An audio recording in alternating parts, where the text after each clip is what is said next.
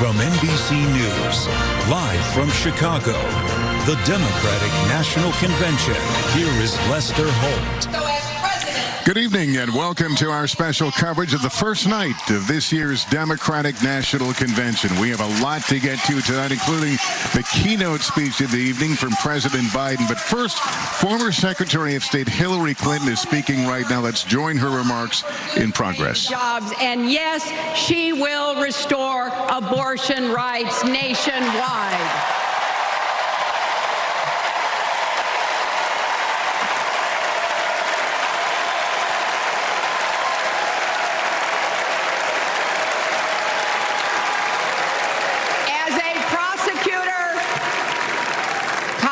Locked up murderers and drug traffickers. She will never rest in defense of our freedom and safety. Donald Trump fell asleep at his own trial, and when he woke up, he made his own kind of history. The first person to run for president with 34 felony convictions.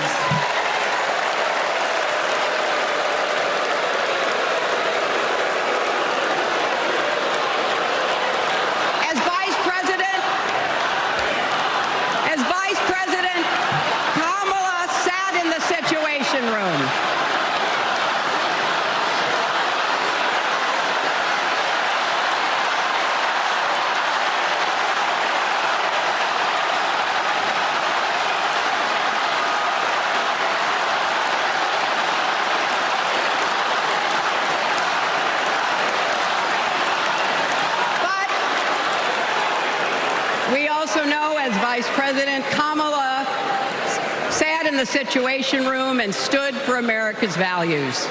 I know what it takes, and I can tell you, as Commander-in-Chief, Kamala won't disrespect our military and our veterans.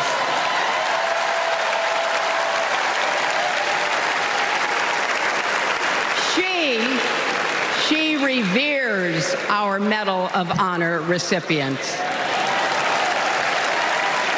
She won't be sending love letters to dictators. She will defend democracy and our Constitution and will protect America from enemies, foreign and domestic.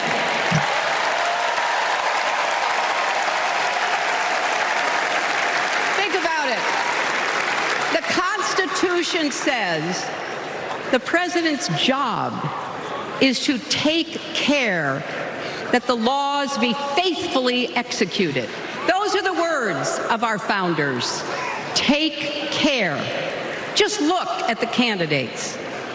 Kamala cares about kids and families, cares about America. Donald only cares about himself.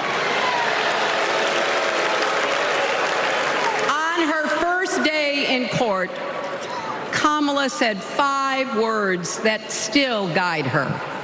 Kamala Harris, for the people. That is something that Donald Trump will never understand. So it is no surprise, is it, that he is lying about Kamala's record. He's mocking her name and her laugh. Sounds familiar.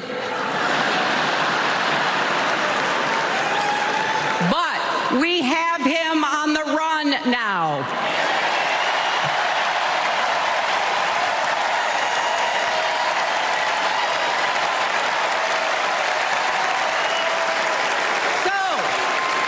So, no matter what the polls say, we can't let up.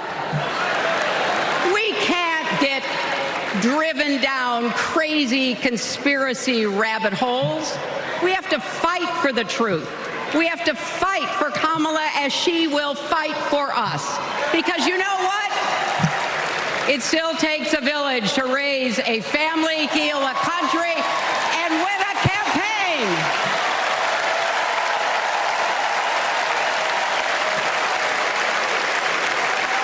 And America needs every one of us, our energy, our talents, our dreams. we're not just electing a president, we're uplifting our nation. We're opening the promise of America wide enough for everyone. Together, we put a lot of cracks in the highest, hardest glass ceiling. And tonight, so close to breaking through once and for all, I want to tell you what I see through all those cracks and why it matters for each and every one of us. What do I see? I see freedom. I see the freedom to make our own decisions about our health, our lives, our loves, our families.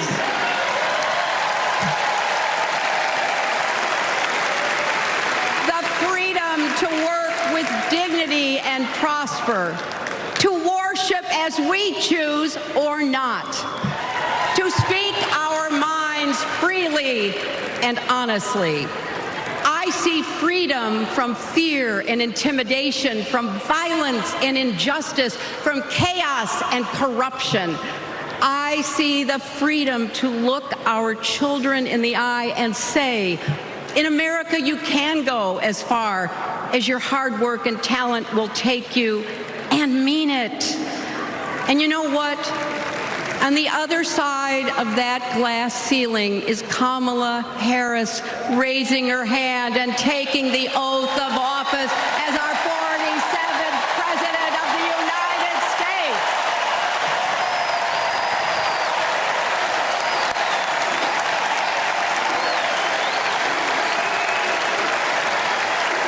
Because, my friends, when a barrier falls for one of us, it falls. It falls and clears the way for all of us. So for the next 78 days, we need to work harder than we ever have. We need to beat back the dangers that Trump and his allies pose to the rule of law and our way of life. Don't get distracted or complacent. Talk to your friends and neighbors. Volunteer. Be proud champions for the truth and for the country that we all love.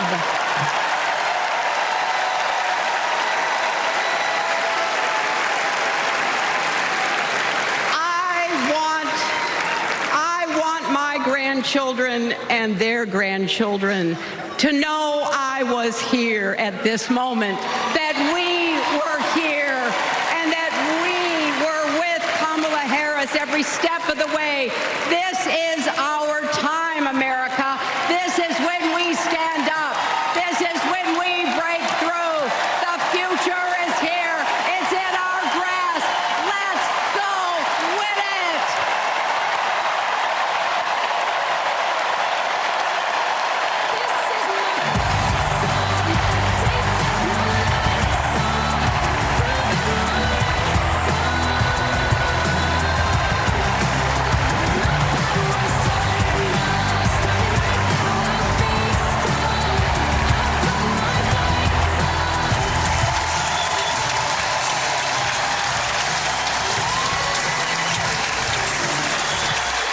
That was former Secretary of State Hillary Clinton, the 2016 Democratic nominee, speaking to this packed arena tonight on this day of a historic moment here in Chicago. Democrats energized, rallying around the party's new nominee, Vice President Kamala Harris.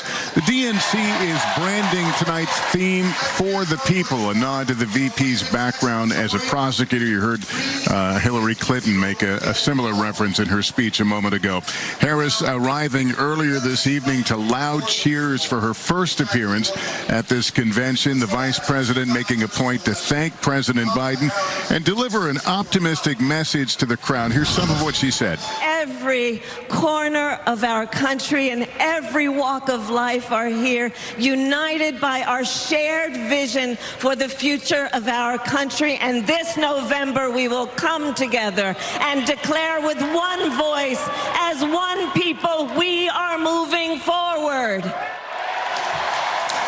A speech, not the speech we'll hear later in the week, but Kamala Harris again talking to the crowd here. We've already seen some of the biggest names in Democratic politics speak this evening. Hillary Clinton, of course, you just heard, along with Congresswoman Alexandria Ocasio-Cortez. But tonight really belongs to President Biden. Coming up just moments from now, we will witness something that's never happened in modern American history.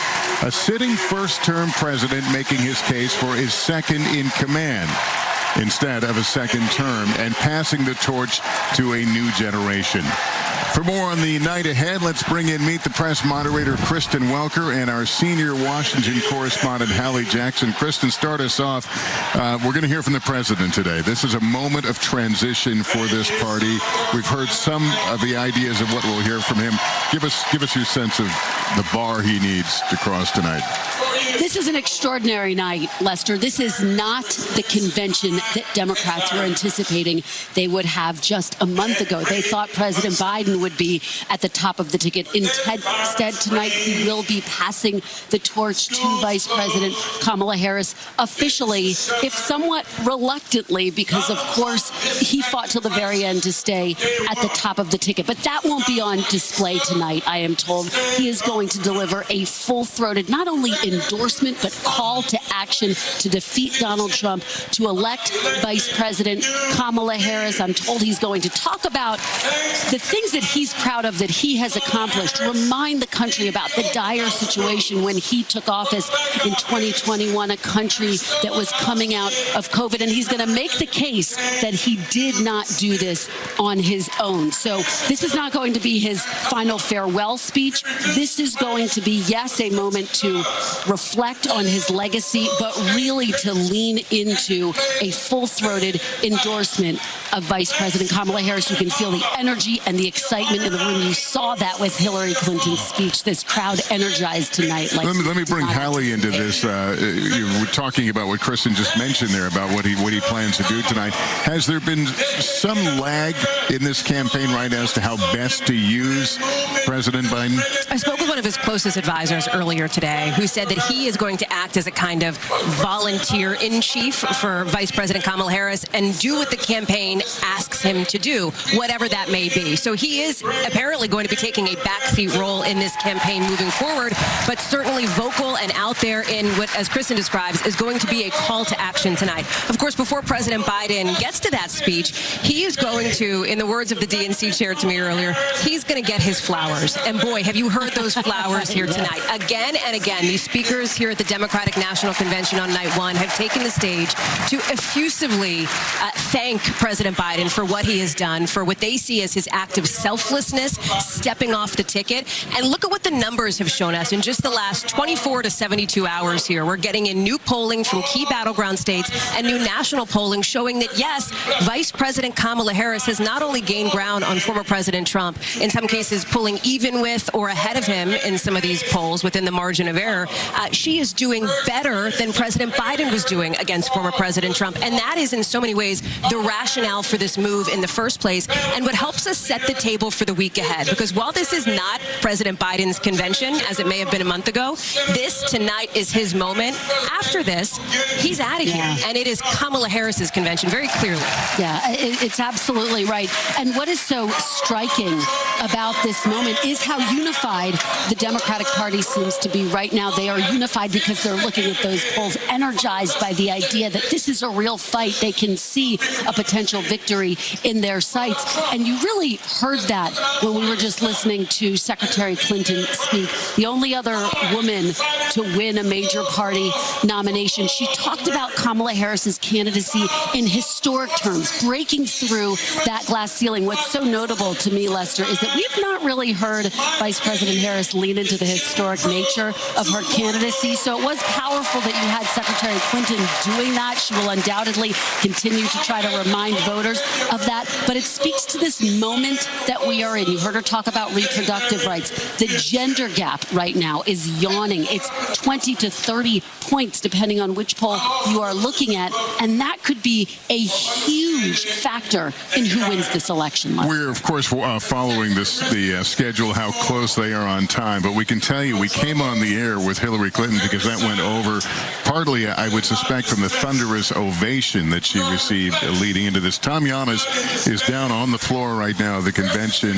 Maybe you can more adequately describe the energy that we're certainly feeling up here.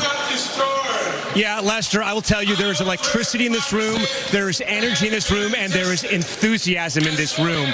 Right now they're listening to Representative James Clyburn from South Carolina. But as you mentioned, when Hillary Clinton was talking, I couldn't even hear what she was saying because it was so loud. We have multiple cameras here on the ground of the convention floor for our NBC News special coverage. I'm going to ask our photographer, Guy Hernandez, to give us a spin around here of the United Center. Every single seat in the United Center is filled right now. You may know this area in Chicago. This is where Michael Jordan started with championships, and then he built that into dynasties.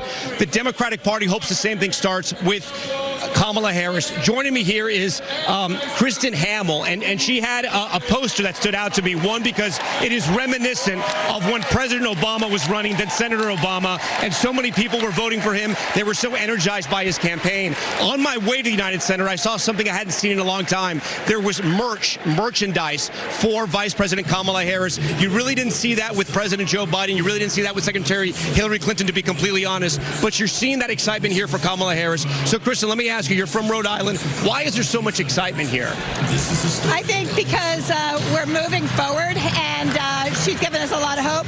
And I also believe that we all understand that Donald Trump poses an existential threat to our environment, to NATO, and to the judicial guardrails of the United States, so democracy. What do you hope to hear from President Biden? I got to think for Democrats, this is somewhat of an awkward moment. The nomination was wrestled away from him. He earned it. He got all those votes. He was president for 4 years.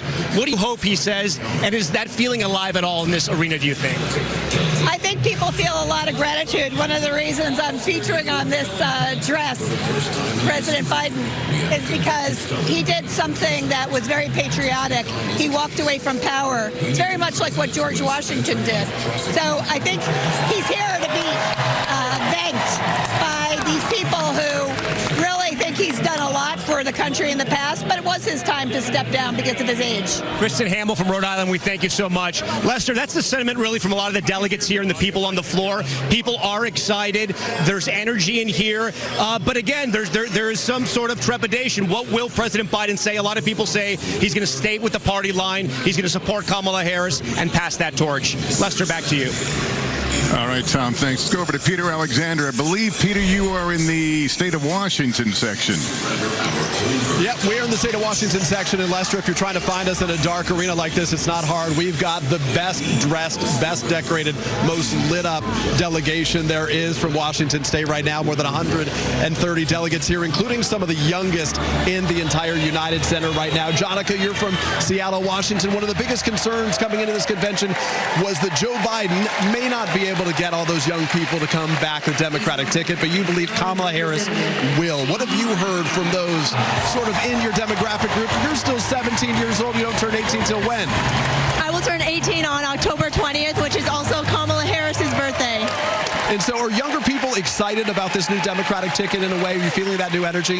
Yes, I'm the chair of the Washington High School Democrats. I'm on the ground talking with high schoolers every single day, and they are excited about this ticket, and it goes beyond just casting votes. Young people want to get involved.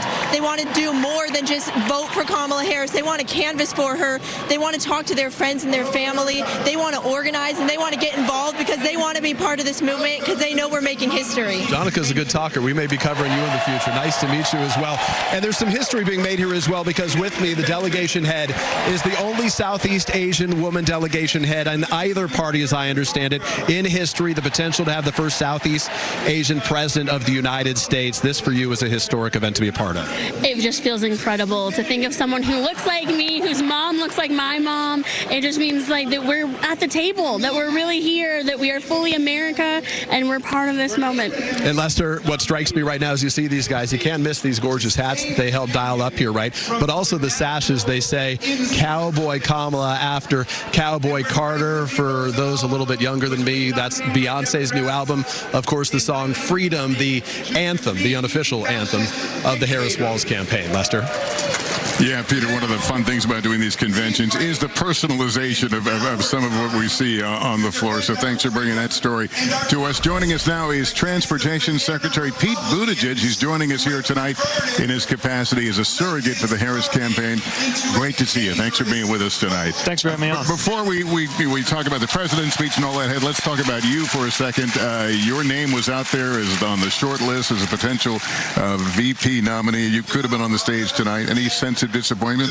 No, I was honored to be mentioned, but I'm very excited about the Harris Walls ticket. I just ran into Tim Walz in the hallway back there. He is the real deal. I've known him for some time, worked with him, and the thing that I keep thinking about with him is I've seen campaigns spend millions of dollars to make a candidate seem like the kind of guy who would be a football coach, a classroom teacher, a 24-year National Guardsman. He is that guy. And of course, as a Midwesterner, I'm a little biased too. Excited to see a Midwestern governor on the ticket. We're going to hear President Biden here in just a few minutes. If you think about it, he's really someone who the party basically said, we can do better without you. Now, you can change the language, but the idea was that for the chance to win, the party had to move on past Joe Biden. What signal does that send as he comes out tonight in support of the nominee? Well, I think with a signal you're going to see is one of solidarity. Look, our party is not always known for quickly and easily unifying around any decision, and yet it coalesced in a matter of hours around Kamala Harris. And I think tonight you're going to see a lot of love for Joe Biden for really two reasons. One, his selfless decision, and two, his success as president. Do the results justify the means, though, how this came about? Well, it was his decision, and it is so world historically rare for the most powerful person in the world to willingly lay aside power simply because it is the right thing to do and pass it to a new generation. So again, I think you're going to see a lot of appreciation for that. But also, one thing I know about him is he continues to be extremely focused on the future, both in terms of his presidency and what I think he's going to ask the country to do tonight, which is to carry the best things forward to support this new leader, but also one who's going to be able to maintain things like the historic job growth that we're seeing right now, the manufacturing boom that's happening in the industrial Midwest, where I grew up, instead of the manufacturing recession that we had under Donald Trump, and all the other results that we've had under the Biden-Harris team. As someone who ran for the nomination cycle back, right? If that's correct. How has running for president changed as you watch this campaign and how quickly it has come together under these extraordinary circumstances? Well, I think one of the things that's changed is the role of attention, because we do have digital media, different forms of organizing, and so it's become much more challenging to have a kind of consistent story that everybody's seeing at the same time. That's why organizing matters. It's why outreach to very different constituencies matters, and it's why we as a party have to be smart, as I believe the vice president has been, about beating back the crazy nonsense that comes from Donald Trump every day. Today it was attacking people who won the Medal of Honor. I'm sure tomorrow will be something else. Dealing with that, condemning it, but then swiftly returning to the actual topic at hand, which is not about the personalities of the candidates. It's about the lives of everyday Americans. Well, speaking about Donald Trump, there was a lot said when Joe Biden was the presumptive nominee that there was a discipline that the Democrats were seeing in the Trump campaign and in Trump himself. Many argue he seems to be having trouble focusing on the line of attack against Kamala Harris. Are you worried the other Donald Trump will come back, the more disciplined candidate? Well, certainly what we've seen right now is a pretty chaotic Trump campaign, but I actually think there's a bit of a strategy in the crazy things that he's blurting out, and it's that he doesn't want us talking about his actual agenda or his actual results. His unpopular agenda of continuing to demolish a woman's right to choose, tax cuts for the rich, all of the other things that are in Project 2025, and his really problematic results. Part of what we have to remind the American people of, the fact that crime was higher under Donald Trump than it is today, the fact that manufacturing jobs were in a recession under Donald Trump compared to what it is today, the fact that even energy production, something conservatives talk about a lot, was lower under Donald Trump. It's higher today. So whether we're talking about results or whether we're talking about unpopular policies, he can't afford for the conversation to be about that, which is why he wants it to be about whatever crazy thing he blurts out tomorrow. Secretary Buttigieg is going to talk to you. I think you like Pete? Yeah, I can't go by Secretary while I'm on air in this capacity, so fair to just call me Pete this time. All right. Well, thanks. Good to have you here. Thanks so much for having me your on. time. Well, still ahead this evening, tonight's biggest speeches, including the First Lady, Dr. Jill Biden, and a historic keynote address from President Biden, his message to the nation as he passes the torch to Vice President Harris. Much more live from the DNC in Chicago right after this.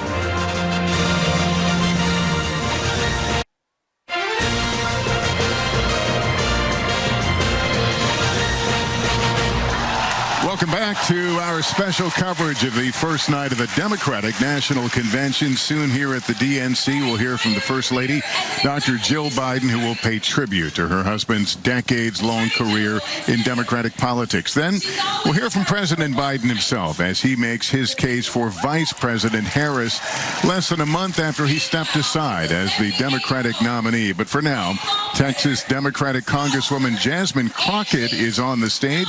Let's listen. Listen, y'all, he's only looked out for one person, himself. As women are dying, he is bragging about overturning Roe. And y'all know I come from Texas.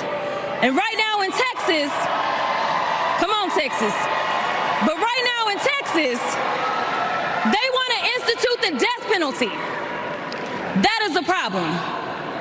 While Kamala Harris is fighting for our reproductive rights to be restored. She is also the leader we need on the global stage. She helped secure the release of Americans wrongfully detained in Russia. At the same time, he cozies up to his role model, Vladimir Putin, and MAGA holds legislation hostage here at home. Critical resources to secure the border, military aid to Ukraine, and even the Farm Bill.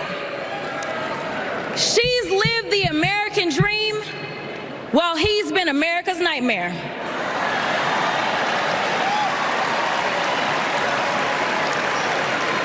America, looking at the two choices before you, who would you hire? Donald Trump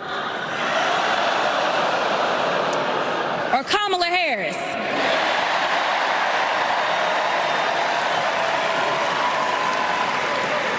Kamala Harris has a resume.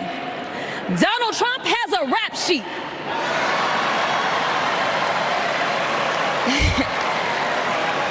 She presides over the Senate while he keeps our national secrets next to his thinking chair. Y'all know what I said that other time. In Mar-a-Lago. While Donald Trump wants to put our 1787 Constitution through his Project 2025 paper shredder and make every day January 6th, Kamala Harris is fighting to fulfill the promise of America. In the real world, this wouldn't even be close. But this election is. Don't make a mistake. We are the underdogs in this fight. Even though there is only one person qualified, only one person who's done the work, and who has delivered the results. And she needs you. She needs your one vote this November. Can we count on you?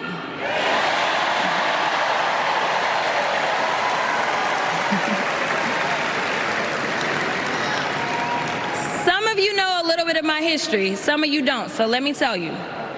I was a public defender.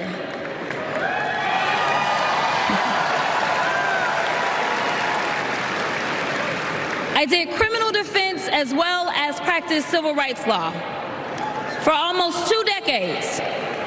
I know a good prosecutor when I see one. Kamala Harris is the kind of prosecutor we long for in the cases like those of Breonna Taylor. Yeah.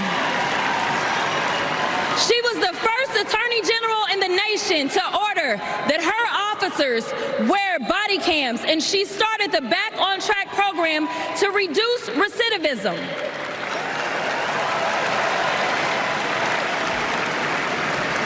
Listen, y'all, she did all these things because she genuinely cares about people. She sees each person as just that, a person, not a statistic. She's proven that since the first day she stepped into a courtroom and said what y'all already heard Hillary say. I did not copy out for her speech. I just want y'all to know. She walked into that courtroom and said, Kamala Harris for the people. And she meant that.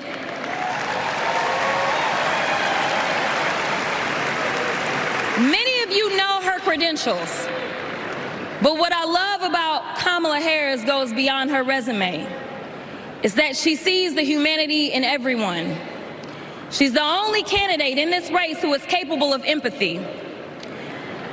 When I first got to Congress, I wasn't sure I made the right decision. The Chaos Caucus couldn't elect a speaker, and the Oversight Committee was unhinged. I was going through all of this when I visited the Vice President's residence for the first time. As I approached Vice President Harris for our official photo, she turned to me and asked, "What's wrong?" Mind you, we'd never met, but she saw right through me. She saw the distress. I immediately began crying.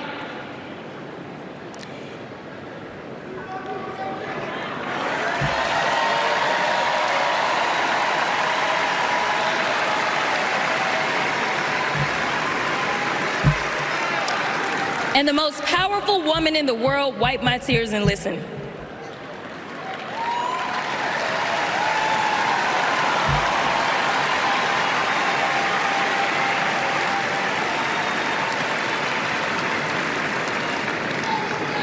It's so hard for me to tell this story. She then said, among other things, "You are exactly where God wants you. Your district chose you because they believe in you, and so do I."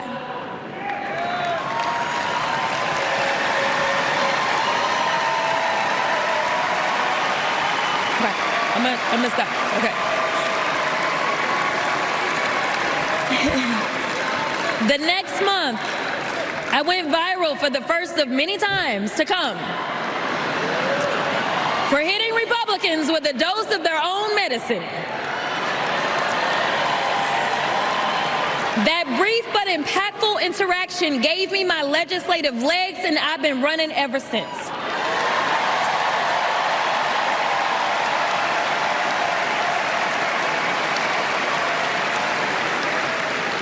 The question before us is, will a vindictive, vile villain violate voters' vision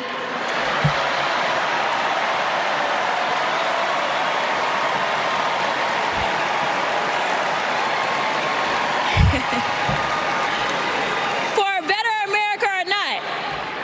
I hear alliterations are back in style. We deserve better. We deserve a president who can be a bright light in a sea of darkness. One who will pull us forward, because we won't go back. Amanda Gorman said it best. There's always light if only we are brave enough to see it. If only we are brave enough to be it. Kamala Harris showed me that light. And America, when she is our president, together we will shine as that beacon of hope and freedom around the world once more. God bless y'all.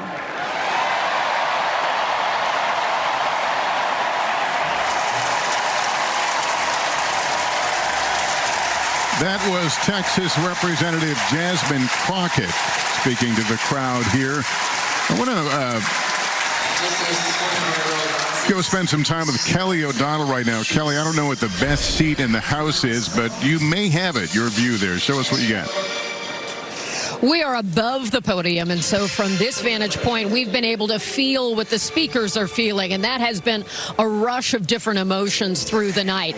We've been able to see the signs when they are going up and enforcing what all of the different speakers have been saying, and we're also watching the different generations here with Congresswoman Crockett, part of the younger, very social media savvy members of the Democratic Party, and of course we know this night will build toward President Biden, an elder statesman who will finally embrace that transition candidate that he said at one point he thought he might be, and tonight he does become that. The emotions of this party have been on a wild ride for several months, from the period where we saw that there was real worry and concern in the party, and then this change that's now been embraced. And tonight, part of what we're seeing is the nostalgia of coming back to Hillary Clinton, who was trying to make the case against Donald Trump in a revised and renewed way post-2016. And we've been hearing from some of the friends of President Biden. We also know that behind the scenes, he has been visiting with some of his longest supporters from Delaware who flew in for tonight.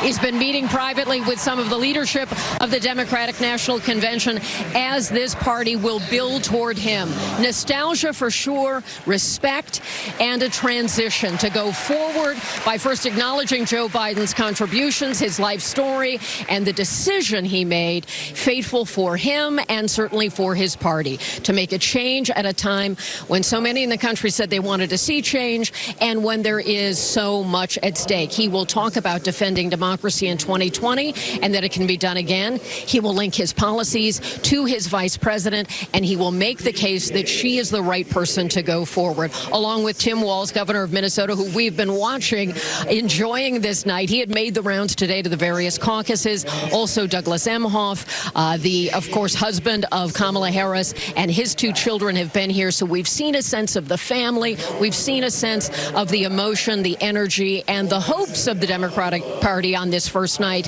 when it has been some of its most prominent figures, and an emotional send-off that will come tonight for Joe Biden as he embraces this crowd, feels the emotion that we know is building, and tells his story at least one more time before his own party. So, Lester, that's what we're seeing from this room, where you get a sense of how Democrats are coming together, and the emotion they're feeling is pushing toward the pinnacle of tonight, which is President Joe Biden. Lester?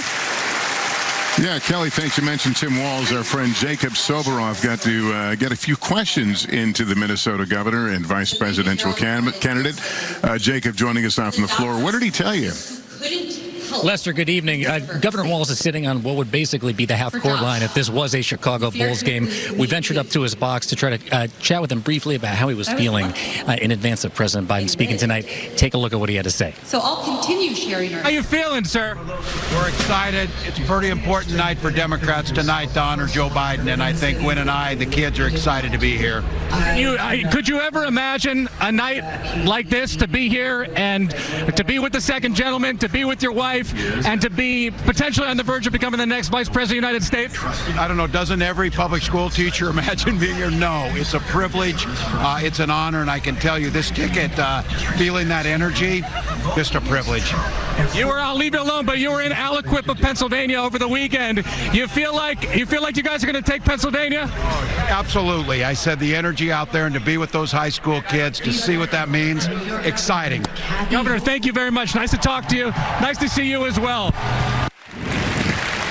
Lester, you heard Governor Walz there say tonight's a night to honor President Joe Biden, the President of the United States, as he passes the torch to Vice President Kamala Harris and potentially himself, as I asked him, maybe the next Vice President of the United States. It is a personal, it's an intimate moment, and that's just a little bit of a window into what he's experiencing tonight, Lester. Jacob Soboroff, thanks very much. And right now, the subject of reproductive rights, something that Democrats thought would be a strength even under Joe Biden, and certainly as they continue forward.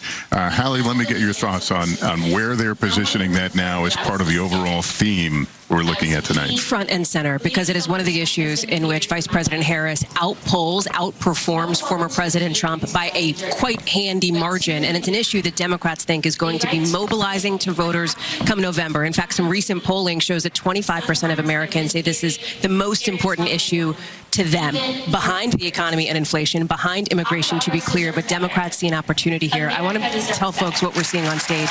These are some very personal stories from everyday Americans as the campaign, as the Democrats have framed it here, about pregnancies, about what abortion access means to them, and about how important the issue of reproductive rights is. What's so part of what is at play here, at the new dynamic now with the Harris-Walz campaign as opposed to the Biden-Harris campaign, is the way that I think there is a sense that both Vice President Harris and Governor Walz can be messengers on this issue in a way that President Biden chose not to. You look at, for example, you just saw Jacob talking with Governor Walz, his wife sitting next to him. She just today is sharing very intimate and personal details about her infertility journey and what she and Governor Walz went through in trying to get pregnant, an issue that may have real resonance with voters who have struggled with the same kind of thing. And Kristen, this is a subject that former President Trump usually responds to, saying it's a state's issue. Let the states handle it. In fact, it's going to be on the ballot in November in several places. It's going to be on the ballot right now in 8 different states, potentially 3 others. You're absolutely right. Former President Donald Trump, of course, appointed the 3 conservative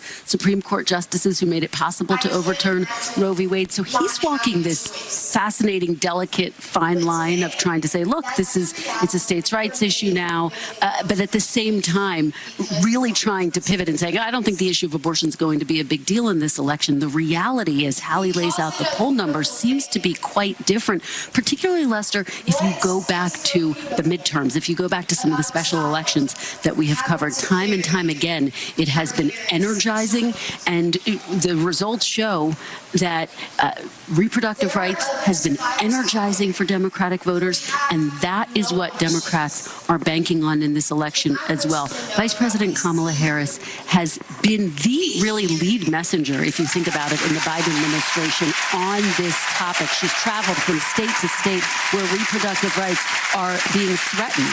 And she's making the case that if she were to be elected, she would enshrine it federally. Now, of course, that's incredibly difficult. There just aren't the votes in Congress for that right now. You heard Congresswoman Jasmine Crockett of Texas, which has a total ban on abortion, some of the most restrictive rights in abortion. Talk about that issue tonight. It is clear that this issue is going to continue to be front and center. That's exactly what we're talking about right now. Tom Yamas is actually on the floor right now. Tom, we're hearing the mood of the crowd change as this subject is fully explored, and you're beginning to hear some of these stories. I say beginning, they've heard many of them before. Give us a read on the crowd there, Tom. Yeah, Lester, it's incredibly full right now, as you can imagine. It's more than, I'd say, standing room only. As you can see, we try to walk around here. It's incredibly hard to navigate. People are sort of listening to this speech as Governor of Kentucky, Andy Beshear's about to take the stage. But you can see basically how many people are here, standing room only. A lot of people looking forward to this speech from the Kentucky governor.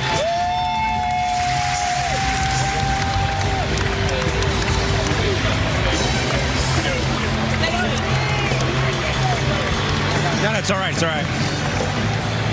Waiting to hear from Kentucky Governor Andy Beshear. He is taking the stage next. Popular 2-term Democratic governor in a red state, also named as a possible VP choice. And he is now going to speak. The crowd yelling Andy.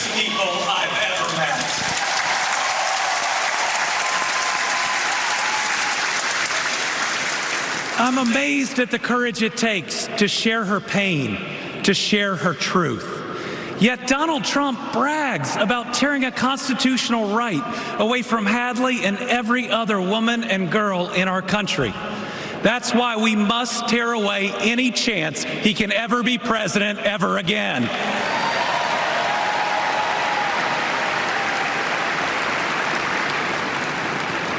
In 21 states, Trump's actions have resulted in extreme bans on abortion in my state, even in cases of rape, incest, and non-viable pregnancies.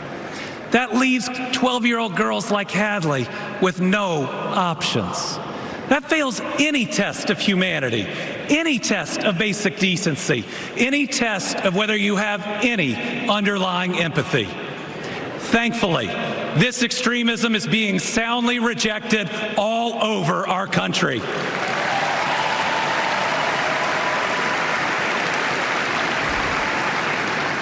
In Kentucky, we put reproductive freedom on the ballot last November, and I beat Donald Trump and Mitch McConnell's hand-picked candidate by more than 5 percentage points.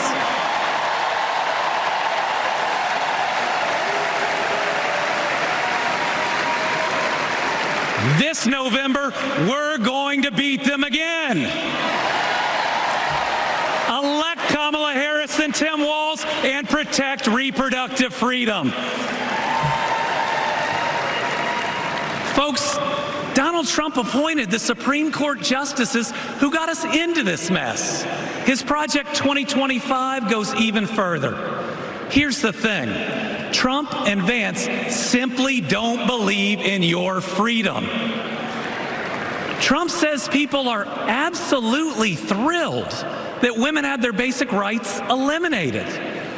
J.D. Vance says women should stay in violent marriages and that pregnancies resulting from rape are simply inconvenient. Their policies give rapists more rights than their victims. That's not inconvenient, it's just plain wrong.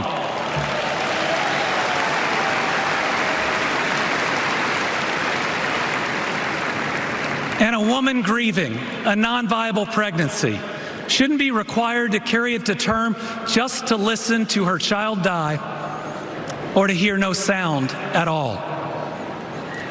All women should have the freedom to make their own decisions. Freedom over their own bodies. Freedom about whether to pursue IVF. Freedom about whether to have children at all.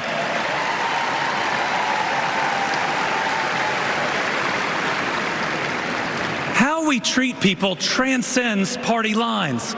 It goes right to the heart of who we are. My faith teaches me the golden rule that I am to love my neighbor as myself. And the parable of the Good Samaritan says we are all each other's neighbors. So I want anyone watching tonight, Republican, Independent, Democrat, to know that you are welcome here.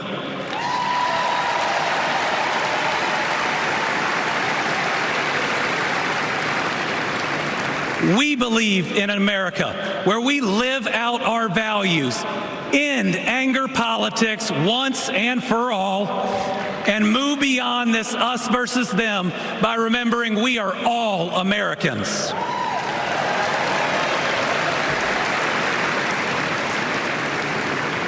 That's how Joe Biden and Kamala Harris lead. They both called to ask how they could help Kentucky in recovering from natural disasters.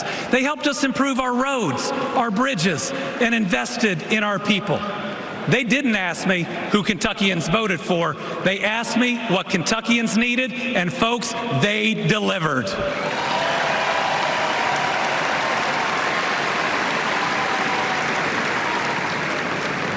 Kamala Harris gets it. She knows we must move beyond anger, extremism, and division, that everyone has dignity and deserves respect. America, we're going to win.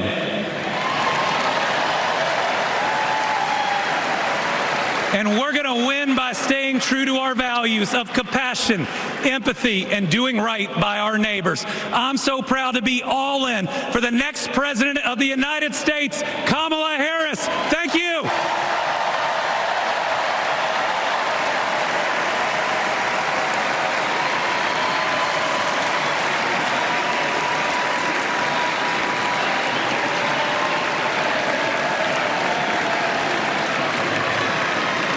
You came in shortly before his remarks and now there to hear from the president shortly. But right now, Dr.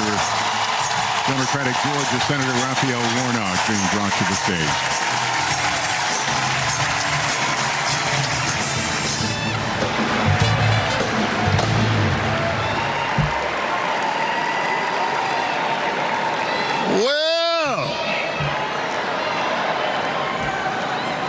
Hello, America.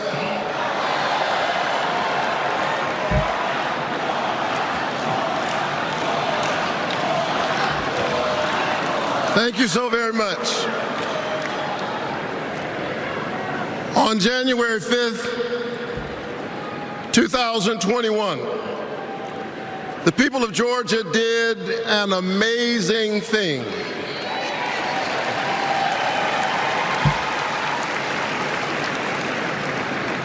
They sent a black kid who grew up in public housing and the Jewish son of an immigrant to the United States Senate in one fell swoop.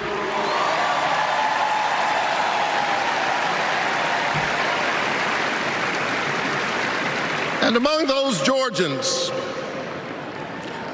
was my then 82-year-old mother. She grew up in Waycross, Georgia. Do you know where that is? It's Waycross, Georgia. She grew up in Waycross, Georgia, where she picked other people's cotton and other people's tobacco. But because this is America, the 82-year-old hands that used to pick somebody else's cotton and somebody else's tobacco picked her youngest son to be a United States Senator.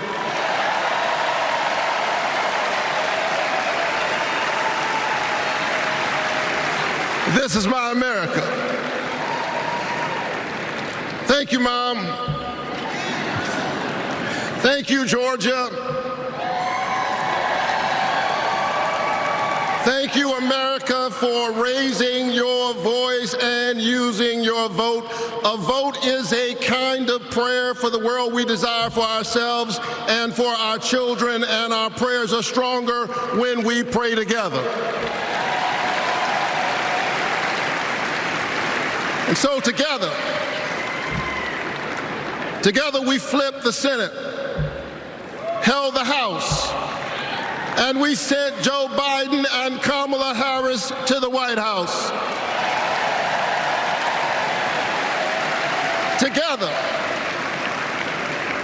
Together we vaccinated our citizens, we fortified our cities and our towns, and we stood by our small businesses.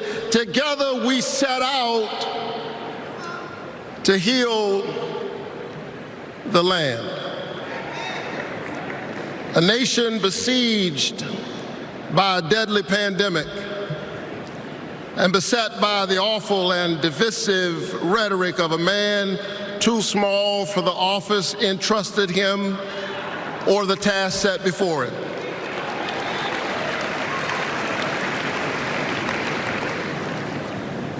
The day after my January 5th election, he instigated an insurrection, a violent assault on our nation's capital and the peaceful transfer of power, all driven by the big lie.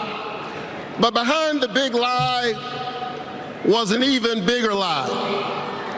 It is the lie that this increasingly diverse American electorate does not get to determine the future of the country. The lie and the logic of January 6th is a sickness. It is a kind of cancer that then metastasized into dozens of voter suppression laws all across our country. And we must be vigilant tonight because these anti-democratic forces are at work right now in Georgia and all across our country. And the question is, who will heal the land? And so here we are, America. Are you ready?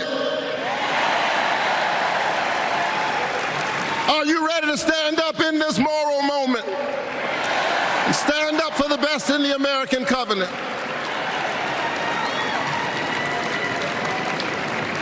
Elections are about the character of a country.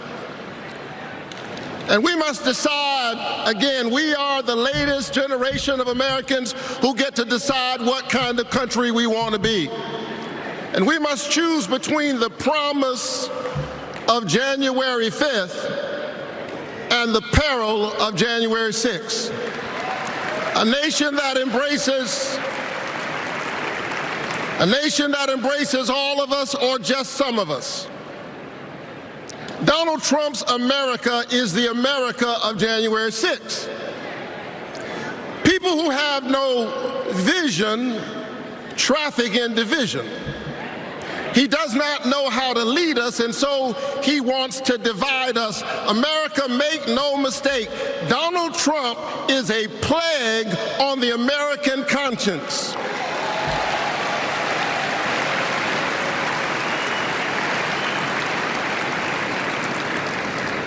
He is a clear and present threat to the precious covenant we share with one another. And yes, I saw him holding the Bible and endorsing a Bible as if it needed his endorsement. He should try reading it.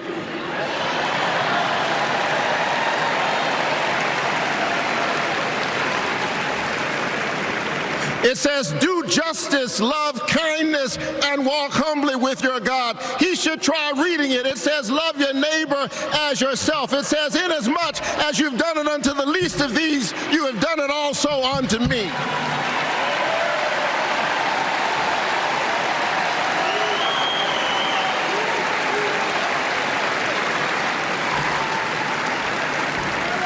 I choose the American covenant. E pluribus unum, out of many one. I choose January 5th. I choose a nation that provides a path for ordinary people and gives every child a chance.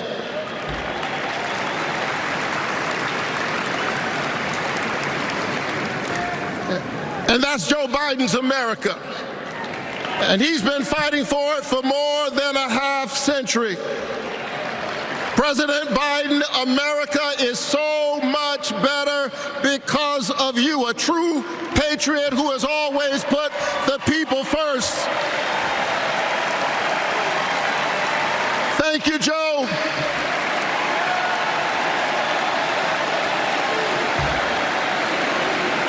Thank you, Joe.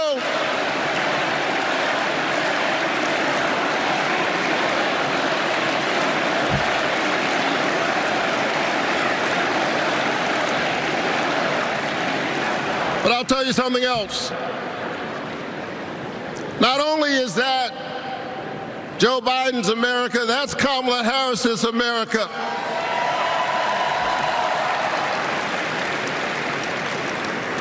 She was leading with Joe Biden when we expanded the child tax credit, cutting child poverty in America nearly in half. We ought to renew it. She cast a tie-breaking vote for my bill capping the cost of insulin to no more than $35 per month for seniors. We ought to extend it to everybody.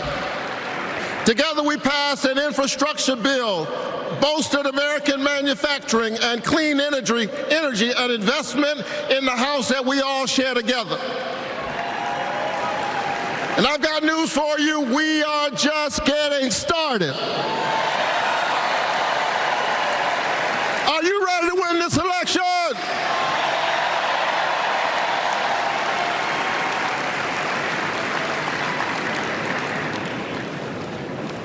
Kamala Harris and Tim Walz represent the new way forward. We're not going back. We're not going back because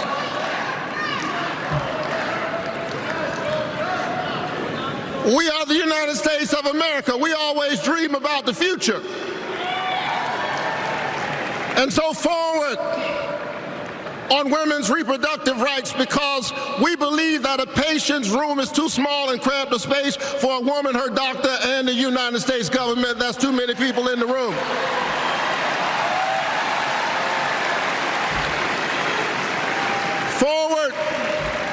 Forward on worker rights, because most people do not mind working. They just want to share in the prosperity that they are creating for others. Forward on voting rights, forward on affordable housing and access to health care. We are moving forward.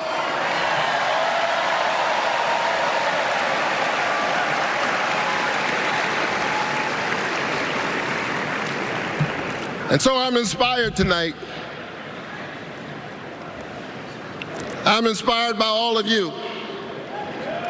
I'm inspired by the resilience of an American spirit that has rebounded from the pandemic and is holding at bay the forces that are trying to divide us. And I'm inspired tonight by the memory of my late father, a preacher and a junk man. Monday through Friday, he lifted old broken cars and put them on the back of an old rig. But on Sunday morning, the man who lifted broken cars lifted broken people whom other people had discarded and told them that they were God's somebody.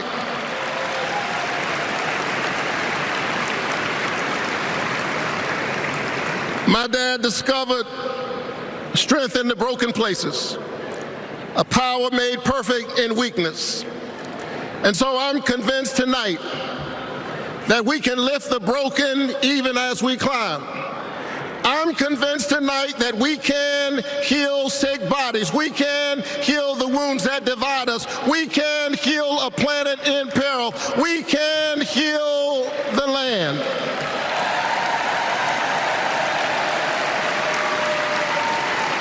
And in a strange way,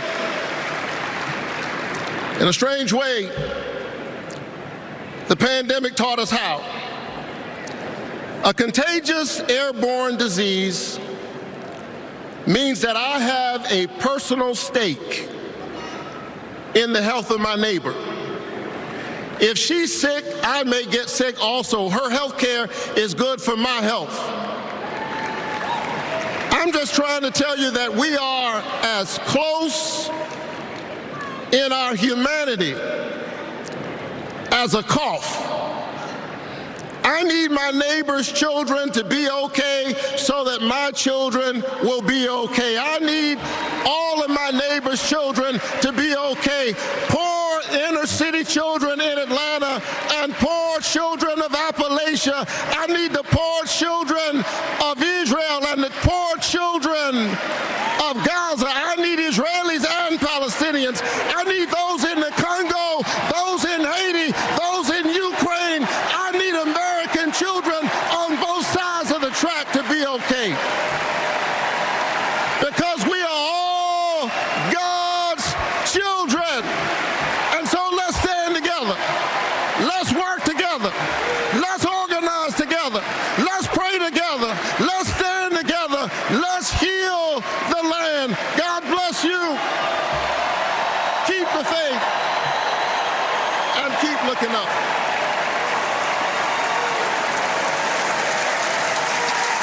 Georgia Senator Raphael Warnock stirring this crowd to its feet, speaking praise for Kamala Harris, but also for President Biden. We'll be hearing from shortly. This is in many ways his night. We're going to hear from the First Lady, Dr. Jill Biden, first, and then the President would follow. But next, we'll hear one of the oldest friends of the President, Delaware Senator Chris Coons. Good evening, Chicago. Are there any Democrats in the room tonight? Folks, we are on the verge of making history. We are on the verge of an historic election. And I want to talk with you for just a few minutes about my dear friend, our President, Joe Biden. Joe Biden's mom had a saying: "You are defined by your courage, and you are redeemed by your loyalty." 4 years ago, I had the honor of helping introduce Joe Biden to our national convention. I spoke about Joe's faith, his love of family, his determination to restore the soul of our nation. Back in 2020, America was nearly flat on our back from a deadly pandemic, an economic collapse, and then in January, an assault on our democracy. of this, because the drama and chaos of our former president had knocked us down.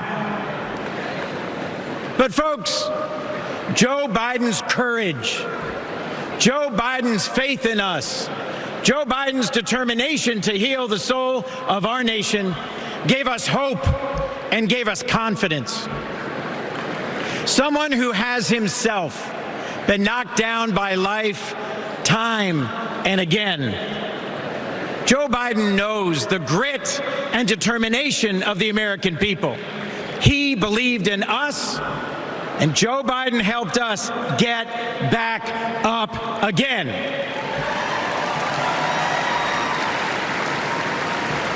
Using the incredible skills he developed in many years in the U.S. Senate, Joe got passed and signed into law the most consequential legislation of any president in 60 years, helping our veterans, advancing gun safety, cutting prescription drug prices, fighting climate change, rebuilding bridges and broadband, bringing manufacturing back to America. Together, Joe and Kamala helped rebuild our economy from the middle up, from the bottom up, and the middle out, not from the top down. And they made our families safer and our country stronger at home and abroad. Today, we are so much better off because they believed in us, in our democracy. And our incredible First Lady, Jill Biden, our incredible First Lady, Jill Biden, our incredible First Lady, Jill Biden,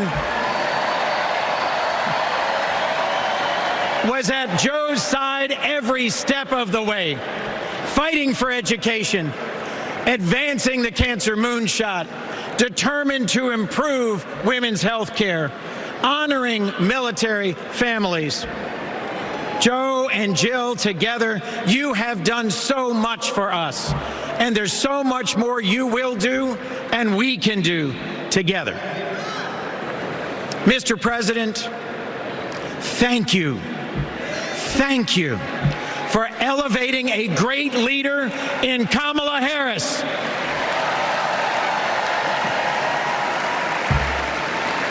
Vice President Harris, thank you for choosing a great running mate with a heart for the middle class like yours in Sergeant, Congressman, Coach, Governor Tim Walz.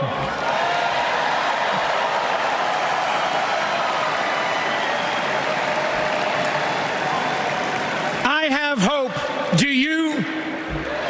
I have hope. Do you? I have hope. Do you? And it is in no small part because of Joe Biden.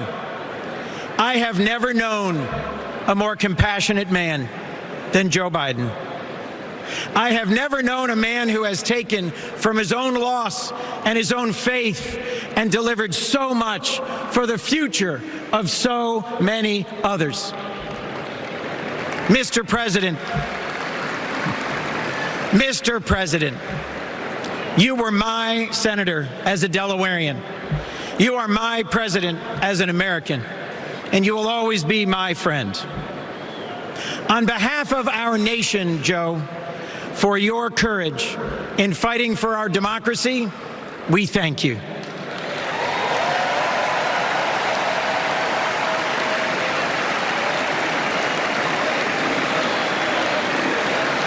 On behalf of our Democratic Party, for your loyalty in fighting for our democratic values, we thank you.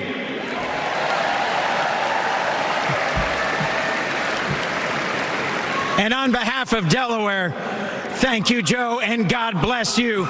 We love you. We love Joe. We love Joe. We love Joe. We love Joe.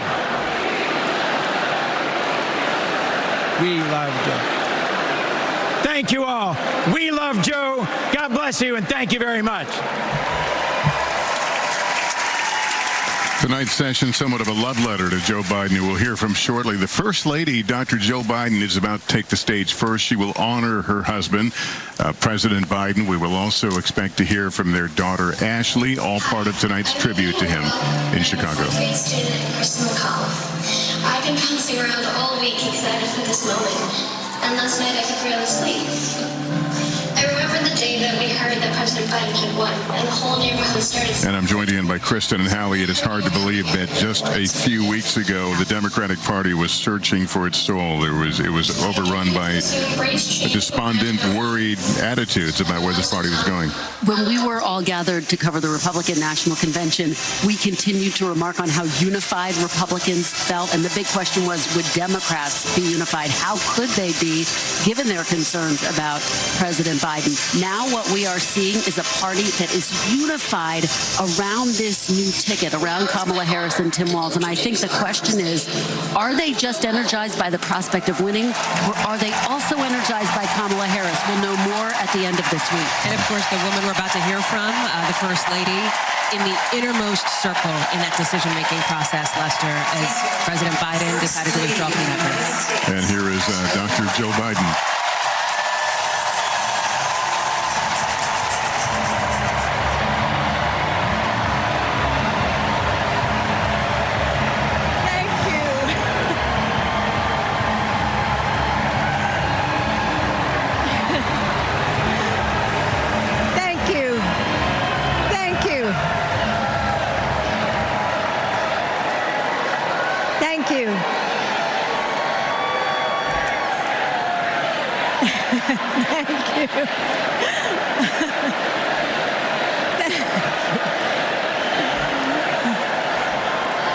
Thank you. Thank you so much. Love you too. Joe and I have been together for almost 50 years. And still, there are moments when I fall in love with him all over again. Like when I handed him our baby Ashley for the first time and saw the smile that lit up his face. Or on nights after an exhausting day working in the Senate, when he would read one more bedtime story just because the kids asked. When he stops on a rope line because he sees someone grieving who needs to know that everything is going to be all right one day. Or to encourage that child with a stutter to find the confidence she needs. Those moments when I'm reminded of all he's accomplished in the name of something bigger than himself. Receiving the Medal of Freedom with humility.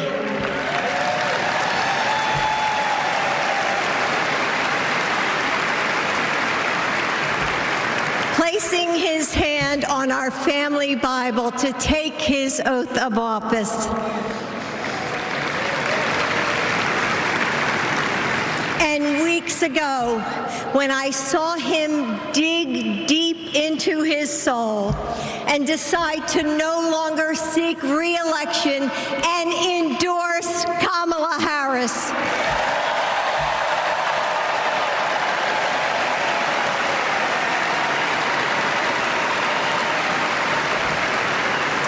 with faith and conviction, Joe knows that our nation's strength doesn't come from intimidation or cruelty.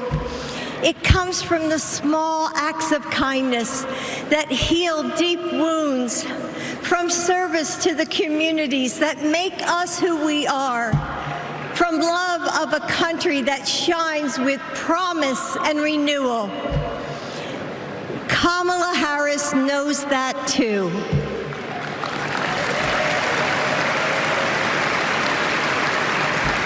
Our son, Beau, first worked with Kamala when he was Attorney General of Delaware. He told me at the dinner table one night, "Mom, she's special, someone to keep your eye on. And he was right. Joe and I know Kamala. We have seen her courage, her determination, and her leadership up close. Kamala and Tim, you will win.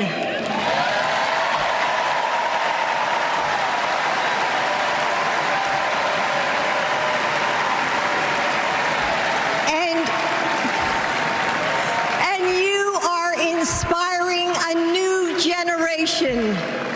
We are all a part of something bigger than ourselves, and we are stronger than we know. The future of our country is in the hands of those in this room and all of you watching at home. It's going to take all of us, and we can't afford to lose. With faith in each other, hope for a brighter future, and love for our country, we will fight and we will win together. Thank you. Thank you.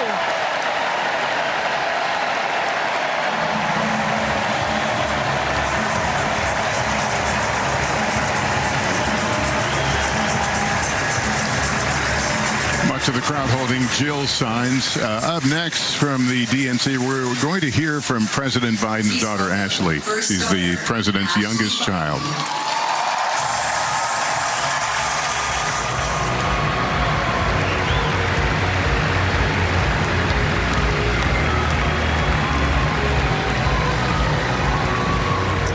Good evening. I have this memory. It's the eve of my 8th birthday. Dad is still in D.C. tending to urgent matters in the Senate. That night, as a surprise, Mom told me, Bo, and Hunter to get in the car. I remember pulling up to the Wilmington Amtrak station, riding up the escalator to the platform. The train stops, doors open, and Dad steps out. As soon as I saw him, I run down that platform and jump into his arms. Like magic, Mom brought out a cake, they sang happy birthday, and I blew out the candles. Dad hugged me, and he said that he had to get back to work.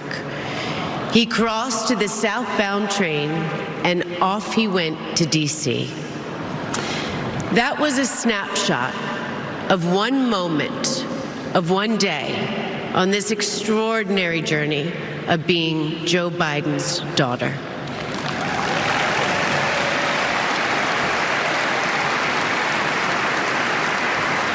Joe Biden is the OG girl dad.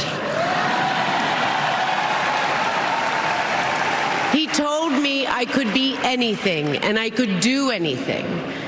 As a child, I would sit on the leather chair in his office doing my homework, and he would sit next to me doing his work, drafting the Violence Against Women Act.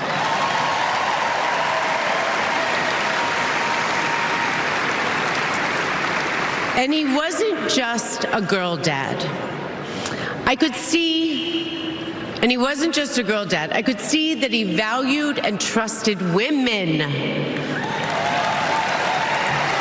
How he listened to his mother, how he believed in his sister, and most of all, how he respected my mother's career.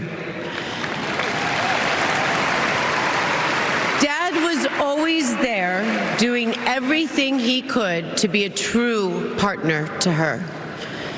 Dad, you always tell us, but we don't tell you enough, that you are the love of our lives and the life of our love.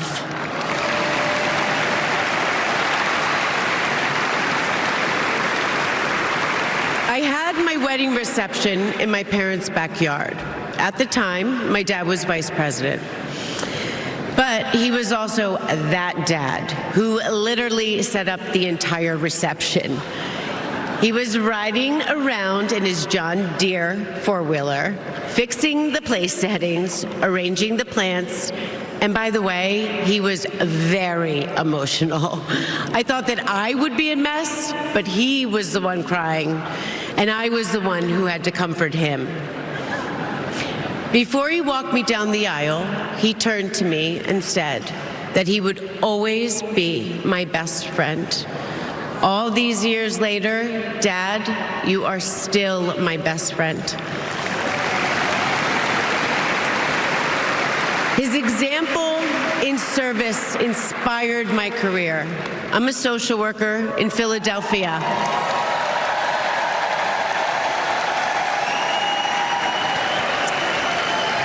I support formerly incarcerated women as they heal from past trauma and they reclaim their lives. Dad always told me that I was no better than anybody else and nobody was better than me. He taught me that everyone deserves a fair shot and that we shouldn't leave anyone behind. That's what you learn from a fighter who has been underestimated his entire life. When I look at Dad, I see grace, strength, and humility. I see one of the most consequential leaders ever in history.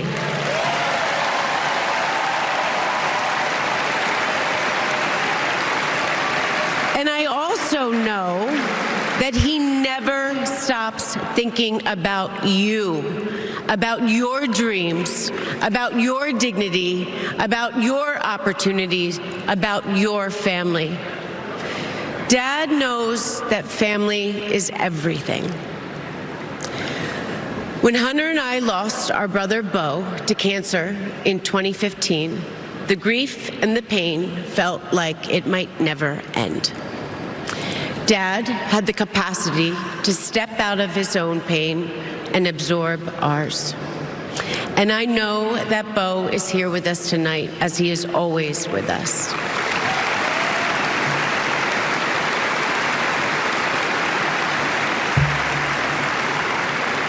After Bo passed, I got this tattoo on my wrist.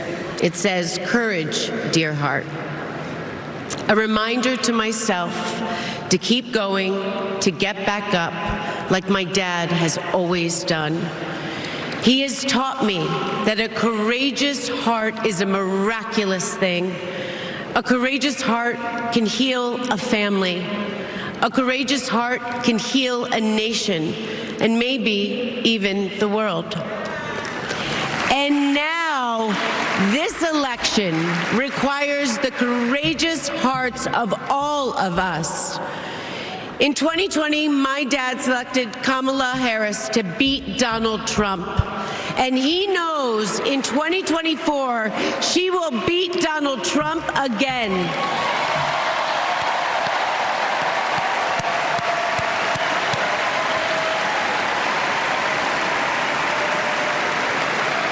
So tonight, I am asking you, if you stood with us in 2020, call upon your courageous heart. Stand with us today. Work harder than you have ever worked before in your life. This is the fight of our lifetime. Our freedom, our democracy, our reproductive rights. All of this, all of it is on the ballot. And I know together we can do this because my dad helped show us the way. And now, I would like to introduce my father, your 46th President of the United States, Joe Biden.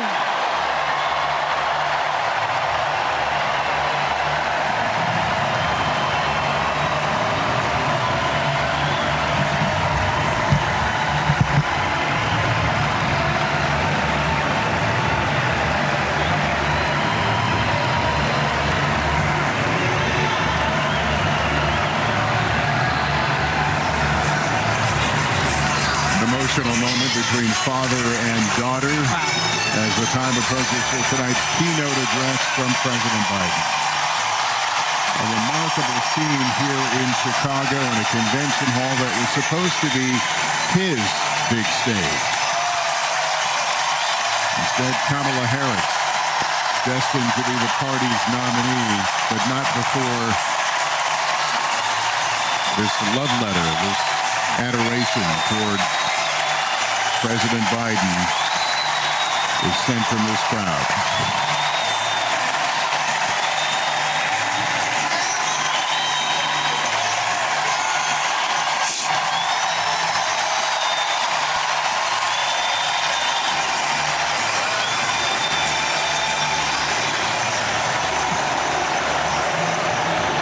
Thank you.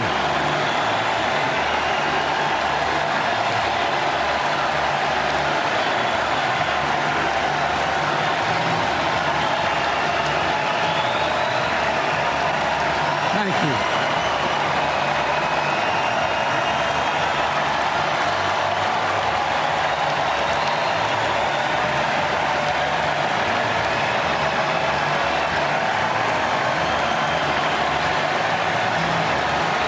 Thank you, thank you, thank you. Being felt by President Biden now as he receives this crowd.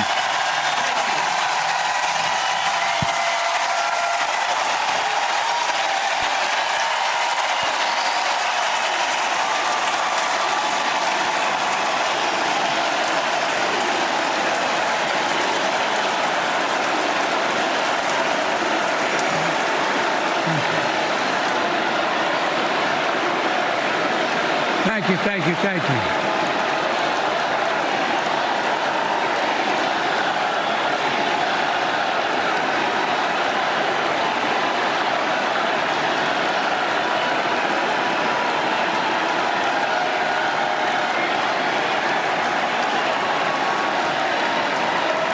Thank you, thank you, thank you.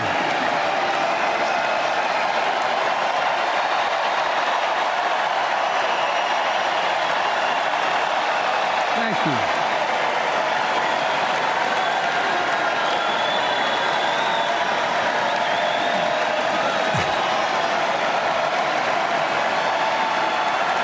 Thank you.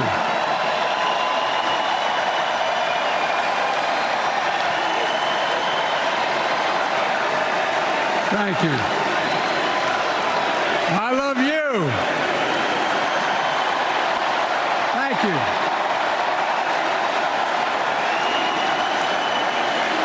Thank you, thank you, thank you.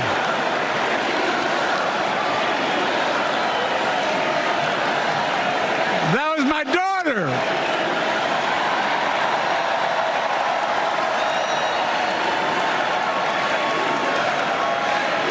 Thank you.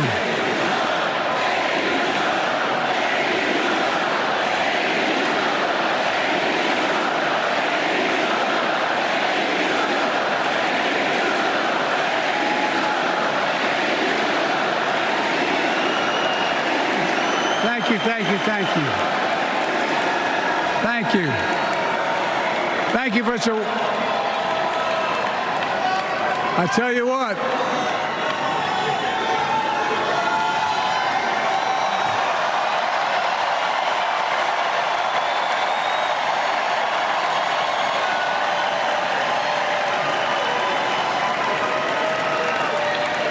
To my dearest daughter Ashley, God love you, you're incredible. Thank you for the introduction and for being my courageous heart, along with Hunter and our entire family, and especially our rock, Jill.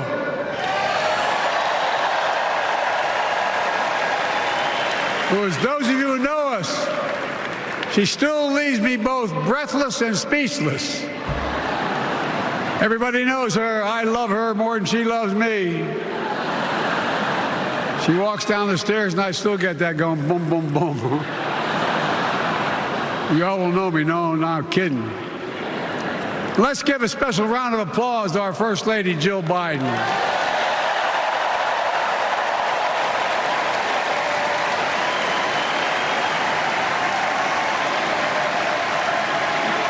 My dad.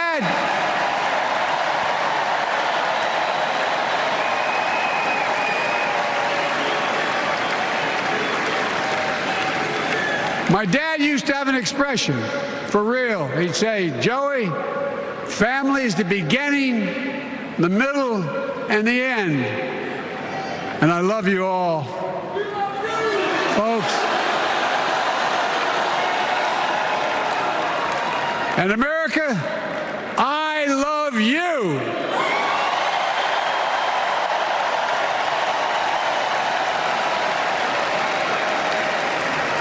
Folks, let me ask you.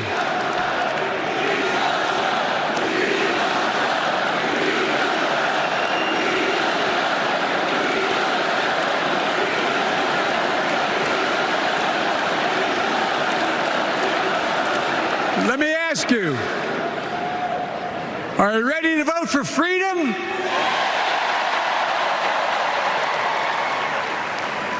Are you ready to vote for democracy and for America? Let me ask you, are you ready to elect Kamala Harris and Tim Walz, President and Vice President of the United States?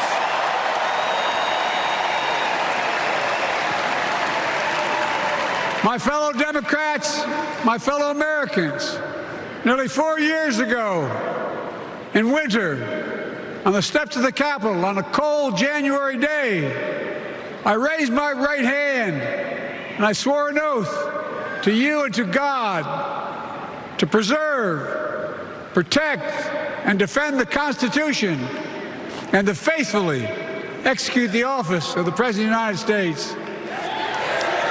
In front of me was the city surrounded by the National Guard. Behind me, a Capitol just 2 weeks before had been overrun by a violent mob.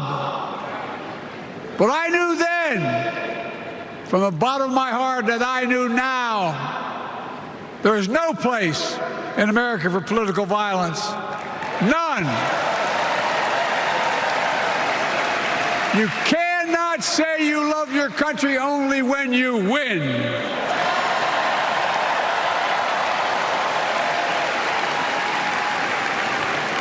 In that moment, I wasn't looking to the past. I was looking to the future. I spoke of the work at hand, the moment we had to meet. It was, as I told you then, a winter of peril and possibility. Of peril and possibility. We're in the grip of a once-in-a-century pandemic, historic joblessness, a call for racial justice long overdue, clear and present threats to our very democracy. Thank you.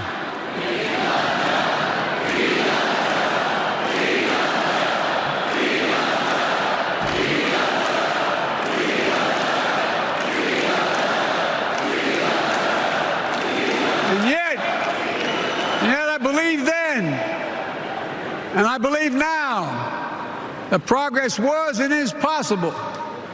Justice is achievable. And our best days are not behind us, they're before us.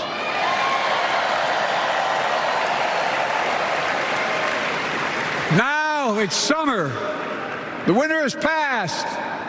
And with a grateful heart, I stand before you now on this August night to report that democracy has prevailed.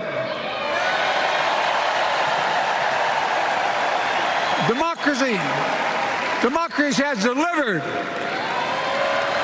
And now democracy must be preserved.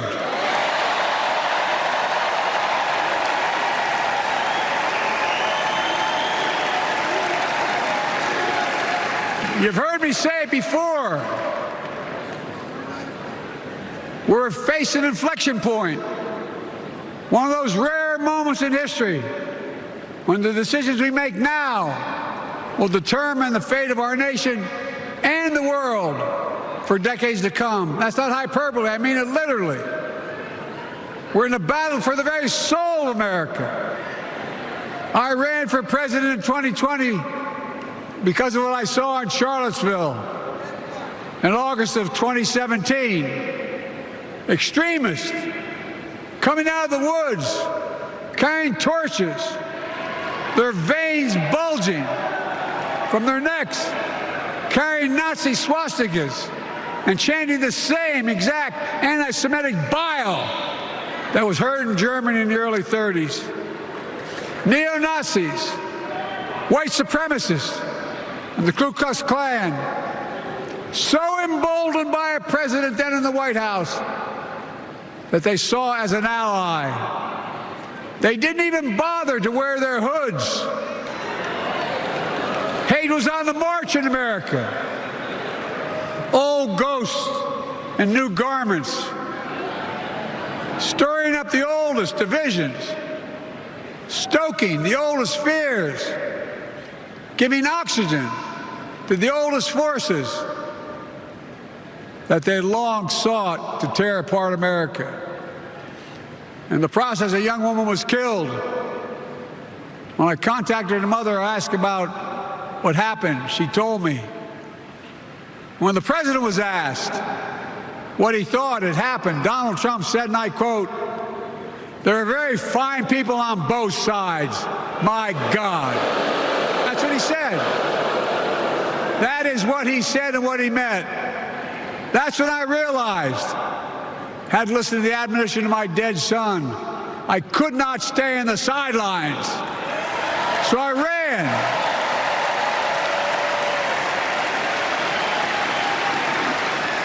Because I had no intention of running again. I just lost part of my soul. But I ran with a deep conviction.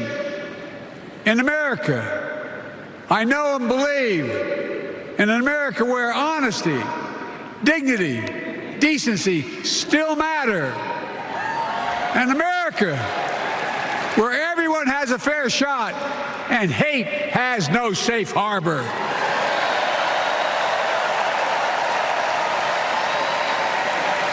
An America where the fundamental creed of this nation, that all of us are created equal, is still very much alive. And a broad coalition of Americans joined with me.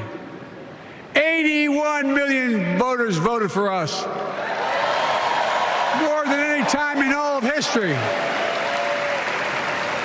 Because of all of you in this room and others, we came together in 2020 to save democracy.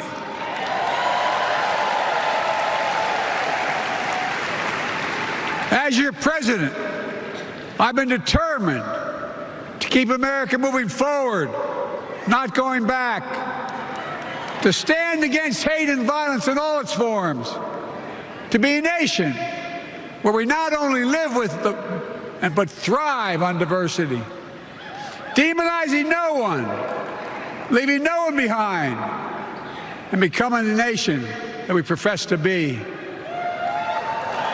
I also ran to rebuild the backbone of America, the middle class.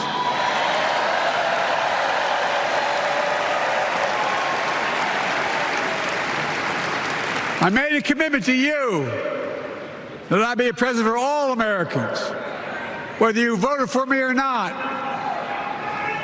We have done that. Studies show the major bills we have passed actually delivered more to red states than blue, because the job of the president is to deliver to all of America.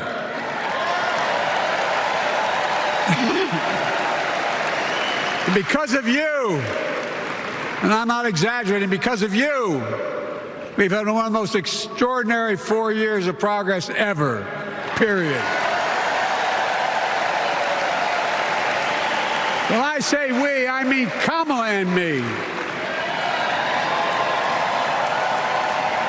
Just think about it. COVID no longer controls our lives. We've gone from economic crisis to the strongest economy in the entire world. Record 16 million new jobs. Record small business growth. Record high stock market, record high 401ks, wages up, and inflation down, way down, and continuing to go down.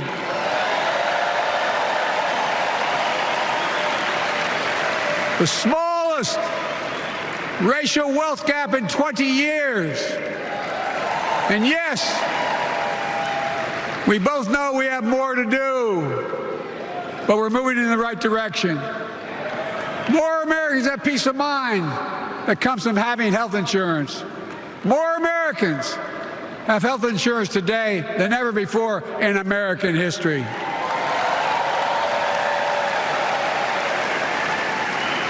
And after, as a young senator beginning to fight for 50 years to give Medicare the power to negotiate lower prescription drug prices, we finally beat Big Pharma.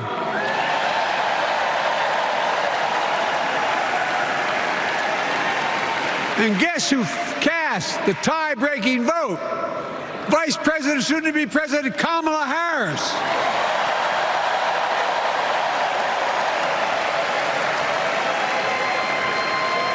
And now it's the law of the land. Instead of paying $400 a month for insulin, seniors with diabetes will pay $35 a month. The law we passed already includes, starting in January, every senior's total prescription costs can be capped at $2,000 no matter how expensive the drugs they have. And what we don't focus on, and our Republican friends don't seem to understand, our reforms don't just save seniors money, they save the American taxpayers money. You know what we just passed saves? It saved $160 billion over the next decade. That's not hyperbole. It's because Medicare no longer has to pay those exorbitant prices to the big pharma. But look, thank you, Kamala, too. Look, folks, how can we have the strongest economy in the world without the best infrastructure in the world? Donald Trump promised Infrastructure Week every week for 4 years, and he never built a damn thing.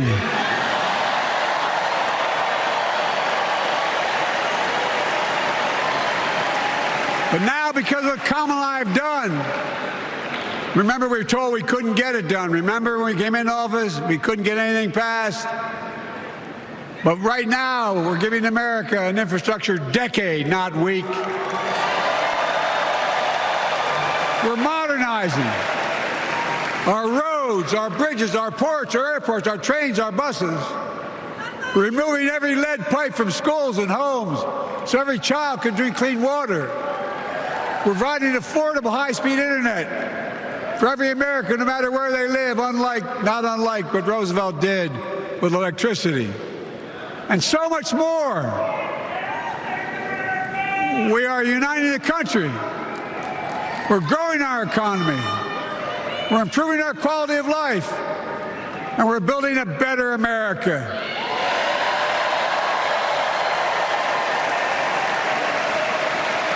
Because that's who we are. How can we be the strongest nation in the world without leading the world in science and technology? After years of importing 90% of our semiconductor chips from abroad, which America invented those chips, our Chips and Science Act meant that private companies from around the world are now investing literally tens of billions of dollars to build new chip factories right here in America.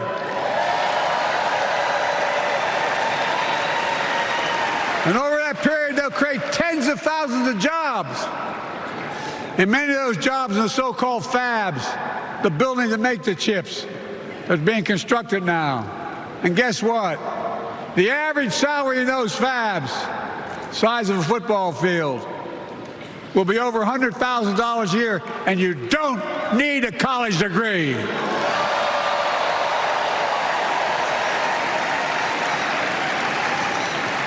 Because of you and so many electeds out there, American manufacturing is back. Where the hell to say we wouldn't lead the world in manufacturing? 800,000 new manufacturing jobs.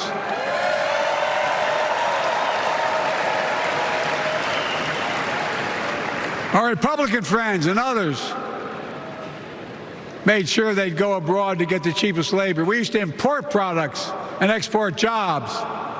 Now we export American products and create American jobs right here in America, where jobs belong. With every new job, with every new factory, pride and hope is being brought back to communities throughout the country that were left behind. You know you're from them, many of you. You know what it's like when that factory closed, or your mother, your father, your grandmother, grandfather worked. And now you're back, providing once again, proving that Wall Street didn't build America, the middle class built America, and unions built the middle class.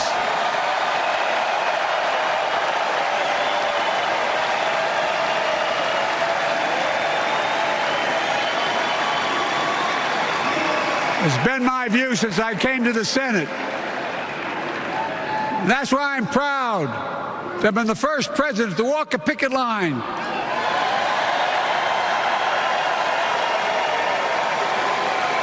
And be labeled the most pro-union president in history, and I accept it. It's a fact.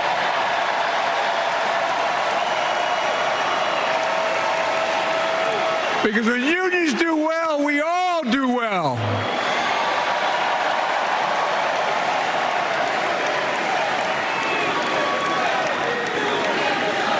You got it, man. You got it.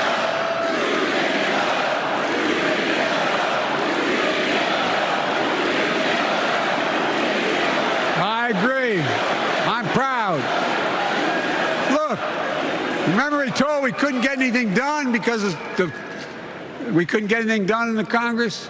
Well, with your support, we passed the most significant climate law in the history of mankind.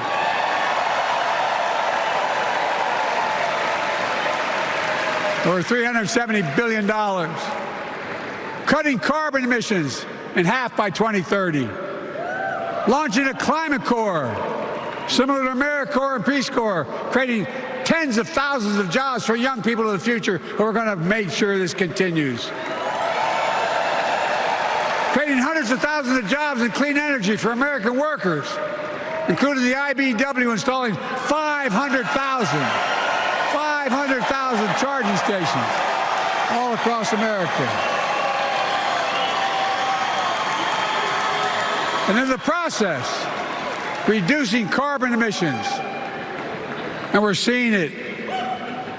We're seeing to it that the first beneficiaries of environmental initiatives are those fence-line communities that have been smothered by the legacy of pollution. Louisiana and Delaware, Route 9, all the factories, all those chemical factories are right next to the poorest neighborhoods.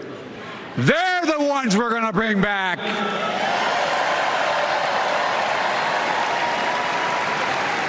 And how?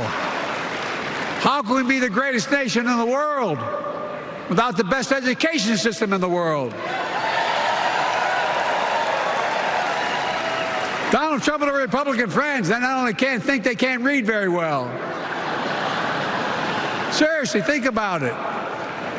Look at their Project 2025. They want to do away with the Department of Education.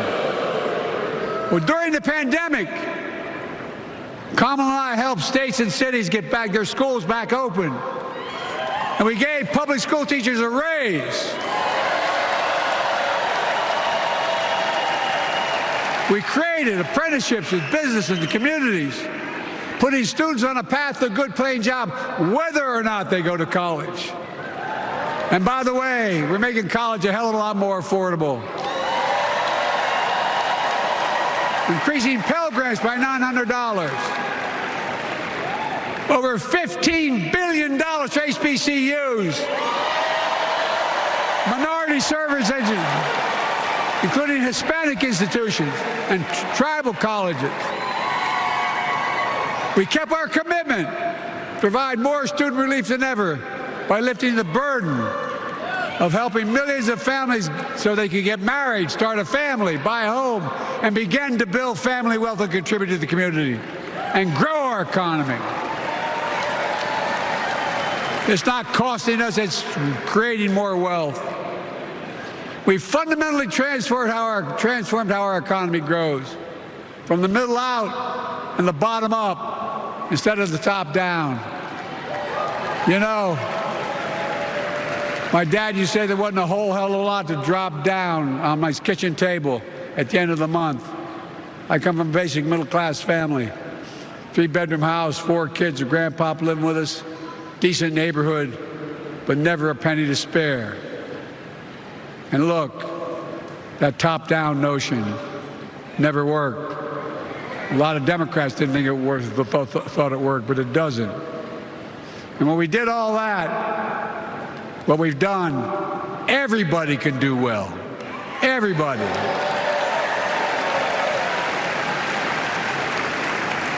Donald Trump calls America a failing nation. No, I'm serious. But think about this. Think about this.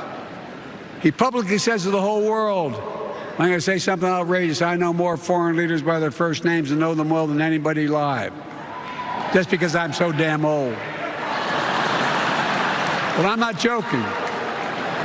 Think of the message he sends around the world when he talks about America being a failing nation.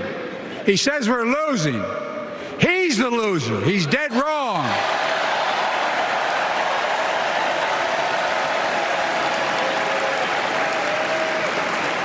Many of you are very successful people who travel the world. Name me a country in the world that doesn't think we're the leading nation in the world. Without America, not a joke, think about it. I'm being literal. Who could lead the world other than the United States of America? Well, guess what? America's winning, and the world's better off for it. America's more prosperous, and Americans are safer today than under Donald Trump.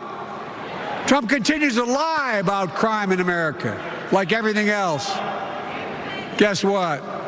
On his watch, the murder rate went up 30%, the biggest increase in history.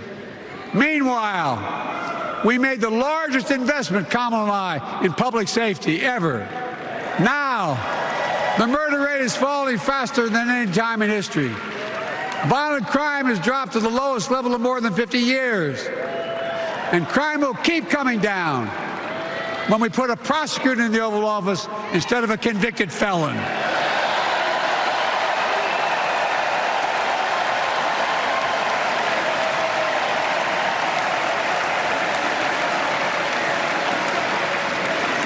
And folks, the distinguished senator from the C Senator from California and I passed the first ban on assault weapons. And guess what? It worked. If we care about public safety, we need to prevent gun violence. And what makes me ashamed when I travel the world, which I do, more children in America are killed by a gunshot than any other cause in the United States. More die from a bullet than cancer, accidents, or anything else in the United States of America. My God. That's why Kamala and I are proud. We beat the NRA when we passed the first major bipartisan gun safety law in 30 years.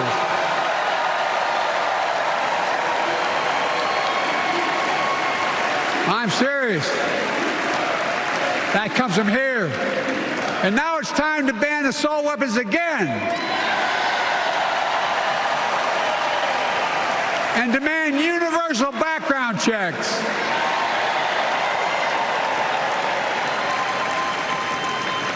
It's hard. I never thought I'd stand before a crowd of Democrats and refer to a president as a liar so many times. No, I'm not trying to be funny. It's sad. Trump continues to lie about the border. Here's what he won't tell you. Trump killed the strongest bipartisan border deal in the history of the United States that we negotiated with the Senate Republicans. It took 4 weeks. Once it passed, and never acknowledged the most expansive border change in American history. He called senators to say, don't support the bipartisan bill, because he said it would help me politically and hurt him politically. My God. No, I'm serious. Think about it. Not a joke. Ask even the press who doesn't like me. They'll tell you that's true. Typically Trump, once again, putting himself first and America last.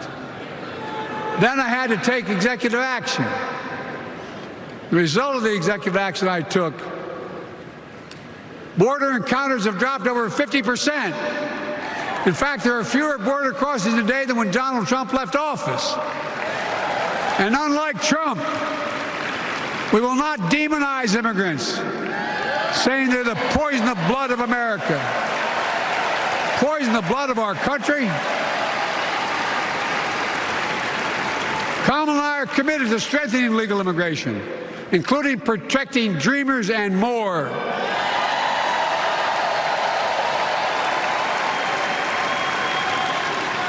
And here's what else I believe in. Protecting your freedom to vote, your freedom to love who you love,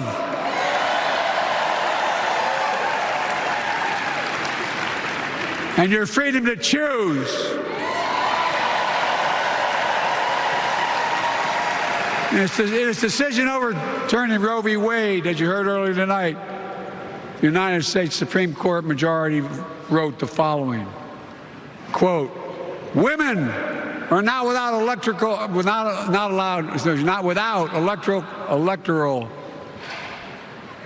or political power. No kidding. MAGA Republicans found out the power of women in 2022. And Donald Trump is going to find out the power of women in 2024. Watch.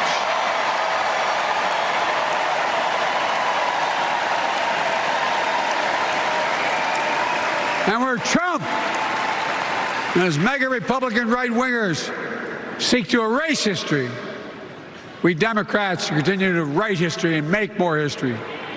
I'm proud to have kept my commitment to appoint the first black woman to the United States Supreme Court.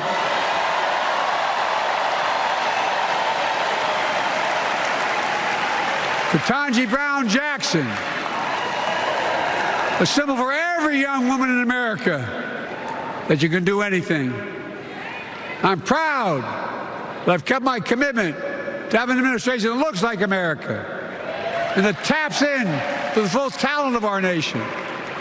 The most diverse cabinet in history, including the first black woman in South Asian descent to serve as vice president. And will soon serve as the 47th president of the United States.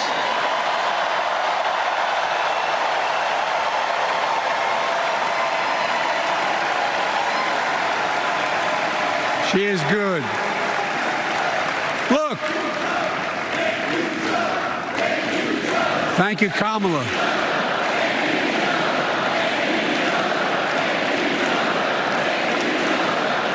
Folks, I've long said we have many obligations as a nation, but I got in trouble years ago for saying I'd make no apologies. We have only one truly sacred obligation: to prepare and equip those we send to war and care for them and their families when they come home and when they don't. That's why I'm so proud to have written and signed the PACT Act, one of the most significant laws ever, helping veterans and their families exposed to toxic materials like burn pits in Agent Orange. I was around during the Vietnam War. It's hard. Nobody was able to prove that their illness was a consequence of Agent Orange. And no one was able to prove initially that because they lived in burn pits like my son lived next to in Iraq for a year, that is the cause of their illness. But because of the PACT Act, a surviving spouse with 2 children is now eligible for a stipend of about $3,000 a month. And those children who lost a parent are eligible for tuition benefits to go to college and to get job training.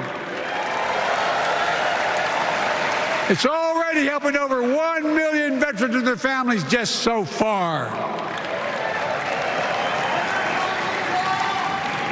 Well, I love them, and I'm so proud of my son's service. We get it. But guess who doesn't get it and doesn't respect our veterans? We know from his own chief of staff, the 4-star General John Kelly, that Trump, when in Europe, would not go to the grave sites in France. The brave service members who gave their lives to this country, he called them suckers and losers. Who in the hell does he think he is? Who does he think he is? There's no words for a person. They're not the words of a person not worthy of being commander-in-chief. Period. Not then, not now, and not ever. I mean that. I mean that from the bottom of my heart.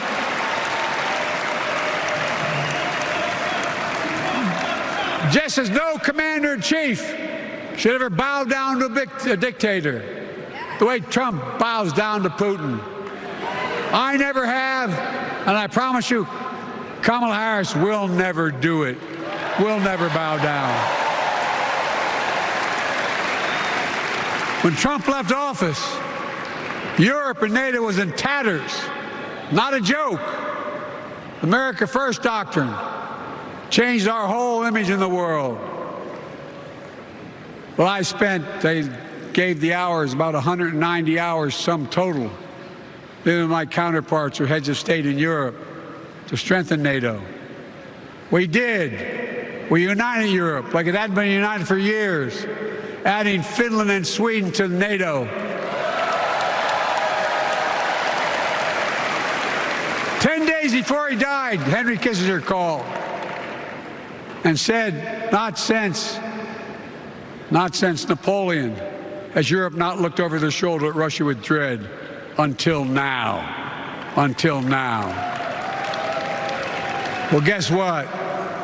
Putin thought he'd take Kyiv in 3 days. 3 years later, Ukraine is still free.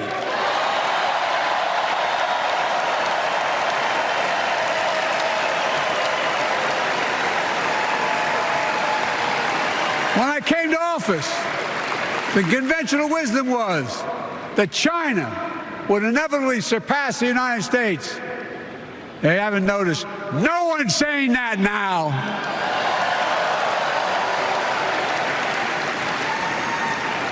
And we'll keep working to bring hostages home and end the war in Gaza and bring peace and security in the Middle East.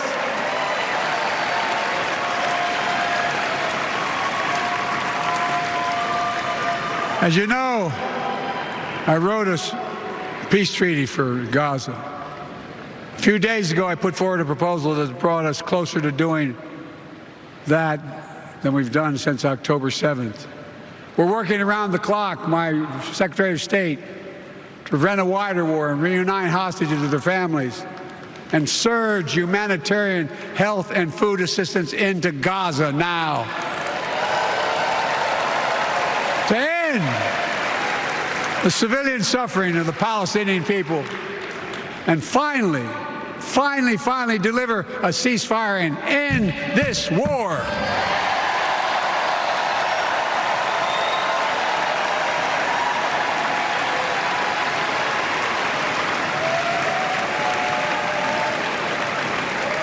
Those protesters out in the street, they have a point. A lot of innocent people are being killed on both sides. Just as we worked around the clock to bring home wrongfully detained Americans and others from Russia in one of the most complicated swaps in history, but they're home. Kamala and I are going going to keep working to bring all Americans wrongfully detained around the world home. I mean it. Folks, I've got 5 months left in my presidency. I've got a lot to do. I intend to get it done.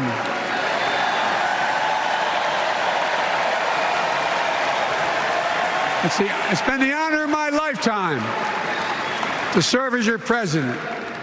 I love the job, but I love my country more.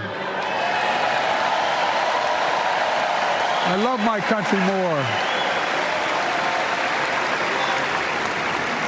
And all this talk about how I'm angry at all those people who said I should step down, that's not true.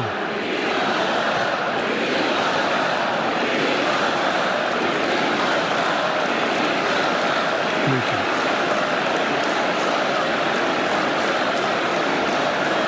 I love my country more, and we need to preserve our democracy. In 2024, we need you to vote. We need you to keep the Senate. We need you to win back the House of Representatives. And above all, we need you to beat Donald Trump.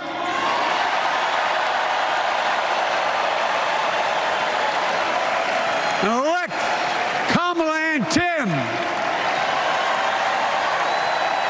President and Vice President of the United States of America. Look, they'll continue to lead America forward, creating more jobs, standing up for workers, growing the economy, lower the cost to American families so they just have a little more breathing room. We've made incredible progress, but we have more work to do. And Kamala and Tim will continue to take on corporate greed and bring down cost of food. They'll keep taking on Big Pharma, making insulin $35 a month, not just for seniors, but for everyone in America. And capping prescription drug costs a total of $2,000, not just for seniors, but for everyone. And folks, that's going to save America again tens of billions of dollars. Folks, they'll make housing more affordable,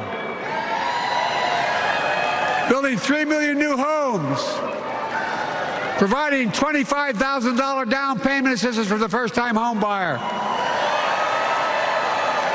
more than the 10 we approved. Donald Trump wants a new tax on imported goods, food, gas, clothing, and more. You know what that will cost the average family, according to the experts? $3,900 a year in a tax. No, that's a fact. Kamala and Tim will make the child care tax credit permanent.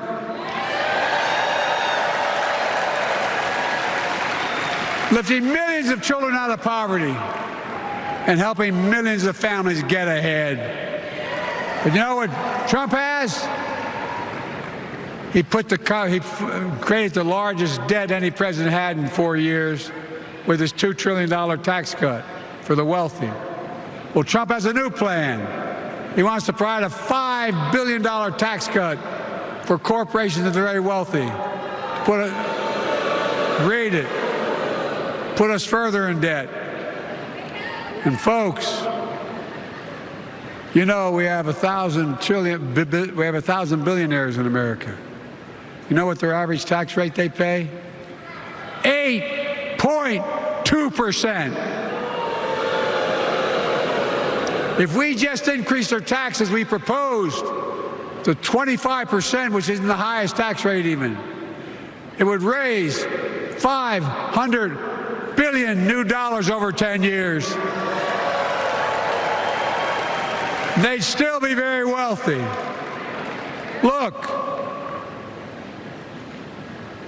Kamala and Tim are going to make them pay their fair share. They'll protect Social Security and Medicare. Trump wants to cut Social Security and Medicare. Kamala and Tim will protect your freedom. They'll protect your your right to vote. They'll protect your civil rights. And you know Trump will do everything to ban abortion nationwide. Oh, he will. You know, Kamala and Tim will do everything they possibly can. That's why you have to elect a Senate and a House to restore Roe v. Wade.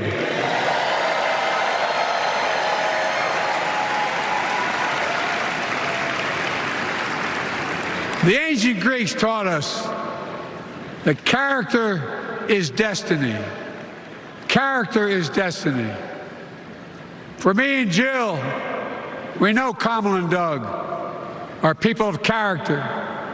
It's been our honor to serve alongside them. And we know that Tim and Gwen Waltz are also people of great character. Selecting Kamala was the very first decision I made when I became our nominee. And it was the best decision I made my whole career.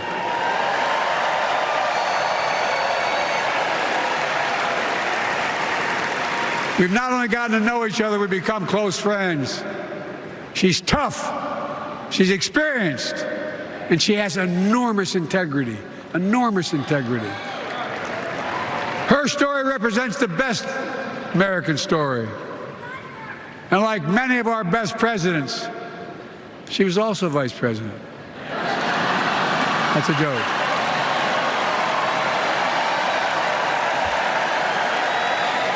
But she'll be a president our children can look up to. She'll be a president respected by world leaders because she already is. She'll be a president we can all be proud of. And she will be an historic president who puts her stamp on America's future.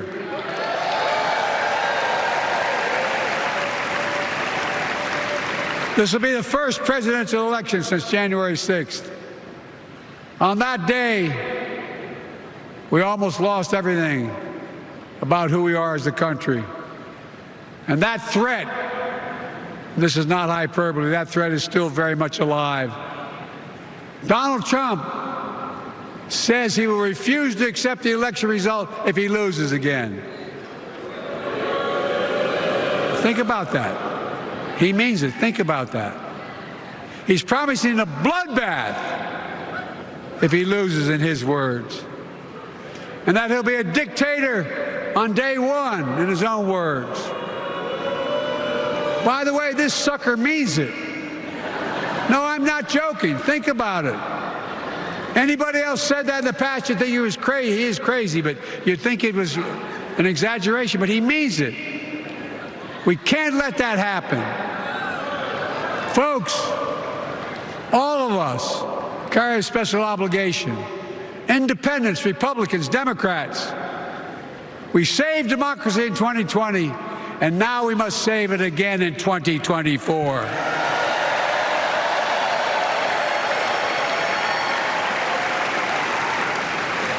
The vote of each of us cast this year will determine whether democracy and freedom will prevail. It's that simple. It's that serious. And the power is literally in your hands. History is in your hands. Not hyperbole. It's in your hands. America's future is in your hands. Let me close with this. Nowhere else in the world could a kid with a stutter and modest beginnings in Scranton, Pennsylvania, and Claymont, Delaware, grow up to sit behind the resolute desk in the Oval Office.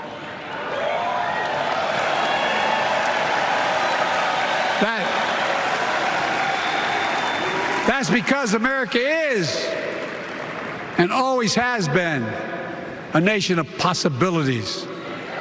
Possibilities. We must never lose that. Never. Kamala and Tim understand that this nation must continue to be a place of possibilities, not just for the few of us, but for all of us. So join me in promising your whole heart to this effort, and where my heart will be. I promise I'll be the best volunteer Harrison Waltz has Cam ever seen.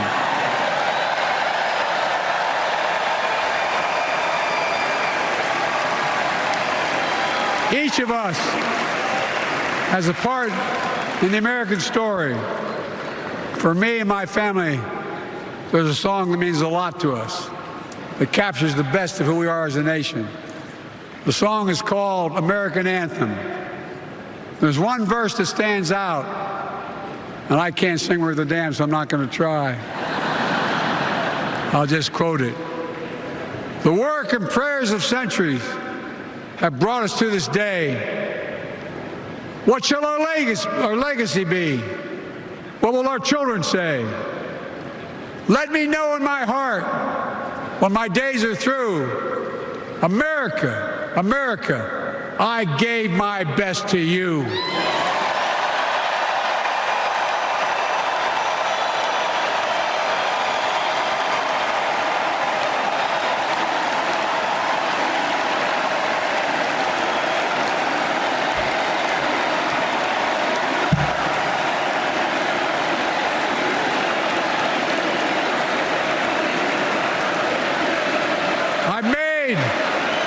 I've made a lot of mistakes in my career, but I gave my best to you.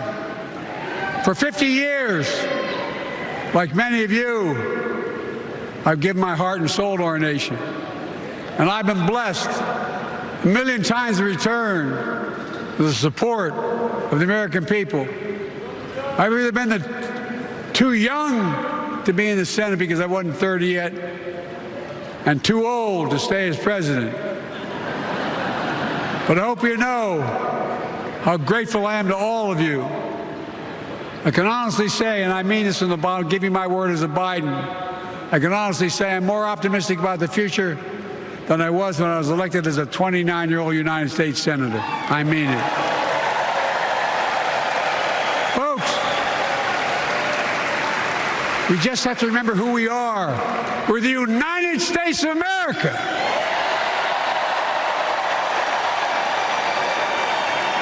And there's nothing we cannot do when we do it together. God bless you all, and may God protect our troops. Thank you.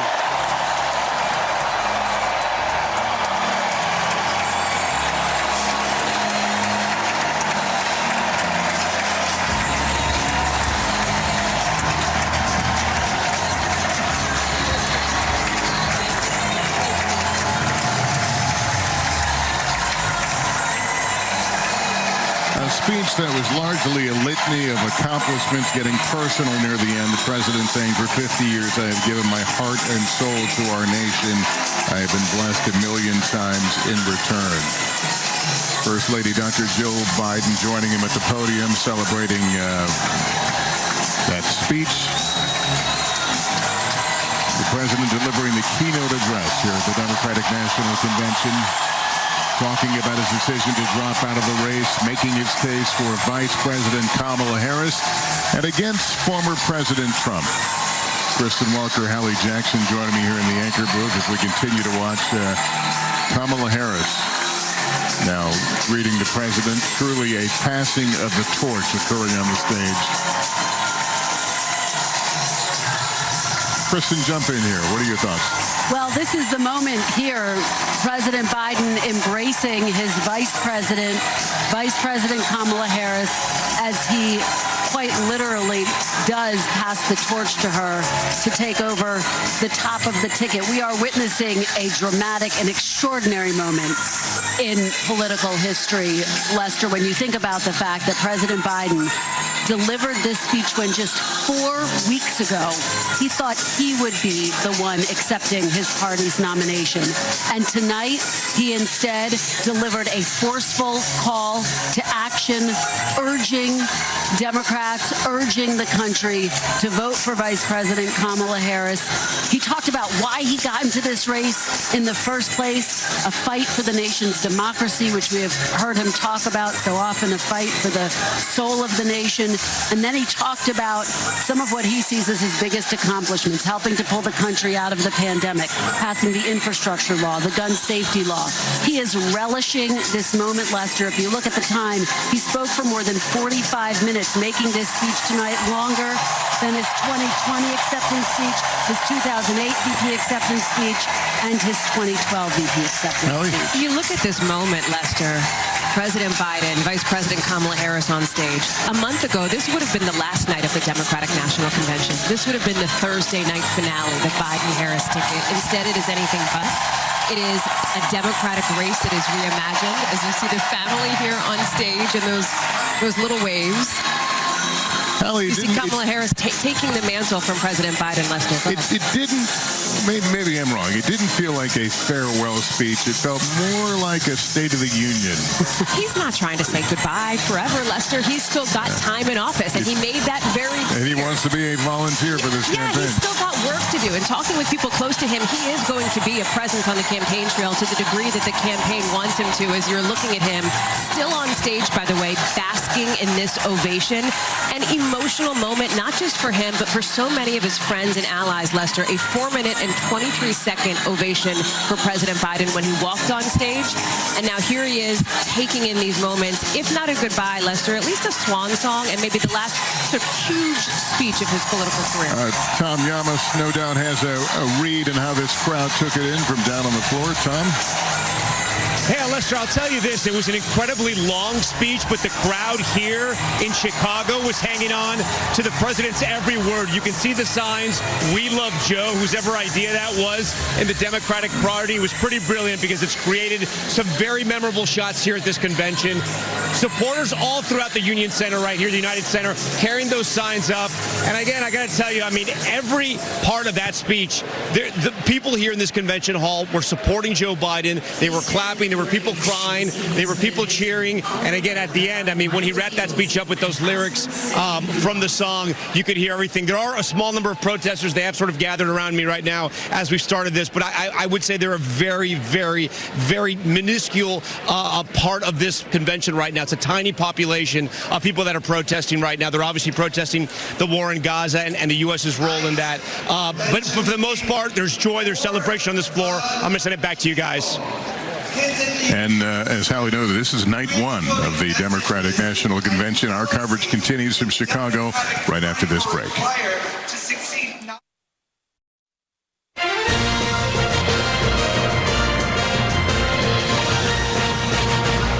Welcome back to our special coverage of the Democratic National Convention here on NBC. We just heard President Biden's keynote address. The president making a forceful case for why he wants Vice President Harris to take on former President Trump. A historic speech, really unlike anything we've seen in modern American history, with the president appearing on stage with Harris to pass the torch. We want to bring back our panel here. And Kristen, give us a sense what to watch for now. This was obviously a huge speech. This is night one. How does this mesh with what we're going to see over the next 3 nights? It is incredible to think this is night one.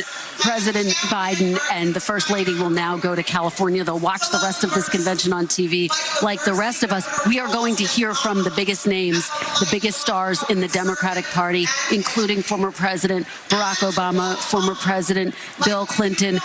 I am told that former President Obama will view this as an all-hands-on-deck moment. That's going to be his call to action. And then, of course, we're going to be hearing from Tim Walz, Governor Tim Walz, a chance for him to introduce himself to the American public. Of course, he's a teacher. He's a coach. He'll talk, I am told, in deeply personal tones.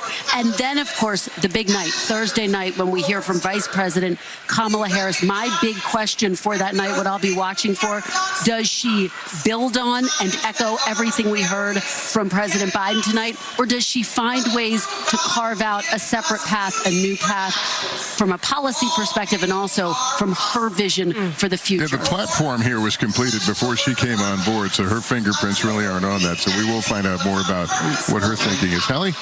To Kristen's point here, this is a moment for Kamala Harris to define who she is. People know her, of course, as the vice president, but not as the presidential nominee for the Democratic Party. And so as one campaign source put it to me, the function of this week is to make that clear to the American public who exactly she is. So we'll be watching for her to do that with the speeches now really turning to focus on Kamala Harris. So many, look at the signage in the hall about Joe Biden. Thank you, Joe. We love you, Joe. That will likely shift throughout the course of this week to focus more on the vice president herself. It's also been notable, very emotional for President Biden tonight. You saw him wiping away tears even before he opened his mouth to begin his remarks tonight as he hugged his daughter who introduced him there. Very resonant for him at this moment. But as much as tonight was a love letter to Joe Biden in many ways, Lester, as you've been saying, you also saw Donald Trump as the piñata here. You saw a number of Democrats going after him repeatedly in sharp terms of a departure from the sort of famous Michelle Obama line, when they go low, we go high. They went after him in attacking his policies and his positions here. The former president himself is on a battleground blitz this week. He is in a number of key swing states in what is the busiest week of his campaign so far, looking to cast Kamala Harris and Tim Walz as too liberal for the American people. But even as Mr. Trump's allies want to see him focus on policy and focus on that record, he is in many ways not doing that, instead going after her in deeply personal terms, Lester. All right, Peter Alexander, tell us where you were watching all this and what you saw. Lester, I tell you, there are thousands of Democrats who are going home tonight exhilarated, but perhaps exhausted as well. And before we go, there's also time for one quick fact check. The former president, Donald Trump, repeatedly saying that President Biden would tonight try to reclaim the party's nomination. Clearly, that did not happen. Instead, not only heaping praise on Kamala Harris, but helping celebrate the things that the two of them accomplished together. Lester, back to you. All right, Peter Alexander, thank you. That concludes our coverage of the first night of the Democratic National Convention. Join Savannah Guthrie and me tomorrow for the second night. That's tomorrow at 10 p.m. Eastern, right here on NBC. We'll also have a full wrap-up tomorrow on Today and on NBC Nightly News. I'm Lester Holt. Thank you for watching, and good night from Chicago.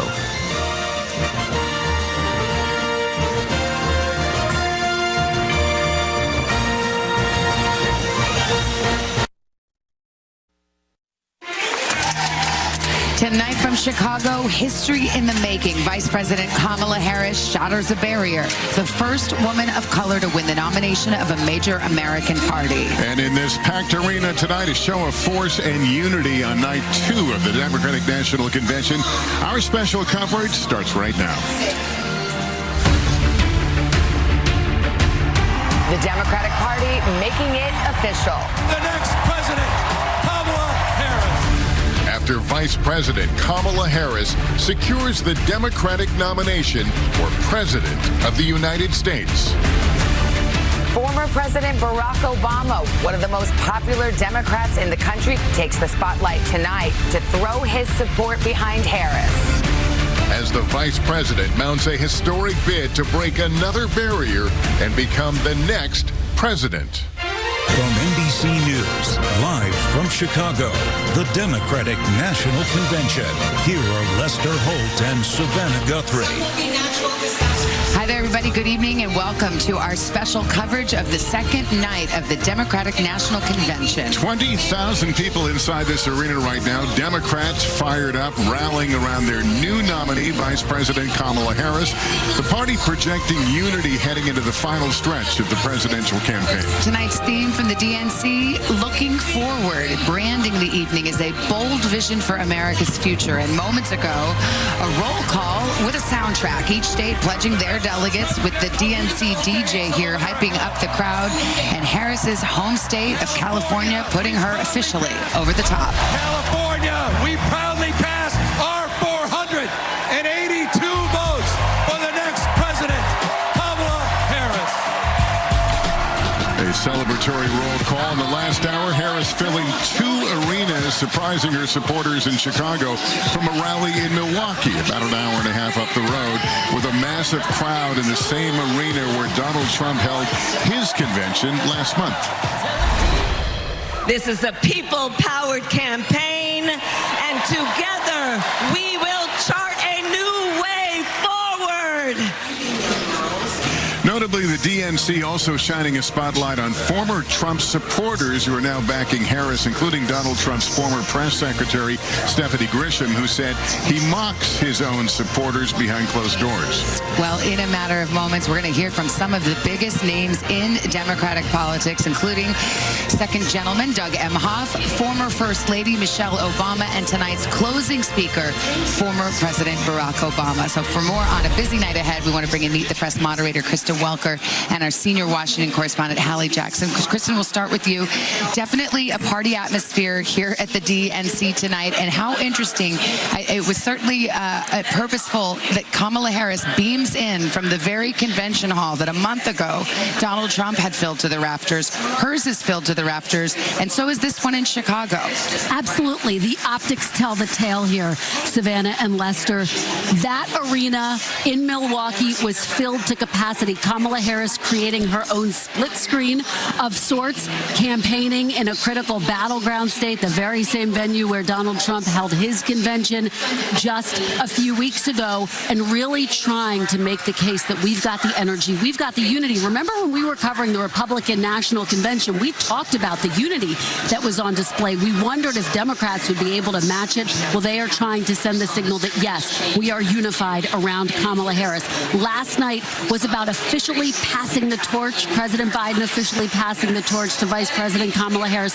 Tonight is really when the convention becomes hers, and you are seeing that play out in a range of different ways. We are going to hear from the Obamas and second gentleman Doug Emhoff. Yeah, and I want to ask Hallie about that. We're learning so much about the vice president now, seeing the different light, including some of the relationships and friendships, and we're going to see that in the form of Barack Obama tonight. That is what she has, Lester, with the Obamas, is a friendship, a personal friendship that goes back years, that goes back decades here. If the relationship between former President Obama and his then running mate, President Biden, can perhaps be described as complicated, it is different here for Vice President Harris and her relationship with the Obamas. Remember, this goes back to the early days of his first campaign for the White House. She was an early endorser of his. She came out when a lot of the Democratic institution was not backing Barack Obama. She knocked on doors for him on New Year's Eve in 2007 in frigid Iowa, and that is something that has not been forgotten.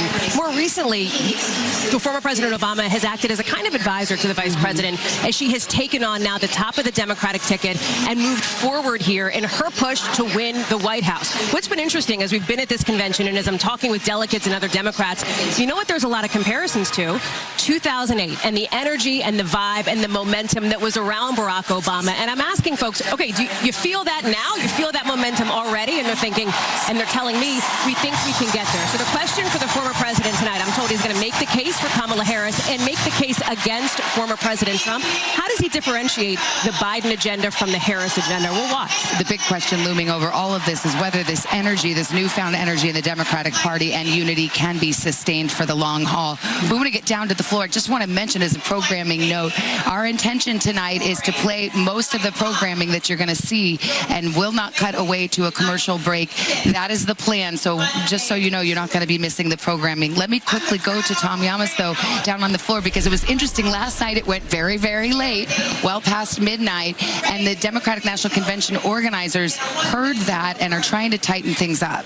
It was her dream. Yeah, Savannah, it's very brave of you to talk about a plan, because I don't know if they're going to follow the plan tonight. As you mentioned, last night the event was supposed to end around maybe 11:15, maybe 11:30. It went well past midnight. The DNC has spoken to the television networks and to others are saying this night is much more scripted. So far, it has gone as planned, and I will tell you, it has been an incredible night so far. Why? They had this virtual roll call where they essentially made the ticket official, the Harris Waltz ticket official. They had rapper Lil Jon running up and down the aisles right here, singing Turn Down for What. They had each state doing their own unique roll call for them. It was quite the night, quite incredible. Everyone getting ready for former President Obama tonight. Guys, back to you.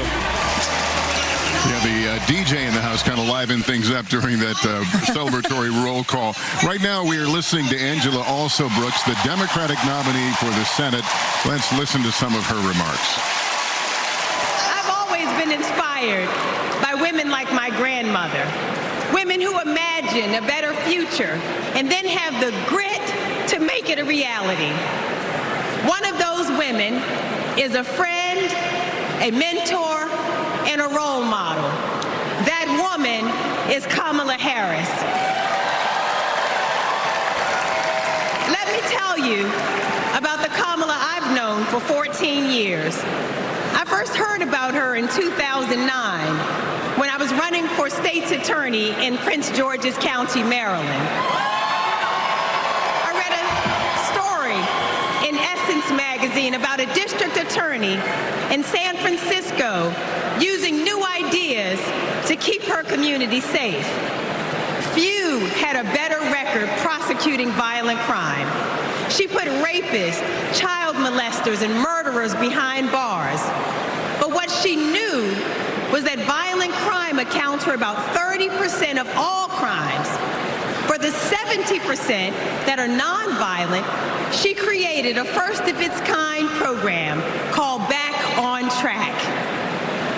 After serving time and pleading guilty, these low-level offenders will get the job training, GED help, and apprenticeships they needed to find a job.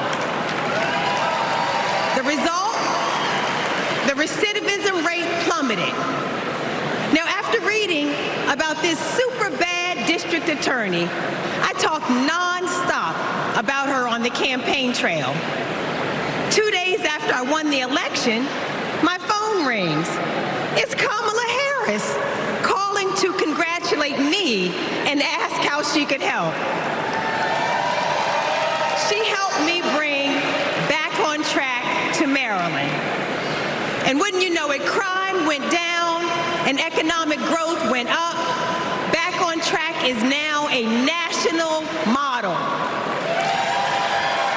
Now Donald Trump says if Kamala Harris is elected, tough guys will treat her like a play toy.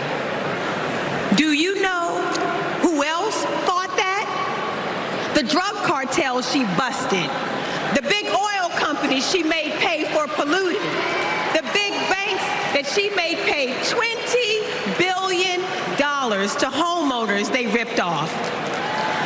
Getting justice for others isn't a power trip for her. It's a sacred calling. And hear me, Kamala Harris knows how to keep criminals off the streets.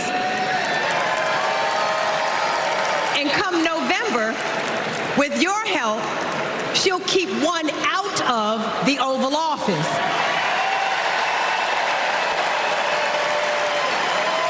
Ever since Donald Trump rode down that ridiculous escalator, we as a nation have felt trapped. Every national decision has been made in reaction to this one man and his extremist MAGA movement. We are still frozen by the fear that Donald Trump might once again come to power. And it's not just our politics that have been trapped, it's our imagination. And then Kamala came along. Kamala has reminded us that we don't need to fear anything. Not the future, and certainly not that man. This is our moment to leave Donald Trump where he belongs, in America's past. We stand with Kamala Harris because we as a country are not going back. For the ancestors who sat at lunch counters and made sure that we all had the right to vote, we are not going back. For the mamas and grandmamas who marched to make sure that women could control our own bodies, we are not going back. For the parents who work from can't see in the morning until can't see at night, not so that they will have a better future, but so that their children will have a better life. We are not going back. When facing an obstacle, my father has often said to me, your faith is stronger than your fears. Tonight, our faith is stronger than our fears. Faith in the promise of America. Faith in the American idea, in the American values that we share.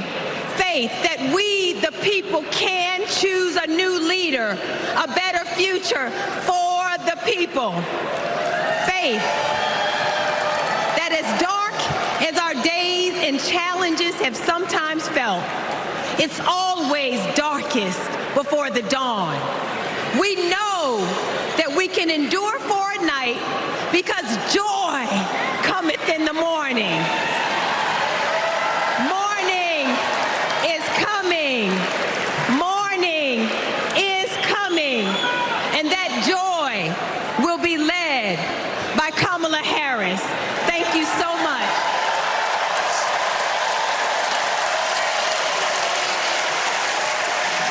We've been listening to Angela Also Brooks, the keynote speaker for night 2 of the convention. It's also Maryland's Democratic nominee for the United States Senate in a tight race right now with the Republican Governor Larry Hogan there. And coming up next, this is the Republican mayor of Mesa, Arizona, John Giles, part of the DNC's focus on Republicans breaking with Trump. I'm a lifelong Republican. I feel a little out of place tonight, but I feel more at home here than in today's Republican Party. The grand old party has been kidnapped by extremists and devolved into a cult, the cult of Donald Trump. Trump doesn't know the first thing about public service. Like a child, he acts purely out of self-interest. We all need an adult in the White House, and we've seen what happens when we don't have one. Trump made a lot of lofty promises: unlimited economic growth, American manufacturing reborn, a secure border. Turns out Donald Trump was all talk. He wanted our votes, but he couldn't deliver a thing. But these days, my city of Mesa, Arizona is on the move. I'm going to ribbon cuttings every single week, all because Joe Biden and Kamala Harris reached across the aisle and they delivered for my conservative community and countless more across the country. My hero, John McCain, taught us to put country over party, and that's how Vice President Harris and Governor Walz will lead too. I have an urgent message for the majority of Americans who, like me, are in the political middle.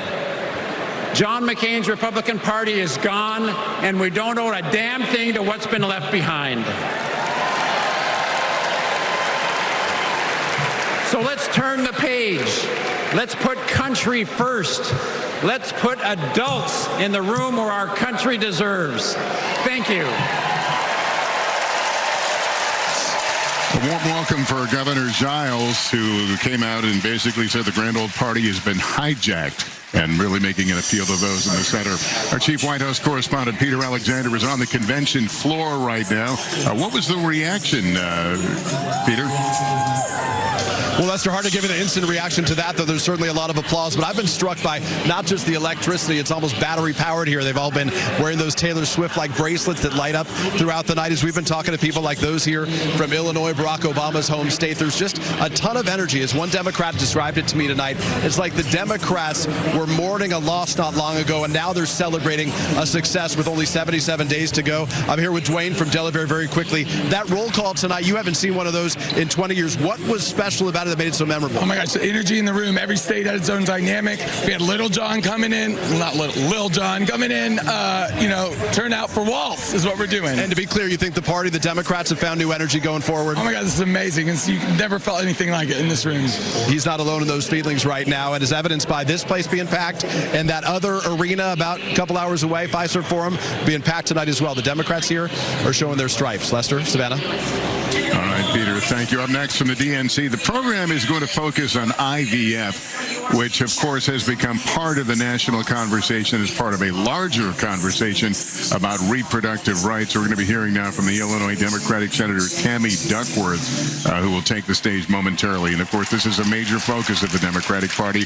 Always, even before Kamala Harris was on board, was assumed to be one of their, what they will play as a strength. And here comes the senator now.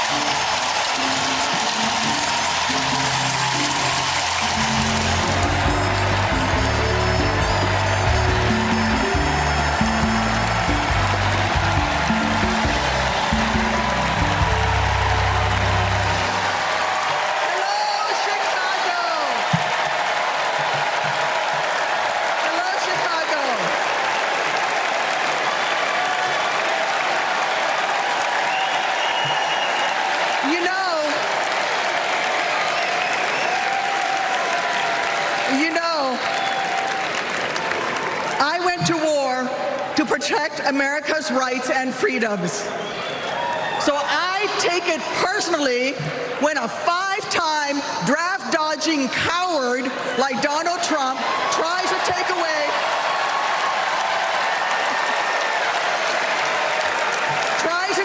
my rights and freedoms in return, especially when it concerns my daughters. My girls, gamer girl Abigail and queen of the monkey bars, Miley, are everything to me. But they would never have been born without access to reproductive care. Because after 10 years of struggling with infertility, I was only able to have them through the miracle of IVF. But now, Trump's anti-woman crusade has put other Americans' right to have their own families at risk. Because if they win, Republicans will not stop at banning abortion. And they will come for IVF next. And they'll prosecute doctors. And they will shame and spy on women. And if you think that's far-fetched, just look up what happened in Alabama last year. So let me say to every would-be parent, I see you. I'm with you. And together, in November, we'll send a message to old Cadet Bone Spurs.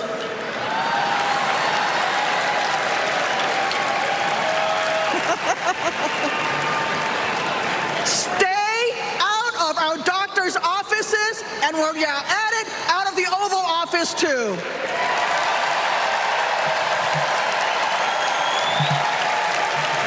Look, my struggle with infertility was more painful than any wound I earned on the battlefield.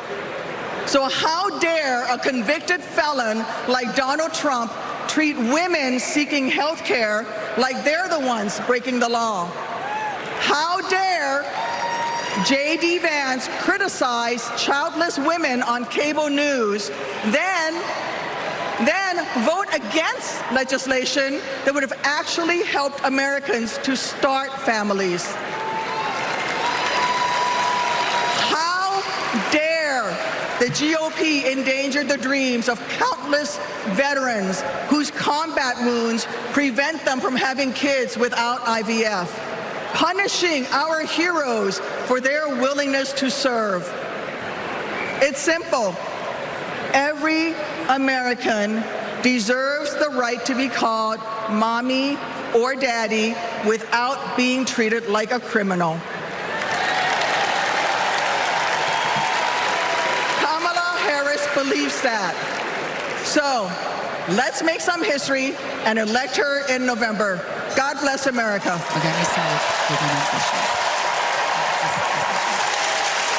Senator Tammy Duckworth of Illinois speaking not as she often does of her military experience and the wounds she suffered in war, but what she said was a far more grievous wound, which was the infertility that resulted. And of course, reproductive rights, abortion, all of these topics are potent topics for the Democrats, have been very successful topics for them in prior midterm elections in 2022. And now as I turn to you, Hallie Jackson, clearly this is an issue that Kamala Harris had already made her own as vice president, and they are carrying this woman so crucial to her election fortunes in November. Democrats see this as hugely mobilizing, especially when you look at, for example, where the gender gap is, anywhere from 10 to 20 points. When you look at the polling, and when you look at the numbers, this is an issue where Vice President Harris leads former President Trump well outside the margin of error, according to the most recent polling, something like 45 to 33% as far as trust to protect abortion access. Listening to the roll call earlier tonight as the states went around and talked about various things that are important to their constituents, you heard about reproductive rights and the issue of abortion access again and again.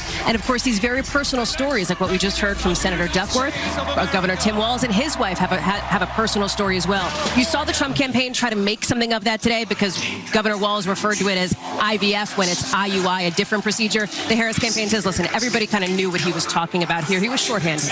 And Kristen, this is an area that really highlights not only the difference between reproductive rights, but how big a deal each party considers it, what the legacy of the repeal of Roe v. Wade will be. Absolutely. This is the first presidential election since Roe v. Wade was overturned. And look at what we have seen in the midterms. We know that the issue of abortion was a motivating factor in special elections in recent years. It's been an energizing factor for Democrats. Abortion is now on the ballot in 8 different states, potentially 3 more. Democrats want to capitalize on that. So yes, we just heard from Tammy Duckworth. We are going to be hearing a whole lot about this topic. And we know that, of course, the Republicans, well, Donald Trump in particular, considers this to be one of the issues that they are very vulnerable on. And for the first time ever, the Republican platform, in a generation at least, did not call for a nationwide abortion ban. So he's trying to soften this stance, on the one hand saying, taking credit on the record for overturning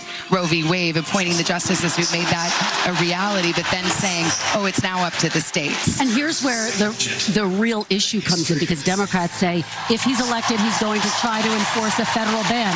Donald Trump has said, no, he's not going to do that. But that's where the battle lines are being drawn. That's where the fight's going to I just want to mention that we're waiting right now. We promised you the programming, and we will be getting you right back to it. And the next thing we're going to hear from is Doug Emhoff, the second gentleman who has the potential to be the first gentleman of the United States. And he'll be talking about the Kamala Harris that he knows and married 10 years ago. Defining not just who he is to an audience to whom he is simply the second gentleman at the moment, but also who his wife is. And watch for him to really try to humanize her. We have seen the introduction from his son, Cole Emhoff, in which he describes learning about Kamala Harris as Mamala, how she becomes that sort of mother figure in their lives, somebody who is a part of their family here. When you look at this moment overall, as we talk about defining who these folks are, who these candidates and their spouses are, the state of the race is very different than it was just a month ago. Kamala Harris is doing better in polling than President Biden did against former President Trump. What happens over the next 70 days, we'll see. And this will get back to the idea of blended families, and for America to see blended families, perhaps through a new set of eyes.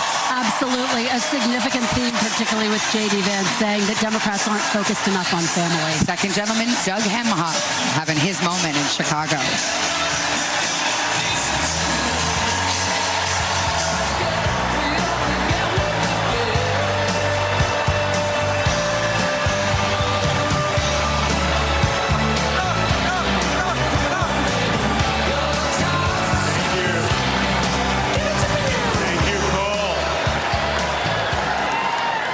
I guess he didn't want me to give this speech. He just...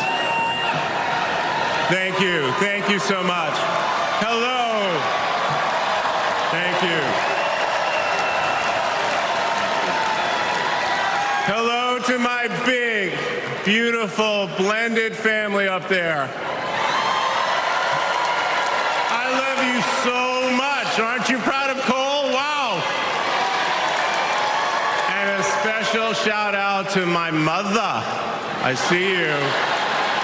My mother is the only person in the whole world who thinks Kamala is the lucky one for marrying me.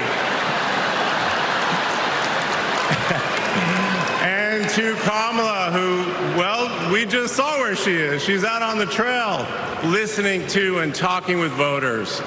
Honey, I can't wait for you to come back to Chicago because we're having a great time here.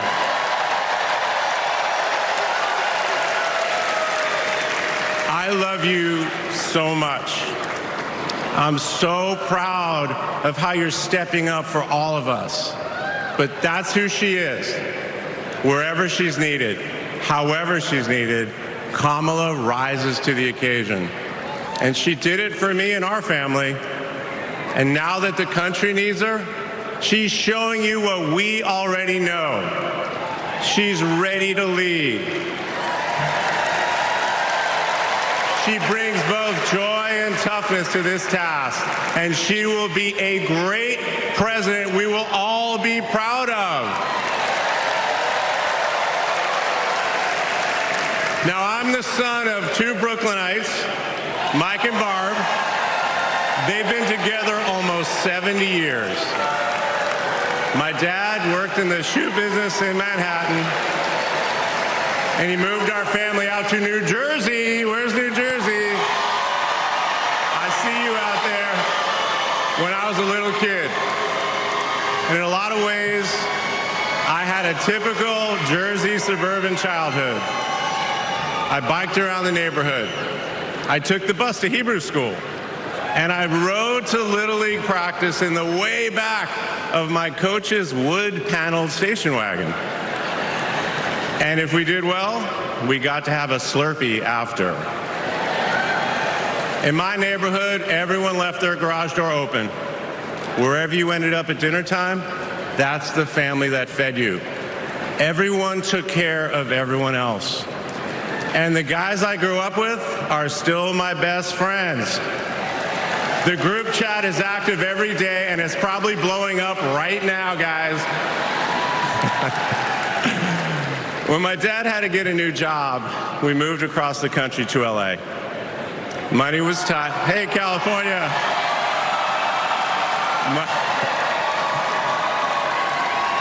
Money was tight, so I worked at McDonald's in high school for some extra cash. Not only was I Employee of the Month, but I still have the framed picture, which you just saw, and there was a ring, golden arches and all. And then I waited tables, parked cars. I was working full-time so I could afford to go to college part-time. And thanks to partial scholarships, student loans, and a little help from my dad, I got myself through law school. And I got my first job as a lawyer, which is also where I met the guys in my fantasy football league. And a lot has changed in our lives since the early 90s, but my team name is still Nirvana. Yes, after the band. I worked hard, and I love being a lawyer. And by the way, I still get to be part of the profession by teaching students at Georgetown Law School. I got married, became a dad to Cole and Ella. Unfortunately, I went through a divorce, but eventually started worrying about how I would make it all work. And that's when something unexpected happened. In 2013, I walked into a contentious client meeting. We worked through the issue, and by the end of the meeting, the now happy client offered to set me up on a blind date, which is how I ended up with Kamala Harris's phone number. Now, for generations, people have debated when to call the person you're being set up with. And never in history has anyone suggested 8:30 a.m.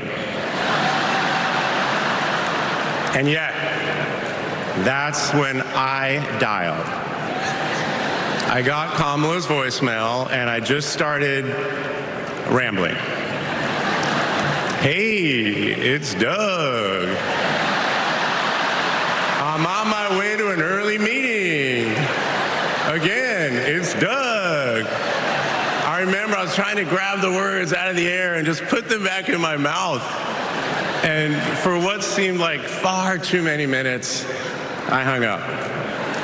By the way, Kamala saved that voicemail, and she makes me listen to it on every anniversary. But that message wasn't the only unusual thing about that day.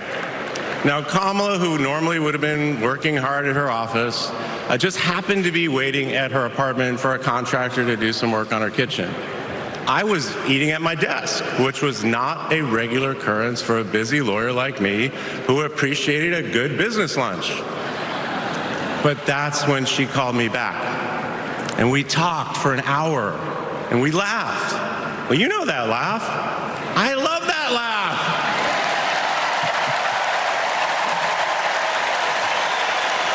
And maybe that counted as our first date. Or maybe it was that Saturday night when I picked her up and told her, buckle up, I'm a really bad driver. Because you can't hide anything from Kamala Harris, so you might as well own it. And as I got to know her better and just fell in love fast, I learned what drives Kamala. And it's what you've seen over these past 4 years, and especially these past 4 weeks. She finds joy in pursuing justice. She stands up to bullies just like my parents taught me to. And she likes to see people do well, but hates when they're treated unfairly. She believes this work requires a basic curiosity in just how people are doing. Her empathy is her strength.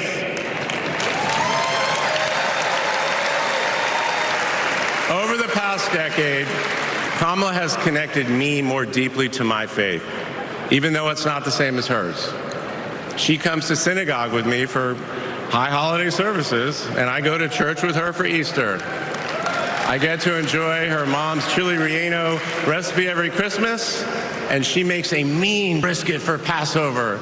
It brings me right back to my grandmother's apartment in Brooklyn, you know, the one with the plastic-covered couches. But Kamala has fought against anti-Semitism and all forms of hate her whole career. She's the one who encouraged me as second gentleman to take up that fight, which is so personal to me. And those of you who belong to blended families know that they can be a little complicated. But as soon as our kids started calling her Mamala, I knew we'd be okay. Ella calls us a three-headed parenting machine. Kamala and Kirsten, thank you both. Thank you both for always putting your family and the kids first. Now, Cole and Ella's friends knew that when they'd come over for Sunday dinner with Mamala, it was going to be real talk. In between taking cooking instructions, they'd have to answer questions about what problem they wanted to solve in the world. They learned that you've always got to be prepared because Kamala is going to prosecute the case. And in the same breath that Cole and Greenlee told us that they were engaged, they asked Kamala to officiate their wedding. And in the same way that she always steps up when it matters, Kamala put so much time into those remarks, and she bound them in a book that matched her dark red dress and then turned that into a gift for the happy couple. A few days ago, during this incredible time we're going through, there was a brief window when Kamala was back at home. And I saw her sitting on her favorite chair, and in the middle of a wild month, I just hoped that she was having a quiet moment to herself. But then I realized she was on the phone. And of course, my mind went to all the potential crises that the vice president could be dealing with. Was it domestic? Was it foreign? Was it campaign? I could see she was focused, and all I knew was that it must be something important. And it turns out it was. Ella had called her. That's Kamala. That's Kamala. Those kids are her priorities, and that scene was a perfect map of her heart. She's always been there for our children, and I know she'll always be there for yours too. Kamala is a joyful warrior. It's doing for her country what she has always done for the people that she loves. Her passion will benefit all of us when she's our president. And here's the thing about joyful warriors. They're still warriors. And Kamala is as tough as it comes. Just ask the criminals, the global gangsters, and the witnesses before the Senate Judiciary Committee. She never runs from a fight. And she knows the best way to deal with a coward is to take him head on. Because we all know cowards are weak, and Kamala Harris can smell weakness. She doesn't tolerate any BS. You've all seen that look, and you know that look I'm talking about. That look look is not just a meme. It reflects her true belief in honest and direct leadership. And it's also why she will not be distracted by nonsense. Kamala knows that in order to win, we cannot lose focus. America, in this election, you have to decide who to trust with your family's future. I trusted Kamala with our family's future. It was the best decision I ever made. This Thursday will be our 10th wedding anniversary, which I know it means I'm about to hear that embarrassing voicemail again. However, that's not all I'll be hearing. That same night, I'll be hearing my wife, Kamala Harris, accept your nomination for President of the United States. And with your help, she will lead with joy and toughness, with that laugh and that look, with compassion and conviction. She'll lead from the belief that wherever we come from, whatever we look like, we're strongest when we fight for what we believe in, not just against what we fear. Kamala Harris was exactly the right person for me at an important moment in my life. And at this moment in our nation's history, she is exactly the right president. Thank you so much. Well, we can't speak to how that may be going over outside, but inside this arena tonight, Doug Emhoff may be having a moment. Absolutely, Lester. And what's significant about it is this whole week is about filling in the biography of Kamala Harris. She served as vice president for nearly 4 years, but a lot of people still don't know who she is. Hearing about that voicemail, hearing about what she means to their family. Conventions are all about, humanizing people, and that may be It's the relatability factor there, reclaiming her laugh, for example, something Republicans have tried to attack, and now, of course, one of the most popular figures in the Democratic Party. Let's listen. Former First Lady Michelle Obama enters the room.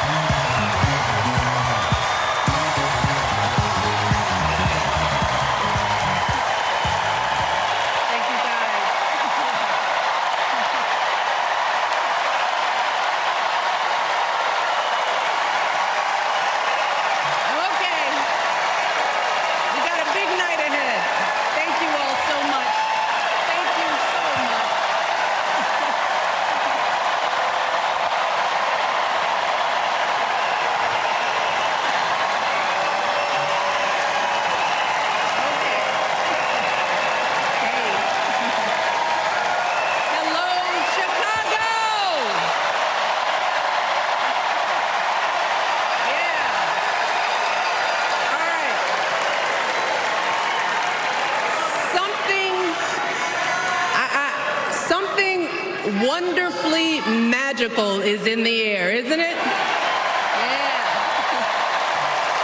Yeah. We're feeling it here in this arena, but it's spreading all across this country we love. A familiar feeling that's been buried too deep for far too long. You know what I'm talking about. It's the contagious power of hope.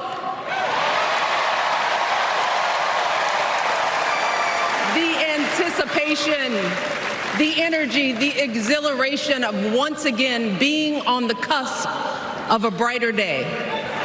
The chance to vanquish the demons of fear, division, and hate that have consumed us and continue pursuing the unfinished promise of this great nation, the dream that our parents and grandparents fought and died and sacrificed for. America, hope is making a comeback.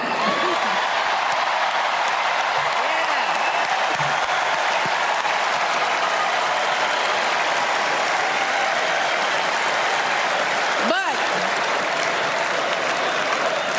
to be honest, I am realizing that until recently, I have mourned the dimming of that hope. And maybe you've experienced the same feelings.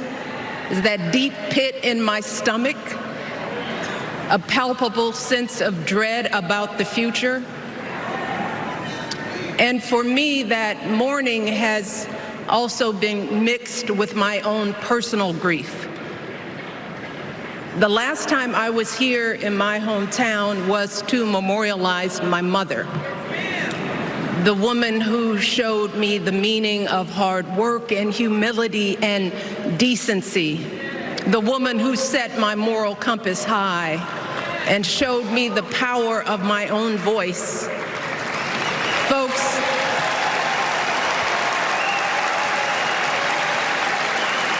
I still feel her loss so profoundly.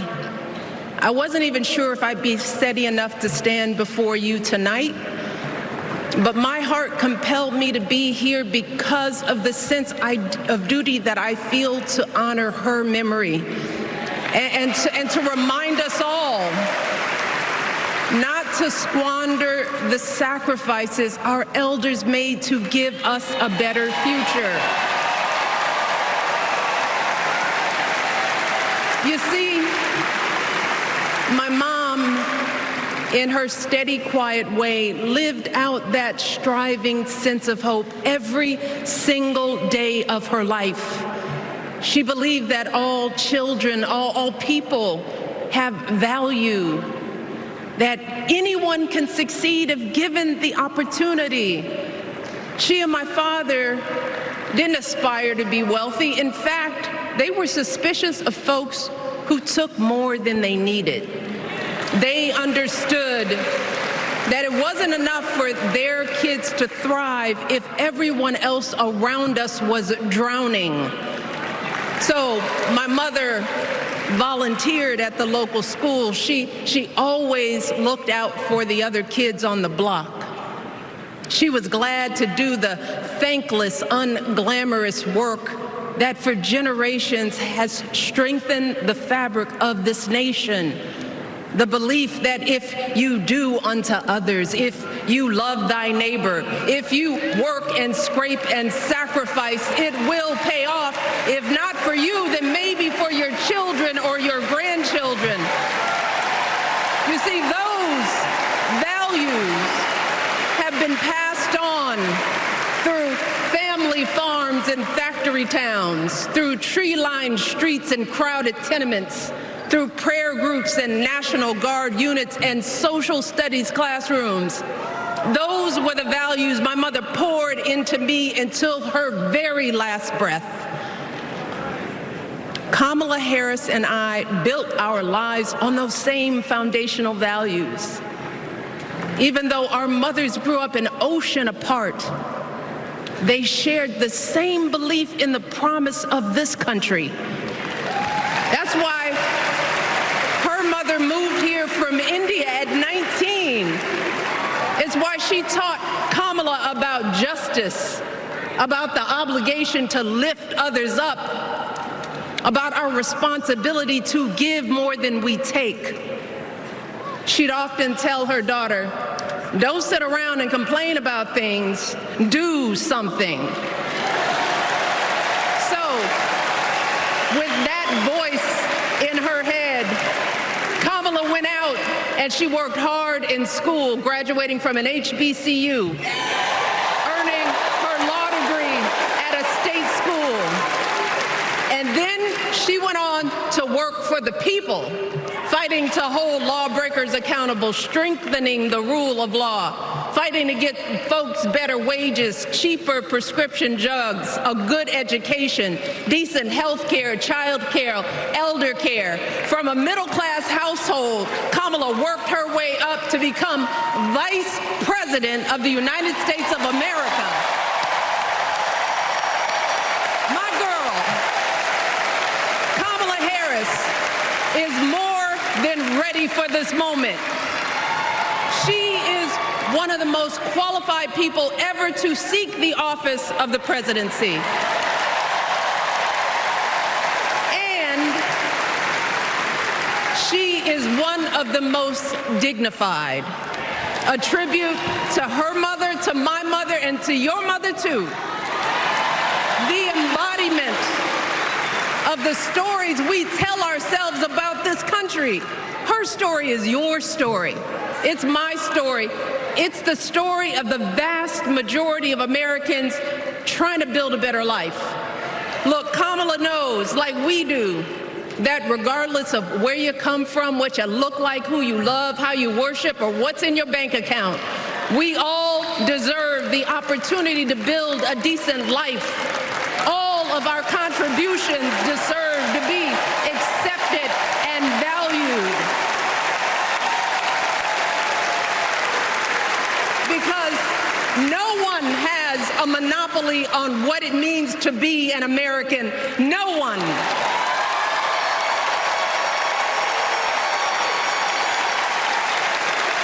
Kamala has shown her allegiance to this nation, not by spewing anger and bitterness, but by living a life of service and always pushing the doors of opportunity open to others. She understands that most of us will never be afforded the grace of failing forward. We will never benefit from the affirmative action of generational wealth.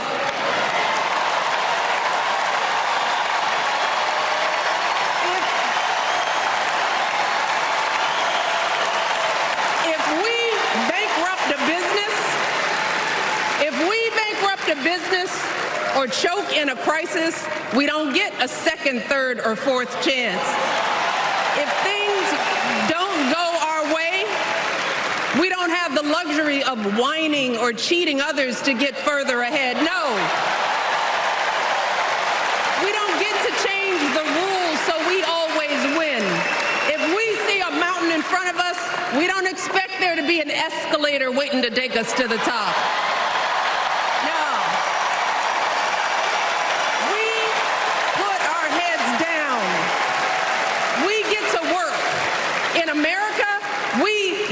Something. And throughout her entire life, that's what we've seen from Kamala Harris.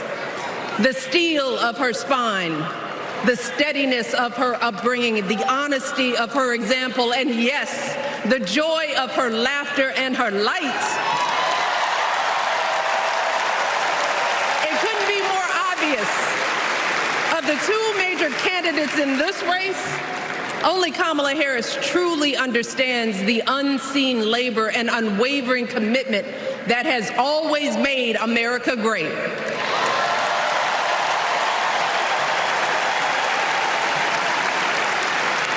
Now, unfortunately, we know what comes next. We know folks are going to do everything they can to distort her truth. My husband and I sadly know a little something about this. For years, Donald Trump did everything in his power to try to make people fear us. See, his limited, narrow view of the world made him feel threatened by the existence of two hardworking, highly educated, successful people who happen to be black.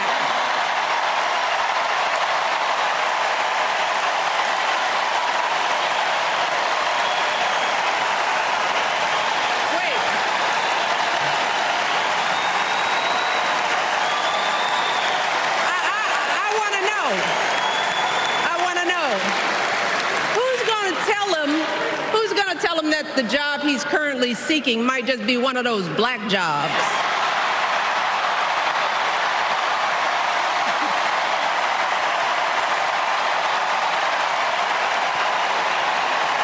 Look,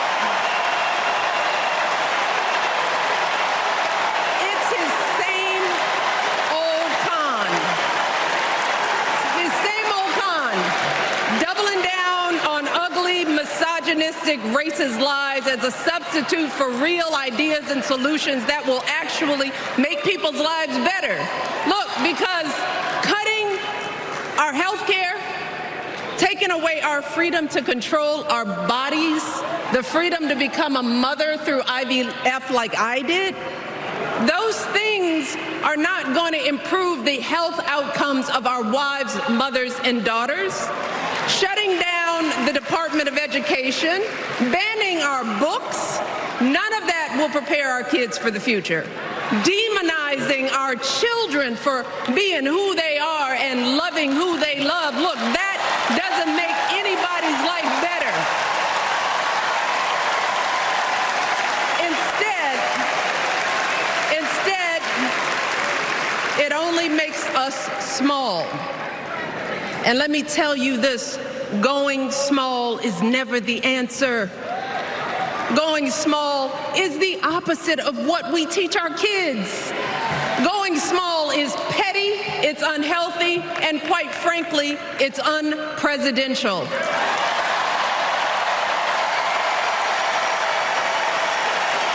So, why would any of us accept this from anyone seeking our highest office? Why would we normalize that type of backward leadership? Doing so only demeans and cheapens our politics.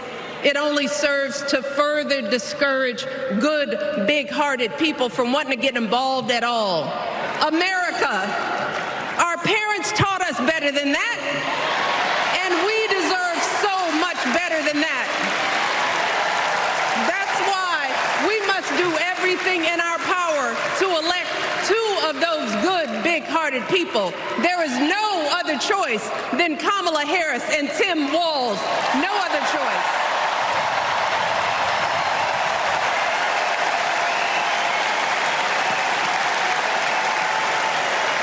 But as we embrace this renewed sense of hope, let us not forget the despair we have felt. Let us not forget what we are up against. Yes, Kamala and Tim are doing great now. We're loving it. They're packing arenas across the country. Folks are energized. We are feeling good. But remember, there are still so many people who are desperate for a different outcome, who are ready to question and criticize every move Kamala makes, who are eager to spread those lies, who don't want to vote for a woman, who will continue to prioritize building their wealth over ensuring that everyone has enough. So no matter how good we feel tonight or tomorrow or the next day, this is going to be an uphill battle. So folks, we cannot be our own worst enemies. No. See, because the minute something goes wrong, the minute a lie takes hold, folks, we cannot start wringing our hands. We cannot get a Goldilocks complex about whether everything is just right. And we cannot indulge our anxieties about whether this country will elect someone like Kamala instead of doing everything we can to get someone like Kamala elected.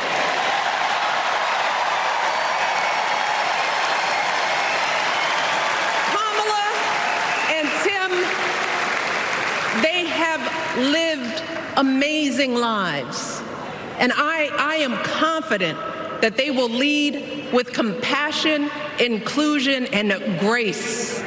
But they are still only human. They are not perfect, and like all of us, they will make mistakes. But luckily, y'all, this is not just on them.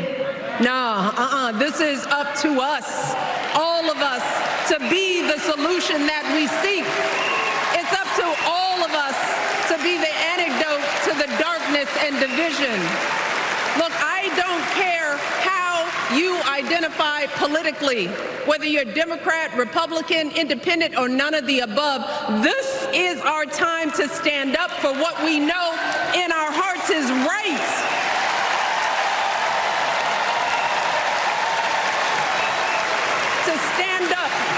Not just for our basic freedoms, but for decency and humanity, for basic respect, dignity, and empathy, for the values at the very foundation of this democracy. It's up to us to remember what Kamala's mother told her. Don't just sit around and complain, do something. So if they lie about her, and they will, we've got to do something. If we see a bad poll, and we will, we got to put down that phone and do something. If we start feeling tired, if we start feeling that dread creeping back in, we got to pick ourselves up, throw water on our face, and what? We only have 2.5 months, y'all, to get this done. Only 11 weeks to make sure every single person we know is registered and has a voting plan. So we cannot afford for anyone America to sit on their hands and wait to be called. Don't complain if no one from the campaign has specifically reached out to you to ask you for your support. There is simply no time for that kind of foolishness. You know what you need to do. So, consider this to be your official ask. Michelle Obama is asking you, no, I'm telling y'all to do something.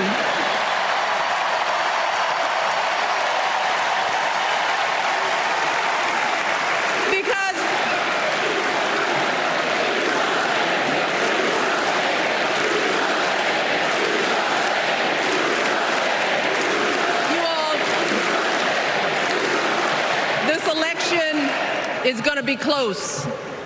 In some states, just a handful, listen to me, a handful of votes in every precinct could decide the winner. So we need to vote in numbers that erase any doubt. We need to overwhelm any effort to suppress us. Our fate is in our hands. In 77 days, we have the power to turn our country away from the fear, division, and smallness of the past. We have the power to marry our hope with our action. We have the power to pay forward the love, sweat, and sacrifice of our mothers and fathers and all those who came before us. We did it before, y'all, and we sure can do it again.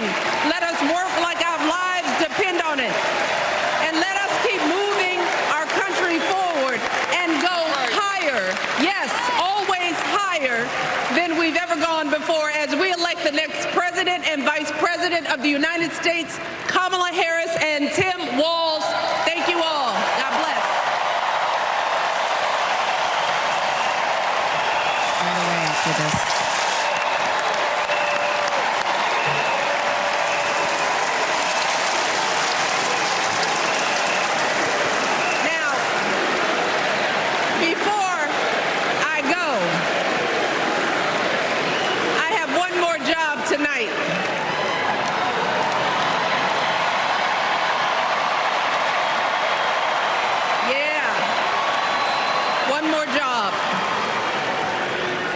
Thank you for all the love, but it is now my honor to introduce somebody who knows a whole lot about hope. Someone who has spent his life strengthening our democracy, and let me tell you, as someone who lives with him, he wakes up every day, and thinks about what's best for this country. Please welcome America's 44th president and the love of my life, Barack Obama.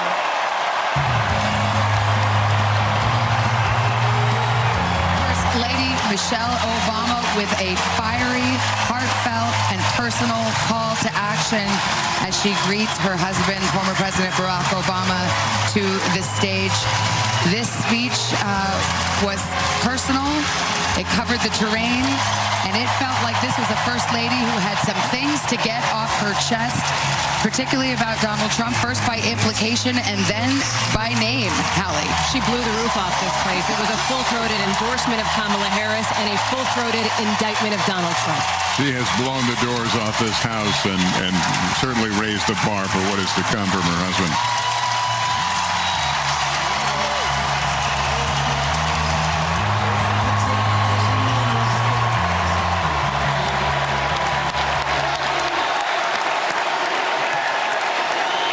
Thank you, thank you. Thank you, everybody. Thank you.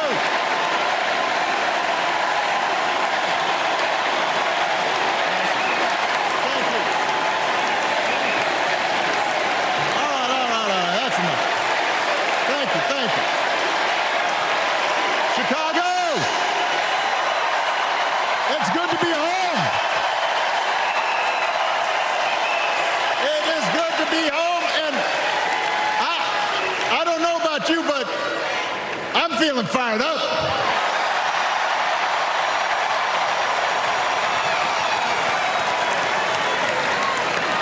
I am feeling ready to go.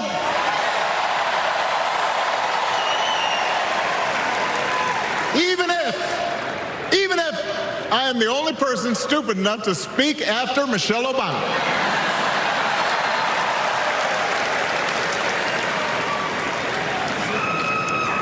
I am feeling hopeful because this convention has always been pretty good to kids with funny names who believe in a country where anything is possible.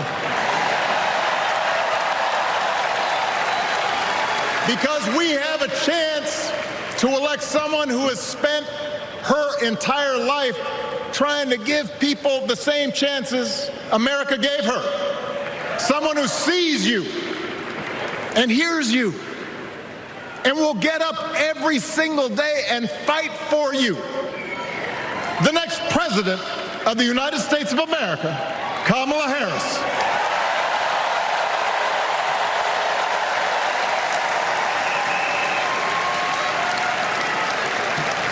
It's been 16 years since I had the honor of accepting this party's nomination for president.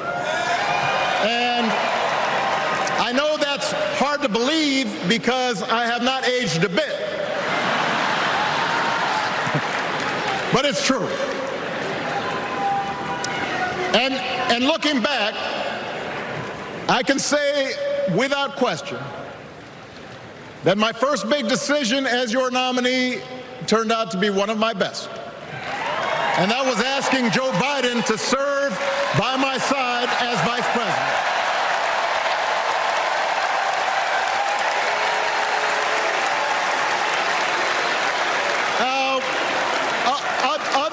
Other than some common Irish blood,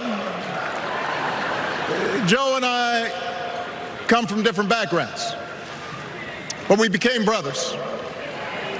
And as we worked together for 8, sometimes pretty tough years, what I came to admire most about Joe wasn't just his smarts, his experience. It was his empathy and his decency and his hard-earned resilience, his unshakable belief that everyone in this country deserves a fair shot.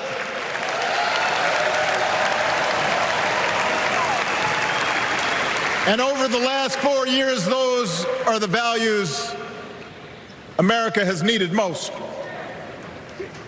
At a time when millions of our fellow citizens were sick and dying, we needed a leader with the character to put politics aside and do what was right. At a time when our economy was reeling, we needed a leader with the determination to drive what would become the world's strongest recovery. 15 million jobs, higher wages, lower health care costs. At a time when the other party had turned into a cult of personality, we needed a leader who was steady and brought people together and was selfless enough to do the rarest thing there is in politics, putting his own ambition aside for the sake of the country.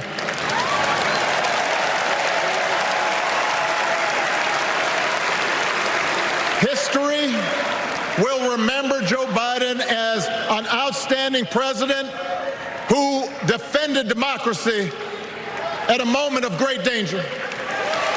And I am proud to call him my president, but I am even prouder to call him my friend.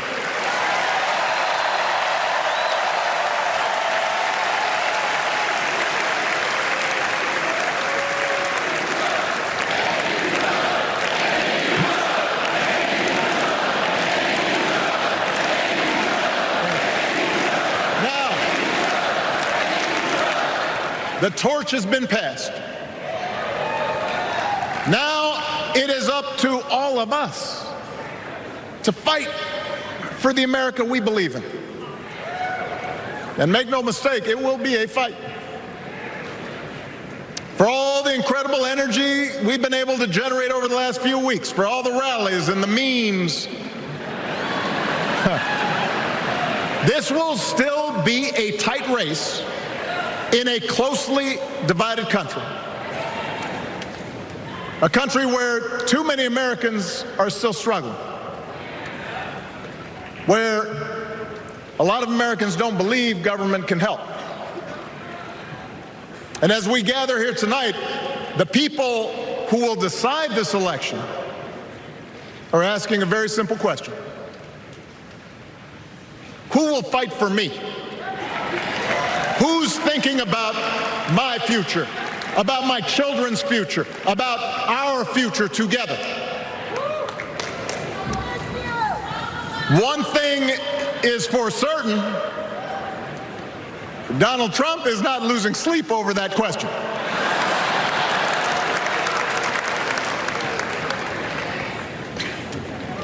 Here's a 78-year-old billionaire who has not stopped whining about his problems since he rode down his golden escalator 9 years ago.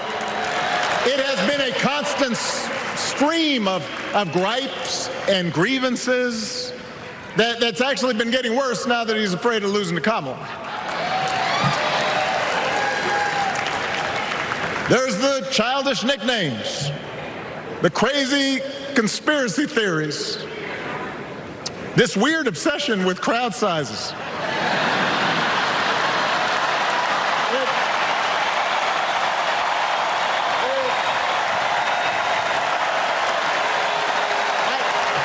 It just goes on and on and on. The other day I heard someone compare Trump to the neighbor who keeps running his leaf blower outside your window every minute of every day.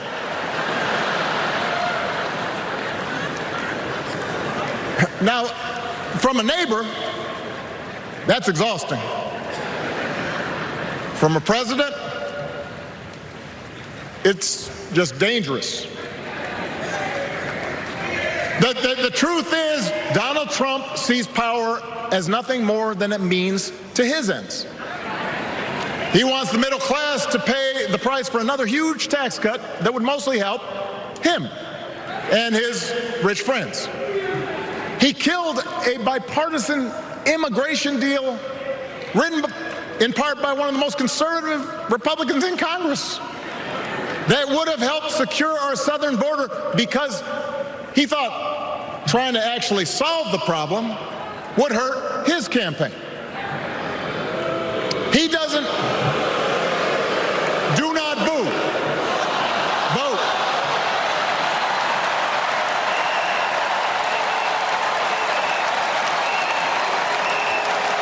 He doesn't seem to care if more women lose their reproductive freedom since it won't affect his life. And most of all, Donald Trump wants us to think that this country is hopelessly divided between us and them, between the real Americans, who of course support him, and the outsiders who don't.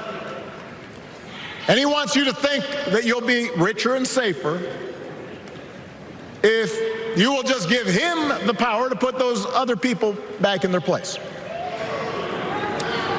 It is one of the oldest tricks in politics from a guy whose act has, let's face it, gotten pretty stale. We do not need 4 more years of bluster and bumbling and chaos. We have seen that movie before, and we all know that the sequel is usually worse.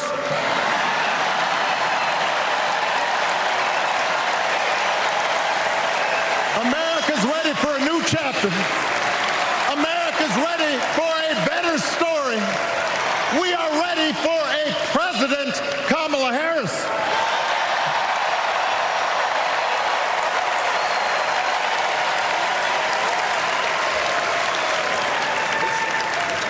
And Kamala Harris is ready for the job.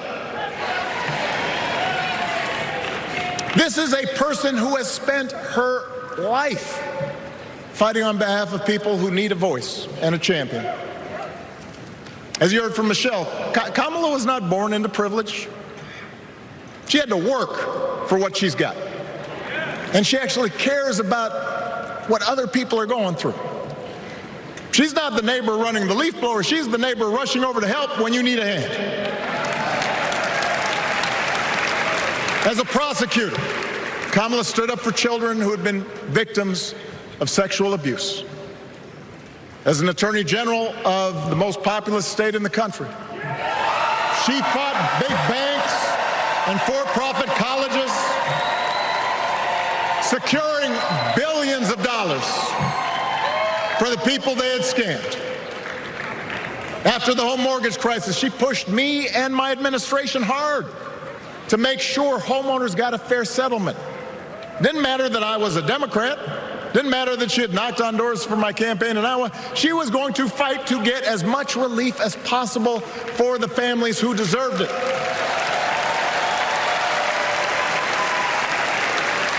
As vice president, she helped take on the drug companies to cap the cost of insulin, lower the cost of health care, give families with kids a tax cut. And she is running for president with real plans to lower costs even more and protect Medicare and Medicaid and sign a law to guarantee every woman's right to make her own health care decisions.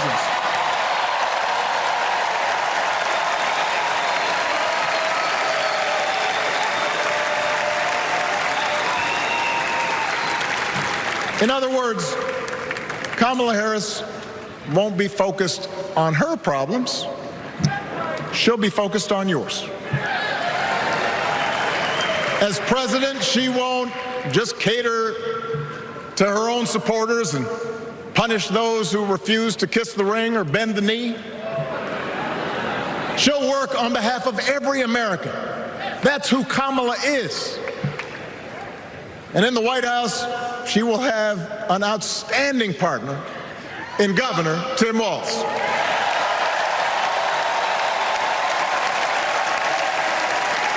Let me tell you something.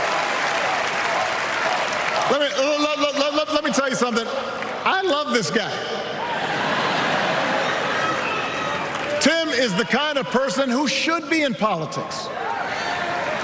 Born in a small town, served his country, taught kids, coached football, took care of his neighbors. He knows who he is, and he knows what's important. You can tell those flannel shirts he wears don't come from some political consultant. They come from his closet, and they have been through some stuff.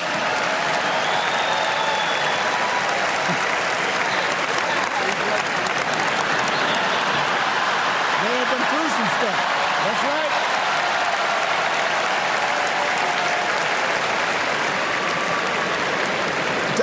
Together, Kamala and Tim have kept faith with America's central story. A story that says we are all created equal. All of us endowed with certain inalienable rights, that everyone deserves a chance, that even when we don't agree with each other, we can find a way to live with each other. That's Kamala's vision. That's Tim's vision. That's the Democratic Party's vision. And our job over the next 11 weeks is to convince as many people as possible to vote for that vision. Now, it won't be easy. The other side knows it's easier to play on people's fears and cynicism, always has been. They will tell you that government is inherently corrupt, that sacrifice and generosity are for suckers. And since the game is rigged, it's okay to take what you want and just look after your own. That's the easy path. We have a different task. Our job is to convince people that democracy can actually deliver. And in doing that, we can't just point to what we've already accomplished. We can't just rely on the ideas of the past. We need to chart a new way forward to meet the challenges of today. And Kamala understands this. She knows, for example, that if we want to make it easier for more young people to buy a home, we need to build more units and clear away some of the outdated laws and regulations that made it harder to build homes for working people in this country. That is a priority, and she's put out a bold new plan to do just that.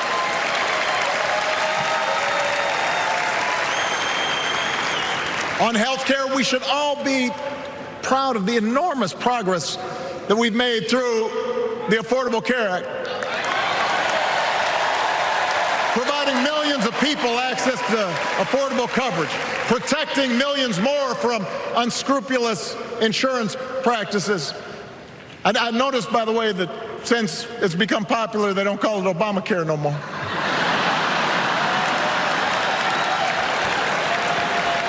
But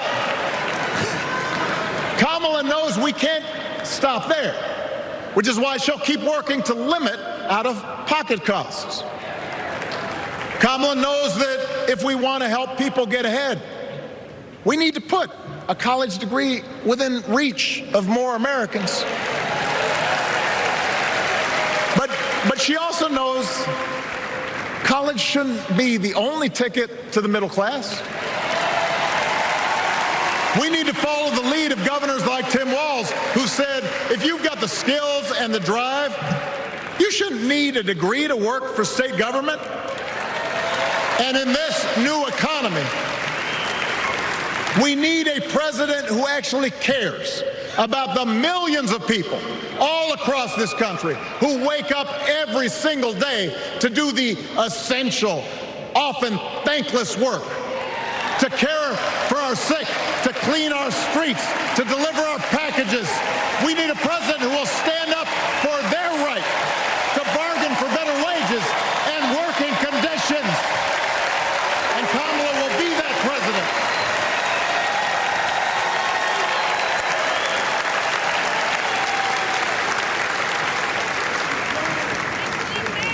Yes, she can.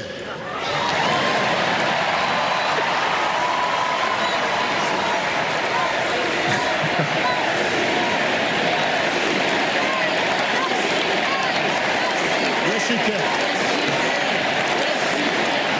A Harris-Walz administration can help us move past some of the tired old debates that keep stifling progress. Because at their core, Kamala and Tim understand that when everybody gets a fair shot, we are all better off. They understand that when every child gets a good education, the whole economy gets stronger. When women are paid the same as men for doing the same job, all families benefit.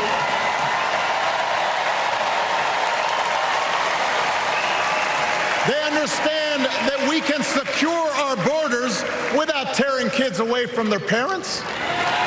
Just like we can keep our streets safe while also building trust between law enforcement and the communities they serve and eliminating bias, that will make it better for everybody.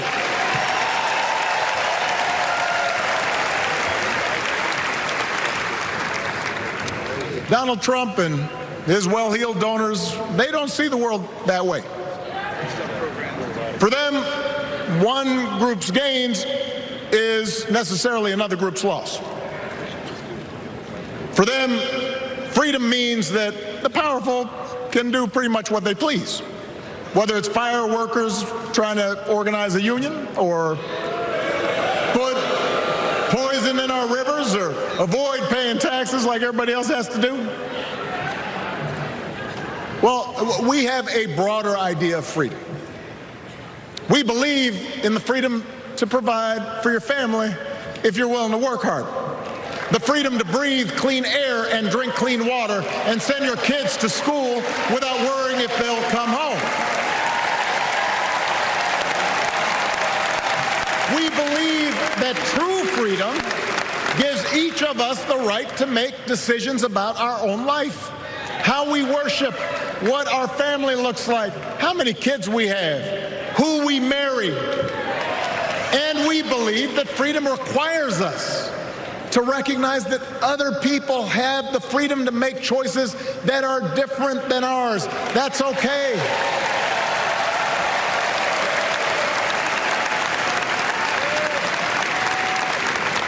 That's the America Kamala Harris and Tim Walz believe in. An America where we, the people, includes everyone. Because that's the only way this American experiment works.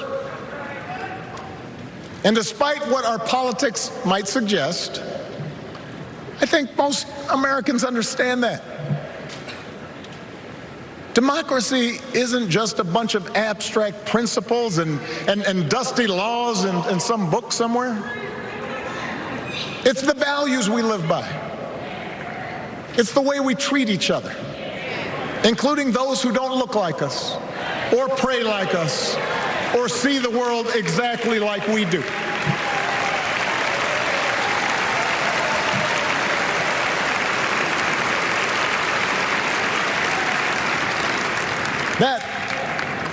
That sense of mutual respect has to be part of our message. Our politics have become so polarized these days that all of us across the political spectrum seem so quick to assume the worst in others, unless they agree with us on every single issue. We start thinking that the only way to win is to scold and shame and out-yell the other side. And after a while, regular folks just tune out, or they don't bother to vote. Now, that approach may work for the politicians who just want attention and thrive on division, but it won't work for us to make progress on the things we care about, the things that really affect people's lives. We need to remember that we've all got our blind spots and contradictions and prejudices, and that if we want to win over those who aren't yet ready to support our candidates, we need to listen to their concerns and maybe learn something in the process. After all, if a parent or grandparent occasionally says something that makes us cringe, we don't automatically assume they're bad people. We recognize that the world is moving fast, that they need time and maybe a little encouragement to catch up. Our fellow citizens deserve the same grace we hope they'll extend to us.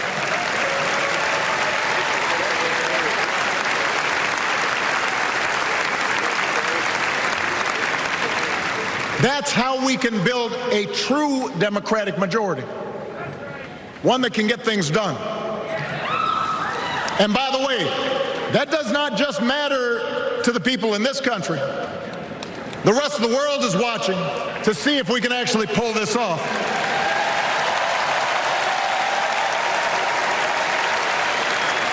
No nation,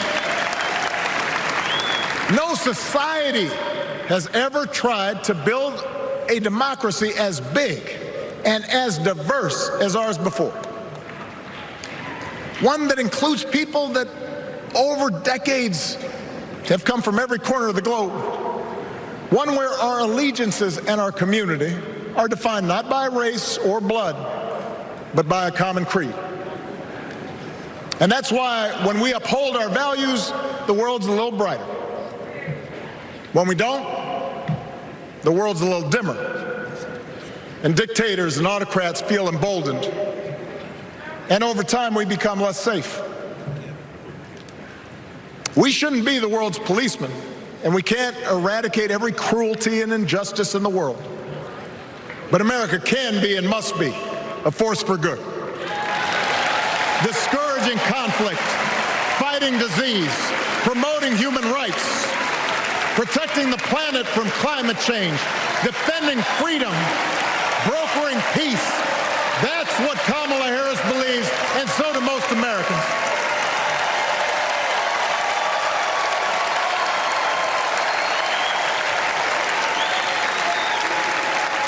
Now,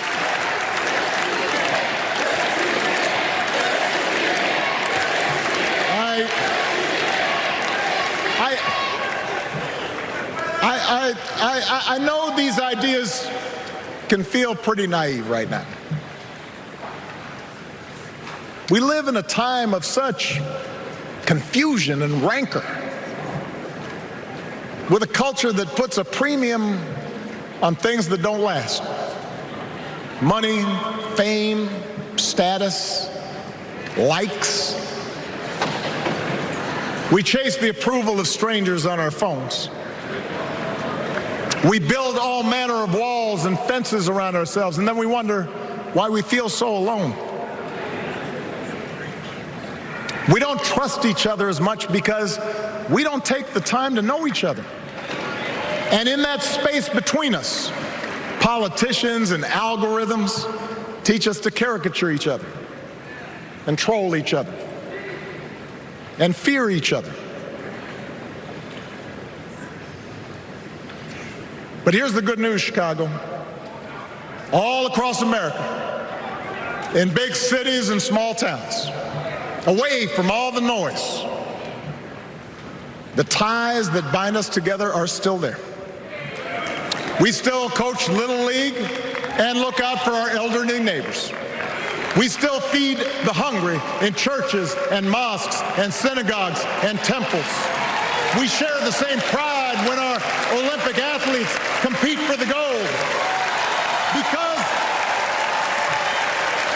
Because the vast majority of us do not want to live in a country that's bitter and divided. We want something better. We want to be better.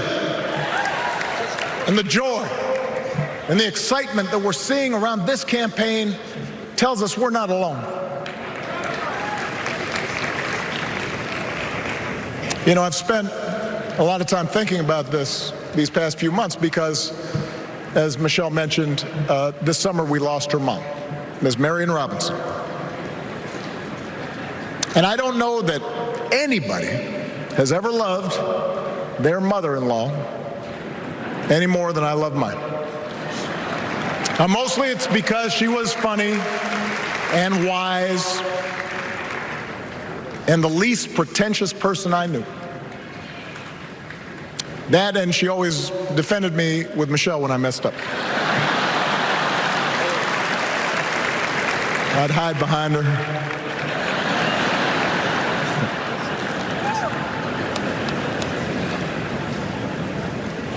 But I also think one of the reasons Mary and I became so close was she reminded me of my grandmother, the woman who helped raise me as a child. And on the surface, the two of them did not have a lot in common. One was a black woman from right here, south side of Chicago, right down the way. Went to Englewood High School. The other was a little old white lady born in a tiny town called Peru, Kansas. Now, I know there aren't that many people from Peru.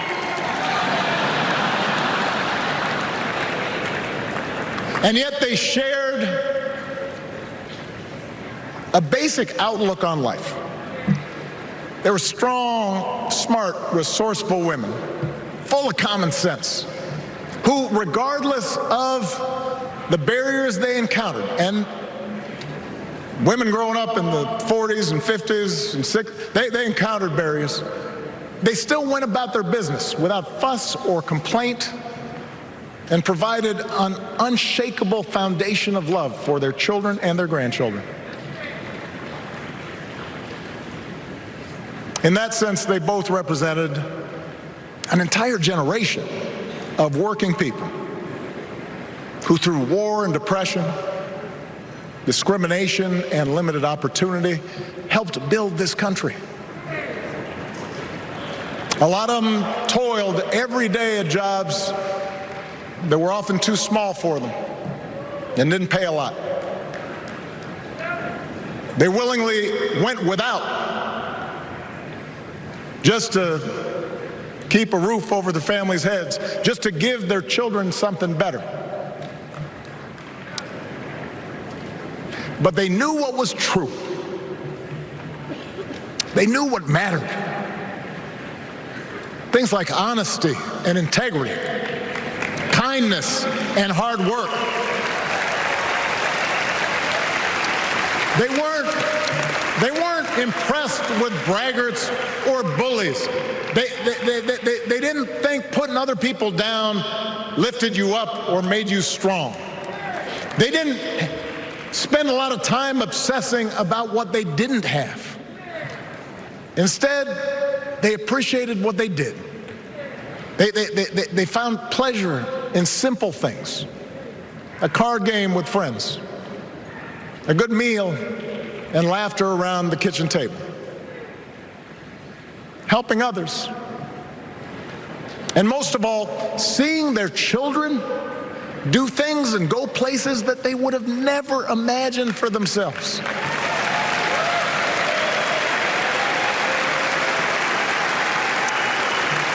Whether you are a Democrat or a Republican or somewhere in between, we have all had people like that in our lives. People like Kamala's parents, who crossed oceans because they believed in the promise of America. People like Tim's parents, who taught him about the importance of service. Good, hard-working people who weren't famous or powerful, but who managed in countless ways to leave this country just a little bit better than they found it. As much as any policy or program, I believe that's what we yearn for. A return to an America where we work together and look out for each other. A restoration of what Lincoln called, on the eve of Civil War, our bonds of affection. An America that taps what he called the better angels of our nature. That is what this election is about. And I believe that's why if we each do our part over the next 77 days, if we knock on doors, if we make phone calls, if we talk to our friends, if we listen to our neighbors, if we work like we've never worked before, if we hold firm to our convictions, we will elect Kamala Harris as the next president of the United States and Tim Walz as the next vice president of the United States. We will elect leaders up and down the ballot who will fight for the hopeful, forward-looking America we all believe in, and together we too will build a country that is more secure and more just, more equal, and more free. So let's get to work. God bless you. And God bless the United States of America.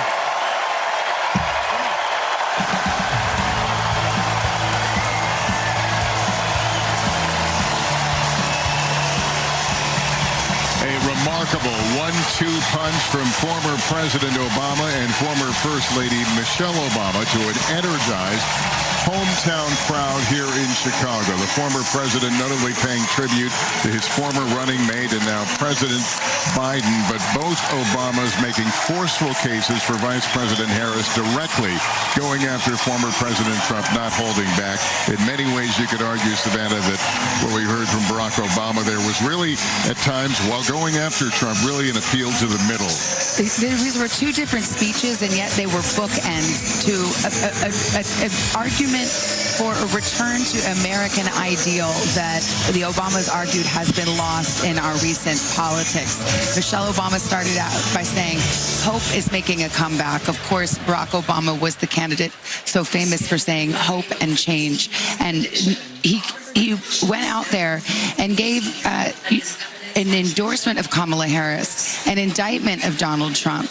But most crucially, I think he was arguing for a hopeful future, one where Americans, though they may feel divided or feel that they can't agree, that they could still live together in peace and harmony. And I think that was, Kristen, what he was trying to do tonight. These were fascinating speeches in the way that they fit together. Our Monica Alba is reporting that the two of them actually coordinated their speeches, worked on them so that they would feel like bookends. Former President Barack Obama really became the explainer-in-chief. Remember, that's what former President Bill Clinton was for him when he was running for re-election in 2012. He delivered a speech that very much fit into this. Former First Lady Michelle Obama basically unleashed what it seems like she's been wanting to say about former President Donald Trump since 2016. It was a stunning moment in our politics. She took the gloves off. She went directly at Mr. Trump. This is a preview of what we'll see from them on the campaign trail. She took the gloves off and then delivered a total knockout punch. And then what we saw from Barack Obama was a little bit different, Hallie, in the sense of it was an indictment of Trump, but done with a little more humor and lightness, even making fun of Donald Trump for his weird obsession with crowd size and that kind of thing. So they were, if you look at these two speeches, almost puzzle pieces that fit together to tell that bigger picture story. And what was so interesting here in listening to them is that it feels like this moment right now cements the difference in strategy going after Donald Trump between President Biden and Vice President Harris. President Biden made the case for years, really, that former President Trump was a threat to democracy, casting him as almost this sort of ominous figure looming over American democracy. In some ways, you could argue making him seem almost larger than life. The Harris-Walz strategy, in many ways, Tim Walz, the architect of this, is to say, wait a second, Donald Trump's not large. They say he's in fact small. He's weird. He's annoying. He's a whiner. He's a loser, trying to take away that power from him as they make the case against him. Let's not forget, a lot of this was directed at Democrats and hand-wringing. We heard it really explicitly from Michelle Obama, and then her husband kind of picked up on that theme. From both of them, really. There was a message to, we always say, and we talk about this a lot at conventions, there's an audience in the room and then there's an audience watching at home. Millions of people in prime time. You're delivering a message to both, but they both had a message to Democrats. And from Michelle Obama, it was stop trying to hold these candidates to an impossible ideal of perfection. Stop the, so to speak, bedwetting, which is a phrase that often comes up in Democratic politics. Former President Obama had a message to almost the citizenry of the Democratic Party saying, don't hold supporters of the former President Trump to that standard either. Let's give each other a little bit of grace as citizens here. So it was fascinating to see how the interplay between these two. Well, it's interesting, too, in this larger sense. Yes, President Biden has been talking about the threat to democracy, but the other side of that was what we heard from the Obamas, which is why democracy is something worth fighting for, what our better angels were, what this restoration is that they're talking about. So we're going to take a break right here. We have a lot more to cover from the Democratic National Convention, and we will talk about what's next for this fired up crowd in Chicago tomorrow night, right after this.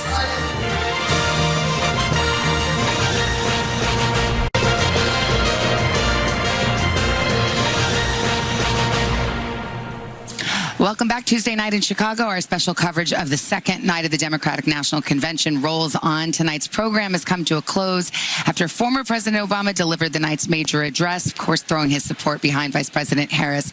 And, of course, Michelle Obama lit the place on fire with her speech. Let's go to Tom Yamas. He's on the convention floor, so he was in the room where it happened. Tom, how did these speeches go over with this crowd of party faithful? I mean, the entire crowd here, the entire arena was electrified. They were on their feet the entire time. Towards the end of President Obama's speech, people started to sit down. It was a very long speech. After 2 nights, we've learned 2 things. One, in prime time, they are going after former President Trump. We heard it yesterday with President Biden. We heard it again today with former President Obama. And also, they are not following the schedule. These nights are going very, very long. I do want to ask LaTanya Reeves. She's from Minnesota. She was watching the speech.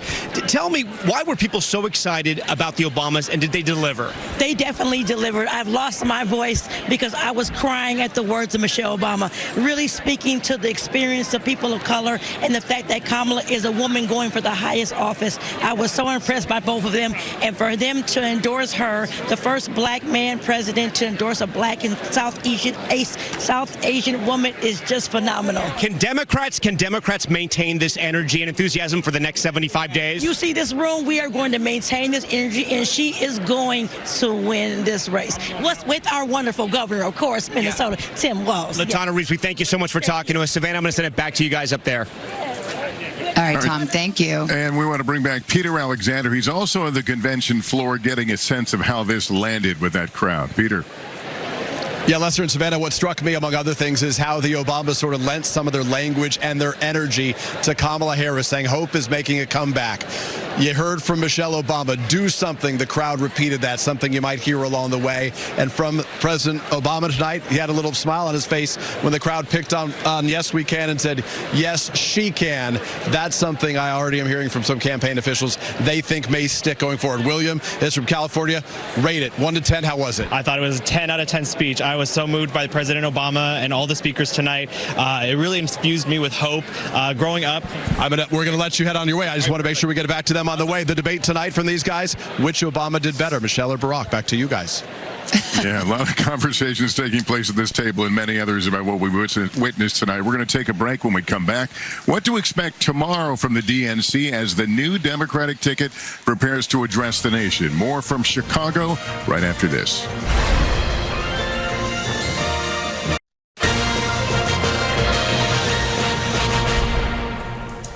Welcome back to the DNC in Chicago. Our special coverage on the second night of the Democratic National Convention here in Chicago. The crowd still energized, not eager to leave based on what we're seeing behind us after the biggest speech of the night from former President Obama. There are still 2 big nights ahead of us with Tim Walz set to speak tomorrow and Vice President Harris's historic acceptance speech on Thursday. When you piece these together, you get a sense of the arc that the party is trying to put across this week. Well, Monday night was about paying tribute, of course, to the current president, President Biden. We saw Barack Obama do that as well, his former vice president, and wanting to put a grace note there. There obviously was some difficult moments for the Democratic Party when we were sitting here a month ago at the Republican National Convention. There was so much torment within the Democratic Party. You could almost not have fathomed that a month later this would be a Democratic Party that has coalesced behind a candidate that has changed the poll numbers and momentum is on their side. But now, as these speakers were so quick and insistent to point out, so much work to be done, so much can change in this time, 75 days. And the timeline is so compressed, despite some of these numbers that Democrats are looking at, not just in key swing states, but also nationally, showing Kamala Harris gaining ground along with Tim Walz. There is still a real sense when you talk to Democrats and sources here that they are the underdogs. There's a lot of fight left and not a lot of time to fight it. That concludes our coverage of the second night of the Democratic National Convention. Thanks for being here. We'll have more tomorrow on Today.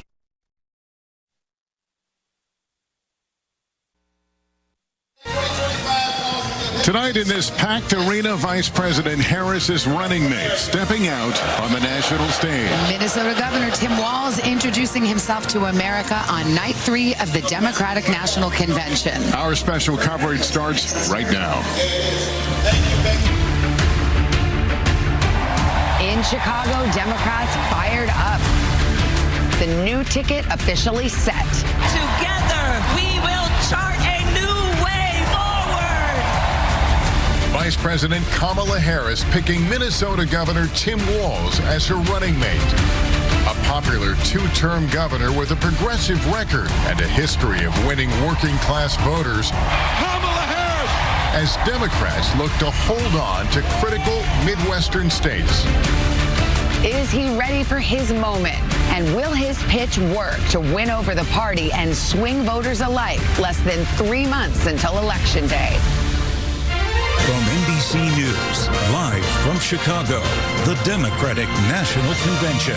Here are Lester Holt and Savannah Guthrie. Everybody, good evening. Welcome to our special coverage of the third night of the Democratic National Convention. Here in Chicago, thousands of Democrats, a lot of hype, the crowd rallying and partying to celebrate the new Democratic ticket. Vice President Kamala Harris and her running mate, Minnesota Governor Tim Walz. Well, tonight the DNC's theme is a fight for our freedoms. That word, freedom, a major theme for the Harris campaign and a frame for Democratic priorities they've been talking about this week, such as abortion access, voting rights, attacking gun violence. This hour, we'll hear from more of the biggest names in Democratic politics, including former President Bill Clinton, former House Speaker Nancy Pelosi, and Pennsylvania Governor Josh Shapiro. It's a packed tonight. This was supposed to be a surprise, but it leaked out. Oprah Winfrey is in the building. We'll also hear from Maryland Governor Wes Moore and Transportation Secretary Pete Buttigieg. But tonight, it is all about Kamala Harris's running mate, the new Democratic nominee for Vice President, Minnesota Governor Tim Walz. This is him earlier today preparing for his acceptance speech. In that speech, Walz will introduce himself to the country. He is set to highlight his experience growing up in a small town in Nebraska, serving in the National Guard, in Congress, and as governor, along with teaching and coaching football. And if you're here for the music, they've got that too. John Legend and Sheila E. will perform tonight just before the governor's speech, leading a tribute to the late, great Prince, who is, of course, from Governor Walz's home state of Minnesota. Stevie Wonder there a few minutes ago, right before we came on the air. For more of the night ahead, let's bring in Meet the Press moderator Kristen Welker and our senior Washington correspondent Hallie Jackson. Kristen, start us off. Carve out what the vice president candidate has to do tonight.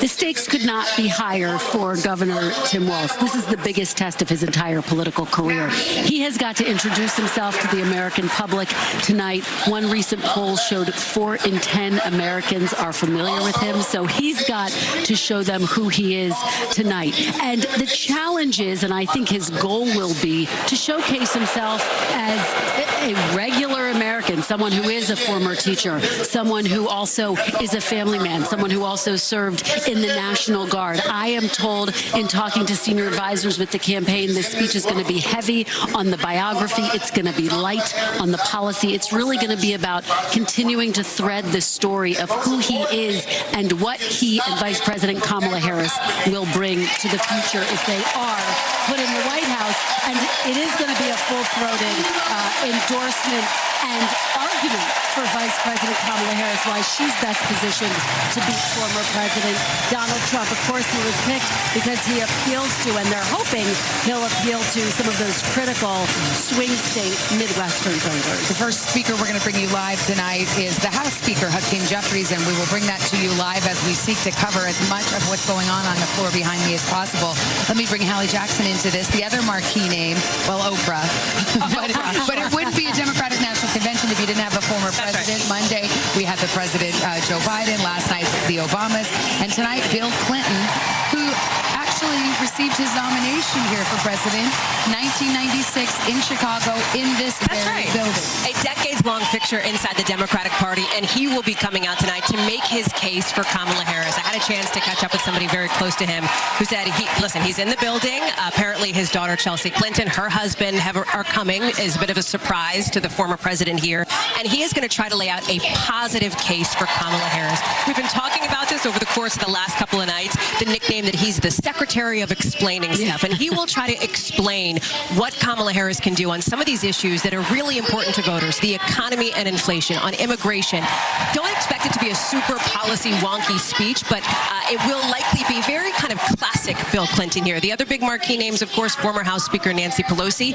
Very interesting, given the dynamics that she is widely seen as one of the architects of the people who pressured President Biden to come off the ticket. And then Oprah in what is going to be a huge moment here in this arena. The Oprah factor is kind of undeniable. When you look back to 2008, there was a study done some 5 years later that showed she was responsible for something like 1 million votes for then former President Barack Obama, of course. That was a key moment in that campaign. Yes. She had never before endorsed a presidential candidate. She had stayed away from politics rather explicitly because of the Oprah brand, what it meant at the time, what it still means to people. So it's going to be so fascinating to hear what she has to say and how she makes the case for somebody in Kamala Harris who would be, if she were elected president, historic here as the first woman president, the first black woman president, the first South Asian woman president here, something that Kamala Harris really hasn't leaned into on the stump, but is still significant. And by the way, before we go to the floor, a word about last night. The Obamas rocked this house, and Bill Clinton reportedly, according to NBC sources, ripped up his speech after seeing the energy in this building Monday night and last night. So we'll see what he came up with. Pressure, you think? Yeah, a little pressure to perform. Let me bring in senior national correspondent Tom Llamas, who is down on the convention floor. Tom, good evening. Hey, Lester, great to be with you tonight. Let me set the scene for you right now. Everyone's looking towards the stage because one of the celebrity hosts tonight, Mindy Kaling, of course, from The Office, the actress and comedian, has taken the stage here. People are laughing. They're having a great time. As Savannah mentioned, the bar is very high. Just before all of this, Stevie Wonder rocked this house playing Higher Ground. The place went crazy. We're in the Minnesota delegation right now because this is the stage. The man of the hour is here. Notice some of the red flannel here. And guys, this is why. This guy right here, he's the man of the hour. Everyone's got these signs. People in Minnesota can't get enough of him. But as we mentioned, the bar is high. The Obamas, they blew the roof off this place yesterday. You're going to have President Bill Clinton. But everyone I've talked to who knows Governor Walz says he is going to meet the moment, and they're all looking forward to his speech. Back to you guys. And Kristen, we talk about introducing themselves to the American people. And the question of whether they'll get into policy, he'll get into policy or not, to deal with issues of where he is politically. He's been described as obviously very progressive.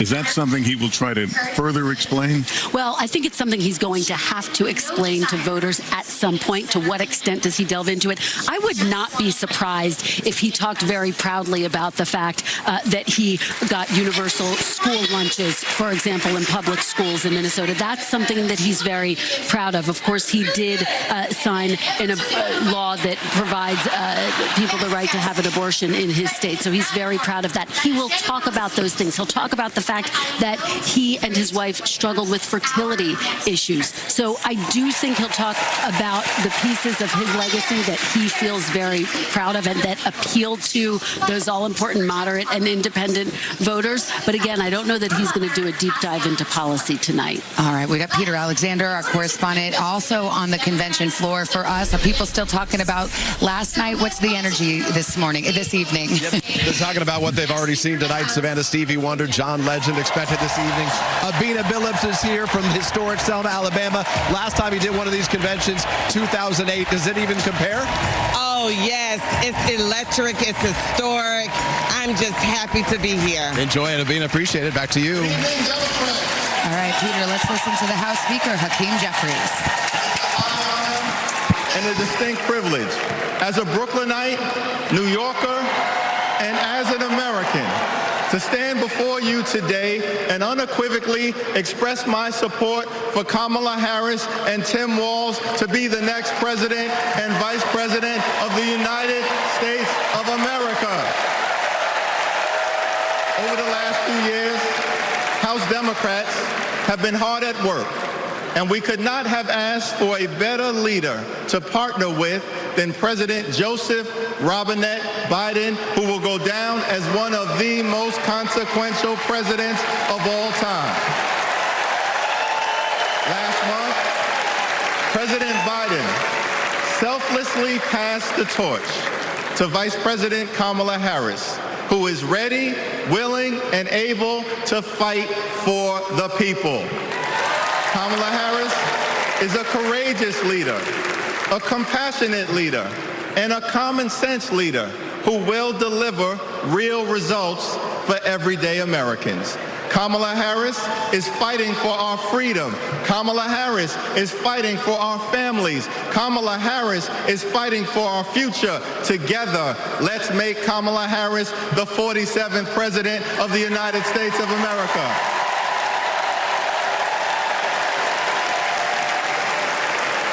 In our great country, when you work hard and play by the rules, you deserve to earn a living wage.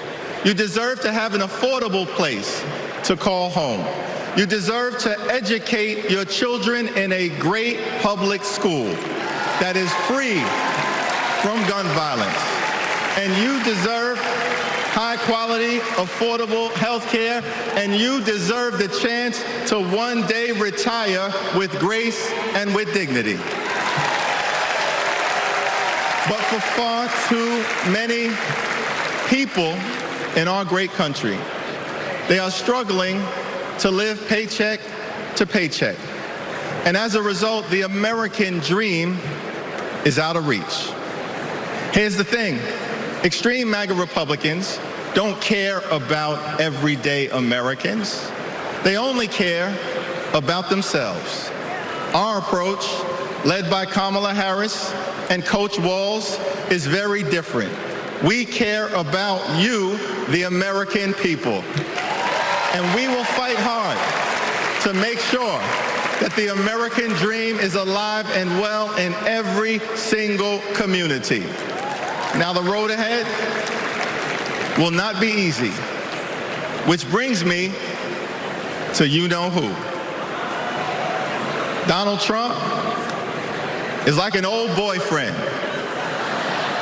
who you broke up with, but he just won't go away. He has spent the last 4 years spinning the block, trying to get back into a relationship with the American people. Bro, we broke up with you for a reason.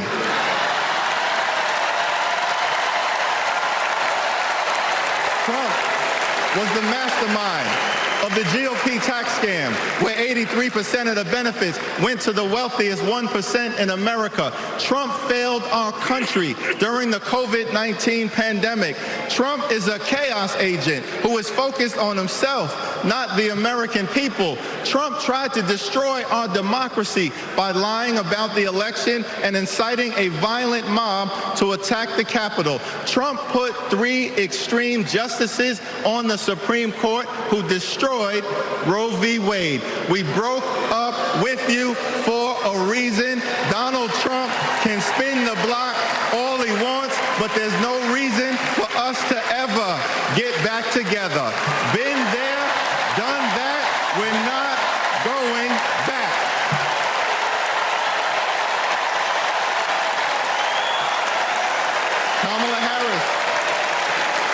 Kamala Harris and House Democrats will always put people over politics.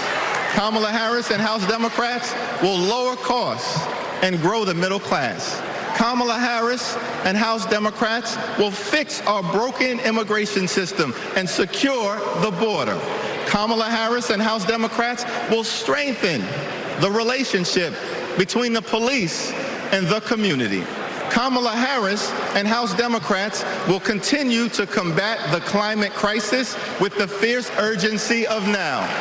Kamala Harris and House Democrats will protect Social Security, protect Medicare, protect Medicaid, protect the Affordable Care Act, protect working families, protect small businesses, protect the middle class, protect free enterprise, protect our children, protect our seniors, protect our veterans, protect our unions, protect our dreamers, and always protect a woman's freedom to make her own reproductive health care decisions.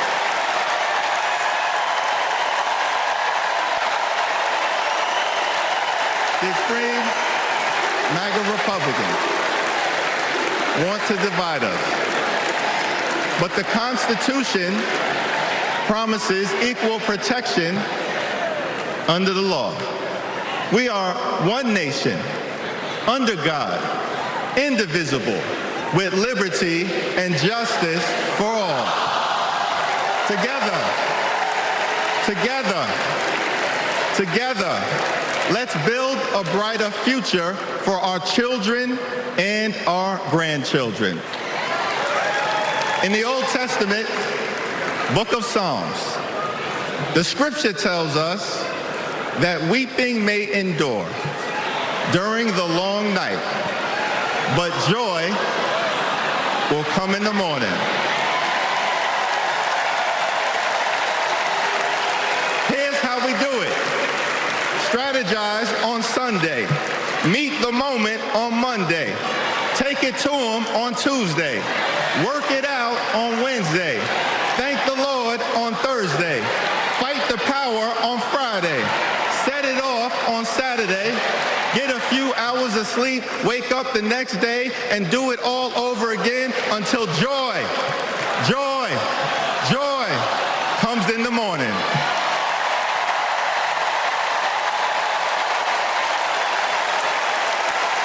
Now there's only 76 days left. There are only 76 days left. We must continue to speak up. We must continue to show up. We must continue to stand up, not as Democrats or Republicans, but as Americans. And when we do, nothing can stop Kamala Harris from becoming the 47th President of the United States of America. Nothing can stop House Democrats from taking back the majority. Nothing can stop the American people from continuing our march toward a more perfect union. Nothing can stop us. We're all the way up. God bless you. God bless Kamala Harris. May God bless the United States of America.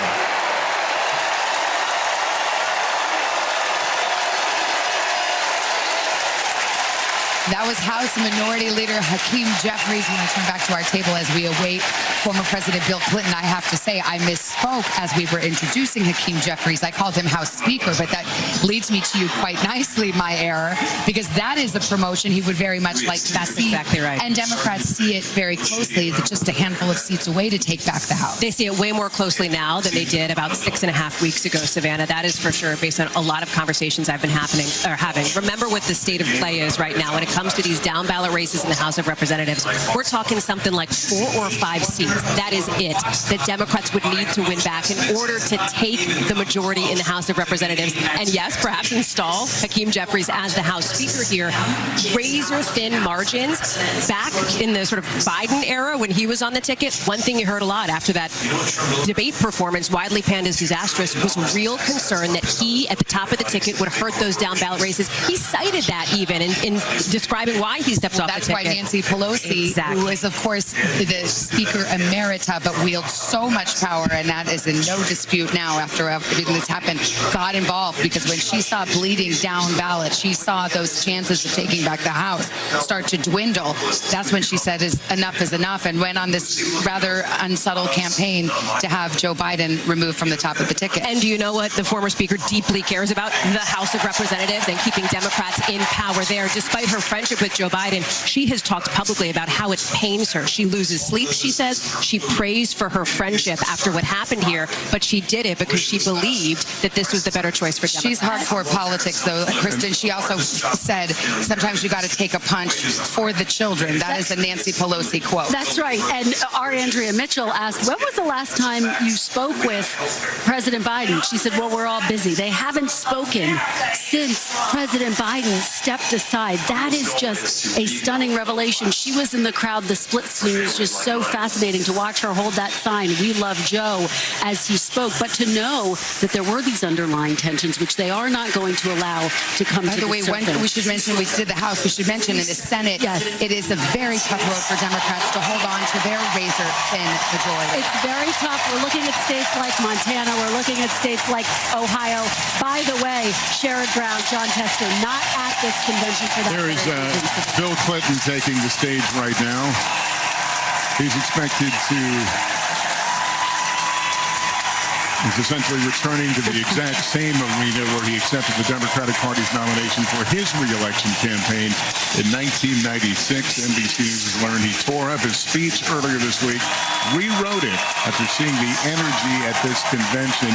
In a moment, we'll also hear from this House Speaker Emerita, Nancy Pelosi. But here is former President Bill Clinton right now trying to tap into the energy that this convention has produced over the last few days.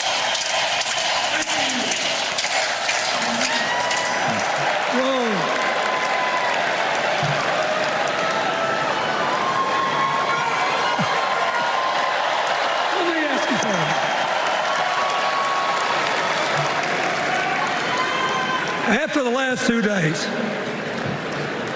Aren't you proud to be a Democrat? And I am very grateful to the Republicans and independents that have joined us, have been up here on the stage. And I hope they feel better about it now. Because I've seen all these things that even I have to be reminded of from time to time when I get my spirits down. I love seeing the Obamas here. I love seeing President Biden. And I thought Hillary gave a great speech, too.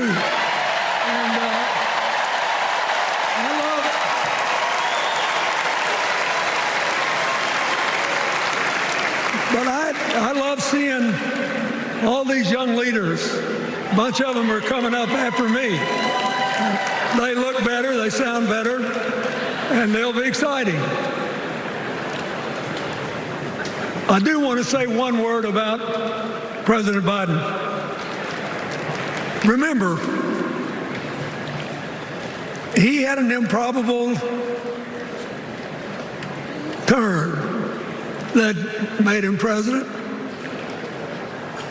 And we were in the middle of a pandemic and an economic crash.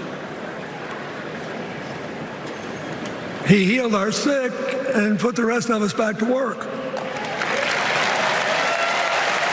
And he strengthened our alliances for peace and security. He stood up for Ukraine. He's trying desperately to get a ceasefire in the Middle East.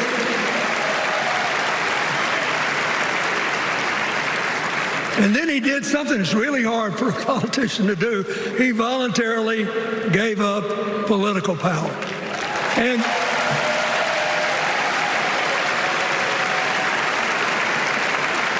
George Washington knew that, and he did it. And he set the standard for us serving 2 terms before it was mandatory. It helped his legacy. And it will enhance Joe Biden's legacy.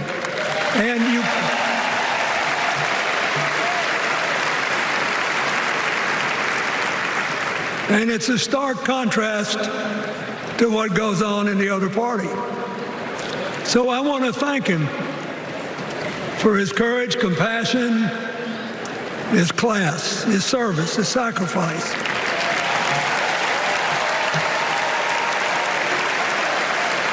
Joe Biden, thank you. And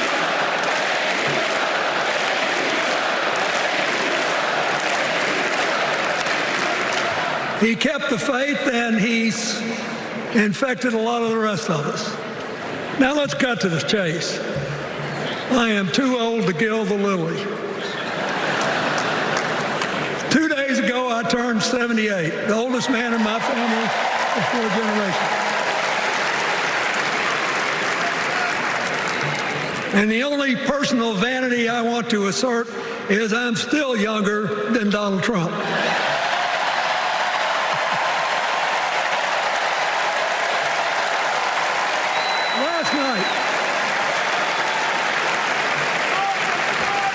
Last night, in what I thought was a very moving series of episodes, we nominated Kamala Harris and Tim Walz. And just think about that. 2 leaders with all-American but still improbable life stories. It could only happen here. Their careers, after all, started in community courtrooms and classrooms. 2 leaders who spent a lifetime getting the good job done. Now, one of the things that I've noticed over my increasingly long life is that a presidential election is unique in several ways. First of all, it's the greatest job interview for the greatest job in the world. Secondly, the Constitution says we, the people, get to do the hiring. And the third third thing is that every 4 years, we get to change the requirements for the job. So here's what I'm thinking, because I try to apply this in every election. Will this president take us backward or forward? Will this president give our kids a brighter future? Depends. Will this president bring us together or tear us apart? Will the president increase the peace, security, and stability and freedom that we enjoy and extend it to others as we can?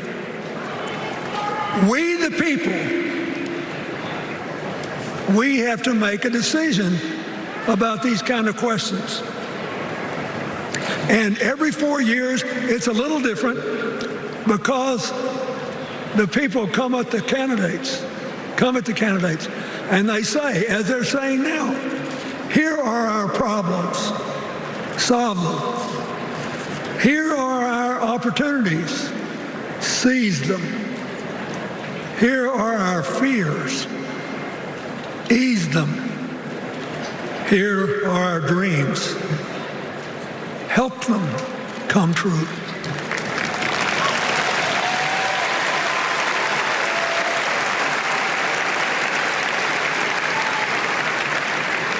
A president can answer that call by saying, I'll do my part, but you have to help me. We have to work together. Or you can dodge what needs to be done by dividing, distracting, and diverting us. So in 2024, we got a pretty clear choice, it seems to me.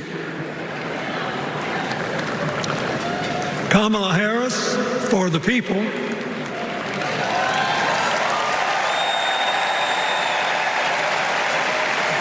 and the other guy who's proved even more than the first go-around that he's about me, myself, and I know which one I like better for our country.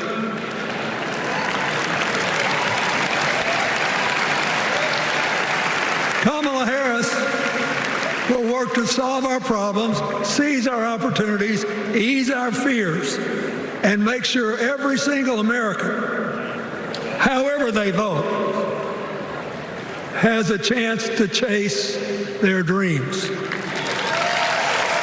You know,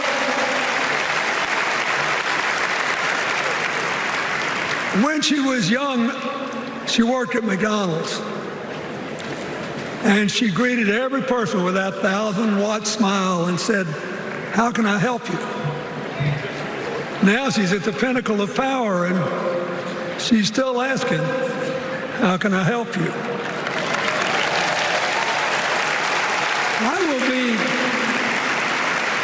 I'll be so happy when she actually enters the White House as president, because she will break my record as the president who spent the most time at McDonald's.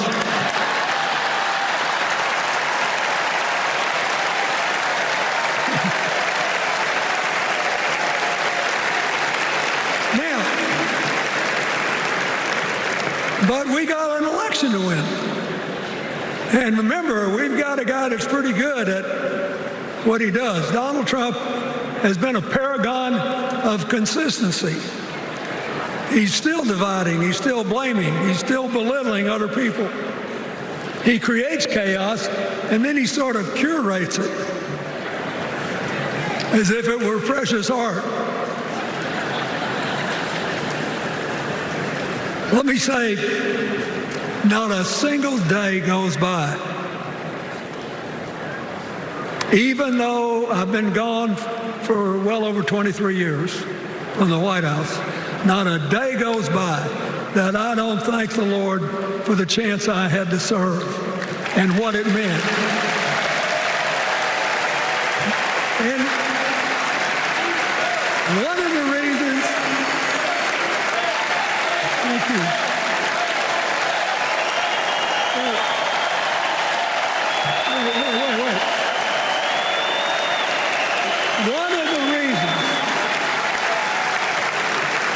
One of the reasons I love the job so much is that in the toughest times, even on the darkest days, if you tried hard enough, there was always something good you could do for somebody else. Now,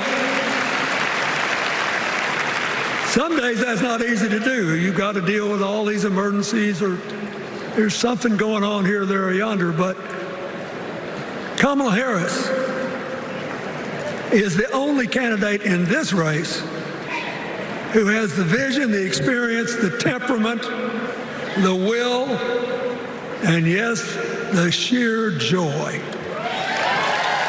get something done.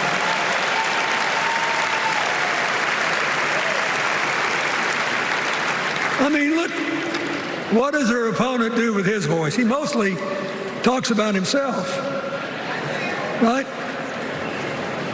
So the next time you hear him, don't count the lies.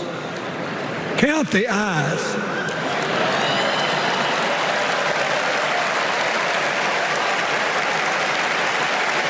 Count the eyes. His vendettas, his vengeance, his complaints, his conspiracies. He's like one of those tenors opening up before he walks out on stage, like I did, trying to get his lungs open by singing me, me, me, me, me, me.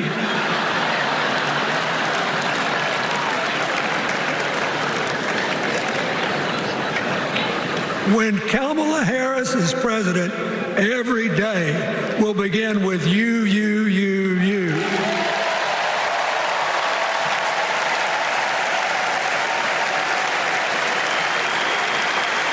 So, we got to ask ourselves the questions if we're going to hire a president. Do you want to build a strong economy from the bottom up and the middle out? Or do you want to spend the next 4 years talking about crowd size?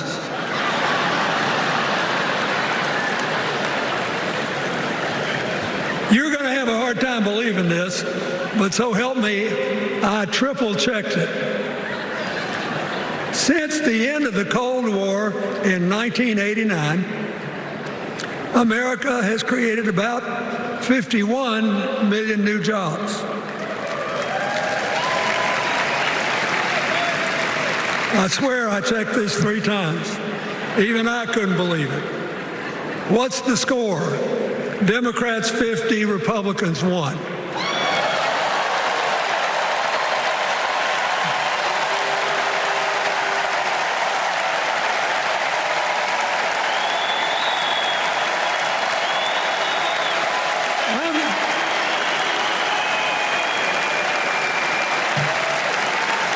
I'm glad that we've got a championship winning coach on our team.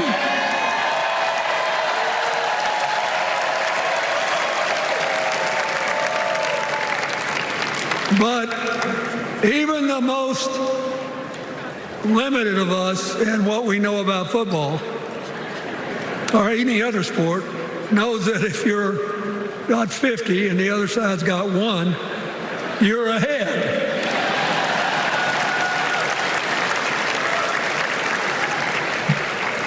What about affordable housing? It's a terrible problem in America now. We need more. And affordable health care. That's why the Democrats put a limit on monthly payments for insulin and a $2,000 a year out-of-pocket limit. And are trying to cover more drugs by bargaining for prices. We need more financing for small businesses. We need still to strengthen our alliances. I almost croaked in the first debate of this election season when President Trump said nobody respected America anymore like they did when he was president. Wait. And with a straight face. Look, you got to give him. He's a good actor. With a straight face, he cited as evidence of the respect that existed for us when he was there, the presidents of North Korea and Russia.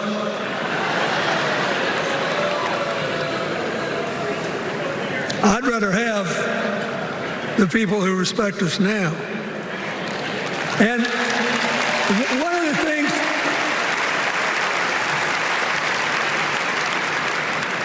is when you send a signal to the other countries, you want them to know whether they agree with you or not, at least that you're on the level. Here's where you are and what you believe. What are they supposed to make to these endless tributes to the late, great Hannibal Lecter?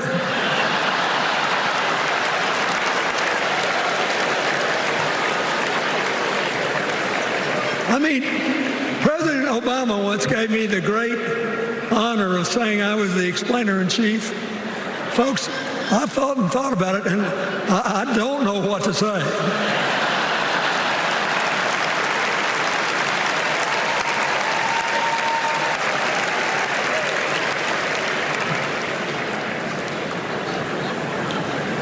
Like Hakeem Jeffries, I too want an America that's more joyful, more inclusive, more future-focused. Just think what a burden it's been on us to get up day after day after day after day, buried in meaningless hot rhetoric, when there's so many opportunities out there, so many problems that need to be solved. I want that. And that's the America Kamala Harris will lead.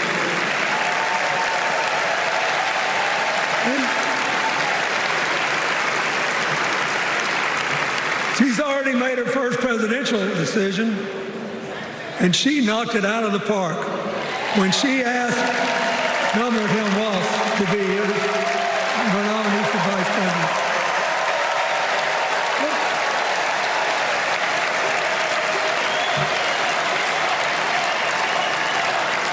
As they used to say when I was a young man growing up in Arkansas, you do not have to be all broke out with brilliance. You just look at Tim Walz, listen to him, follow his record as a teacher, as a coach in the National Guard, as a congressman, where he was the only Democrat, save one, elected in that district in more than 100 years. And he stayed a long time. And then he became a great governor. And by all accounts, he was a crack shot who had the courage among his rural constituents to say, we do not need these assault weapons available to people who can kill our kids in school.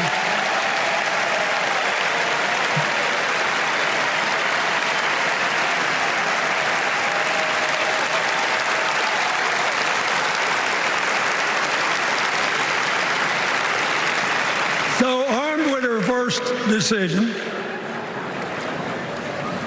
Kamala Harris confronts an interesting dilemma. We're going to walk out of here feeling pretty good, I think.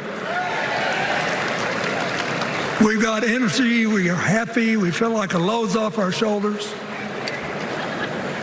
And we know we're just being asked to fight the same fight that the forces of progress have had to fight for 250 years.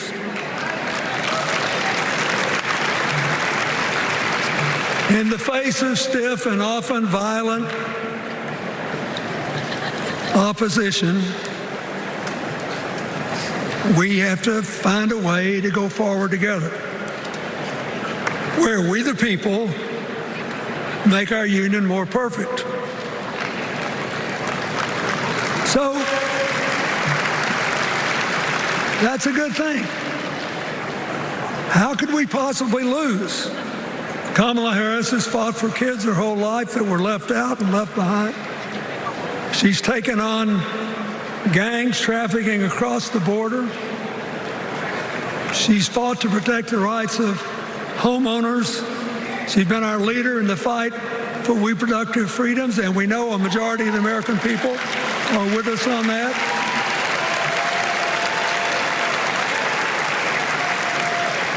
And she's gained an invaluable amount of experience as vice president, advancing our values and interests around the world. She's already said she's going to work really hard to make sure that no American working full-time lives in poverty or has to worry about their children living in poverty. He says that we got to make home ownership an achievable dream for everyone, not just a privilege. She said that and this meant a lot to me, that she would protect everybody's right to vote, whether or not they voted for her. They were citizens and they deserve the right to vote.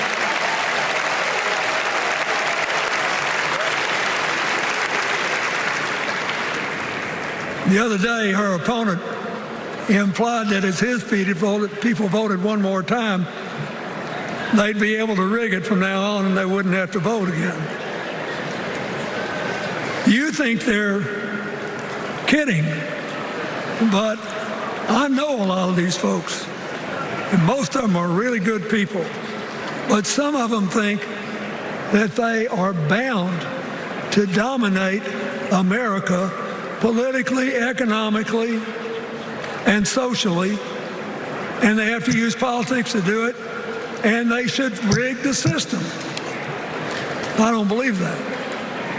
And so here's what I want to tell you. We've seen more than one election slip away from us when we thought it couldn't happen, when people got distracted by phony issues or overconfident. This is a brutal, tough business. I want you to be happy. One of the reasons that President-to-be Harris is doing so well is that we're all so happy.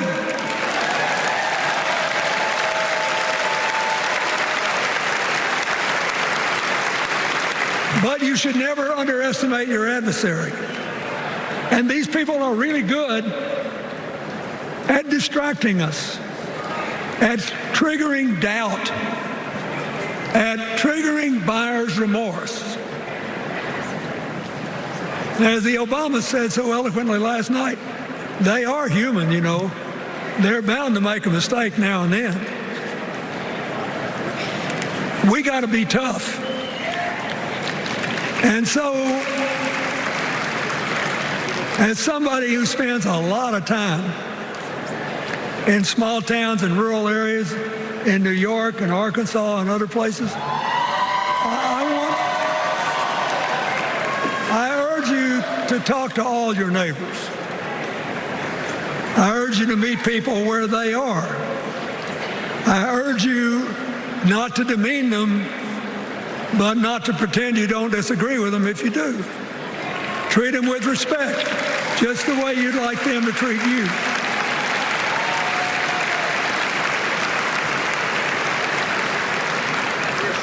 Ask for their help and then follow our leader, Kamala, and ask them, how can I help you? We Democrats right now have a lot of hay in the barn. We've got massive achievements, massive advances, but there's still a lot of slips between today and Election Day that we have to navigate. And so I want to say this from the bottom of my heart. I have no idea how many more of these I'll be able to come to. I started in '76, and I've been to every one since. But no, 72. Lord, I'm getting old. But here's what I want you to know. If you vote for this team, if you can get them elected and let them bring in this breath of fresh air, you will be proud of it for the rest of your life. Your children will be proud of it. Your grandchildren will be proud of it.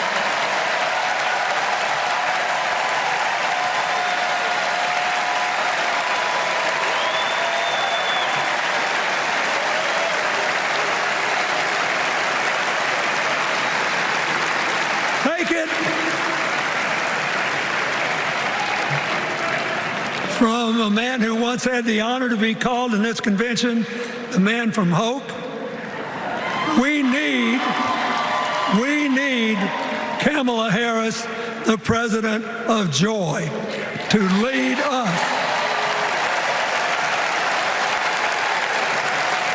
So,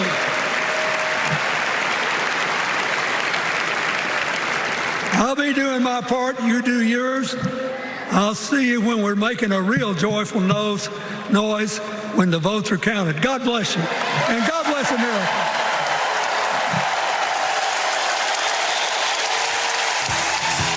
Former President Bill Clinton wrapping up remarks, clearly going off script at times, but sticking to this idea that Republicans have policies that are me-centric, and I think he made a play off that several times, getting personal at other times about the passage of time, how many more of these he will go to, but clearly throwing all his support behind Kamala Harris. Well, it was vintage Clinton, by the way. They're playing his song, Don't Stop Thinking About Tomorrow, which, by the way, we heard at the Republican National Convention in Milwaukee. And a lot of people took note of that, those of us political nerds who follow such things.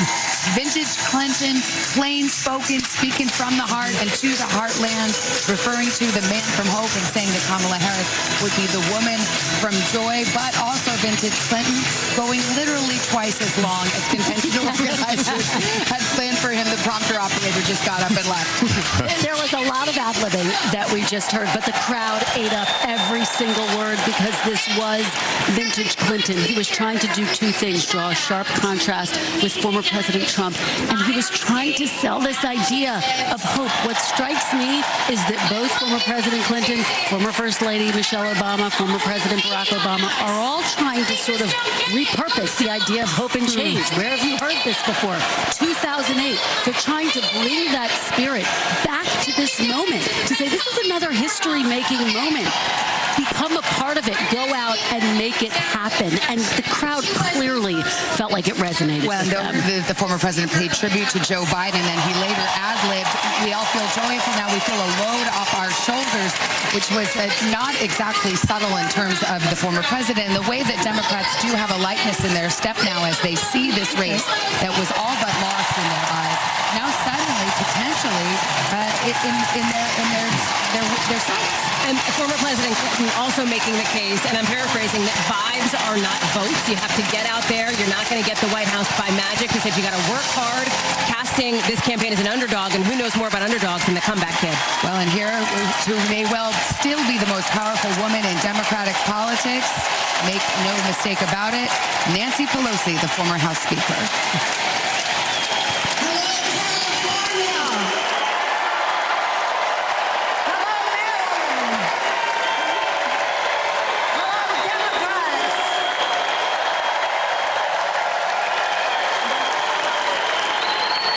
On January 20th, 2021, with the inauguration of Joe Biden and Kamala Harris, we established one of the most successful presidencies of modern times.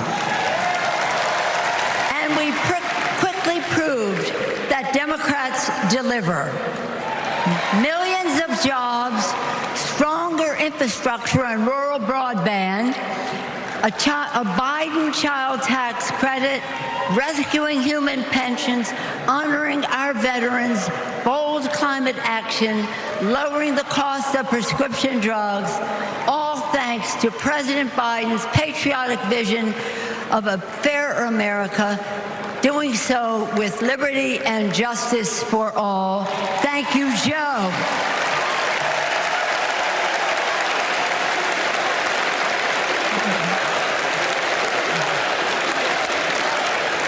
And I know that Vice President Harris is ready to take us to new heights. I've known Kamala Harris for decades. Personally, I know her a person of deep faith, which is reflected in her community care and service. Officially, she is a leader of strength and wisdom and eloquence on policy, most recently demonstrated fighting for women's right to choose. Politically, she is astute and strategic in winning difficult elections, quickly securing the nomination with dignity and grace, and choosing Tim Walz as our vice president. I had the honor of serving with Tim for 12 years in the Congress. He united Democrats, Republicans, and independents to turn a red district blue. He showed courage when he came to Congress in voting for the Affordable Care Act, meeting the needs of his constituents despite Republicans' lies and misrepresentation. When he went home, won the election, he returned to Congress. He fought for our Americans' heroes as the Democratic leader of the Veterans Affairs Committee. Thank you, Tim.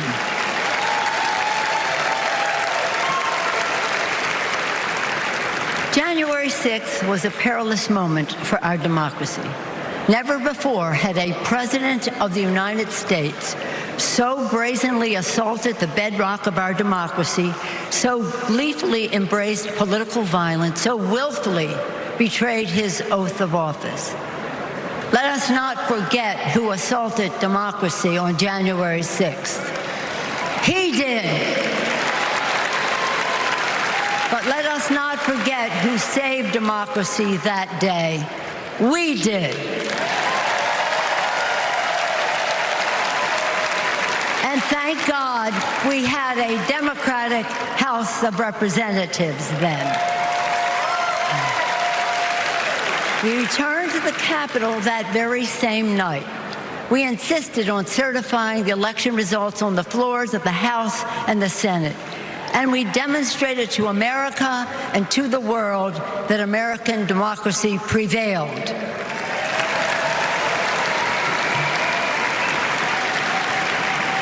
The parable of January 6th reminds us that our democracy is only as strong as the courage and commitment of those entrusted with its care.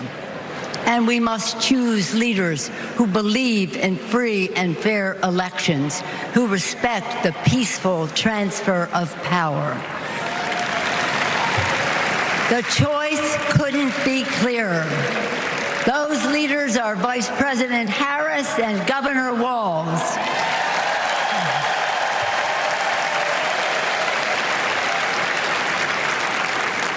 When the sun rose on January 7th, as our national anthem declares, we gave proof through the night that our flag was still there.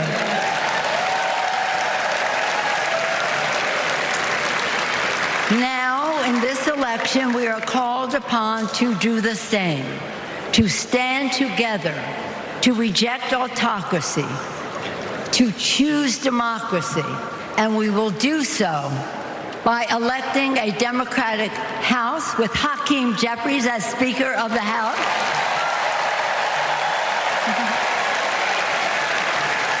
electing a Democratic Senate, electing Tim Walz as Vice President of the United States, and electing Kamala Harris as the President of the United States. Onward to victory!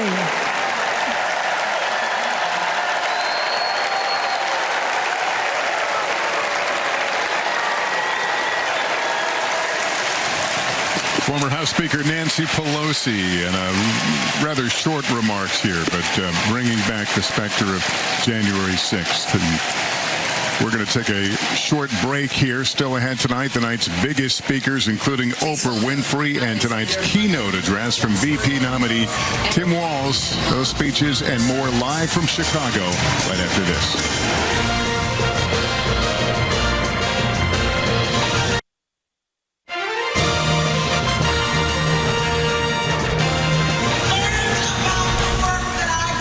Welcome back. It is almost the top of the hour, 10 p.m. in the East, 9 p.m. here in Chicago. This is the third night of the Democratic National Convention in full swing, with the night's biggest speeches just moments away, Savannah. Yeah, these are live pictures now. Thousands of Democrats inside a fired-up arena. They're, of course, excited about this new Democratic ticket. By the way, Minnesota Governor Tim Walz is about to have the biggest night of his life. He will officially accept the party's nomination for vice president. Yeah, soon from the DNC, we will hear from Oprah Winfrey, followed by Maryland Governor Wes Moore, Transportation Secretary Pete Buttigieg, with tonight's headliner Tim Walz, set to close out the night. And we heard from former President Bill Clinton and the former House Speaker Nancy Pelosi. So all of the Democratic all-stars are assembled here in Chicago and have been all week. Let's get down to Tom Yamas as we await one of the key speakers tonight, which will also Josh Shapiro, the governor of Pennsylvania. Tom Yamas down on the floor. How did the former president's speech go over? There was kind of an emotional moment there. Of course, he accepted the Democratic nomination right here in this building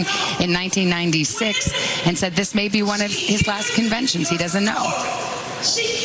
Yeah, very well. I mean, look, it was definitely a different vibe from what we've seen before. I think people were engaged and they were listening. The energy level obviously wasn't there like we've seen in other nights with other speakers, but obviously there's a ton of respect for President Clinton, and they were hanging on every word, but it was definitely a different vibe than what we've seen in other nights here. Look, it's interesting, right, because the question is the bar's going to be very high for Governor Walz tonight, right? But I think the way they're programming this event tonight is to have hills and valleys, so by the time they get to Governor Walz, it's going to be his night, and he's going to try to meet that moment. I was just speaking to some delegates right now. Where are we? From the U.S. Virgin Islands and Georgia. They're telling me they're excited to hear from Pete Buttigieg tonight, but also Oprah as well. And then, of course, the main event is Governor Tim Walz. Right now, people are just watching, sort of, taking their breaks if they can, listening in, sitting down. But I got to tell you, most of the convention earlier tonight, people were on their feet for Stevie Wonder, for other speakers. Hakeem Jeffries also did an incredible job here. People were really receiving his speech in a major way. But right now, it's sort of more of a chill part of the night as these other speakers come to the stage. Savannah, I'm going to send it back to you. All right, Tom, thank you. Chill part of the night, not a term we've heard a lot so far in this convention. We haven't been chill here. It has been action-packed. I want to bring in our senior White House correspondent, Kelly O'Donnell now. She is near the podium off the stage. Hello, Kelly. With you, Lester. One of the things about this particular perch is we were able to peer backstage during former President Clinton's remarks, where Nancy Pelosi and Pennsylvania Governor Josh Shapiro were greeting each other. Just an assumption here, but because we know the former president, who is known to be a great speaker and to not need the script, he went a little longer than planned, and so it seemed like there was some movement behind stage to sort of tee up the next speakers, perhaps some audibles being called. Also, I think the prompter operator, the person who runs the screen that shows the words, probably had a bathroom break because it parked in hold for quite a while as the former president was able to talk from his heart, not using the words that were printed on the screen as we could see it, but he brought it home, as you heard, as Bill Clinton does. And for those of us old enough to remember some Clinton speeches at conventions, he's known for going long. They had to have known that in the planning and adjusted for it. So some change up in the lineup. But, of course, it is still a night that builds to the issue of having some of the key senators in tough races and, of course, building toward Tim Walz. Lester? All right, Kelly, thank you so much. This is Kamala Harris's brother-in-law and a key advisor, Tony West. In my first week at law school, I met a new classmate, Maya Harris. We became best friends, but the way Kamala tells the story, we'd already fallen in love by graduation day. And when Maya and I married, I not only gained a life partner I love, a daughter I adore, and a mother-in-law I revered, someone I affectionately called Mother Harris, I also gained a sister, a sister I cherish, Kamala. Now, Maya, Kamala, and I each pursued different legal careers, but we were motivated by the same values: a belief in equal opportunity, a yearning for fairness, a passion for justice. Values Mother Harris taught those two little girls.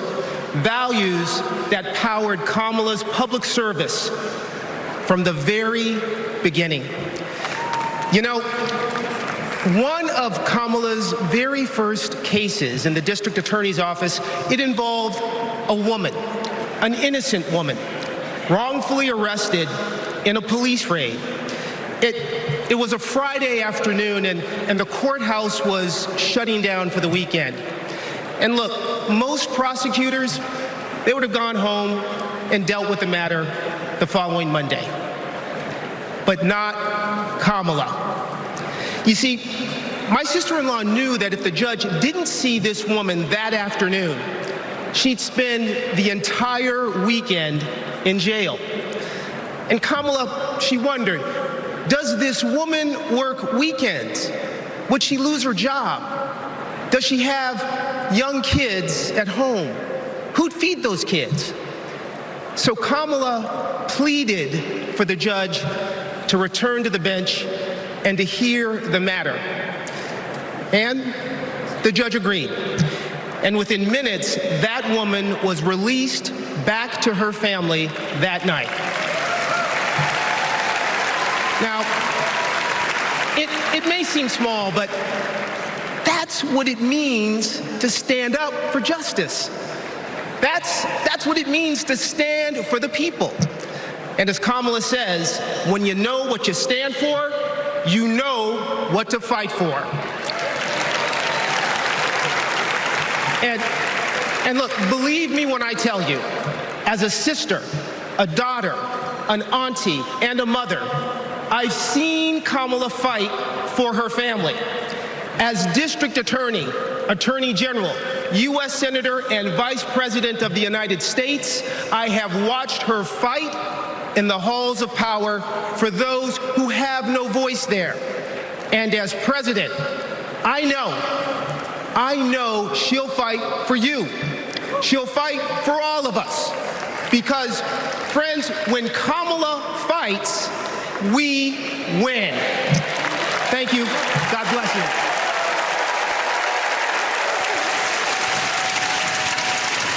Tony West, who is, among other things, the vice president's brother-in-law, speaking there, giving a personal endorsement, of course, of his sister-in-law, someone he's known for years and years, married to her sister Maya, who's a key advisor as well.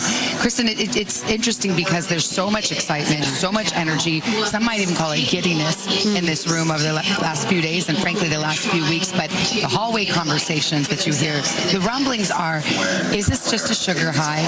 The rubber meets the road over the next 75 plus days. Can she go the distance? And they know hard days are coming. That's the big question, Savannah. She has momentum right now if you look at the polls. President Biden was trailing former President Trump nationally and in key battleground states. She's now leading him nationally and in a number of key battleground states, all within the margin of error. Does she get another bump coming out of this convention, or has she already had the convention bump, as it were? That's one thing we'll be looking for.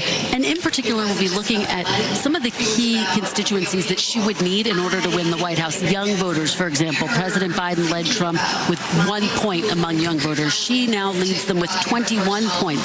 Still not as high as that 2020 margin, but significant. Among Latinos, Biden led by a very narrow margin. She now leads by 24 points. So the question is, can she continue to build on that? Can this energy translate into those groups getting more energized and increasing those numbers even more? That's the key question. And then you take that a step further, Hallie. How much is this, the Trump campaign obviously watching this convention right now? Are they seeing anything that they can seize on? Are there areas here that are giving them, perhaps give a bit more focus to the former president and how he goes after Harris? We've been seeing it as the Trump campaign. Former President Trump and his running mate are on this battleground blitz across the country to counter-program what we're seeing here in Chicago. And they're focusing on a few things. things, including the issue of immigration. They see weakness on the part of the Harris-Walz campaign on that particular issue. It's why former President Trump and J.D. Vance are holding border events. She'll need to address that on Thursday night. Certainly, if she gets into policy in a fulsome way, which we assume she will, of course. What's also interesting is the next speaker on stage here from Nevada. This is one of the critical battlegrounds here. Kristen talked about the Latino population being critical for the Democratic coalition. Watch for the senator to speak to that. You look at that particular state, former President Trump lost it twice in 2016 and 2020. The margins were very close. Right now, it's basically a one-point race according to recent polling. But what's interesting here, Vice President Harris does about 6 percentage points better than President Biden had been doing. It's another indication of the way, to your point, that the Democrats feel like this Harris-Walz ticket has really energized them moving forward. If you look at a battleground map, it always comes down to a handful of states. But with President Biden, it was looking like Michigan, Wisconsin, and Pennsylvania were do or die. That was the path, and perhaps the only path. But some polls have indicated that Kamala Harris has opened up some of those Sunbelt states like in Nevada, Arizona, Georgia, perhaps even North Carolina. It's interesting to see how much time the campaigns are spending in North Carolina, including former President Trump. As we wait these speakers, and they've kind of mixed up the program a little bit tonight, perhaps because former President Clinton took double the allotted time for him, to be totally transparent about it. Let's go to our Chief White House correspondent, Peter Alexander. I mean, the other thing about Kamala Harris is that, you know, the Trump campaign and Republicans will say she's been on a honeymoon. She's been, you know, in this high for 4 weeks, but she hasn't yet done a major sit-down interview. She still has to debate him on September 10th. So there's a lot coming.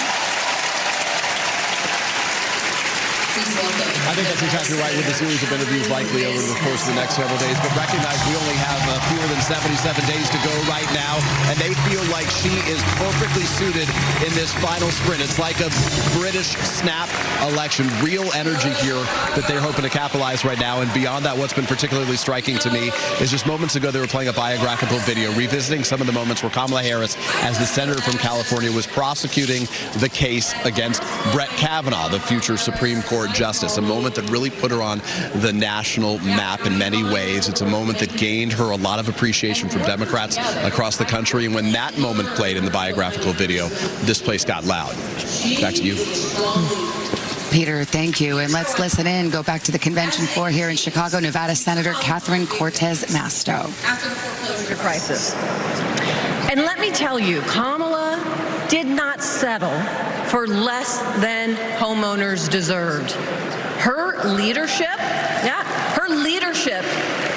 helped win billions for working families nationwide. Delivering for families, that's Kamala Harris. Kamala and I also worked to protect our southern border. During that time, Kamala invited a group of AGs across the border to meet with Mexican officials. Now, we worked together to put transnational criminals and drug smugglers behind bars. Holding criminals accountable, that's Kamala Harris. Listen, and when we took on human traffickers, Kamala had us meet with survivors so that we could understand who we were fighting for. Standing up for justice, that's Kamala Harris.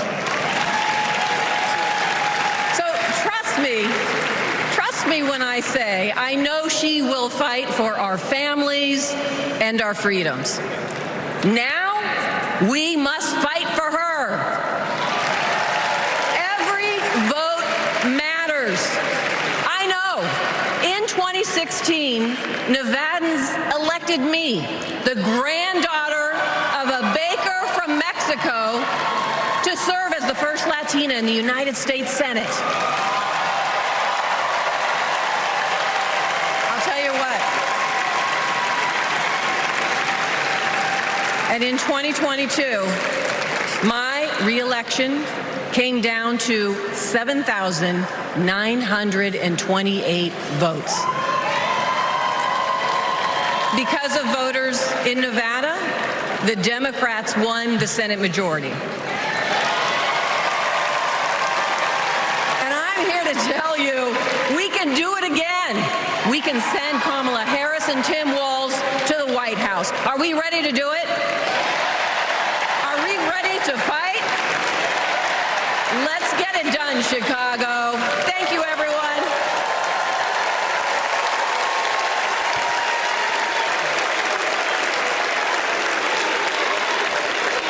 Please welcome Catherine Cortez Masto remarks, and now Pennsylvania Governor Josh Shapiro taking the stage. Shapiro, of course, widely seen as a rising star in the Democratic Party. He was on the VP shortlist for Vice President Harris. His profile certainly raised by that, and quite an orator, which we will probably hear that sense tonight as he takes the stage and the microphone. 2.5 centuries ago in Philadelphia, a band of patriots declared their independence from a king and set ourselves on a path of self-determination. Generation after generation has embraced that responsibility. Ordinary Americans rising up, demanding more, seeking justice. And in every chapter of our American story, we've made progress and advanced the cause of freedom. Today we find ourselves writing that next chapter. Will we be a nation defined by chaos and extremism? Or will we choose a path of decency, honor, and continued progress? Kamala Harris, well, she has spent her entire career making progress. Donald Trump, a man with no guardrails, wants to take away our rights and our freedoms. And listen, while he cloaks himself in the blanket of freedom, what he's offering isn't freedom at all. Because hear me on this, it's not freedom to tell our children what books they're allowed to read. No, it's not. And it's not freedom to tell women what they can do with their bodies. And hear me on this, it sure as hell isn't freedom to say you can go vote, but he gets to pick the winner. That's not freedom. But you know what? You know what, Democrats?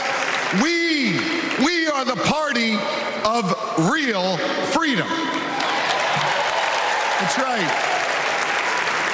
The kind of real freedom that comes when that child has a great public school with an awesome teacher because we believe in her future.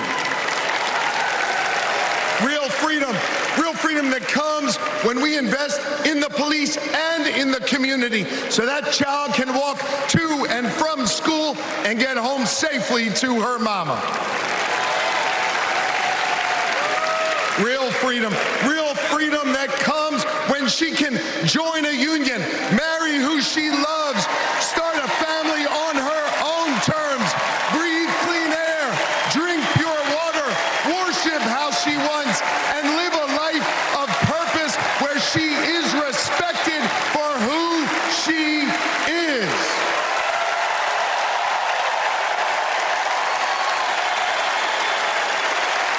Real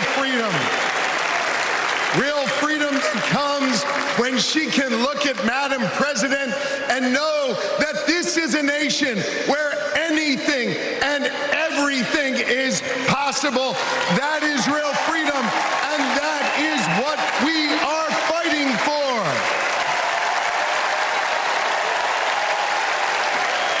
You know, Kamala and Tim's names may be on the ballot, but it's your rights. It's our rights. It's our future and freedoms that are on the line. And you have the power to shape the future of this country. Just like our ancestors who fought for freedom on the battlefield and sat in at lunch counters so our kids could stand up.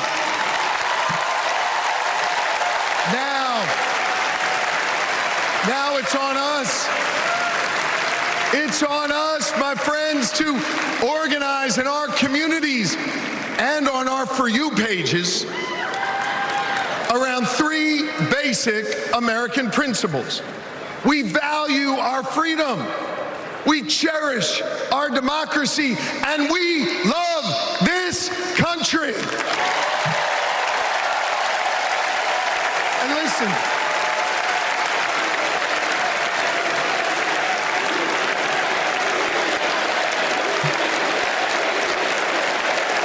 we love this country. And listen, despite our challenges, hear me on this, I want you to know I have never been more hopeful because I see in all of you the enduring promise of America. E pluribus unum, out of many one. It's not merely a motto from the past, it's our direction for the future. You see, you all give me hope, and you all have the power. So let's use that power. Let's do the hard work necessary to win this election and write the next chapter in our American story. So are you ready to protect our rights? Are you ready to secure our freedoms? And are you ready to defend our democracy? And are you ready to elect Kamala Harris and Tim Walz? America, let's get to work.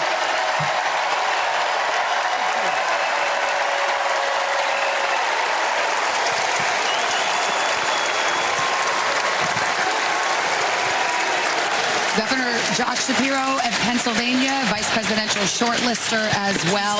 And next we're going to hear from Amanda Gorman, and you may recognize that name. She's the country's first National Youth Poet Laureate. She is going to perform a new poem written to support Vice President Harris. You may remember her from her first major appearance. She read another poem at President Biden's inauguration in 2021 and has often said she herself will run for president one day. Let's listen.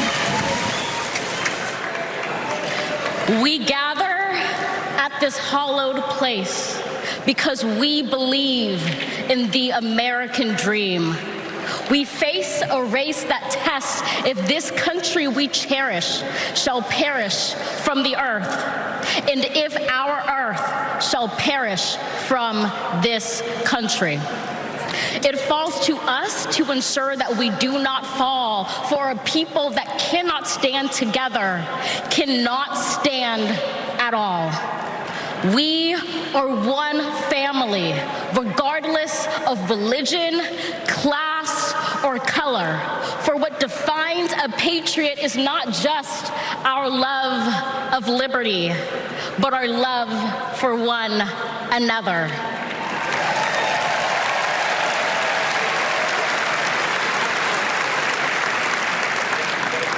This is loud in our country's call because while we all love freedom, it is love that frees us all.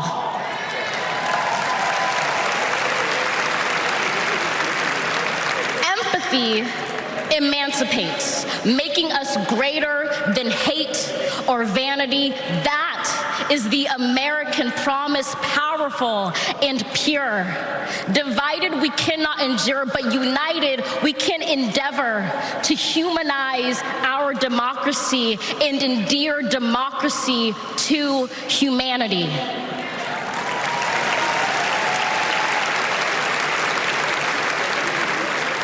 And make no mistake, cohering is the hardest task history ever wrote.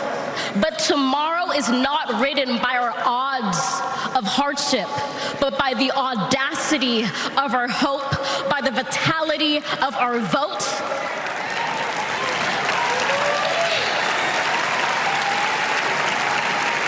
Only now, approaching this rare air, are we aware that perhaps the American dream is no dream at all, but instead a dare to dream together.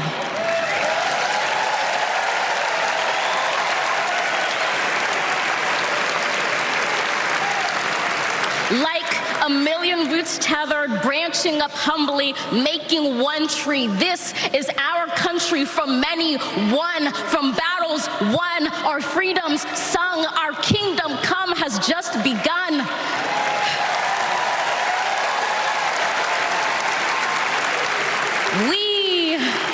redeem this sacred scene, ready for our journey from it. Together, we must birth this early republic and achieve an unearthly summit. Let us not just believe in the American dream. Let us be worthy of it.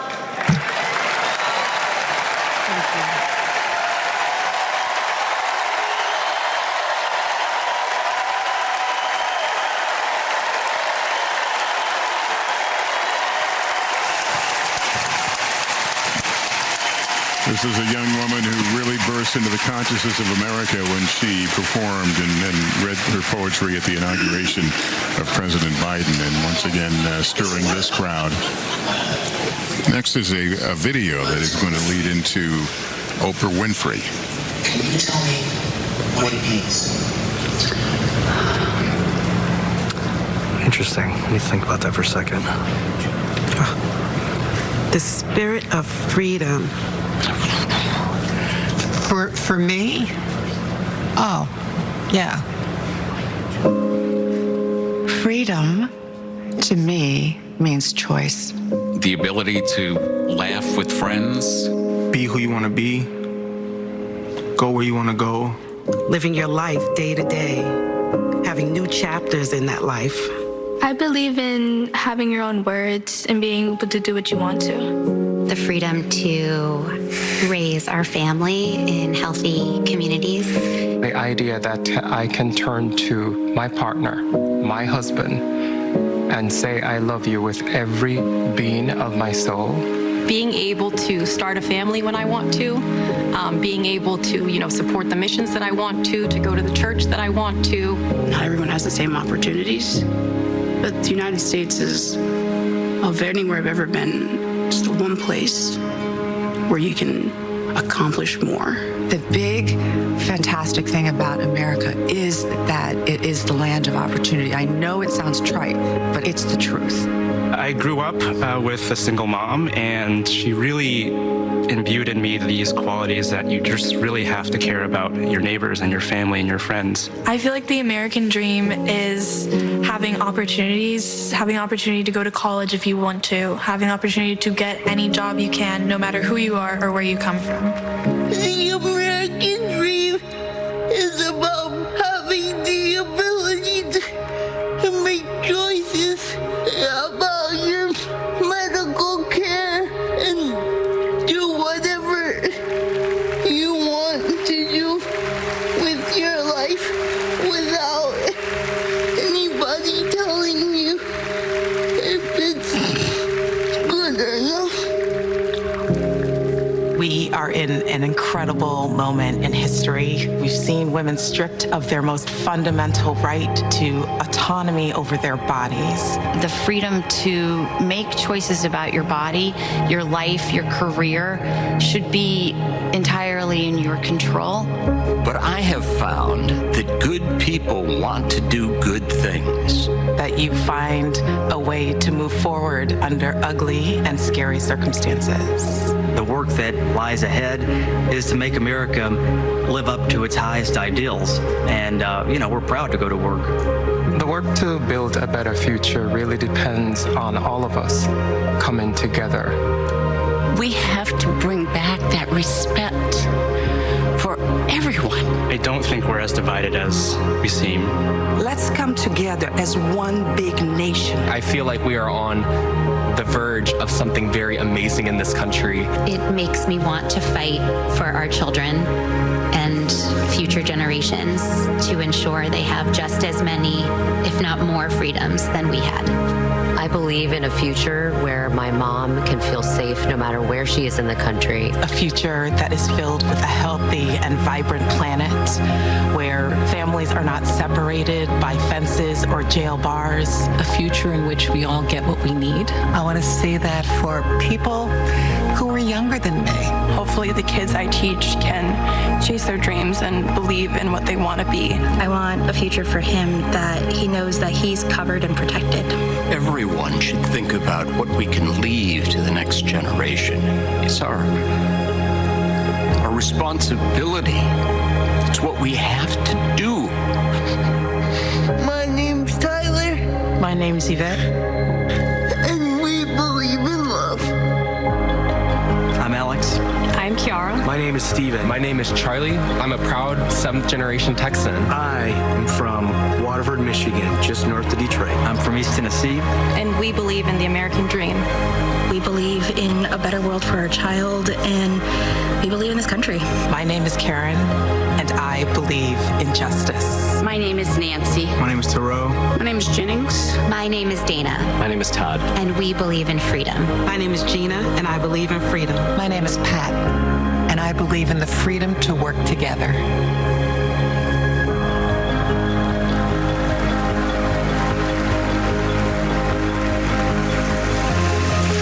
That video now leading us up to the moment we will hear from Oprah Winfrey. She previously supported the Biden-Harris ticket in 2020 when Kamala Harris was elected the first woman of color to serve as vice president. She made a huge impact when she endorsed Barack Obama for president in 2008, also endorsing Hillary Clinton in 2016. By the way, this is a surprise to this audience. She was not advertised. Word leaked. But there were many people in the hall who had no idea that Oprah Winfrey was about to take the stage. We heard her voice at the beginning of that video, so perhaps a small hint, but here she is with her moment in her hometown of Chicago.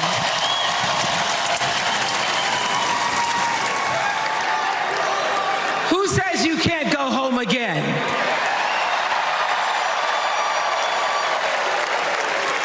After watching the Obamas last night, that was some epic fire, wasn't it? Some epic fire. We're now so fired up, we can't wait to leave here and do something.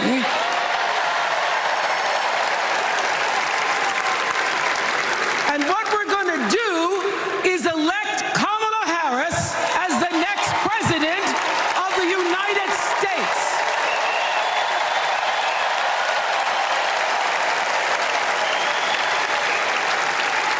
I am so honored to have been asked to speak on tonight's theme about what matters most to me, to you, and all of us Americans: freedom.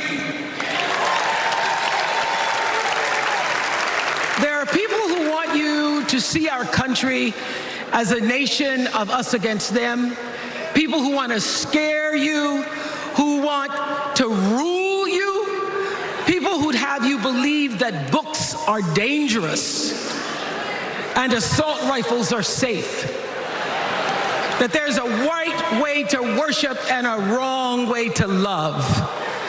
People who seek first to divide and then to conquer. But here's the thing. When we stand together, it is impossible to conquer us.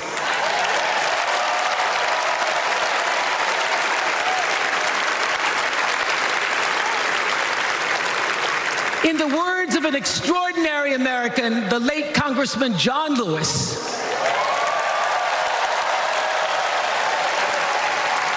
he said, no matter what ship our ancestors arrived on, we are all in the same boat now.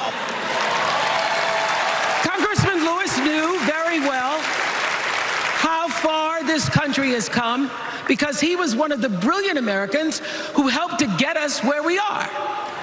But he also knew that the work is not done. The work will never be done because freedom isn't free. America is an ongoing project. It requires commitment. It requires being open to the hard work and the heart work of democracy. And every now and then, it requires standing up to life's bullies.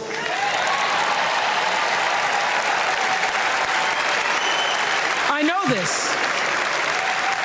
I've lived in Mississippi, in Tennessee, in Wisconsin, Maryland, Indiana, Florida, Hawaii, Colorado, California, and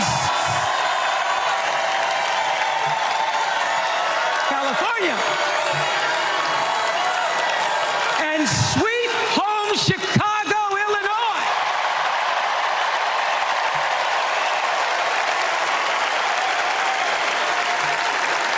I have actually traveled this country from the redwood forest, love those redwoods, to to the Gulf Stream waters. I've seen racism and sexism and income inequality and division. I've not only seen it, at times I've been on the receiving end of it. But more often than not, what I've witnessed and experienced are human beings, both conservative and liberal, who may not agree with each other, but who'd still help you in a heartbeat if you were in trouble. These are the people who make me proud to say that I am an American.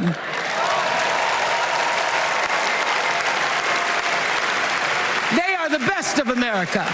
And despite what some would have you think, we are not so different from our neighbors. When a house is on fire, we don't ask about the homeowner's race or religion. We don't wonder who their partner is or how they voted. No. We just try to do the best we can to save them.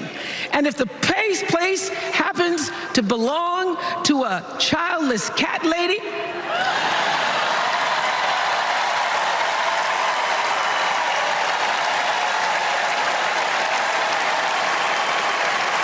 well, we try to get that cat out too.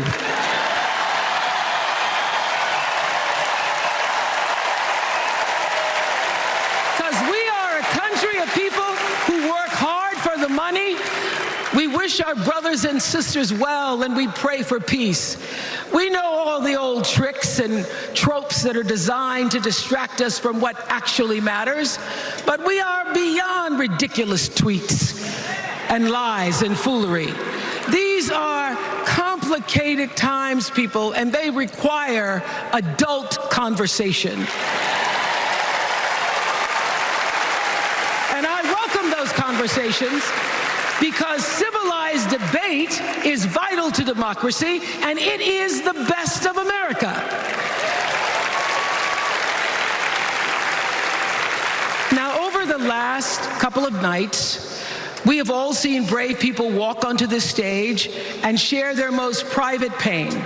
Amanda and Josh, Caitlin, Hadley, they told us their stories of rape and incest and near-death experiences from having the state deny them the abortion that their doctor explained was medically necessary. And they've told us these things for one reason, and that is to keep what happened to them from happening to anybody else. Because if you do not have autonomy over this, if you cannot control when and how you choose to bring your children into this world and how they are raised and supported, there is no American dream.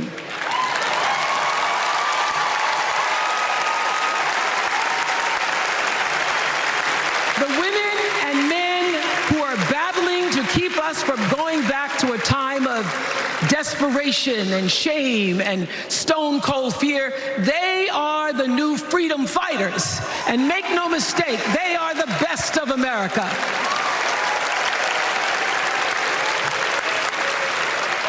I want to talk now about somebody who's not with us tonight. Tessie Prevost Williams was born in New Orleans not long after the Supreme Court ruled that segregated public schools were unconstitutional. That was in 1954, same year I was born. But I didn't have to head to first grade at the all-white McDonough 19 school with a U.S. Marshal by my side like Tessie did. And when I got to school, the building wasn't empty like it was for Tessie. You see, rather than allowing McDonough to be integrated, parents pulled their kids out of the school, leaving only Tessie and two other little black girls, Gail Etienne and Leona Tate, to sit in a classroom with the windows papered over to block snipers from attacking their 6-year-old bodies. Tessie passed away 6 weeks ago. And I tell this story to honor her tonight because she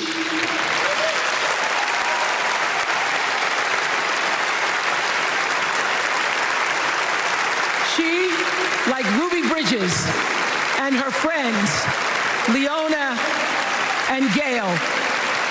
The New Orleans Four, they were called. They broke barriers, and they paid dearly for it. But it was the grace and guts and courage of women like Tessie Prevost Williams that paved the way for another young girl who 9 years later became part of the second class to integrate the public schools in Berkeley, California.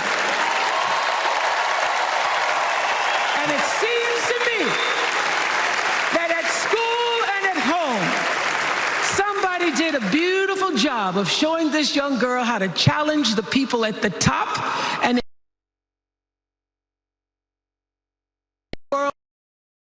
but it can be. They instilled in her a passion for justice and freedom and the glorious fighting spirit necessary to pursue that passion. And soon and very soon,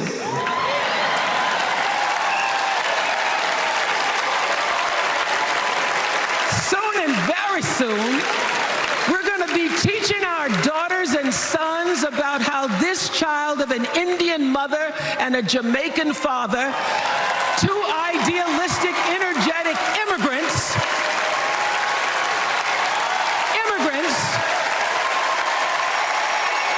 how this child grew up to become the 47th president of the United States.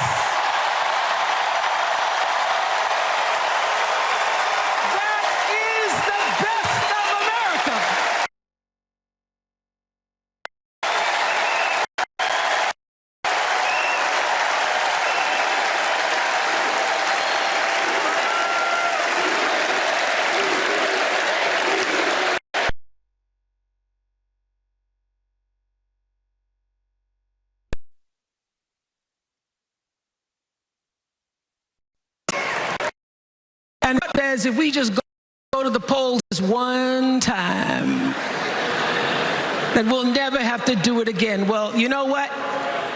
You're looking at a registered independent who's proud to vote again and again and again because I'm an American and that's what Americans do.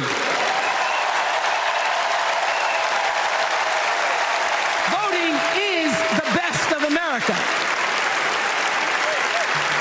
And I have always, since I was eligible to vote, I've always voted my values. And that is what is needed in this election now more than ever. So I'm calling on all you independents and all you undecideds.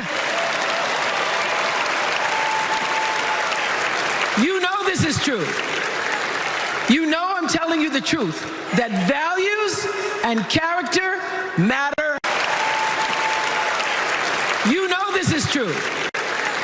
You know I'm telling you the truth, that values and character matter most of all. In leadership and in life.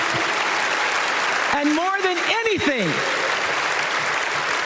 you know this is true, that decency and respect are on the ballot in 2024.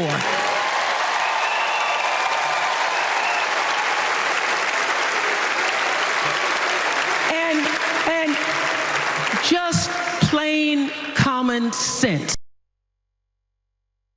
Common sense tells you that Kamala Harris and Tim Walz can give us decency and respect. They're the ones that give it to us. So, we are Americans. We are Americans. Let us choose loyalty to the Constitution over loyalty to any individual. Because that's the best of America. And let us choose optimism over cynicism, because that's the best of America.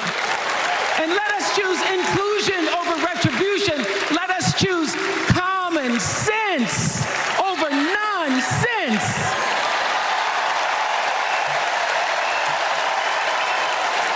Because that's the best of America. And let us choose promise of tomorrow over the bitter return to yesterday.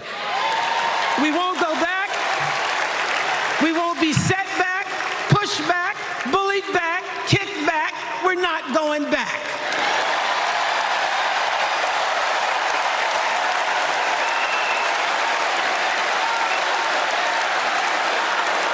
Not going back. We're not going back. So, let us choose. Let us choose truth.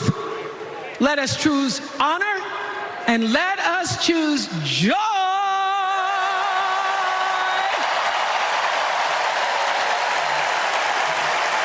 Because that's the best of America. But more than anything else, let us choose freedom. Why? Because that's the best of America. We're all Americans, and together, let's all choose Kamala Harris.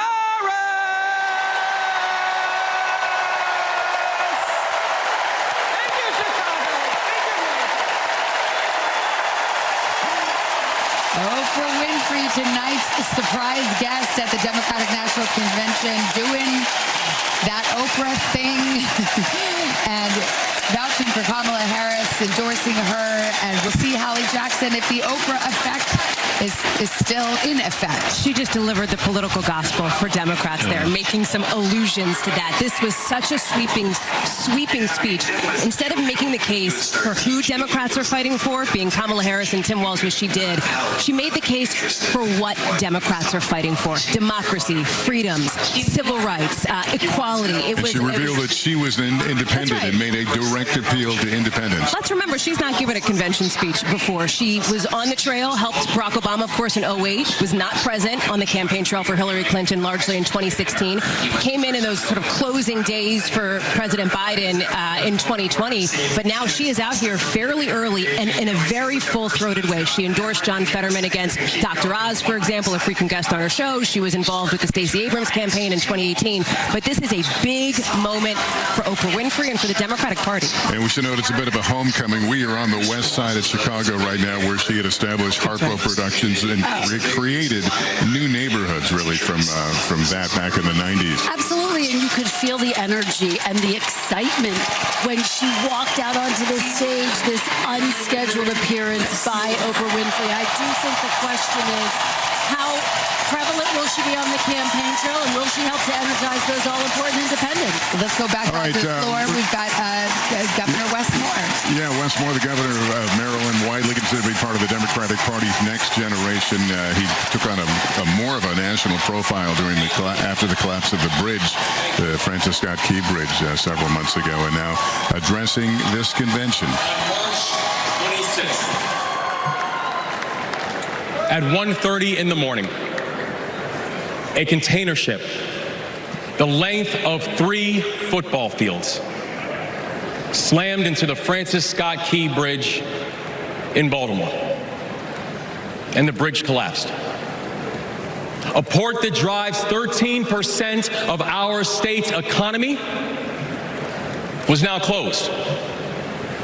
Thousands of workers were hours away from waking up and realizing they no longer had a job. 6 Marylanders who had been on the bridge in the middle of the night fixing potholes lost their lives. And one of the first phone calls that I got that morning started with these 3 words: Gov, it's Kamala.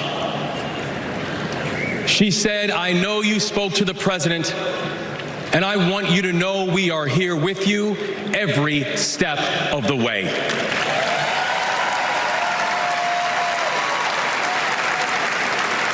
Now, I joined the Army when I was 17. In fact, I was too young to sign the paperwork. I had to ask my mom to sign the paperwork for me because I don't have bone spurs.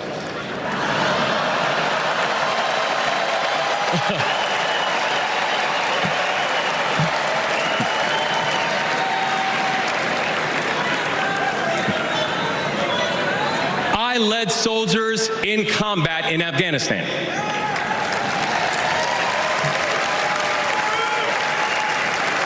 And my training taught me that you never learn anything about anybody when times are easy. You learn everything you need to know about somebody when times are hard and when the temperature gets turned up. And America, I saw that Kamala Harris is the right one to lead in this moment firsthand.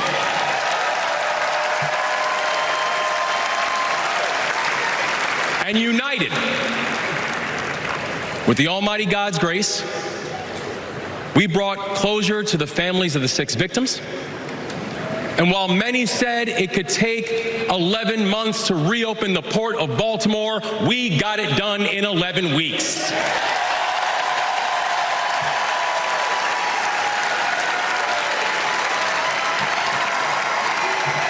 Because that is the story of America.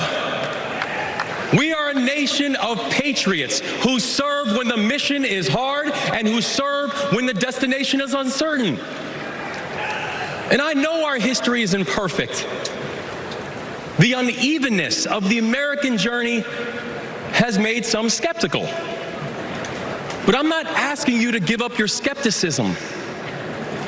I just want that skepticism to be your companion and not your captor. And I'm asking that you join us in the work. Because making America great doesn't mean telling people you're not wanted. And loving your country does not mean lying about its history.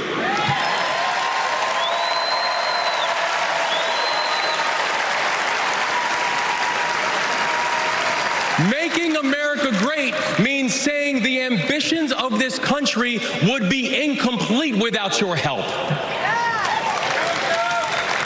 It's the legacy of those 6 workers who fixed potholes on a bridge while we slept, who were born in a different country, but who knew that America was big enough for them too.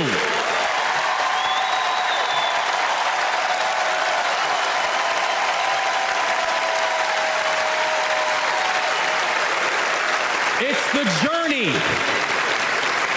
It's the journey of a man raised by a remarkable immigrant single mom, a man who felt handcuffs on his wrist at 11 years old, who now stands before you as the 63rd governor of Maryland and the first black governor in the history of our state.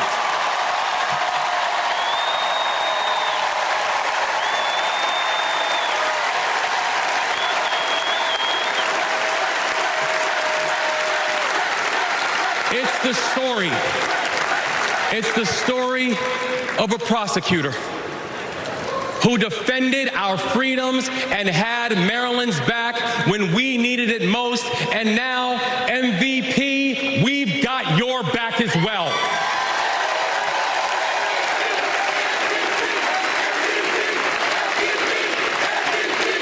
That's right. It's my fellow veteran, my brother, and the next Vice President of the United States, Tim Walz.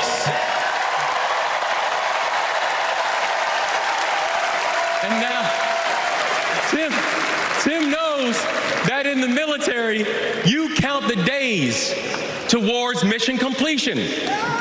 So guess what, y'all? We have got 75 days and a wake-up until Election Day. 75 days in a wake-up for us to prove what Americans can do when the pressure is on. 75 days and a wake-up for us to show that true patriots do not whine and complain. We put our heads down and we get to work.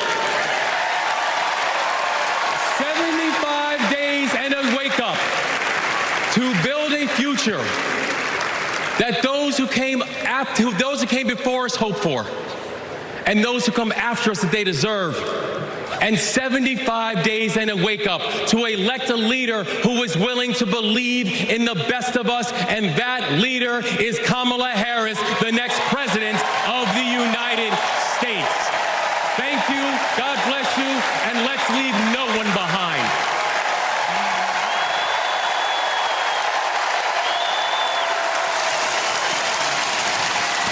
Maryland Governor Wes Moore taking the stage. And in a few moments, we're going to hear from Transportation Secretary Pete Buttigieg, of course, himself a former presidential candidate in 2020. Appearing tonight in his personal capacity, though, he is the Transportation Secretary, and of course, he served alongside Vice President Harris in the Biden administration. Let's take a listen to Mayor Pete. Thank you. Good evening, Democrats. Thank you, Chicago. Here's a sentence I never thought I'd hear myself saying. I'm Pete Buttigieg, and you might recognize me from Fox News.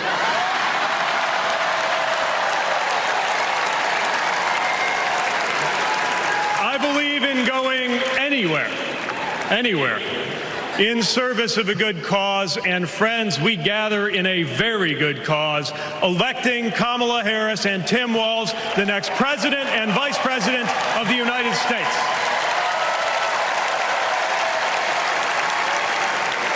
The choice could not be clearer. Donald Trump rants about law and order, as if he wasn't a convicted criminal running against a prosecutor. As if we were going to forget that crime was higher on his watch. Talks about the forgotten man, hoping we'll forget that the only economic promise that he actually kept was to cut taxes for the rich. And don't even get me started on his new running mate.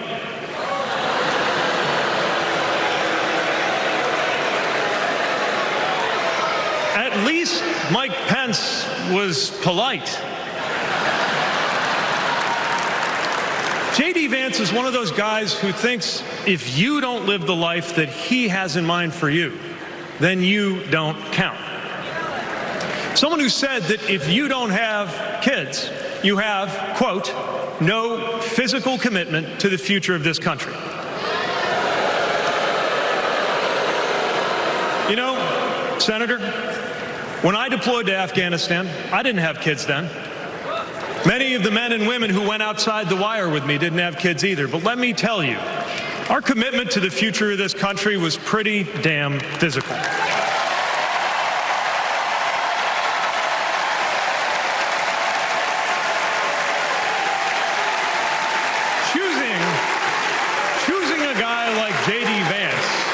To be America's next vice president sends a message.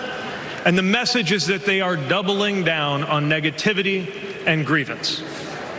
Committing to a concept of campaigning best summed up in one word: darkness. Darkness is what they are selling. The thing is, I just don't believe that America today is in the market for darkness. I believe America is ready for a better kind of politics. Yes, politics at its worst can be ugly, crushing, demeaning, but it doesn't have to be. At its best, politics can be empowering, uplifting. It can even be a kind of soul craft. My faith teaches me that the world isn't made up of good people and bad people, but rather that each of us is capable of good and bad things. And I believe leaders matter because of what they bring out in each of us, the good or the bad. Right now, the other side is appealing to what is smallest within you. They're telling you that greatness comes from going back to the past. They're telling you that anyone different from you is a threat. They're telling you that your neighbor or nephew or daughter who disagrees with you politically isn't just wrong, but is now the enemy. I believe in a better politics, one that finds us at our most decent and open and brave. The kind of politics that Kamala Harris and Tim Walz are offering. And as you have felt these many days, that kind of politics also just feels better to be part of.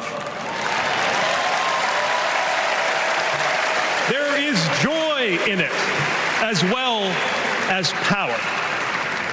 And if all of that sounds naive, let me insist that I have come to this view not by way of idealism, but by way of experience. Not just the experience of my unlikely career.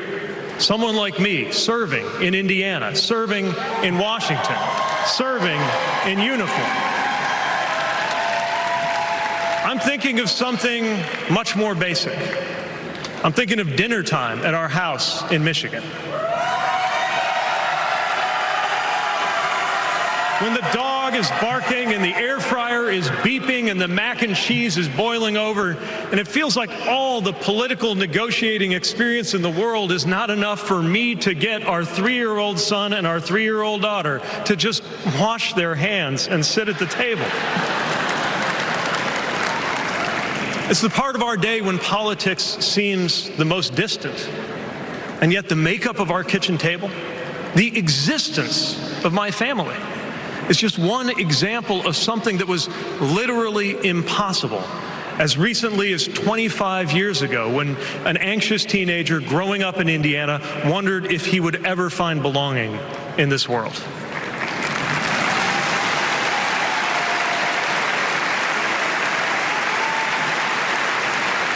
This kind of life went from impossible to possible, from possible to real, from real to almost ordinary in less than half a lifetime. But that didn't just happen. It was brought about through idealism and courage, through organizing and persuasion and storytelling, and yes, through politics, the right kind of politics. The kind of politics that can make an impossible dream into an everyday reality. I don't presume to know what it's like in your kitchen, but I know, as sure as I am standing here, that everything in it, the bills you pay at that table, the shape of the family that sits there, the fears and the dreams that you talk about late into the night there, all of it compels us to demand more from our politics than a rerun of some TV wrestling death match. So this November, we get to choose. We get to choose our president. We get to choose our policies, but most of all, we will choose a better politics. A politics that calls us to our better selves and offers us a better everyday. That is what Kamala Harris and Tim Walz represent. That is what Democrats represent. That is what awaits us when America decides to end Trump's politics of darkness once and for all.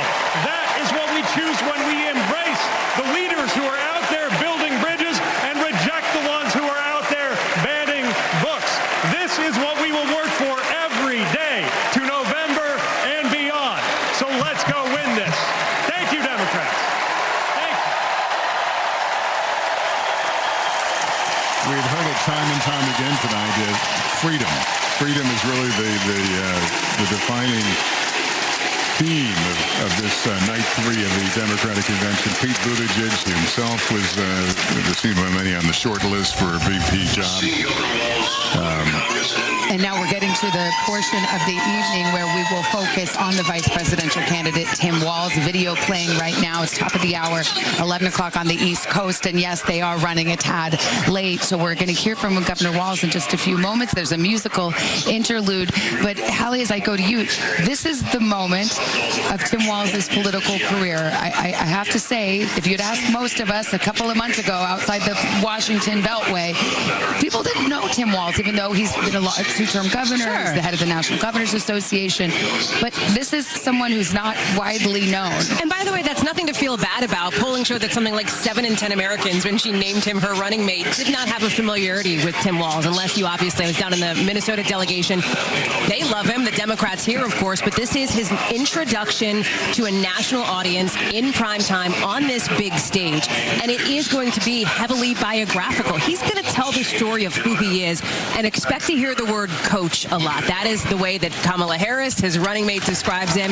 You hear that from people in the audience and in the crowd. If what we just saw with Josh Shapiro, Pete Buttigieg, Wes Moore was kind of the next generation of potential future leaders, Tim Walz is kind of that loyalist. Well, we have a special performance now honoring the late musician Prince, John Legend, and Sheila E., Prince's former drummer and performer in her own right, leading this tribute to the Minnesota native here at the Democratic National Convention. That's right.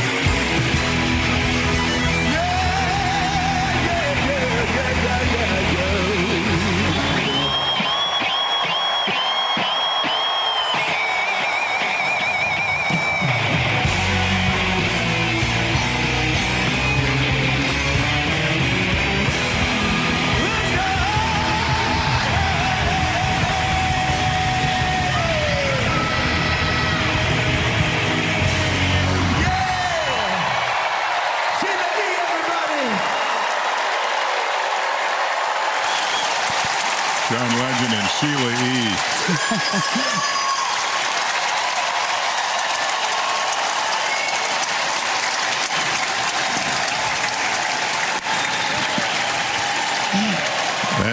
This is a crowd that didn't need to be fired up, but I think they were fired up more by that performance. Well, I have to say, John Legend, Sheila E. playing the Prince classic, Let's Go Crazy, in honor of Minnesota resident Tim Walz. And Lester, there's only one member of a band here at this table. So what did you think of this Believe performance? me, I wish I had my axe for that one. That would have been fun. I want to pick up our conversation a moment ago about what we're going to expect from Tim Walz. And Kristen, the contrast with J.D. Vance. We haven't heard J.D. Vance's name mentioned a lot here tonight. But talk about the contrast that Democrats with this pick are hoping to create. Well, J.D. Vance has made some comments in his past that have been unearthed, resurfaced, that he's had to do some explaining. You did hear Oprah Winfrey reference his childless cat ladies comment. J.D. Vance tried to kind of clean up those comments a bit, but they have been controversial because they've raised questions about how he views women. He has has also, on the other hand, raised questions about some of what we've heard from Tim Walz. Is he consistent? Is he a family man? I think you are going to see him make the case that he's consistent, he's a family man, and really tries to focus on his character as he fills out his biography to create Minnesota Senator Amy Klobuchar, a longtime friend of Tim Walz, introduces the governor. Of the great state of Minnesota, where purple reigns, I stand before you in support of our next Vice President, Tim Walz. In Minnesota, we trust a coach who turned a team that was 0-27 into state champions. In Minnesota, we trust a hunter who has stood in a deer stand in 10-degree weather. In Minnesota, we trust a candidate who has made a viral video on how to change a burnt-out headlight. And I know we aren't alone, but in Minnesota, we love a dad in plaid.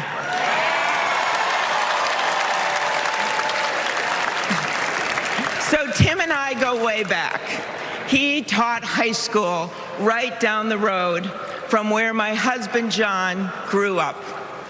My mother-in-law even brought him and Gwen a Parmesan chicken dinner when their son was born. That's what we do in America. We look out for our neighbors. Tim has been doing that his whole life, on the farm and in the factory, with his students and his fellow service members. And the truth is, that matters. Who better to take on the price of gas than a guy who could pull over to help change your tire? Who better to serve our nation than a guy who has served in uniform? Who better to find common ground than a guy with Midwestern common sense? A former football coach knows how to level the playing field. And a former public school teacher knows how to school the likes of J.D. Vance.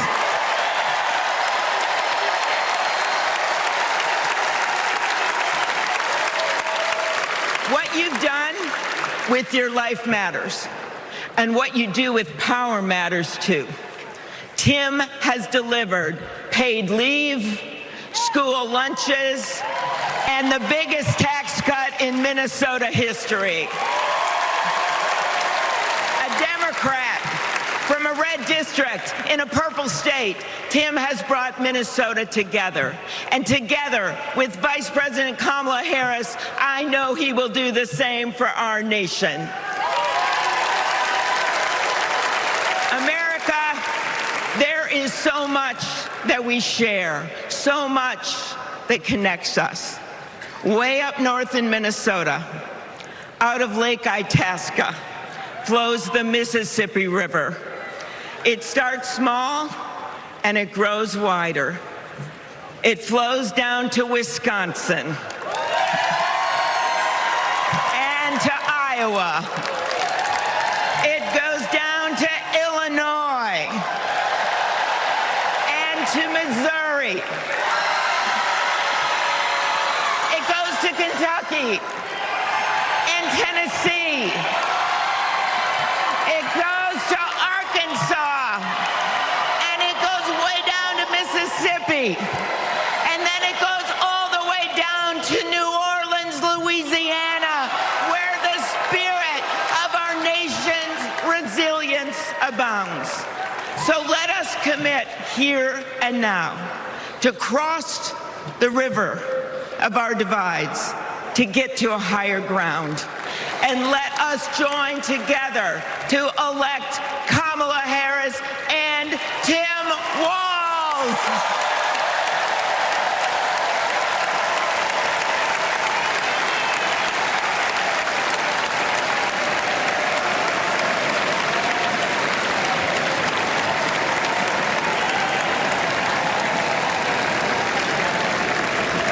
Please welcome Ben Ingman from Minnesota.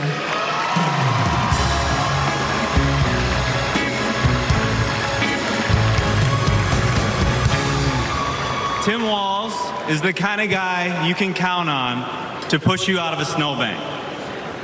I know this because Tim Walz has pushed me out of a snowbank. I grew up next door to the Walzes in Mankato. Mr. Walz was also my geography teacher and my coach. Not for high school football, but for 7th grade basketball and track. So what was a high school football coach doing, coaching 7th grade basketball and track? Well, there was a kid in the high school who couldn't afford to pay for lunch, and he ran up a lot of debt. And Tim and Gwen decided they'd help pay it off.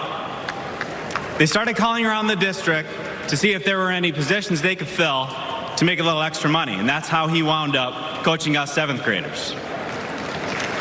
That's right. Coach Walz got us excited about what we might achieve together. He believed in us, and he helped us believe in each other. And his leadership stuck. That track team went on to win a state title, just like the football team. That's right. Speaking of which, come on out, Scarlets.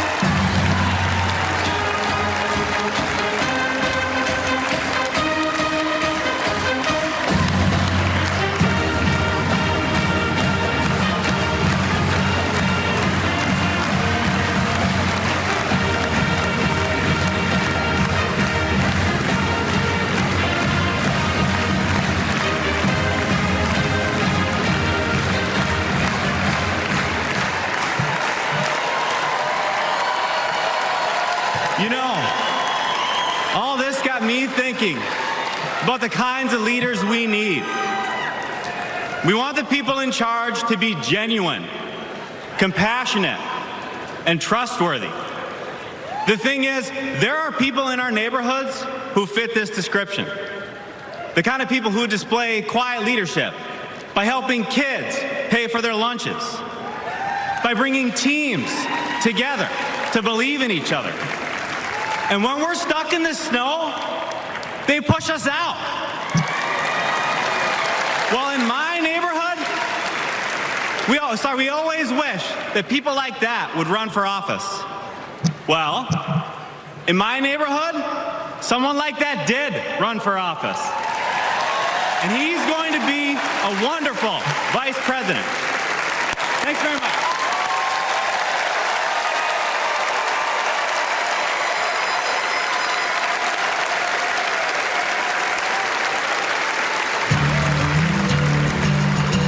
Here, in the wide open spaces, we are reminded of the values we share: a commitment to community, country, and standing up for what's right. Tim Walz grew up in a small town in Nebraska where he spent summers working the family farm. There were just 24 students in his graduating class. His dad served during the Korean War, and that meant a lot to Tim. So he enlisted right after his 17th birthday and served 24 years in the National Guard, rising to Command Sergeant Major. Tim went to college on the GI Bill and became a social studies teacher. That's where Tim and I met. We shared a classroom with a divider right down the middle. His classroom was a lot louder than mine, but I could hear how engaged his students were. Tim taught for over 15 years, and he coached football, helping lead the team to a state championship after 0 wins just a few years before. Tim taught them how to believe in themselves and that we're all in this together. When one of our students started the school's Gay Straight Alliance, Tim agreed to serve as faculty advisor because he knew how impactful it would be to have a football coach involved. He inspired his students, and he changed lives. He's just so joyful in everything that he does, but I think also standing up for, what he believes to be right, stands up to bullies. Then, Tim's students inspired him to run for Congress in southern Minnesota. Tim spent a lot of time working with Republicans, fighting to help farmers and expanding veterans' benefits. Whether it was in Congress or as governor, his focus has always been helping working people like those he grew up with. That's why he fought for the largest tax cut in Minnesota state history. But Tim Walz was there for small businesses like ours. With the urging of Governor Walz, we were able to pass the Alex Smith Insulin Affordability Act, and it has saved lives in Minnesota. With Tim as governor, Minnesota is one of the best places to raise a family and one of the best states for business. Tim's a lifelong hunter and gun owner.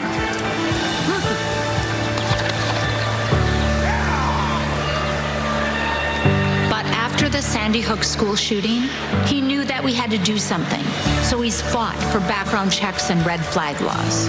But of all the things he's done, Tim loves being a dad. We struggled to have kids, and fertility treatments made it possible. There's a reason our daughter is named Hope. Hope and Gus mean the world to us. Governor Walz making good on a promise to his son and family yesterday by getting them a puppy. Then we're going to go get some food, corn dog. I'm vegetarian. Turkey then. And Turkey's meat. Not in Minnesota, turkey special. He's as at home on a farm, a fishing boat, a football field, or a factory floor as he is on the floor of Congress. Tim's commitment to service all comes back to the values we grew up with. Love your country, help your neighbor, and fight for what's right. Because that's what America is all about. Two middle-class kids. One, a daughter of Oakland, California. The other, a son of the Nebraska Plains, only in America.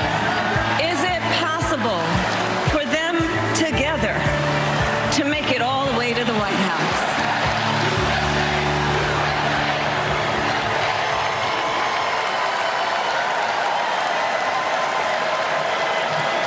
Please welcome the Democratic nominee for Vice President, Governor Tim Walz.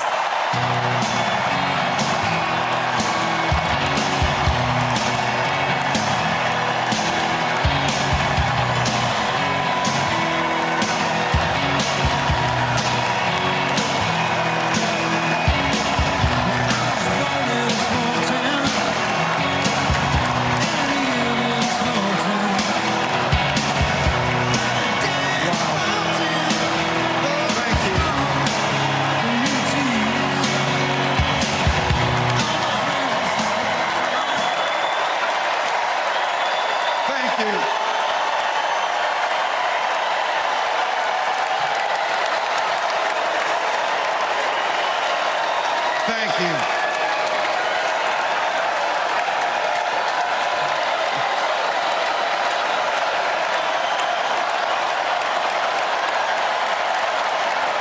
Wow.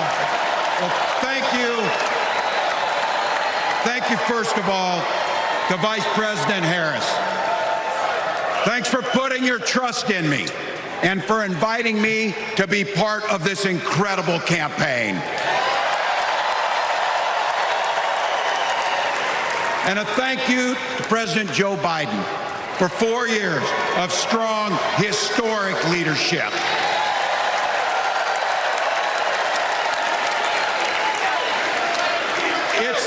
It's the honor of my life to accept your nomination for Vice President of the United States.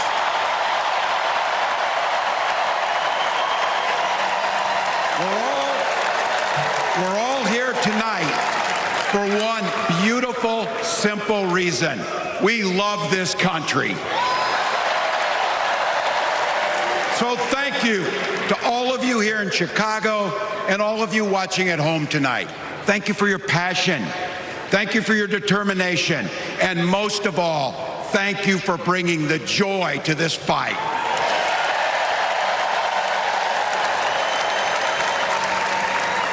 Now, I grew up in Butte, Nebraska.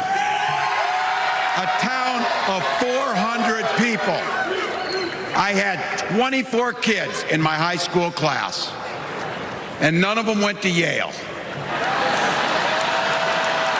But I'll tell you what, growing up in a small town like that, you learn how to take care of each other. That family down the road, they may not think like you do.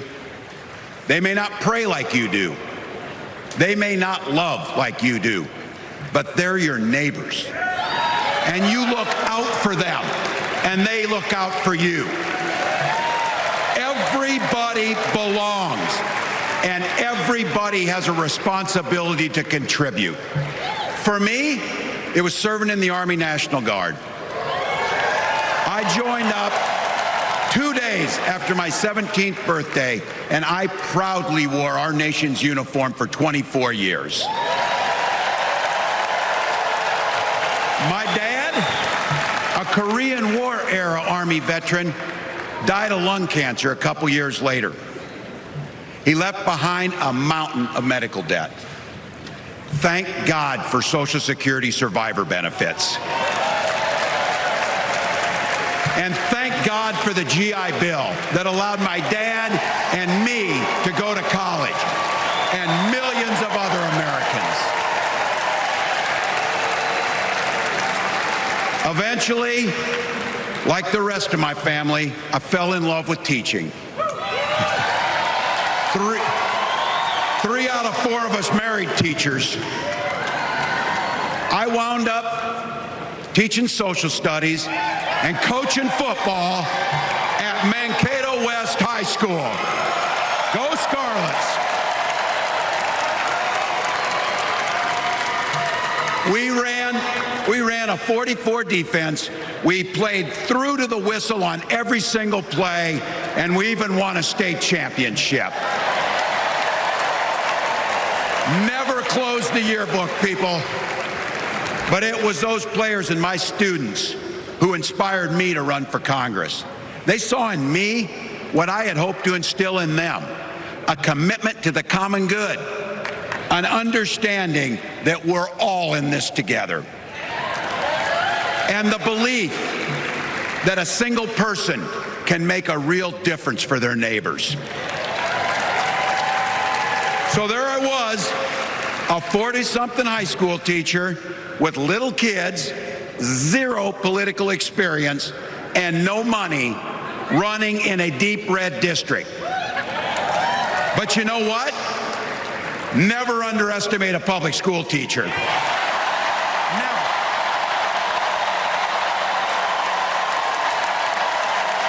I represented my neighbors in Congress for 12 years, and I learned an awful lot.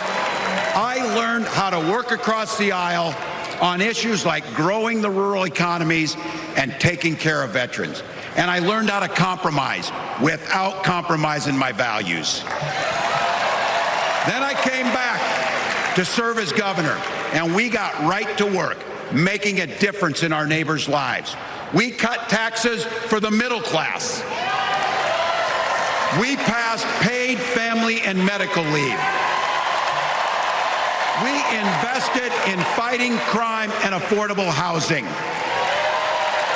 We cut the cost of prescription drugs and helped people escape the kind of medical debt that nearly sank my family. And we made sure that every kid in our state gets breakfast and lunch every day. So while other states were banning books from their schools, we were banishing hunger from ours.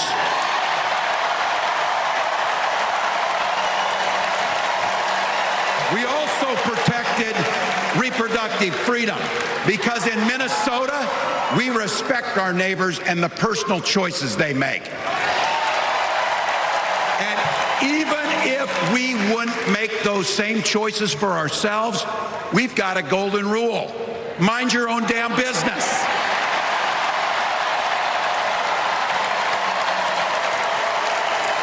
And that includes IVF and fertility treatments. And this is personal for Gwen and I.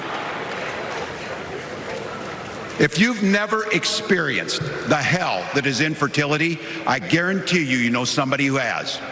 And I can remember praying each night for a phone call. The pit in your stomach when the phone had rang, and the absolute agony when we heard the treatments hadn't worked. It took Gwen and I years, but we had access to fertility treatments. And when our daughter was born, we named her Hope. Hope, Gus, and Gwen, you are my entire world, and I love you.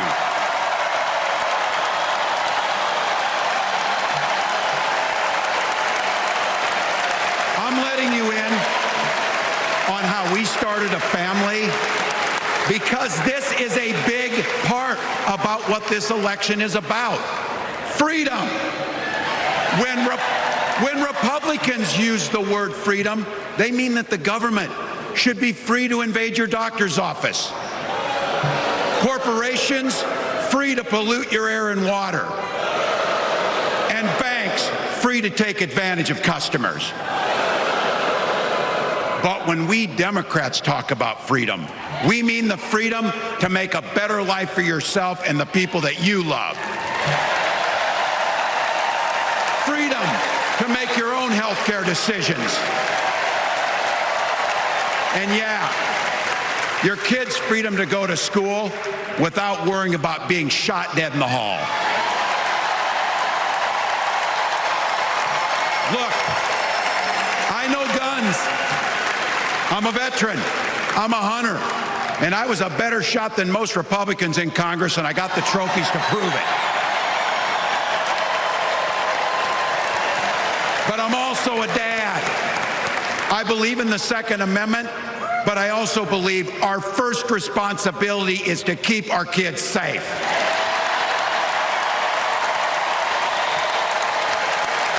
That's what this is all about.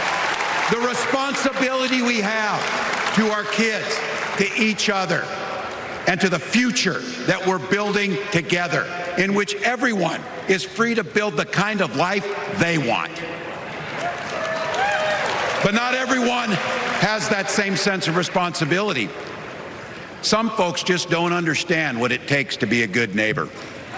Take Donald Trump and J.D. Vance.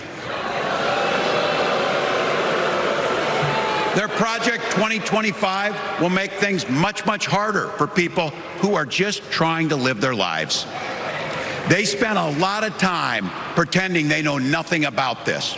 But look, I coached high school football long enough to know, and trust me on this, when somebody takes the time to draw up a playbook, they're going to use it.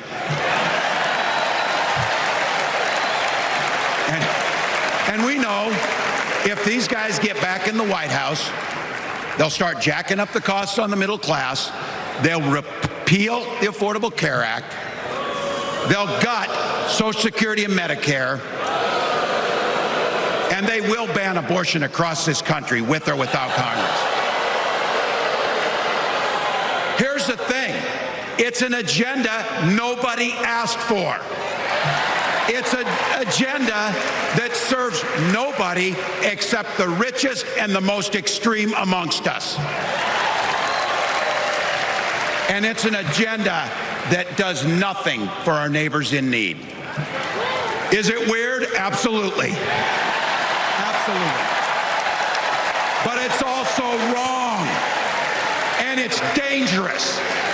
It's not just me saying so. It's Trump's own people. They were with him for 4 years. They're warning us that the next 4 years will be much, much worse. You know, when I was teaching every year, we'd elect a student body president. And you know what? Those teenagers could teach Donald Trump a hell of a lot about what a leader is. Leaders don't spend all day insulting people and blaming others. Leaders do the work. So I don't know about you. I'm ready to turn the page on these guys. So go ahead. Say it with me. We're not going back.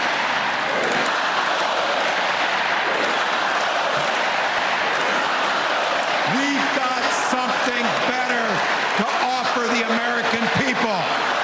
It starts with our candidate, Kamala Harris.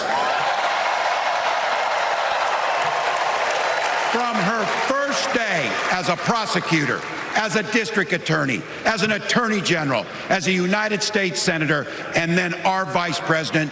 She's fought on the side of the American people.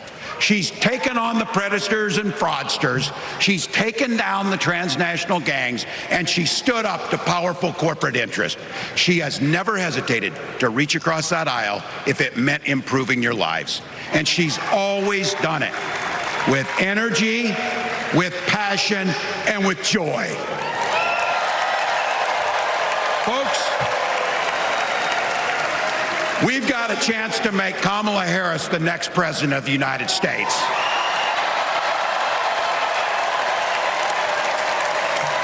But I think we owe it to the American people to tell them exactly what she'd do as president before we ask them for their votes. So here, this is the part, clip and save it and send it to your undecided relatives so they know. If you're a middle-class family or a family trying to get into the middle class, Kamala Harris is going to cut your taxes. If you're getting squeezed by prescription drug prices, Kamala Harris is going to take on Big Pharma.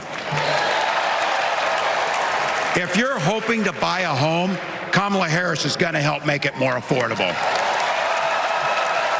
And no matter who you are, Kamala Harris is going to stand up and fight for your freedom to live the life that you want to lead. Because that's what we want for ourselves, and it's what we want for our neighbors. You know, you might not know it, but I haven't given a lot of big speeches like this. But I have given a lot of pep talks. So let me finish with this, team. It's the fourth quarter. We're down a field goal, but we're on offense and we've got the ball. We're driving down the field. And boy, do we have the right team. Kamala Harris is tough. Kamala Harris is experienced, and Kamala Harris is ready.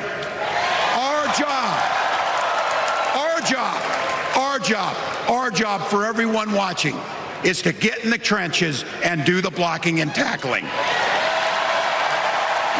inch at a time, 1 yard at a time, 1 phone call at a time, 1 door knock at a time, 1 $5 donation at a time.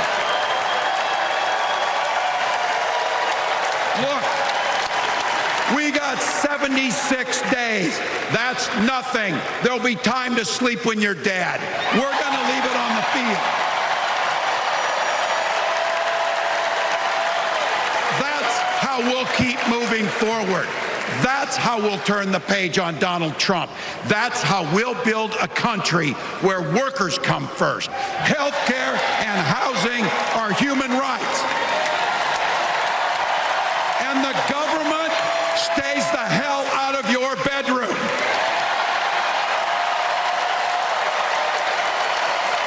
That's how we make America a place where no child is left hungry, where no community is left behind, where nobody gets told they don't belong. That's how we're going to fight. And as the next president of the United States always says, when we fight,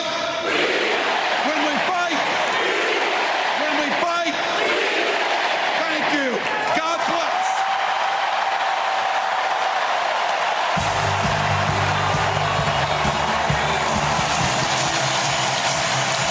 Well, who is the coach? That's what we're going to be knowing after this speech. Coach Walz. Lots of sports metaphors in this speech. Not a long one. Kristen Welker, you're a little surprised it was as short a speech as it was? Well, it was succinct. However, it was filled with a lot of energy, that's for sure. Lester, you're absolutely right. There were a lot of sports metaphors. It was a mix of defending his record when he was governor. As we said at the start of this evening, speaking very proudly about the fact that he signed into law school lunches for everyone, every kid in Minnesota, talking about his struggles with infertility, also showing he can be an attack dog. Well, this is the iconic moment where you see the potential second family on stage. Tim Walz joined there by his daughter, Hope, his son, Gus, his wife, Gwen. America's starting to learn more about this vice presidential candidate. Let's go to Tom Yamas, who's on the floor in the thick of it all. Tom. Savannah, it's so hard to hear you right now because people are cheering so loud. Governor Tim Walz just set this place on fire. If there was any doubt about why Kamala Harris chose him as a running mate, I think people figured that out tonight. There were a lot of questions about why he surged to the top of that choice, and tonight I think Democrats understand why. This is Barb. She's from Minnesota. She's wearing that flannel for Governor Tim Walz. How did you do tonight? He did great. He knocked it out of the park. I trust him to take care of me and my neighbors. Why are you wearing the flannel? Because this is what Minnesota's about. We all wear flannel. All right, Barb, we thank you so much. Beyond Barb, just to give you guys an idea of how his speech played out, I was watching delegates from one state talk to other states saying he's incredible, and I heard that more than once. A lot of people liked his lines, especially the ones about mind your own business. That played really well in this room. We also got to talk about the night as a whole, going from Oprah, building with Pete Buttigieg and Governor Westmore, and finally here now with Governor Tim Walz. Clearly the production tonight and the strategy of blocking these speakers definitely hit a home run tonight here inside the United Center. I'm going to send it back to you guys. All right, Tom, thank you. Dad in plaid. This is a new expression, at least to some of us who are not from Minnesota, but that's obviously going to be one of the hallmarks of Tim Walz as he exits the stage. I'm going to turn to Hallie Jackson. I mean, let's just back up a minute and talk about this choice. She had a short list. There were several candidates who got to the interview stage. This choice of Tim Walz, what did it come down to? It came down to, by our reporting, Tim Walz wanted to be there for Kamala Harris wholeheartedly, entirely, loyally. He sees this as his ultimate end goal. There's not another necessarily step for him. He's not one of these guys that you talk about for 2038, men or women who are looking to be the next sort of star generationally of the Democratic Party in the way that, for example, Pennsylvania Governor Josh Shapiro, who we also heard from tonight, had as well. He's also got, and you saw this here tonight, Tim Walz really trying to show his authenticity to these Midwestern voters that are going to be so important in some of those Rust Belt battlegrounds like Michigan, like Wisconsin, like Pennsylvania. You heard him really making the case to middle-class Americans using his own roots and his own story to try to draw that thread and draw that connection. His family up there on stage, his son Gus in tears, his daughter, his wife, the emotion just so palpable during the speech and then after it as well. So yeah, the dad in plaid, the Midwestern dad energy, but also the coach, giving this crowd a pep talk. Not that they necessarily needed it. They've been pretty fired up, and reminding them, and we've heard this as an undercurrent throughout the night, this isn't a done deal. There's a lot of work to do. They're saying not a lot of time to do it. This is a very competitive race, and they see themselves as the underdog. Emphasize how all this has come together so quickly, how their lives have been transformed, that family's lives in just a month. And let's not forget, he had to follow the Obamas last night, Oprah Winfrey tonight, and he said this is not something he does every day. So Tim Walz had his moment. We're going to take a break right here, and when we come back, we'll look ahead to tomorrow night, Kamala Harris's big night at the Democratic National Convention. We're back in a moment.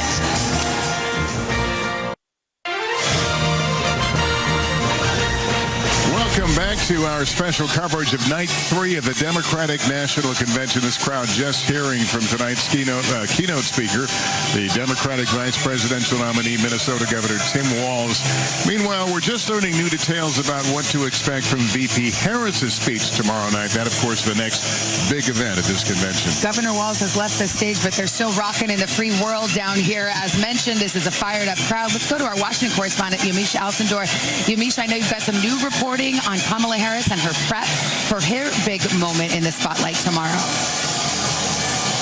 That's right. I've been talking to multiple sources who are familiar with Vice President Harris's speech preparations, and they tell me that the Vice President is really approaching this with a meticulous attention to detail. She's going over every comma, every single word. She wants it to be authentic to her. She's really leaning into her gut and her instinct here, and in doing that, she wants to do two big things. One is contrast herself to her opponent, former President Donald Trump, really saying why he is wrong for America, but also she wants to really lean into her own personal story and define outline her vision for America. And in doing that, she's going to be talking about her policy stances that she rolled out last week, including decreasing rent prices as well as helping out first-time home buyers. But she also is going to be really leaning into her backstory. And to do that, she's going to be talking a lot about her mother, who taught her, you might be the first, but you're not going to be the last. Make sure that you help other people behind you. And she's also going to be talking about her middle-class background and the fact that she grew up in a family that understood what it was to struggle, and that she understands other Americans and their abilities to push through when they are struggling. I'm also told she's really going to be praising President Biden. She said, I was told she's very grateful to him. She really respects him, and she wants to make sure that he gets the moment to really hear that from her. And I was told that she's going to be sticking largely to her remarks, but she's also going to be open and ready to react to the group. All right, Yamish, thanks. Let's bring back Peter Alexander on the convention floor. Peter. Hey, Lester, recognize that these are some of the most engaged Democrats in the country, but one delegate a moment ago just said to me, I never heard of this guy a matter of weeks ago, and now I love him. That is the takeaway. Another delegate saying something is different in this room. Among those enjoying this, Chris from Seattle. Chris, this was about introducing himself for Coach Walz. What was the first impression for you?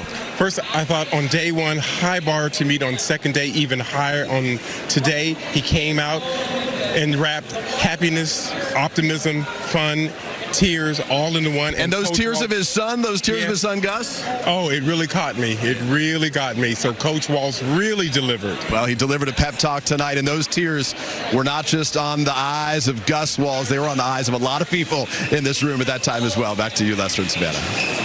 All right, Peter, thanks. We'll take a break. When we come back, the big takeaways from the third night of the Democratic National Convention. More live from Chicago coming up after this.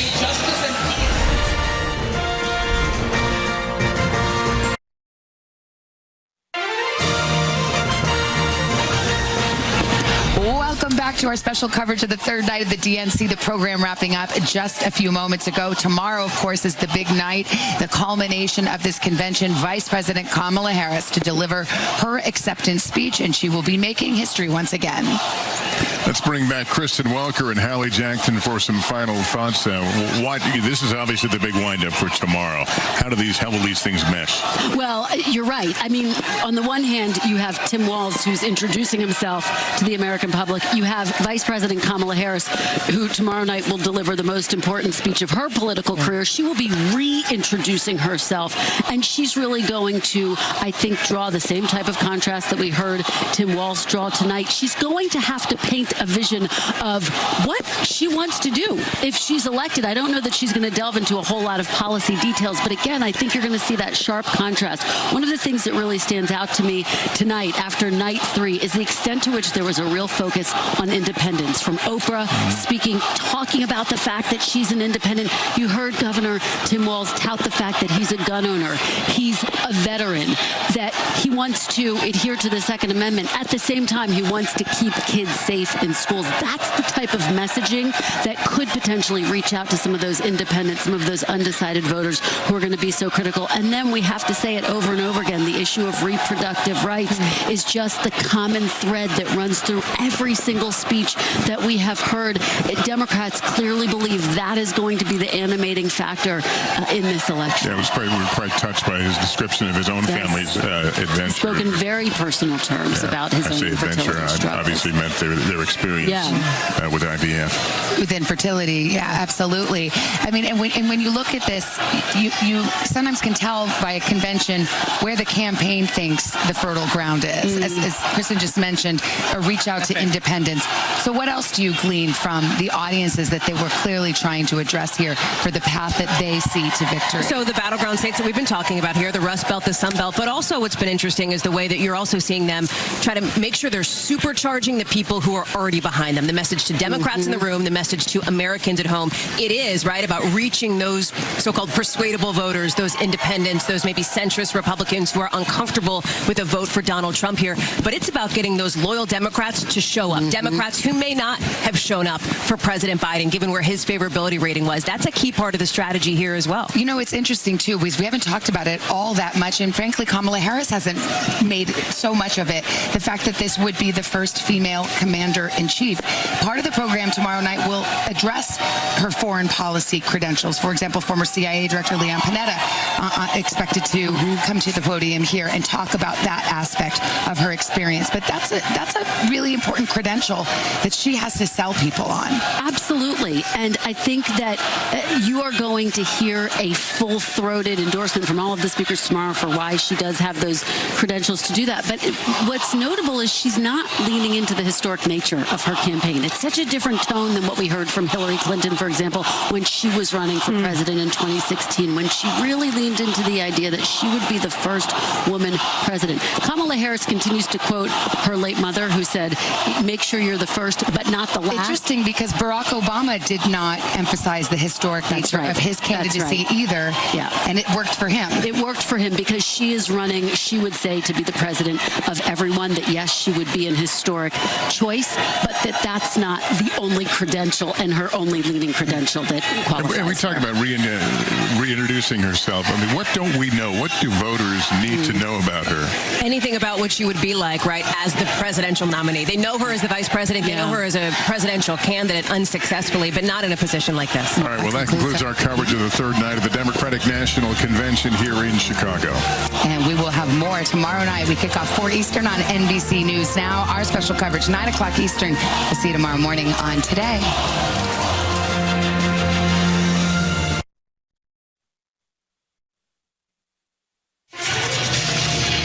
Tonight in Chicago, a moment we've never seen in American history. The first woman of color nominated by a major party in the spotlight on this final night of the Democratic National Convention. And our special coverage starts right now. A historic test for Vice President Kamala Harris. Together, we will chart a new way forward. The Democratic nominee speaking directly to the American people in her first major address since taking over the ticket. Democrats fired up for the final night of a week-long celebration. Turn out for what? America, hope is making a comeback. Kamala Harris! When we fight. Can she reach undecided voters and keep the momentum going on this critical night on the road to the White House? From NBC News, live from Chicago, the Democratic National Convention. Here are Lester Holt and Savannah Guthrie.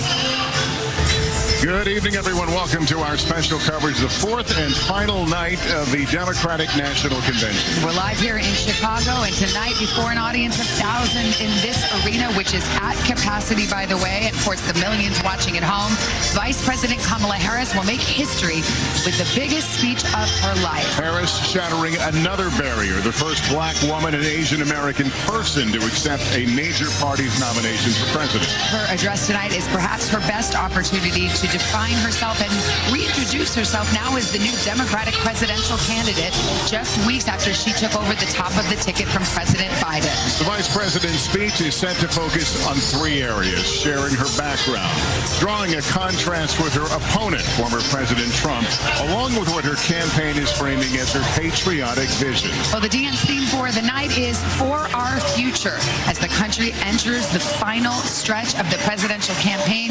Election day just 75 days away, and a raucous crowd out here on the convention And it's floor. probably going to get noisier at points as we move along. We've got a lot to get to tonight. Coming up, we're going to hear from a slew of big names, including remarks from Arizona Senator Mark Kelly, a performance by the singer Pink, a speech from Michigan Governor Gretchen Whitmer, and, of course, tonight's keynote address from the star of this convention, Vice President Harris. Well, Harris will be speaking tonight, by the way, on her 10th wedding anniversary. We heard from the second gentleman, Doug Emhoff, a little bit earlier this week.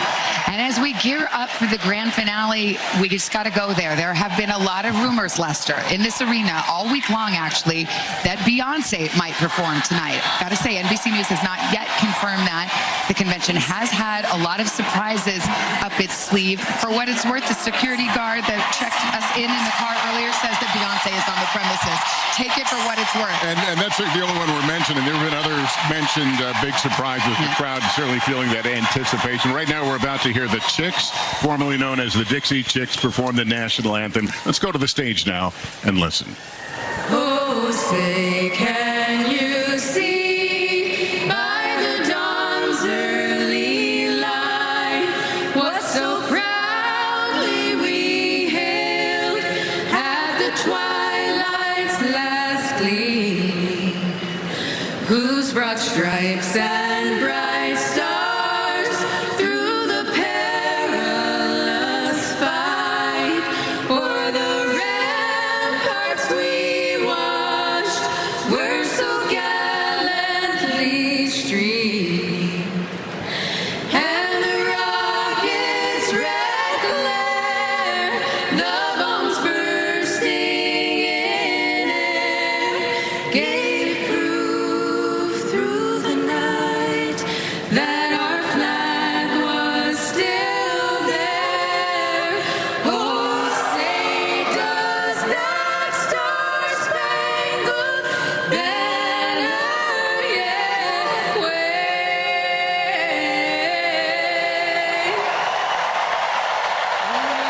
Land of the free and the home of the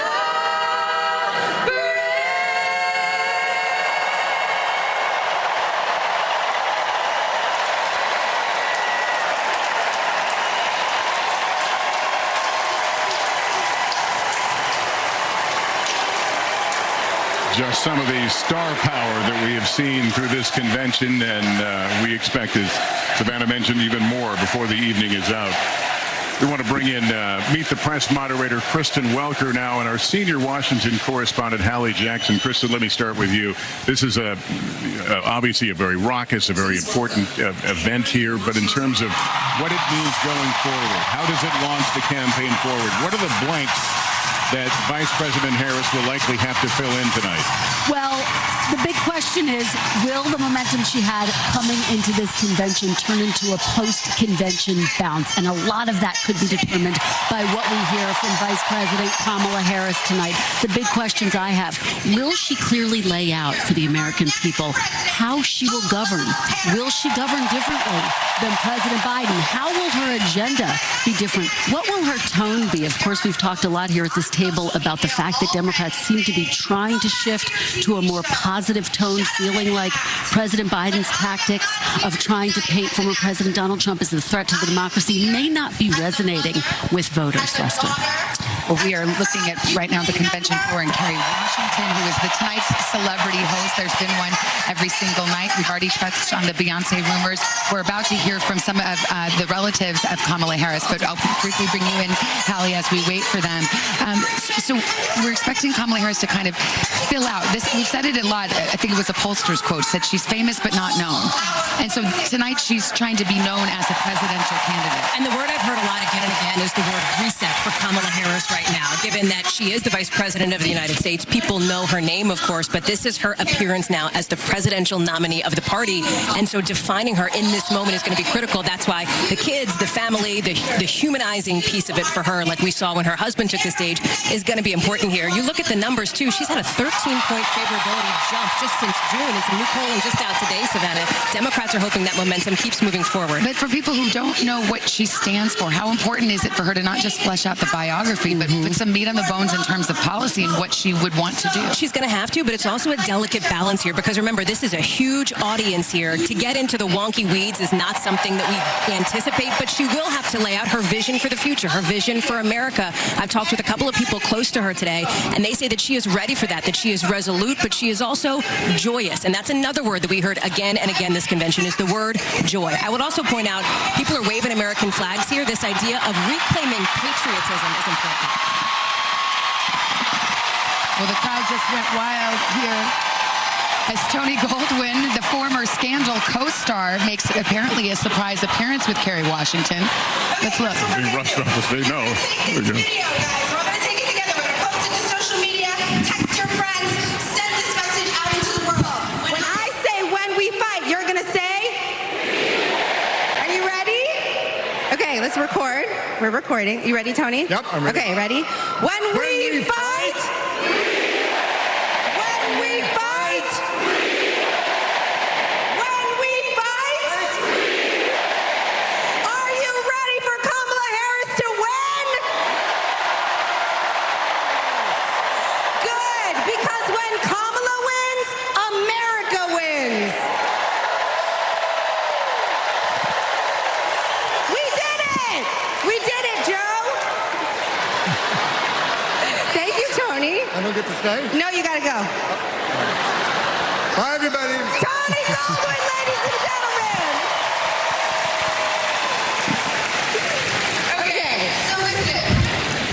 It's come to my attention that there are... So, Kerry Washington, this is actually a strategic moment because the Democrats have been trying to create these viral moments. Now, Lester, I know you watched every season of Scandal, and you immediately recognized the chemistry between Kerry and Tony because of their characters. Sure. And as Kerry would say, it's handled. But they're trying to, they're trying to create these viral memes and moments, and some of that has happened organically. Well, we saw that the minute she became obviously to be the nominee. We saw that in all corners. Yeah. And this is something that they credentialed content creators, influencers. So they're not fooling with us old media folks. They're going for that young vote, and it's turning up in the polls. Well, the young vote is so critical, and it's particularly critical because former President Biden was trailing with young voters. She's grown, but not enough. Well, speaking of young, these aren't voters, but we are seeing members of Harris's family coming up. So let's listen in here. Put it together, and it's 1, 2, 3, Kamala. All right, so let's practice. Let's practice. Everybody over here, say Kama. Everybody over here, say La. Together.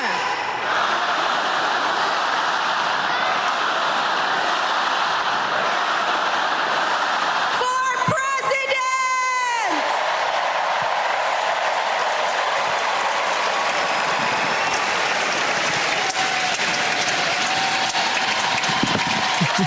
So those are Kamala Harris's grandnieces, and they're making a virtue of that. Kamala Harris's name has been mispronounced, including by her political opponent, of by course. her political opponent consistently. And some people think that's confusion, and some people see something more sinister. Yeah, perhaps like a microaggression, essentially, from former President Trump against Vice President Harris, given the historic nature of her candidacy, which brings us to a couple of things. The historic nature of her candidacy has not been something that she has leaned into heavily on the campaign trail, and those around her say that that's pretty intentional. They believe that her role, her presence, speaks for itself, as if she wins, the first, of course, black woman president, the first South Asian president. And I will say, Ella Emhoff, you talk about young voters, she is somebody who tends to go viral online. I'm Nina. I'm Ella. And I'm Lena. I grew up in Oakland, California, in a house full of extraordinary women. My mom, my grandma, and my auntie, who showed me the meaning of service, helping her sister, a 17-year-old single mom, fighting for justice for the American people, and still cooking Sunday family dinner. She guided me, now she's guiding my own children, and I know she'll guide our country forward. Kamala came into my life when I was 14. Famously a very easy time for a teenager. Like a lot of young people, I didn't always understand what I was feeling. But no matter what, Kamala was there for me. She was patient, caring, and always took me seriously. She's never stopped listening to me, and she's not going to stop listening to all of us.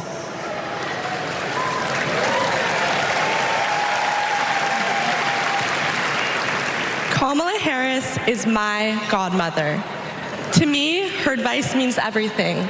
Whether it's pursuing my passions, making an impact, or finding hope when the world doesn't feel so hopeful.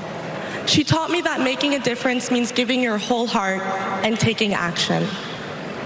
She's fighting for economic opportunity, LGBTQ plus equality, and reproductive freedom, because we are not going back. She's fighting for social justice, health justice, environmental justice, and she isn't alone. We're all in this fight together. So let's keep up the fight. Let's keep up the joy. And let's elect this extraordinary woman as our next president.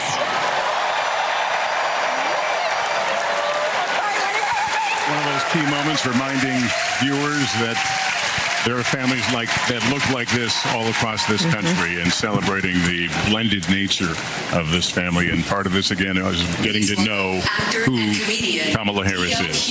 That's right. This is a reintroduction of Vice President Kamala Harris, and these very personal ties and very personal pieces of her past are going to be so critical to that. Let's go down to the floor, check in with our senior national correspondent, Tom Yamas, who's in the thick of it all. Hi, Tom. Hey, Savannah, great to be with you tonight. There's a lot of entertainment right now, so everyone is sitting at the moment because they're watching the man on stage here, D.L. Hughley, the comedian and actor who's just taken the podium. Likely to be a lot of laughs over the next 5 or 10 minutes or so.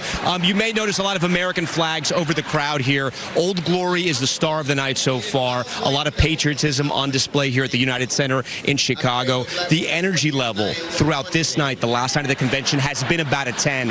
When you talk to delegates here, they tell you they are excited and looking forward to not only hearing Vice President Kamala Harris, but seeing her up close. We're right here by the stage. We expect the space to go wild when she comes out. Just over my shoulder here, Governor Walz has been up in his suite, and the first gentleman as well. But again, they're sitting down right now watching the entertainment. I will tell you, Savannah, because you referenced this earlier, I've been asking delegates if they heard the rumor about who may not perform or show up, and everyone is saying they're hearing that same rumor. Again, we don't know if it's true or not, but people are talking about it. Beyonce may or may not be here. I was speaking to this delegate right here. She's the one who actually talked to me about the rumor. First of all, what have you heard? Well, I mean, we've heard, be ready for all the surprises here at the DNC. Night 4, it's always exciting. So Beehive should be ready, should be watching. Yeah, whether she's here or not, I'm sure this place is going to explode with excitement on whoever that surprise guest is. Talk to me about the white. We've noticed so many women tonight in white throughout the convention hall. Why is that? Women's suffragette movement. Of course, women getting the right to vote.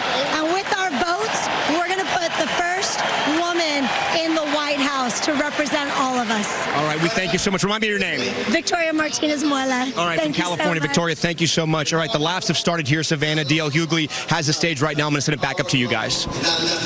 All right, Tom, thank you. Tom, our chief White House correspondent, Peter Alexander, is on the convention floor. My first question is, can you move down there? I understand they shut down access to the floor a little while ago.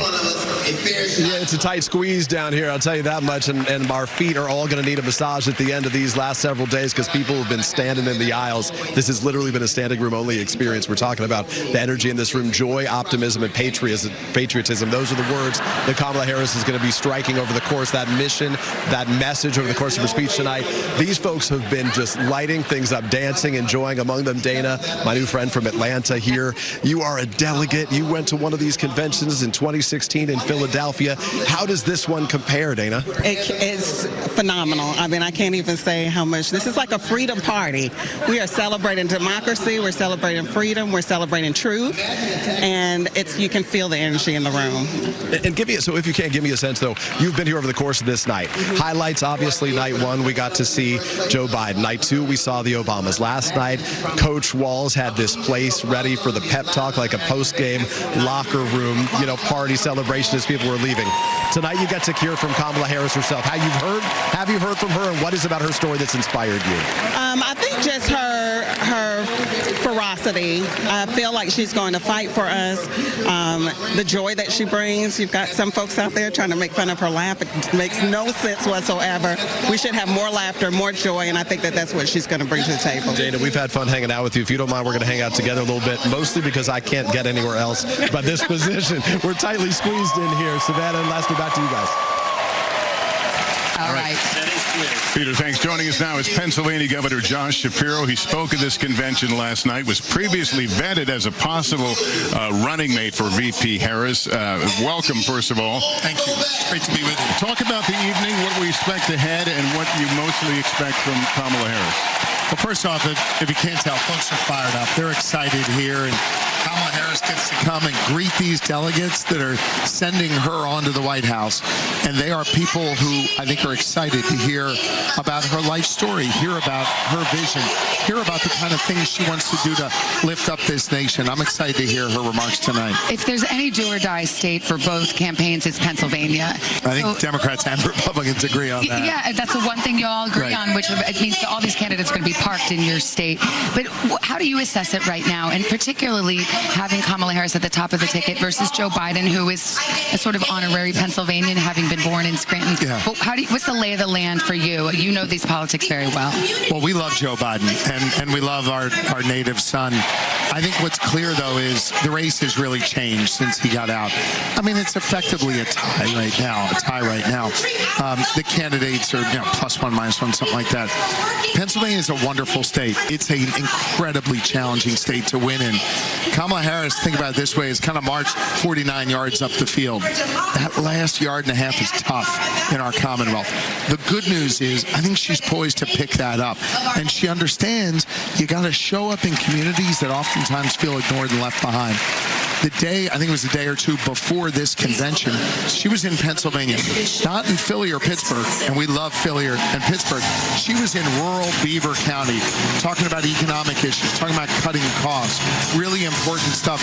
That shows that they get it. You got to compete everywhere in our Commonwealth. A convention is not a measure necessarily of progress in a campaign. How do you capture this energy, but also with the reality that this is going to be tough? Well, what I've done, what great people like Bob Casey have done, I think Bob's going to win his election. Our senior senator is doing a great job and always putting people before the powerful, unlike his opponent who does the opposite. I think what you got to do is show up, and you got to put people first, and you got to let them know that you understand their concerns and lay out your plans on how you're going to lift them up.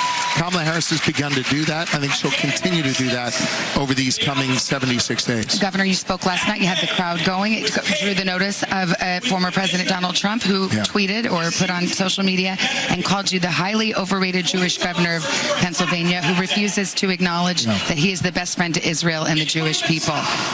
I'll just let you respond. Yeah. I think the head shake you're doing sort of says it all. Look, it's a serious thing. I mean, this is more anti-Semitic tropes from a guy who wants to lead our nation. More injecting of hatred and bigotry and creating others in our society. I want to be clear about this, guys. Like, it doesn't upset me. I don't get too high from the good or low from the attacks, but it does upset me that it upsets other people out there. Because when the guy who wants to lead our nation attacks someone who's different than him, peddles this type of bigotry, it makes people feel less safe. That's what I hear from others. You know, Lori and I are blessed with 4 kids. We try and raise them to be good people. We try and raise them to respect others. You would at least want those values, those traits in the would-be leader of the free world. Donald Trump doesn't have those traits. I think Kamala Harris does. And at the end of the day, after all the policies, after all the articulation of vision, I think it really comes down to what kind of person do we want leading us. I want someone who's caring and empathetic, not someone who's divisive and chaotic. Can I ask you, though, I mean, this issue of Israel, the war in Gaza, has clearly divided the Democratic Party. There is a large uncommitted movement. It's quite substantial in a state like Michigan, which is another must-win probably for the Democrats. How concerned are you about that? Look, I think what's happening in the Middle East is it's really tragic. It's tragic what happened on October 7th when a terrorist group led a raid into Israel, killing over 1,200 people, capturing over 200 hostages, including Americans, bringing them over and then suffering abuse and sexual violence in Gaza. I mourn and I ache for what happened in Israel. I also mourn and ache for what's happening in Gaza. The quickest way for us to end this is for the hostages to be returned home and the violence end and get back to a meaningful dialogue about creating peace in the Middle East. I want to be really clear, though. All of what I just said, there's some nuance to that. I get that. But there should be absolutely no nuance when it comes to standing up against hatred and bigotry in all forms. Anti-Semitism, Islamophobia, whatever hatred that is, we have to condemn that. And when people like Donald Trump inject that into this dialogue, it makes it harder to find peace. It makes it harder to bring the hostages home. It makes it harder to end the violence in Gaza. But to the politics question, hearing everything you just said, are you concerned at all that division could erode the Democrat support in some of those key states? I think at the end of the day, folks are going to go to the polls and understand that they've got two really stark choices. We can go with chaos and extremism, or we can go with someone who is trying to bring about a peaceful end to this, who is trying to bring the hostages home, who is trying to stop the violence that we're seeing in Gaza. And that is the person, ultimately, in Kamala Harris, that I think people will flock to. Governor Shapiro, thank you so much for coming and speaking with us. We do appreciate it. Let's get back into the convention. Unless you know if Beyonce's coming. There's a rumor. Is there? Yeah. You haven't heard this? I'm not on the inside on that one. But man, oh man, would I love to see Beyonce. You're a fan. There you go. Big time. Governor Shapiro, thank you so much. Well, we're continuing to watch what's happening on the convention floor. Here they're doing a video interstitial, and we'll expect in a few moments a section on the convention floor, Lester, about gun violence and about people who have been impacted by that personally, including, of course, former Congressman Gabby Giffords of Tucson, Arizona, who herself was a victim This will of be violence. much in line with what we saw earlier this week with reproductive rights and people telling their stories. For every town for gun safety. Lucy Macbeth.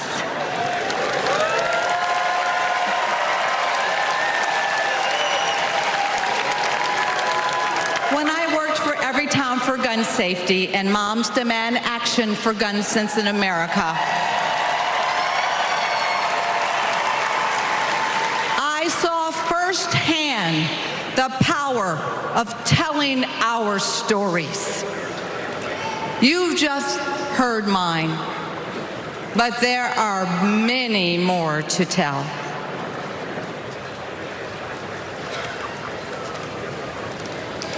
On December 14th, 2012, I walked into Sandy Hook School.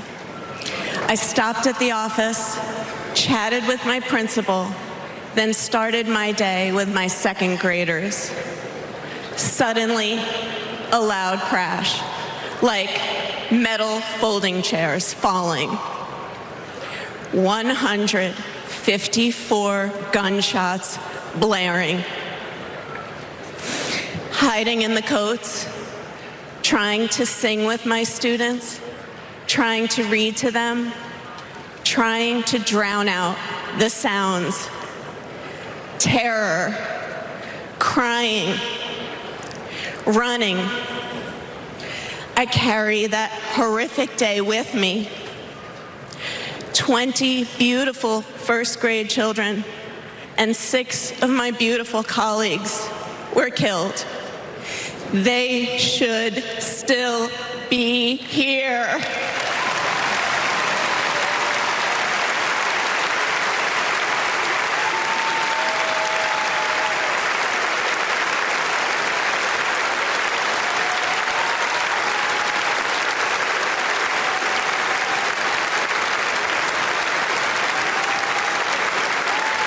It's 10:30 a.m. at Robb Elementary in Uvalde. The school is recognizing my 10-year-old daughter, Lexi, for receiving all A's. She receives a Good Citizen Award, and we pose for photos. She wears a St. Mary's sweatshirt and a smile that lights up the room. 30 minutes later, a gunman murders her, 18 classmates and 2 teachers. We are taken to a private room where police tell us she isn't coming home.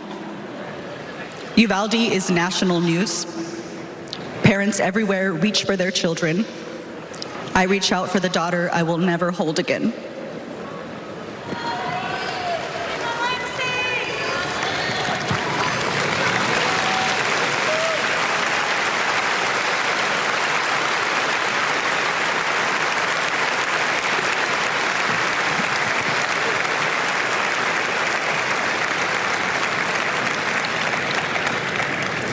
My niece, Sandy Patrice, was 22. She drove to Myrtle Beach for sun and fun and motorcycle parades. Hours later, my phone rang. Shooting on the beach. No one can find Sandy. I stayed calm.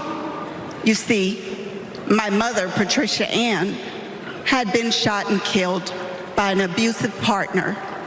I was calm then too. I got to handling business. I called relatives, the police, hospitals, and I kept calling, voice steady, heartbeat pulsing. Then I was connected to the coroner. 10 years of waiting, and Sandy's murder is still unsolved. I'll keep calling, and I'll keep fighting.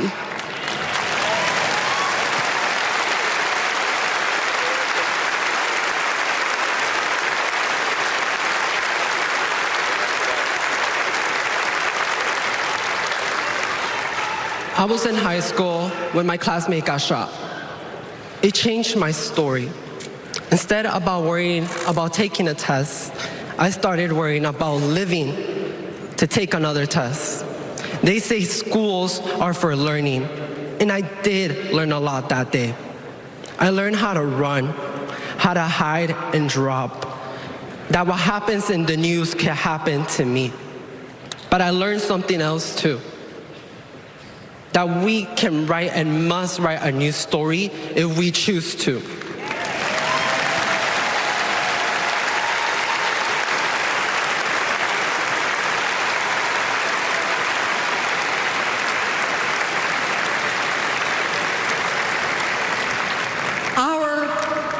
Are stories of loss.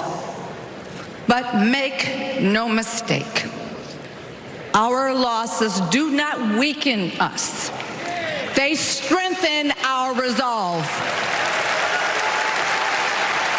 We will secure safer futures that we all deserve. We will organize. We will advocate.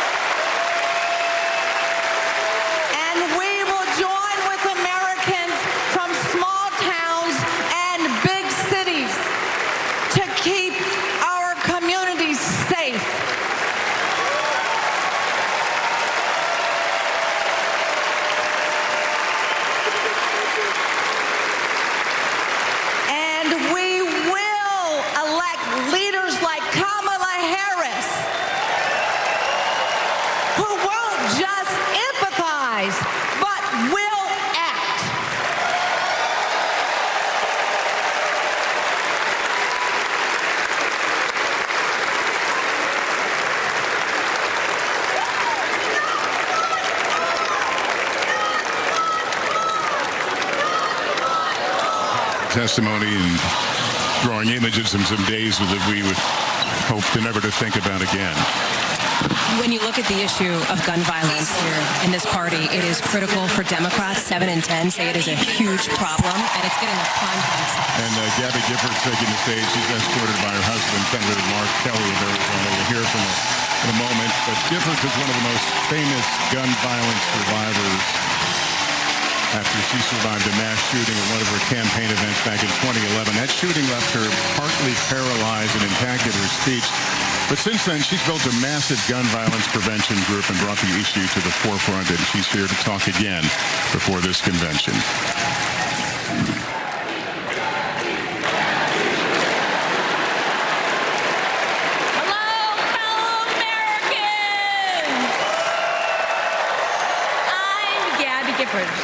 I was born in the great state of Arizona. I was born with grit. I grew up racing motorcycles, mucking stalls, and exploring the beautiful desert. I fell for an astronaut.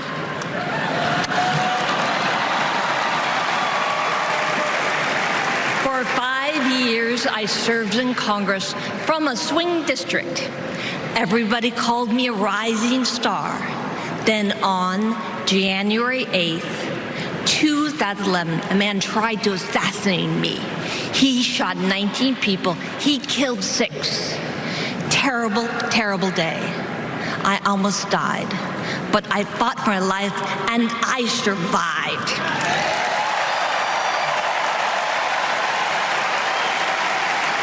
I learned to walk again, one step at a time. I learned to talk again, one word at a time.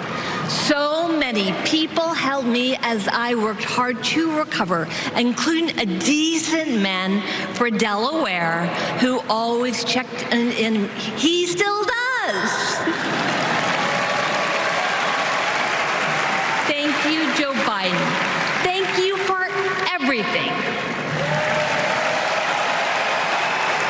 Joe is a great president. My friend Kamala will be a great president. She is tough. She has grit. Kamala can beat the gun lobby. She can fight gun trafficking. Kamala stood up to Wall Street and the drug company. She will protect abortion access. She will defend our freedom. She saved lives. Join me in voting for Kamala Harris. Bravo! Thank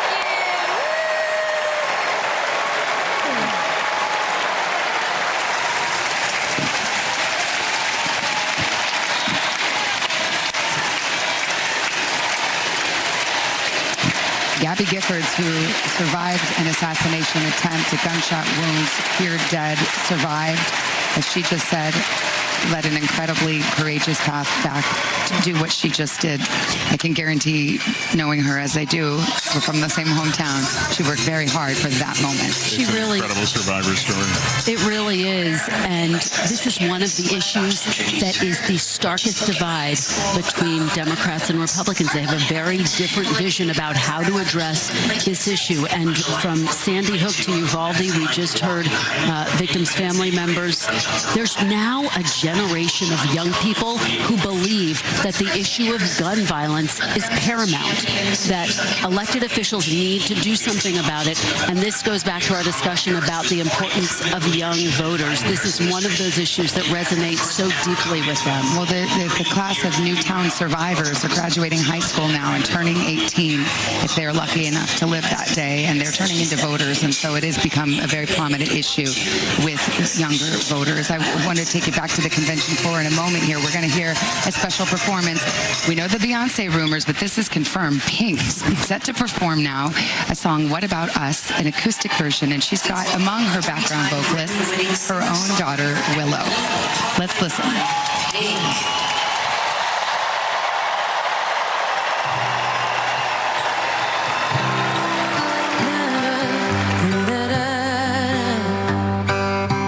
We're searchlights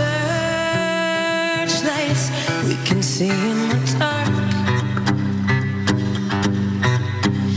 We are rockets pointed up at the stars.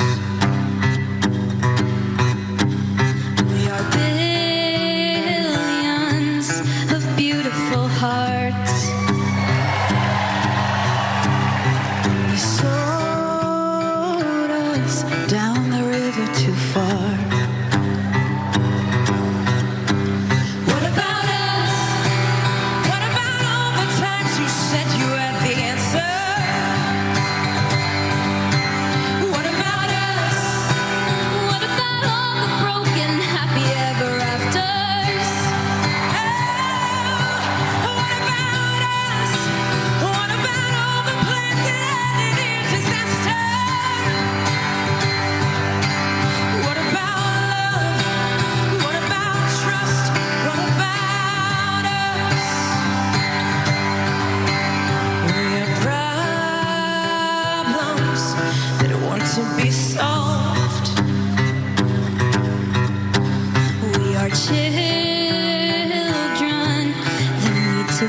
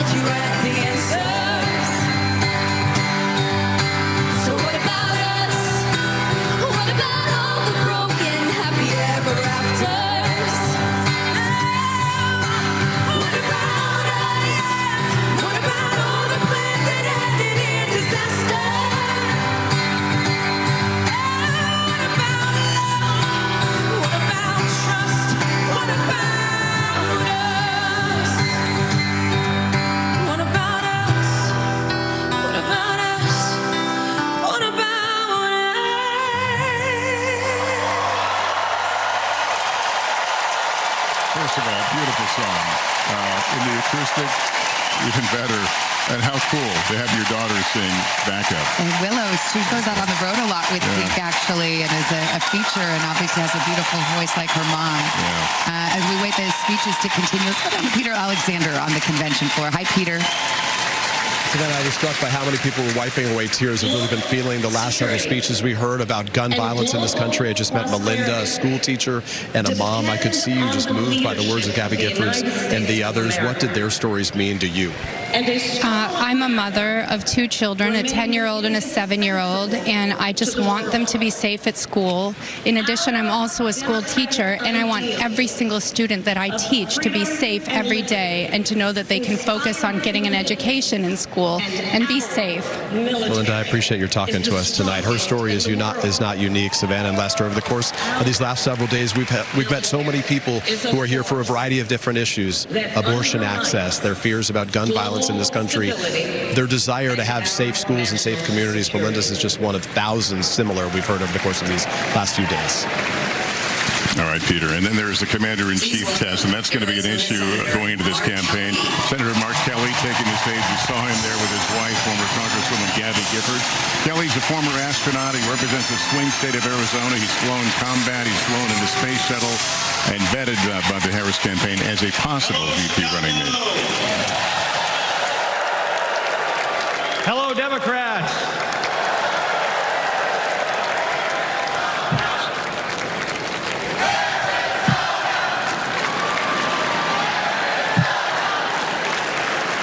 So, President Obama had to follow Michelle.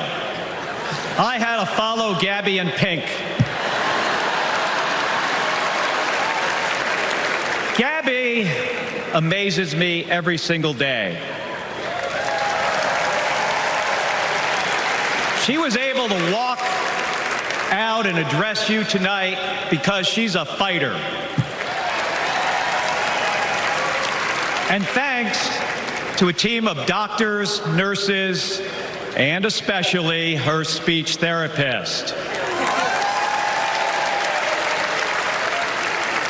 We all need a team. I've flown into space 4 times. I've flown into combat nearly 40 times. Not once did I do that by myself. It took a team to accomplish a mission. It always does. I flew in the Navy during the first Gulf War. America rallied our allies to kick out a tyrant who invaded a neighbor. Today, Vladimir Putin is testing whether we're still that strong. Iran, North Korea, and especially China watch closely. What's Trump's answer? He invited Russia to do, and these are his words, not mine, whatever the hell they want. Vice President Harris has always championed America's support for NATO, for Ukraine, and for the Ukrainian people. On the Senate Intelligence Committee, she investigated Russian interference in our election. She defends free and fair elections everywhere. You already know how Trump feels about those. Donald Trump skipped his intelligence briefings. He was too busy sucking up to dictators and dreaming of becoming one himself. Trump thinks that Americans who have made the ultimate sacrifice are suckers and losers. If we fall for that again and make him the commander-in-chief, the only suckers would be us. Kamala Harris knows that standing with our allies means standing up for Americans. She'll keep modernizing our military to support our troops and to support our veterans like our next Vice President, Tim Walz.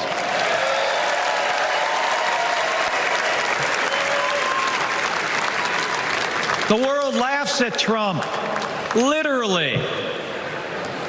But folks, it is not funny. When he was president, that meant the world was laughing at us. The threats we face are too serious. The sacrifices our service members make are too sacred. The alliances we've spent decades building are too critical. That's what's at stake now. And the choice isn't even close. But in Arizona and nationwide, this election will be.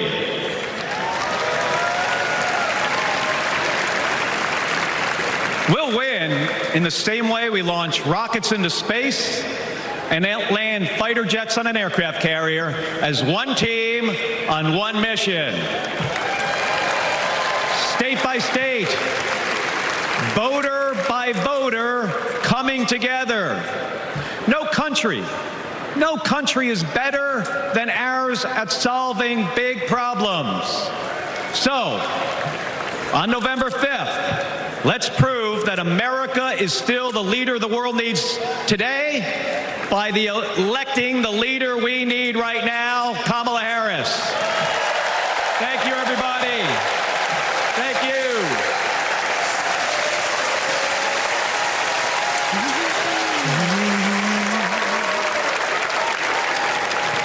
Please welcome former Secretary of Defense Leon Panetta.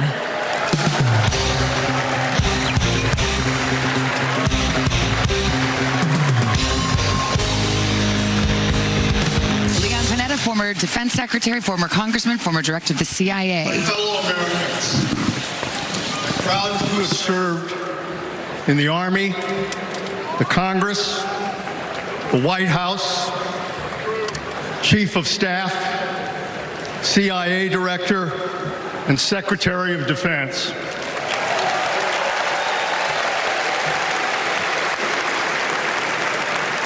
I've looked into the eyes of our warriors and deployed them into battle. I gave the order directing our Special Operations Forces to fly 2 helicopters 150 miles into Abbottabad at night. And by the time the sun rose, Osama bin Laden was dead.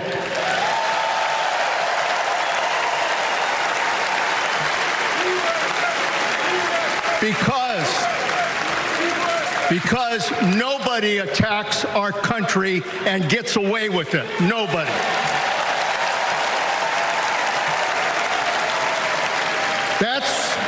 That's what our warriors do. That's what our warriors do. Our warriors need a tough, cool-headed commander-in-chief to defend our democracy from tyrants and terrorists. We need Kamala Harris behind the resolute desk. She knows the tyrant when she sees one. And our allies know a leader when they see one. On the Senate Intelligence Committee and as Vice President, she worked with more than 150 world leaders. She's looked our allies in the eye and said, America has your back. Trump would abandon our allies and isolate America. We tried that in the 1930s. It was foolish and dangerous then, and it's foolish and dangerous now.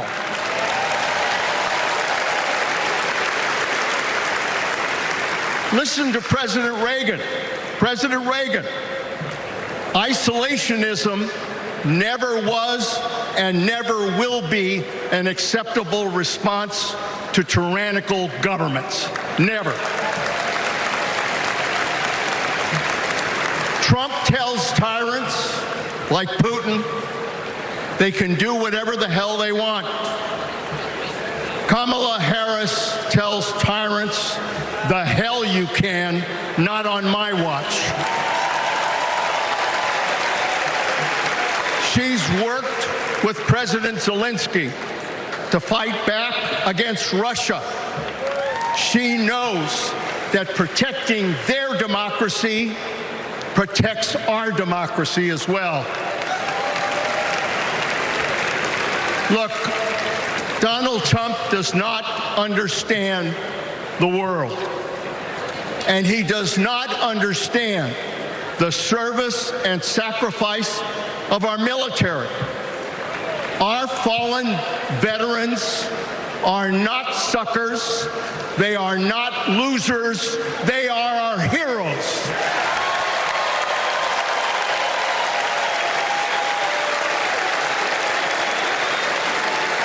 Kamala Harris will honor our veterans. And in Tim Walz, we will have a vice president who has served in uniform honorably for 24 years.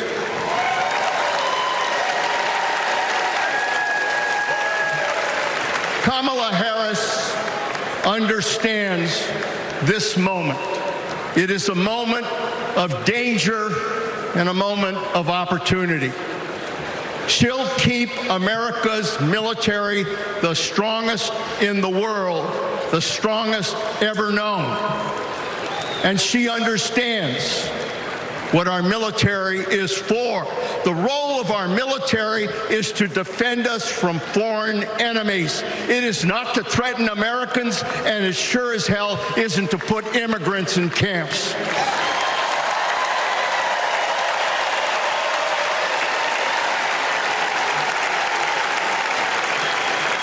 Every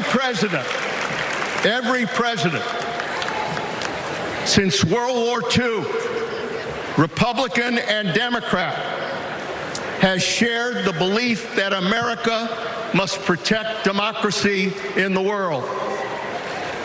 Every president has honored our veterans and their sacrifices. Every president, but one. So we face a critical choice: to vote for someone who stands with our military and stands up for democracy, or someone who will disrespect our heroes and undermine our democracy. My fellow Americans, there is only one choice. One choice. And let me tell you something. When she takes her oath of office, as she will this January,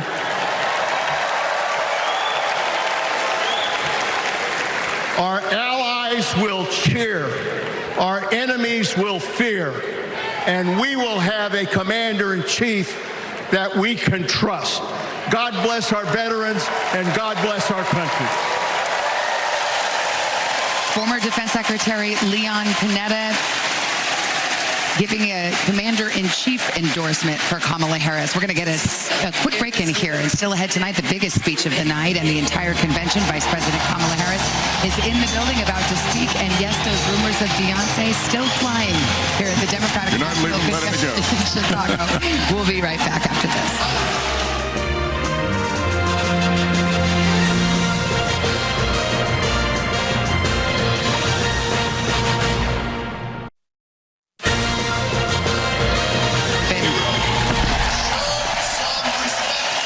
We've been watching the last several remarks talking about the commander-in-chief role and burnishing the credentials of Kamala Harris, and now veterans invited onto the stage. Veterans serving in the government now. Ruben Gallego of Arizona now addressing the convention hall just before the top of the hour now, almost 10 o'clock in the East and 9 o'clock here in Chicago. For the fourth and final night of the Democratic National Convention, moments to now, this crowd of thousands in Chicago and millions of people watching at home will witness history. Yeah, Vice President Kamala Harris, she's in the building now. She is the star of this convention, but especially this night. She's about to officially become the first black woman and Asian American person to accept a major party's nomination for president. And in addition to breaking barriers, that speech will also be historic because of the backstory. Harris taking the top of the ticket just weeks after her first running mate, President Biden, stepped aside as the Democratic nominee. All right, before that speech, we are expecting other big speeches from former Republican Congressman Adam Kinzinger, part of that outreach we've been seeing here. North Carolina Governor Roy Cooper, North Carolina suddenly in potential contention for the Democrats, according to them, after Harris has gone to the top of the ticket. And we'll hear from the Vice President's younger sister, Maya Harris. We also have Gretchen Whitmer on tap as well, the Michigan governor. Yeah, and as we gear up for the grand finale, it's unclear if we might see any surprise guests. Who are you talking about? I don't know. At a Democratic convention that's already had a lot to hold on its sleeve. Of course, all right. We're referencing those continuing Beyonce rumors. I know. We can't help it. We just can't help ourselves. Let's bring in our senior national correspondent, Tom Yamas, who's down on the convention floor, where apparently the rumor is flying and everybody thinks Beyonce is coming. So if she's not, they better come up with something. Lester brought his base. Yeah, that rumor continues to grow. Everyone's talking about that, from sources in law enforcement to the delegates here. I also want to point out that on this last night of the convention, every other night has felt like a party. There's been a lot of joy. That's a word they like to use. Tonight, there are different layers, and we have seen that over the past hour. First, with those relatives of victims of gun violence, and then now the issue of national security and patriotism. Just behind me, about to take the stage, is a very popular Democrat, also in that short list initially for the running mate for Vice President Kamala Harris, which is Michigan's Governor Gretchen Whitmer. And let's listen as she takes the stage. I'm Governor Gretchen Whitmer. In Lansing, they call me Governor. But in Detroit, they call me Big Gretch.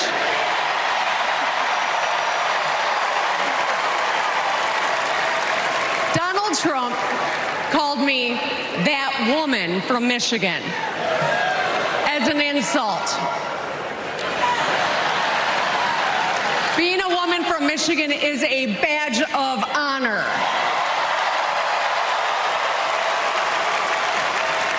Like women across America, we just GSD. Get stuff done. At 29, I joined the sandwich generation. Sandwiched between working and raising my newborn and caring for my mom, who was dying from brain cancer. It was hard, but not extraordinary. It's life. Those nights reminded me who I was fighting for. People just trying to make it. Kamala Harris knows who she's fighting for, too.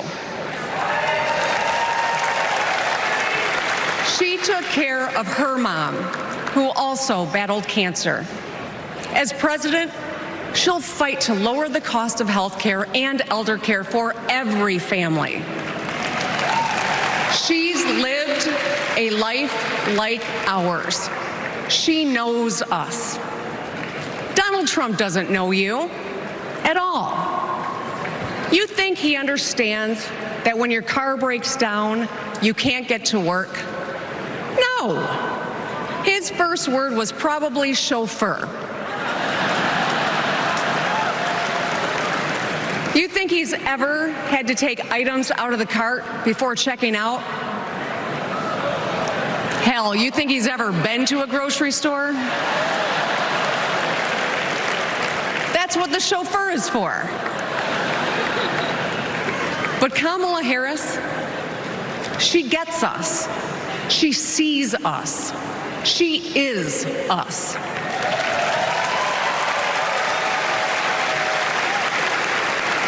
Look, lived through a lot of history over the past few years. Floods and fires, an attempted coup, a plot, and a pandemic. It's exhausting. We don't know what the next 4 years will bring. But what we do know is this. Through it all, your life won't stop. You're going to have to get to work, pick up the kids, and pay your bills. And then one day, when you're just trying to get everyone out the door, a news alert goes off. Something happened. Something hit the fan. You'll ask, is my family going to be okay? And then you'll ask, who the hell is in charge? What if it's him? What if it's that man from Mar-a-Lago?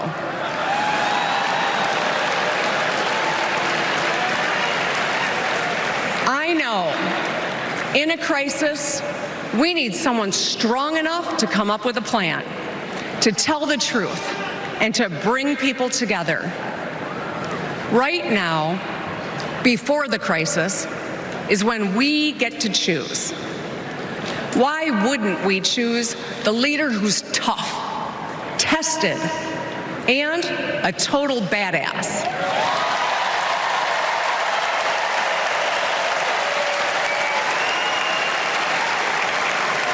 I know who I want as our commander-in-chief. America, let's choose Kamala Harris.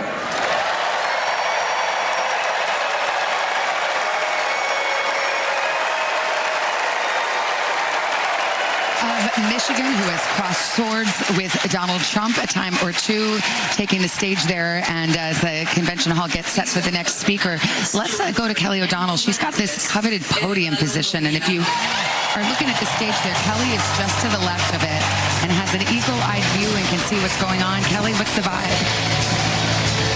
Well, all week long, we've been able to peer in right behind the stage and see all of the speakers who were coming up, see some of the backstage interactions. And just a couple of minutes ago, that blue curtain came down, to use a Democratic parlance, a blue wall, if you will, which now blocks our ability to see what's happening backstage. And then separately, I've been getting lots of signals from people who are saying that there is a very special surprise guest, and we want to be very careful about not going too far. At the same time, I also want to tell you about President Biden making a phone call. He and the First Lady have placed a phone call from Santa Ynez, California, where they are on vacation, to the Vice President and have wished her encouragement for tonight and to say that they are going to be watching tonight. And so they posted that photo on social media. So there are a lot of tantalizing tidbits about what could be happening backstage tonight. We have had sources that have told us it is Beyonce. We have had sources that have said it is not. It is one of the biggest rumors of the evening. And of course, the song Freedom is one of the issues that has been a playlist already, whether a DJ is spinning it or people are doing the lyrics. That, of course, is Beyonce's song. And one of the big questions is, will she be here tonight? So there are a lot of things we know. I don't want to go too far beyond what our editorial standards allow. But the blue curtain is one heck of a clue. Savannah, Lester?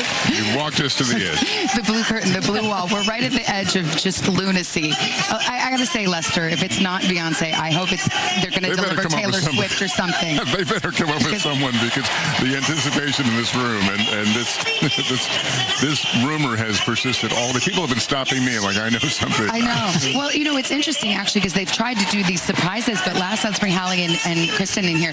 Last night, Oprah was supposed to be a surprise, but the cat got out of that bag pretty fast, and so people knew, and so some were probably surprised, but not everyone. Yeah, regardless, it was unexpected. She was not on that list that comes out days in advance of who's set to speak. It was meant to be a moment to build some anticipation and to get people excited, because remember, that is what this convention is all about. Yes, to a degree, it's about policy and all of these things. It is a party. It is a time for the Democrats to reset. Again, and show your best face. I mean, let's face it, that's what conventions are about. Yeah, they want to show off. They want to show off. They want to bring that momentum and to keep that so-called honeymoon going here. I mean, listen, not to do a hack key TV transition. But you talk about that blue curtain there. There's also, of course, the blue wall, those Rust Belt battlegrounds. That's why you heard from Gretchen Whitmer. And when you look at the momentum that is building around Kamala Harris, Democrats will point to Michigan as a place where she is now doing slightly better than former President Trump. Charlie, I love you for trying to bring us back to our sanity here and bringing us back to the political nerd lane that we need to stay in. But on the subject of Beyonce, serious question, Kristen. Yes. I mean, the Democrats have always had a ton of celebrities come out here. They can always trot them out. I mean, that's just part of it.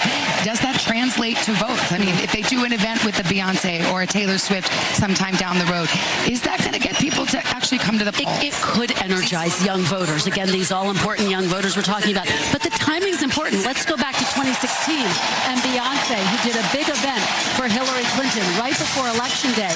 It did not translate into the type of win she We are going to hear now from former Illinois Republican Congressman Adam Kinzinger. Kinzinger describes himself as a proud conservative, but tonight he is throwing his support behind Vice President Harris.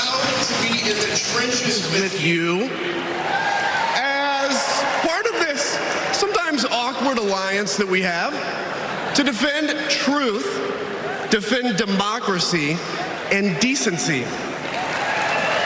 I was just a kid when I was drawn to the party of Ronald Reagan, to his vision of a strong America, the shining city on a hill. I was a Republican for 12 years in Congress, and I still hold on to the label. I never thought I'd be here, but listen, you never thought you'd see me here, did you? But I've learned something about the Democratic Party, and I want to let my fellow Republicans in on the secret. The Democrats are as patriotic as us.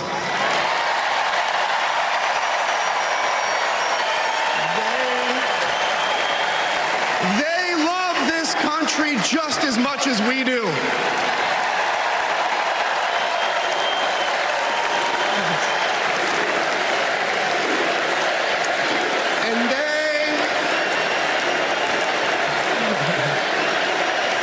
And they are as eager to defend American values at home and abroad as we conservatives have ever been. I was relieved to discover that because I've learned something about my party too, something I couldn't ignore. The Republican Party is no longer conservative. It has switched its allegiance from the principles that gave it purpose to a man whose only purpose is himself. Donald Trump is a weak man pretending to be strong. He is a small man pretending to be big. He's a faithless man pretending to be righteous. He's a perpetrator who can't stop playing the victim. He puts on, listen, he puts on quite a show, but there is no real strength there. As a conservative and a veteran, I believe true strength lies in defending the vulnerable. It's in protecting your family. It's in standing up for our Constitution and our democracy. That is the soul of being a conservative. It used to be the soul of being a Republican. But Donald Trump has suffocated the soul of the Republican Party. His fundamental weakness has coursed through my party like an illness, sapping our strength, softening our spine, whipping us into a fever that has untethered us from our values. Our democracy was frayed by the events of January 6th, as Donald Trump's deceit and dishonor led to a siege on the United States Capitol. That day, I stood witness to a profound sorrow, the desecration of our sacred tradition of peaceful transition of power, tarnished by a man too fragile, too vain, and too weak to accept defeat.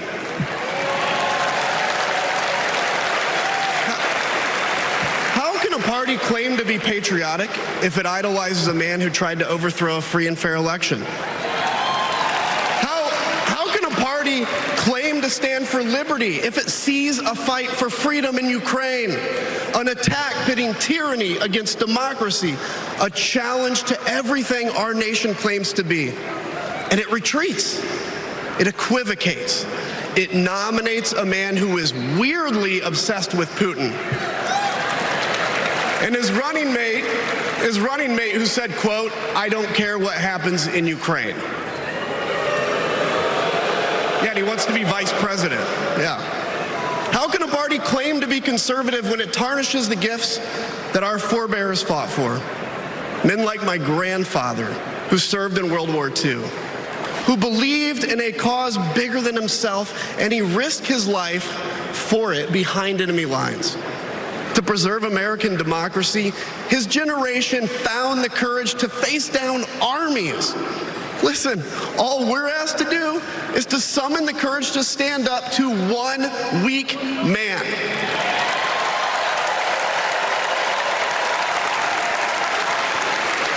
Some have questioned why I've taken the stand I have. The answer is really simple, ladies and gentlemen. We must put country first.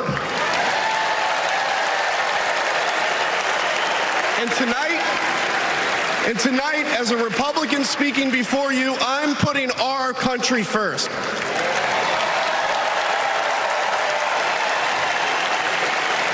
Because the fact is, I do belong here. I know Kamala Harris shares my allegiance to the rule of law, the Constitution, and democracy. And she is dedicated to upholding all three in service to our country.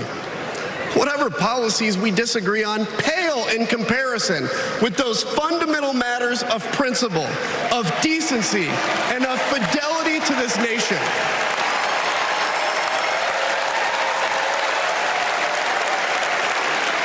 Listen, to my fellow Republicans, if you still pledge allegiance to those principles, I suspect you belong here too. Because democracy knows no party. It's a living, breathing ideal that defines us as a nation. It's the bedrock that separates us from tyranny, and when that foundation is fractured, we must all stand together, united, to strengthen it.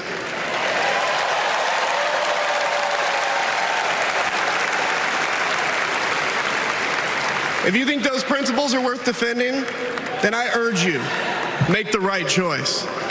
Vote for our bedrock values, and vote for Kamala Harris. God bless you.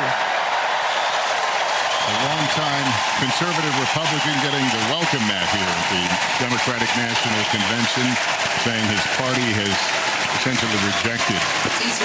In fact, he said the Republican Party is no longer conservative, a stinging indictment of the party under Trump. Kinzinger, by the way, a member of the January 6th committee that investigated the actions of that day and paid a price politically, no longer a sitting congressman. This is Vice President Harris's younger sister, Maya. In 1958, a 19-year-old from India left the only country she'd ever known to chart her own path in America. She came here to pursue an education, but she stayed here to build a life. Her name was Dr. Shamala Gopalan Harris.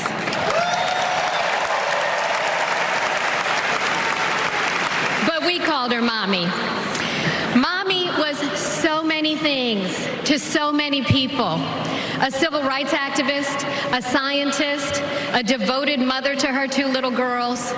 But most of all, Mommy was a trailblazer who defied the odds and defined herself.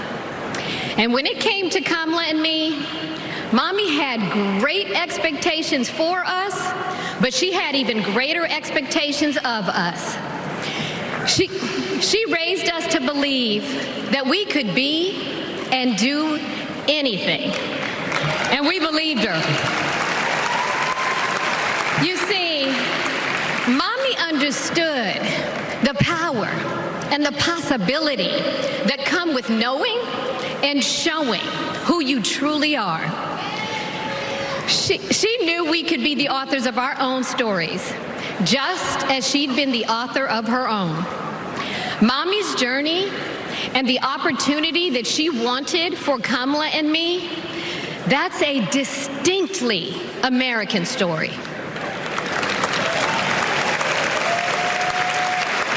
We may all have different histories, different struggles, or different perspectives, but what binds us together is the fervent desire to be free, to fulfill our God-given potential.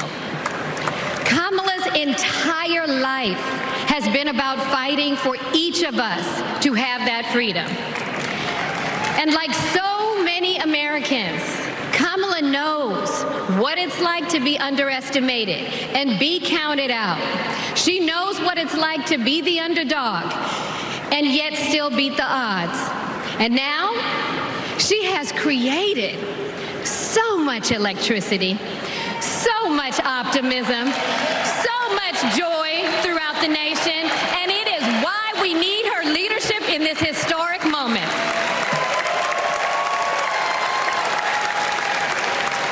We are living in a time when some are trying to divide us, to separate us in ways that make it difficult for us to come together.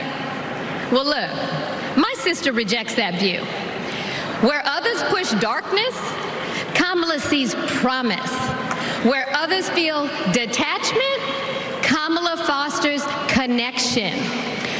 Where others want to drag us back to the past, my sister says, hold up now, we are not going back.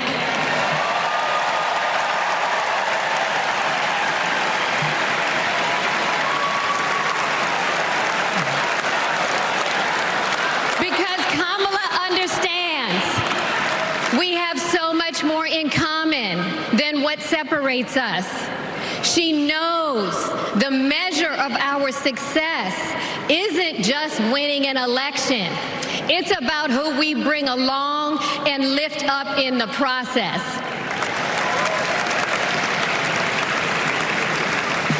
And so as I look out at all of you today and take in this incredible moment, I so wish that Mommy could be here tonight. I can just see her smiling, saying how proud she is of Kamala. And then, without missing a beat, she say, that's enough, you got work to do. She would tell all of us to roll up our sleeves and get to work, to elect a leader who sees the potential in each of us, a leader who cares for all of us, a leader who fights for every one of us. Our Democratic nominee, my big sister, the next president of the United States, Kamala Harris.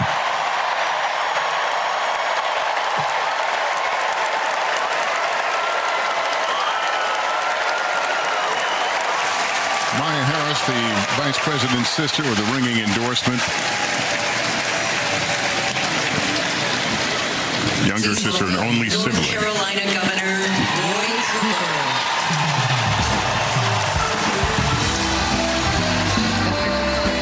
Governor close Cooper friend now of Kamala Harris.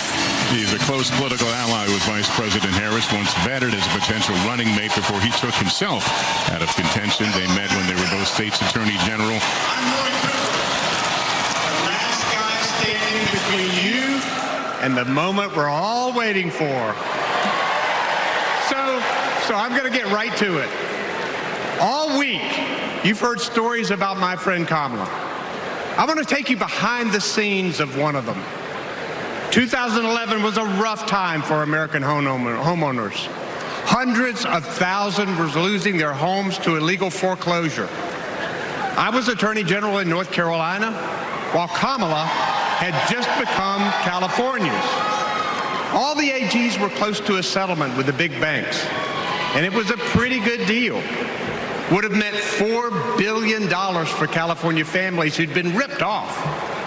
I know that sounds like a lot, but Kamala said, hang on a minute. I've met these families. I know what they've been through, and they deserve more. She went toe-to-toe with some of the world's most powerful executives, and she refused to give in. Let me tell you, this was a huge risk, but she knew it was a risk worth taking. That's Kamala. And we all know what happened. The banks caved. That $4 billion for California families became $20 billion. That was the first time I witnessed Kamala in action. And what I saw was a leader who does exactly what she says she's going to do, who never will settle for less. America, we got a lot of big fights ahead of us. And we've got one hell of a fighter ready to take them on. I know that because I know her. And tonight, I want the American people to know, even if you don't agree with her on everything, Kamala Harris will fight for you to the very end. For families who need better health care or a safer place to live, Kamala will fight for you. For parents who want better schools for their kids, for workers worried about a secure retirement for themselves, Kamala will fight for you. For any one of our allies, anywhere in the world, wondering if America still has your back, remember this. Kamala will fight for you. And when she fights, we win. Kamala's ready. Kamala's ready. The question is, are we? Are we going to stand up and fight for Kamala like she'll stand up and fight for us? All right. If you're ready, my home state of North Carolina, stand up. Stand up, Pennsylvania. Stand up, Michigan. Stand up, Wisconsin. Stand up, Georgia. Stand up, Nevada. Stand up, Arizona. Stand up, America. Are we going to stand up? Are we going to fight? Are we going to vote? Are we going to win? You bet we are. Let's go get them.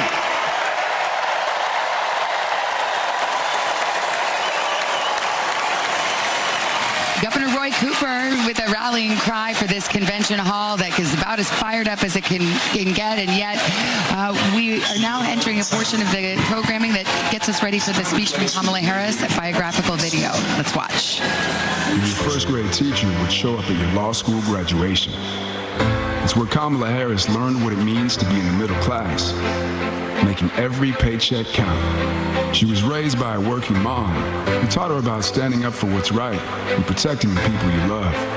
Kamala carries the lessons of our mother, the fighting spirit of our mother, the compassion. She was all of 5 feet tall. If you met her, you would have thought she was 7 feet tall. And our mother, if I'd ever come home complaining about anything, she wouldn't have it. The first thing she'd say is, well, just stop the complaining. Just tell me what you're going to do about it.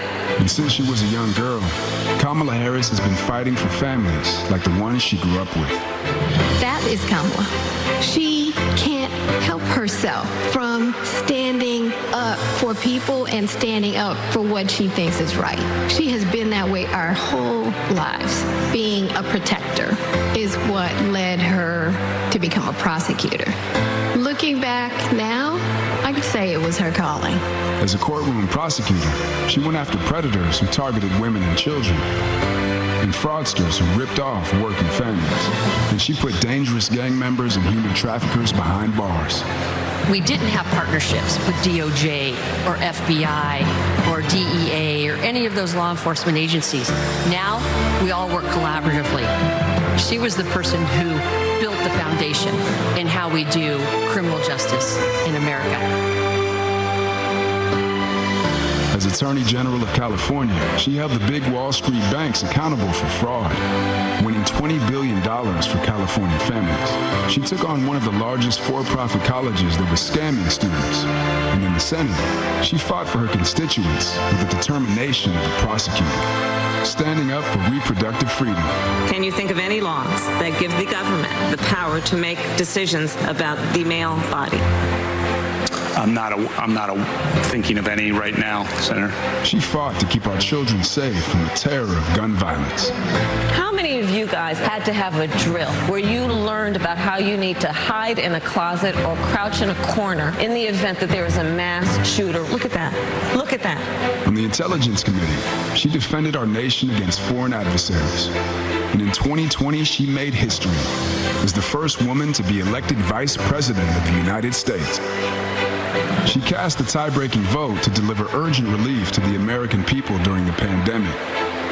She beat Big Pharma to lower prescription drug costs and cap the cost of insulin. And led the fight to restore reproductive rights after Roe v. Wade was overturned.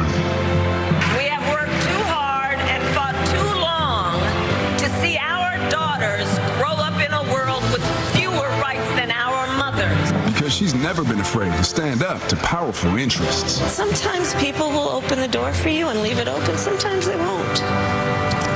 And then you need to kick that door down.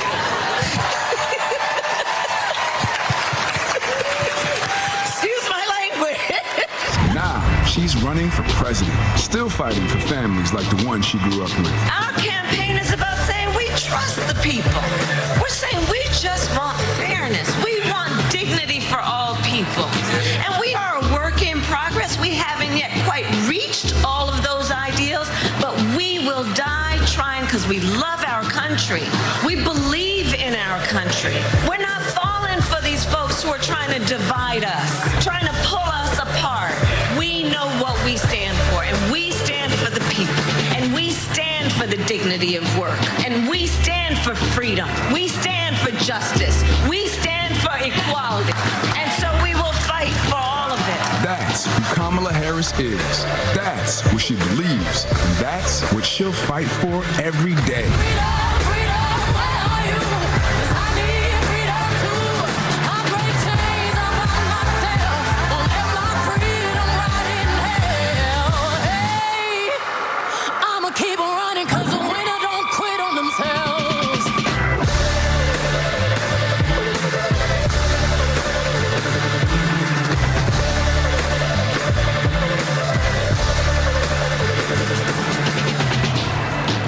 Please welcome the Democratic nominee for president, Vice President of the United States of America, Kamala Harris.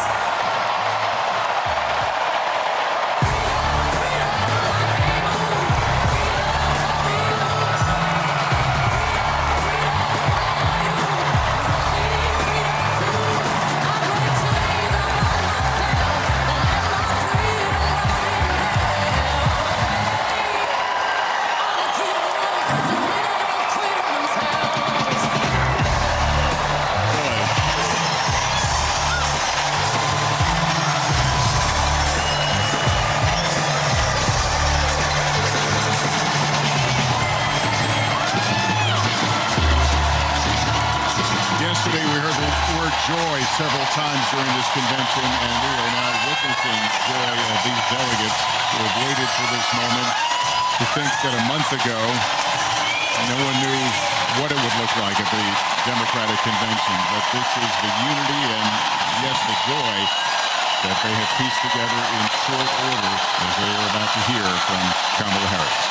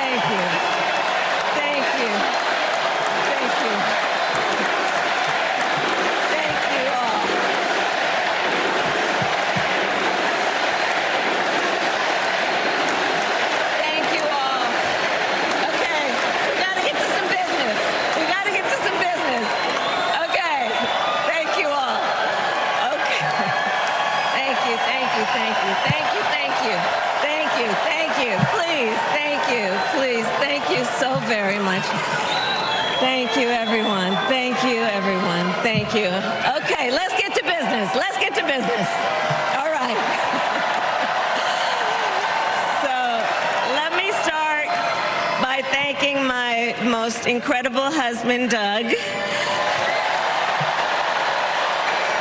for being an incredible partner to me, an incredible father to Cole and Ella, and happy anniversary, Dougie. I love you so very much. To our President Joe Biden,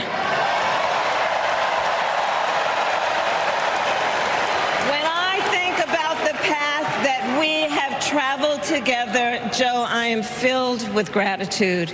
Your record is extraordinary, as history will show, and your character is inspiring. And Doug and I love you and Jill and are forever thankful to you both.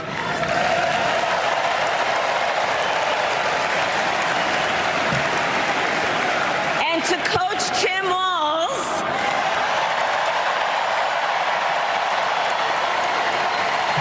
you are going to be an incredible vice president. And to the delegates and everyone who has put your faith in our campaign, your support is humbling. So, America, the path that led me here in recent weeks was no doubt unexpected. But I'm no stranger to unlikely journeys. So, my mother, our mother, Shamala Harris, had one of her own. And I miss her every day, and especially right now. And I know she's looking down smiling. I know that. So my mother was 19 when she crossed the world alone, traveling from India to California with an unshakable dream to be the scientist who would cure breast cancer. When she finished school, she was supposed to return home to a traditional arranged marriage. But as fate would have it, she met my father, Donald Harris, a student from Jamaica. They fell in love and got married, and that act of self-determination made my sister Maya and me. Growing up, we moved a lot. I will always remember that big Mayflower truck packed with all our belongings, ready to go to Illinois, to Wisconsin, and wherever our parents' jobs took us. My early memories of our parents together are very joyful ones. A home filled with laughter and music, Aretha, Coltrane, and Miles. At the park, my mother would say, "Stay close." But my father would say, as he smiled, "Run, Kamala, run. Don't be afraid. Don't let anything stop you."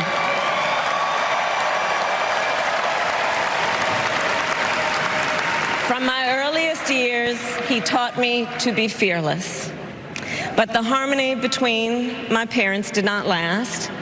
When I was in elementary school, they split up. And it was mostly my mother who raised us. Before she could finally afford to buy a home, she rented a small apartment in the East Bay. In the Bay, you either live in the hills or the flatlands. We lived in the flats. A beautiful working-class neighborhood of firefighters, nurses, and construction workers, all who tended their lawns with pride. My mother, she worked long hours, and like many working parents, she leaned on a trusted circle to help raise us. Mrs. Shelton, who ran the daycare below us and became a second mother. Uncle Sherman, Aunt Mary, Uncle Freddie, Auntie Chris. None of them family by blood, and all of them family by love.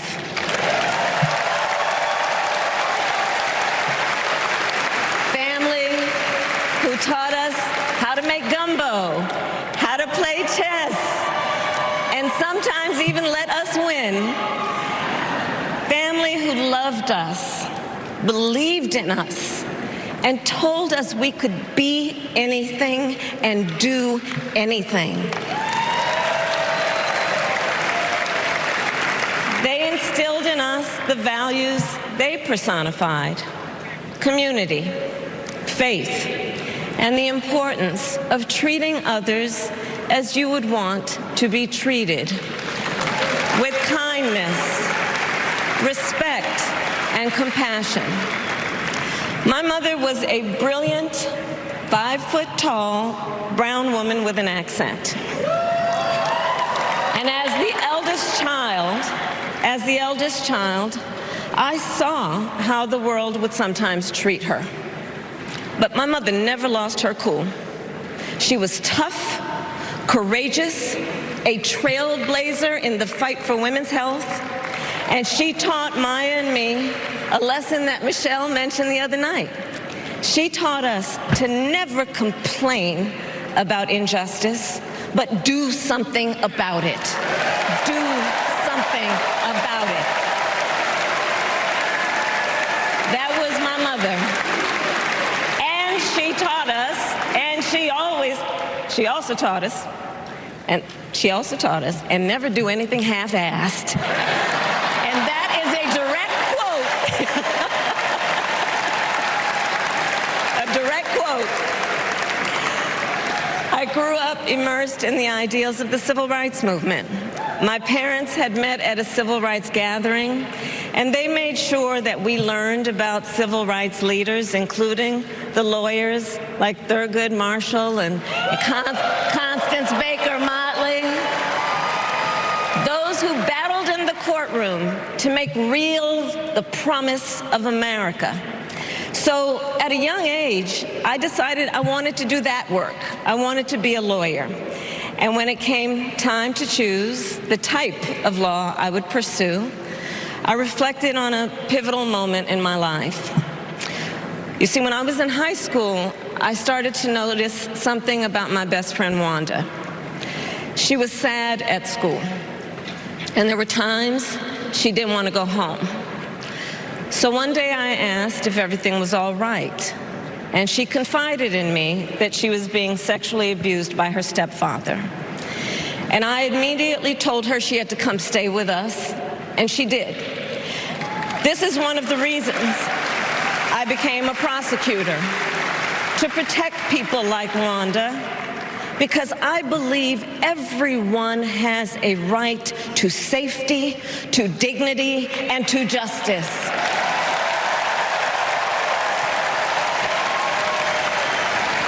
As a prosecutor, when I had a case, I charged it not in the name of the victim, but in the name of the people. For a simple reason. In our system of justice, a harm against any one of us is a harm against all of us.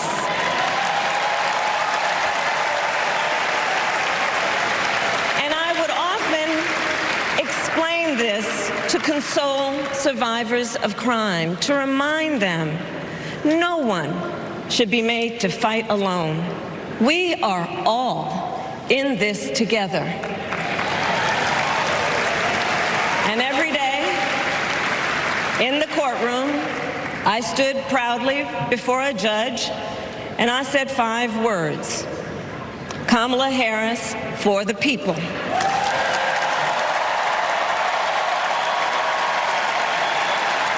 And to be clear, my entire career, I've only had one client, the people. And so, on behalf of the people, on behalf of every American, regardless of party, race, gender, or the language your grandmother speaks, on behalf of my mother and everyone who has ever set out on their own unlikely journey, on behalf of Americans like the people I grew up with, people who work hard, chase their dreams, and look out for one another, on behalf of everyone whose story could only be written in the greatest nation on earth, I accept your nomination to be President of the United States of America.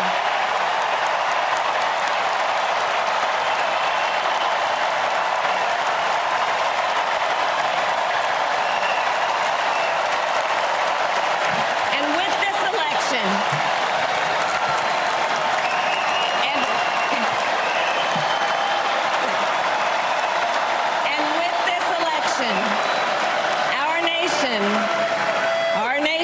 this election has a precious, fleeting opportunity to move past the bitterness, cynicism, and divisive battles of the past, a chance to chart a new way forward.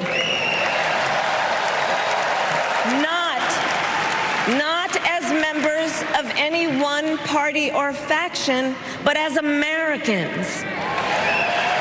And let me say, I know there are people of various political views watching tonight, and I want you to know, I promise to be a president for all Americans.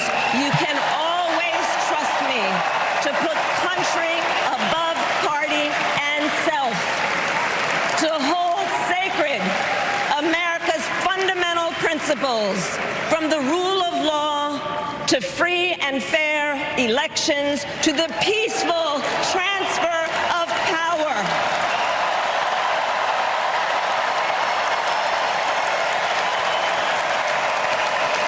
I will be a president who unites us around our highest aspirations, a president who leads and listens, who is realistic, practical, and has common sense, and always fights for the American people. From the courthouse to the White House, that has been my life's work. As a young courtroom prosecutor in Oakland, California, I stood up for women and children against predators who abuse them. As Attorney General of California, I took on the big banks, delivered $20 billion for middle-class families who faced foreclosure, and helped pass a homeowner bill of rights, one of the first of its kind in the nation. I stood up for veterans and students being scammed by big for-profit colleges, who are being cheated out of their wages, the wages they were due, for seniors facing elder abuse. I fought against the cartels who traffic in guns and drugs and human beings, who threaten the security of our border and the safety of our communities. And I will tell you, these fights were not easy. And neither were the elections that put me in those offices. We were underestimated at practically every turn. But we never gave up, because the future is always worth fighting for. And that's the fight we are in right now, a fight for America's future.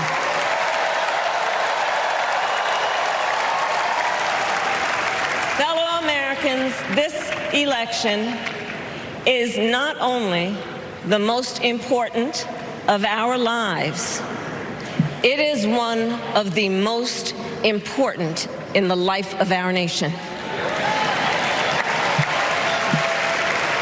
In many ways, Donald Trump is an unserious man.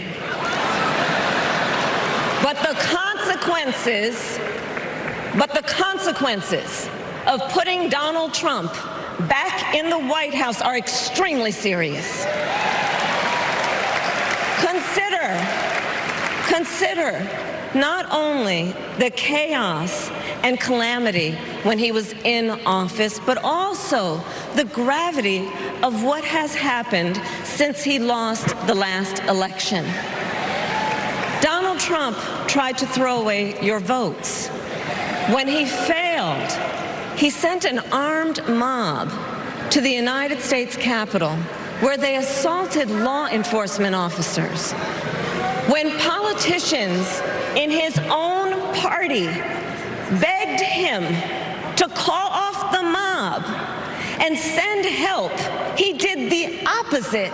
He fanned the flames. And now, for an entirely different set of crimes, he was found guilty of fraud by a jury of everyday Americans and separately found liable for committing sexual abuse. And consider what he intends to do if we give him power again. Consider his explicit intent to set free violent extremists who assaulted those law enforcement officers at the Capitol. His explicit intent to jail journalists, political opponents, and anyone he sees as the enemy. His explicit intent to deploy our active duty military against our own citizens. Consider the power he will have, especially after the United States Supreme Court just ruled that he would be immune from criminal prosecution. Just imagine Donald Trump with no guardrails, and how he would use the immense powers of the presidency of the United States, not to improve your life, not to strengthen our national security, but to serve the only client he has ever had, himself.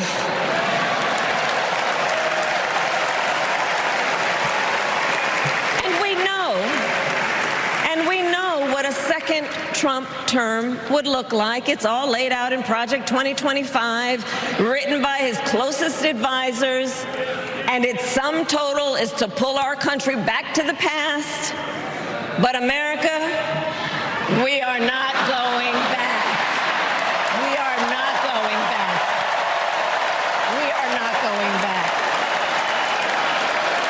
We are not going back to when Donald Trump tried to cut Social Security and Medicare.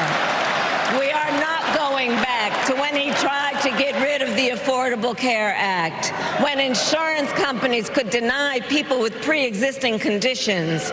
We are not going to let him eliminate the Department of Education that funds our public schools. We are not going to let him end programs like Head Start that provide preschool and child care for our children. America, we are not going back.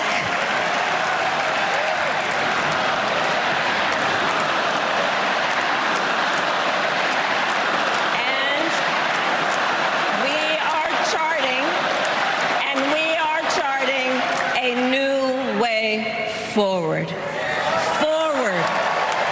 To a future with a strong and growing middle class, because we know a strong middle class has always been critical to America's success. And building that middle class will be a defining goal of my presidency.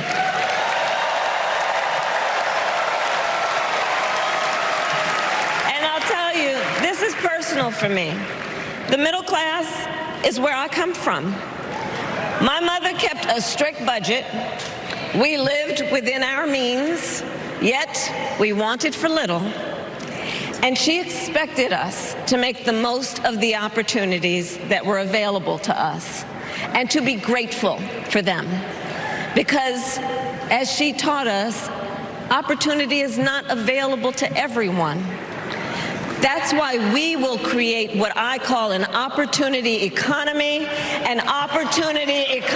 where everyone has the chance to compete and a chance to succeed.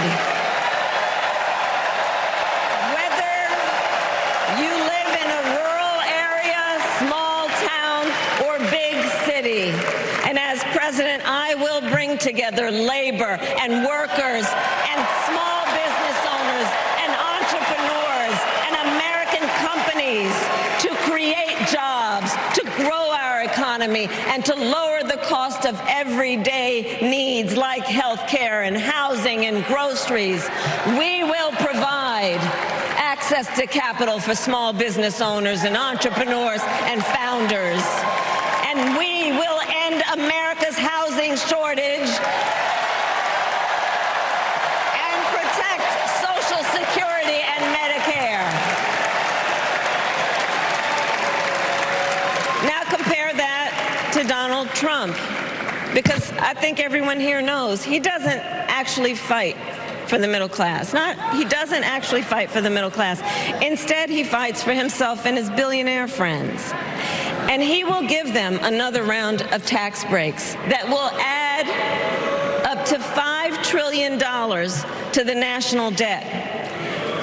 And all the while, he intends to enact what in effect is a national sales tax, call it a Trump tax, that would raise prices on middle-class families by almost $4,000 a year.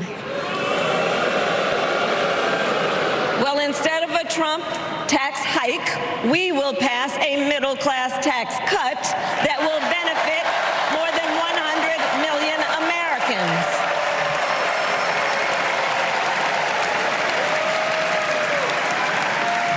Friends, I believe America cannot truly be prosperous unless Americans are fully able to make their own decisions about their own lives, especially on matters of heart and home. But tonight, in America, too many women are not able to make those decisions. And let's be clear about how we got here. Donald Trump handpicked members of the United States Supreme Court to take away reproductive freedom. And now he brags about it. In his words, quote, "I did it and I'm proud to have done it," end quote. Well, I'll tell you, over the past 2 years, I've traveled across our country, and women have told me their stories. Husbands and fathers have shared theirs. Stories of women miscarrying in a parking lot, developing sepsis, losing the ability to ever again have children, all because doctors are afraid they may go to jail for caring for their patients. Couples just trying to grow their family, cut off in the middle of IVF treatments. Children who have survived sexual assault, potentially being forced to carry a pregnancy to term. This is what's happening in our country because of Donald Trump. And understand, he is not done. As a part of his agenda, he and his allies would limit access to birth control, ban medication abortion, and enact a nationwide abortion ban with or without Congress. And get this, he plans to create a national anti-abortion coordinator and force states to report on women's miscarriages and abortions. Simply put, they are out of their minds.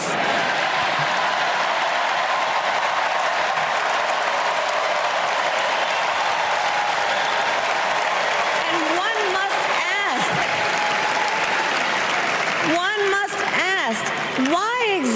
why is it that they don't trust women? Well, we trust women. We trust women. And when Congress passes a bill to restore reproductive freedom, as President of the United States, I will proudly sign it into law.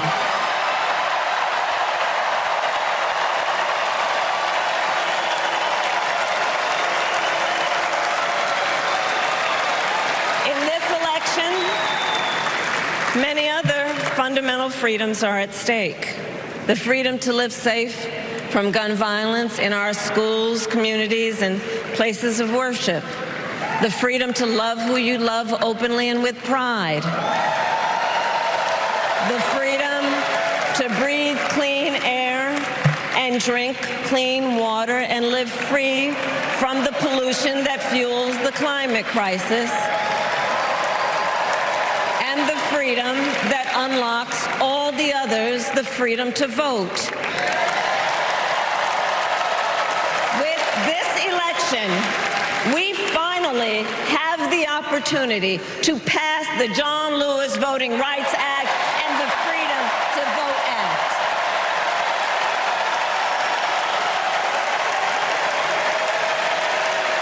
And let me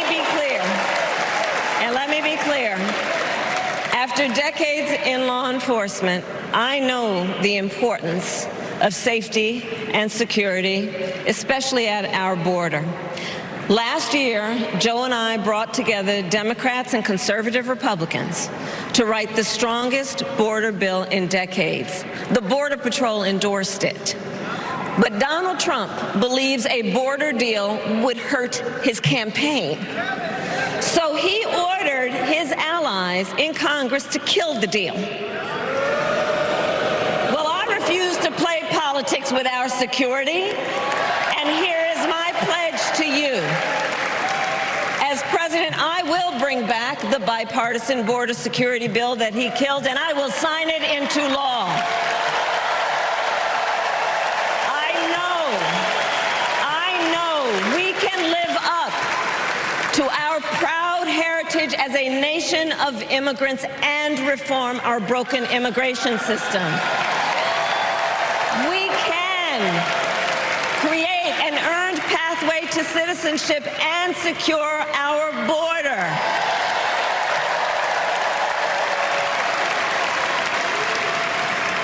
And America, we must also be steadfast in advancing our security and values abroad.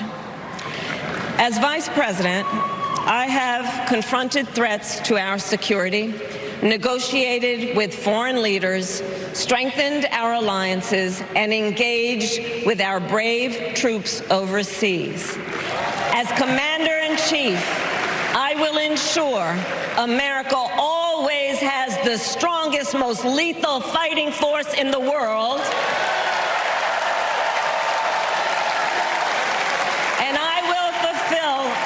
Sacred obligation to care for our troops and their families, and I will always honor and never disparage their service and their sacrifice.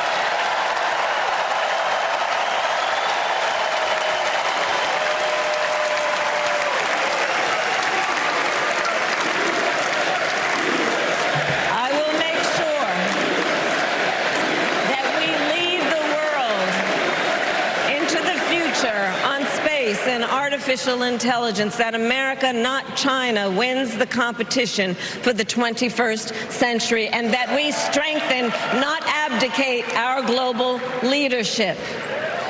Trump, on the other hand, threatened to abandon NATO. He encouraged Putin to invade our allies, said Russia could, quote, do whatever the hell they want. Before Russia attacked Ukraine, I met with President Zelensky to warn him about Russia's plan to invade.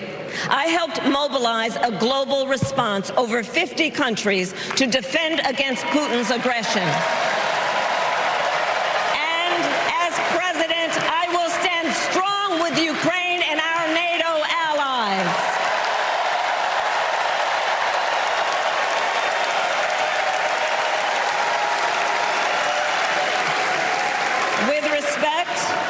to the war in Gaza, President Biden and I are working around the clock because now is the time to get a hostage deal and a ceasefire deal done.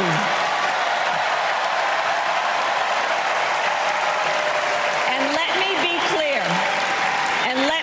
clear, I will always stand up for Israel's right to defend itself, and I will always ensure Israel has the ability to defend itself, because the people of Israel must never again face the horror that a terrorist organization called Hamas caused on October 7, including unspeakable sexual violence and the massacre of young people at a music festival. At the same time, what has happened in Gaza over the past 10 months is devastating. So many innocent lives lost. Desperate, hungry people fleeing for safety over and over again. The scale of suffering is heartbreaking.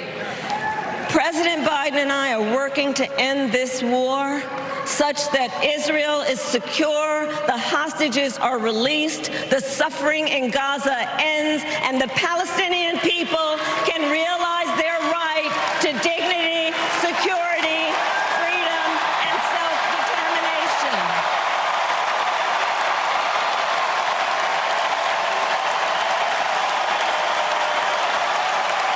And know this, I will never hesitate to take whatever action is necessary to defend our forces and our interests against Iran and Iran-backed terrorists. I will not cozy up to tyrants and dictators like Kim Jong-un who are rooting for Trump.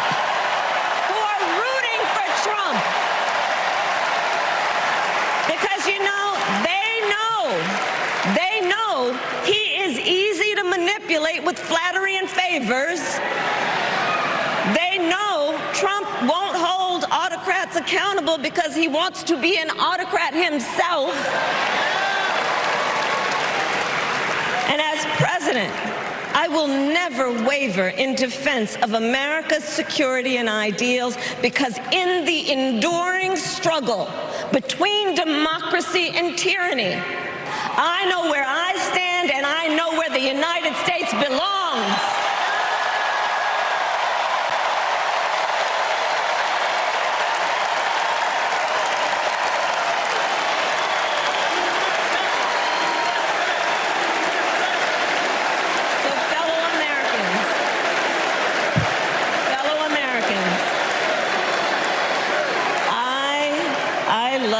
Country with all my heart. Everywhere I go, in everyone I meet, I see a nation that is ready to move forward, ready for the next step in the incredible journey that is America. I see an America where we hold fast to the fearless belief that built our nation and inspired the world, that here in this country, anything is possible, that nothing is out of reach. An America where we care for one another, look out for one another, and recognize that we have so much more in common than what separates us. That none of us has to fail for all of us to succeed. And that in unity there is strength. You know, our opponents in this race are out there every day denigrating America, talking about how terrible everything is. Well, my mother had another lesson she used to teach. Never let anyone tell you who you are. You show them who you are.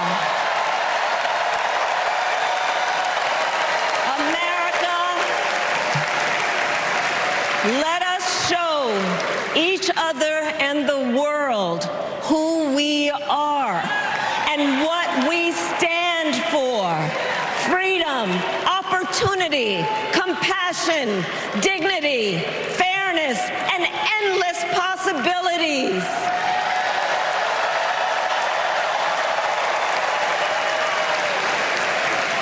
We are the heirs to the greatest democracy in the history of the world. And on behalf of our children and our grandchildren and all those who sacrificed so dearly for our freedom and liberty, we must be worthy of this moment. It is now our turn to do what generations before us have done, guided by optimism and faith, to fight for this country we love, to fight for the ideals we cherish, and to uphold the awesome responsibility that comes with the greatest privilege on earth, the privilege and pride of being an American.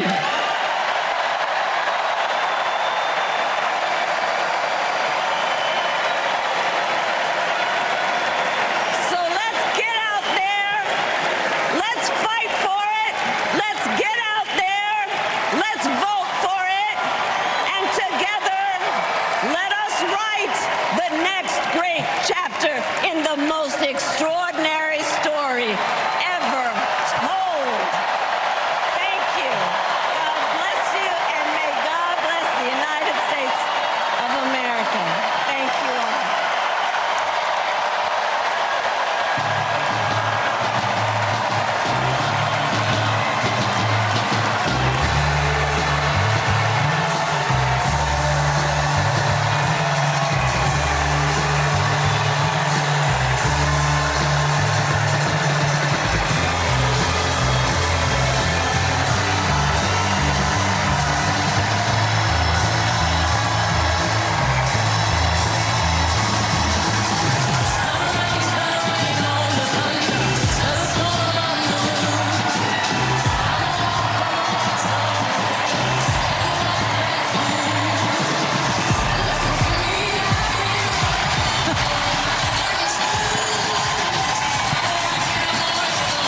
The Vice President of the United States, joined by her husband on stage as she makes history here in Chicago at the Democratic National Convention, formally accepting the nomination for President of the United States.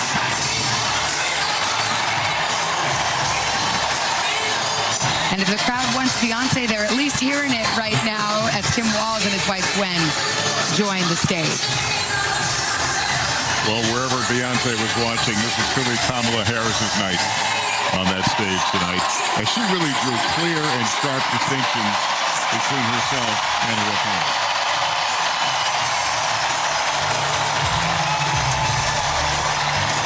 Kind of a virtual confetti falling around them.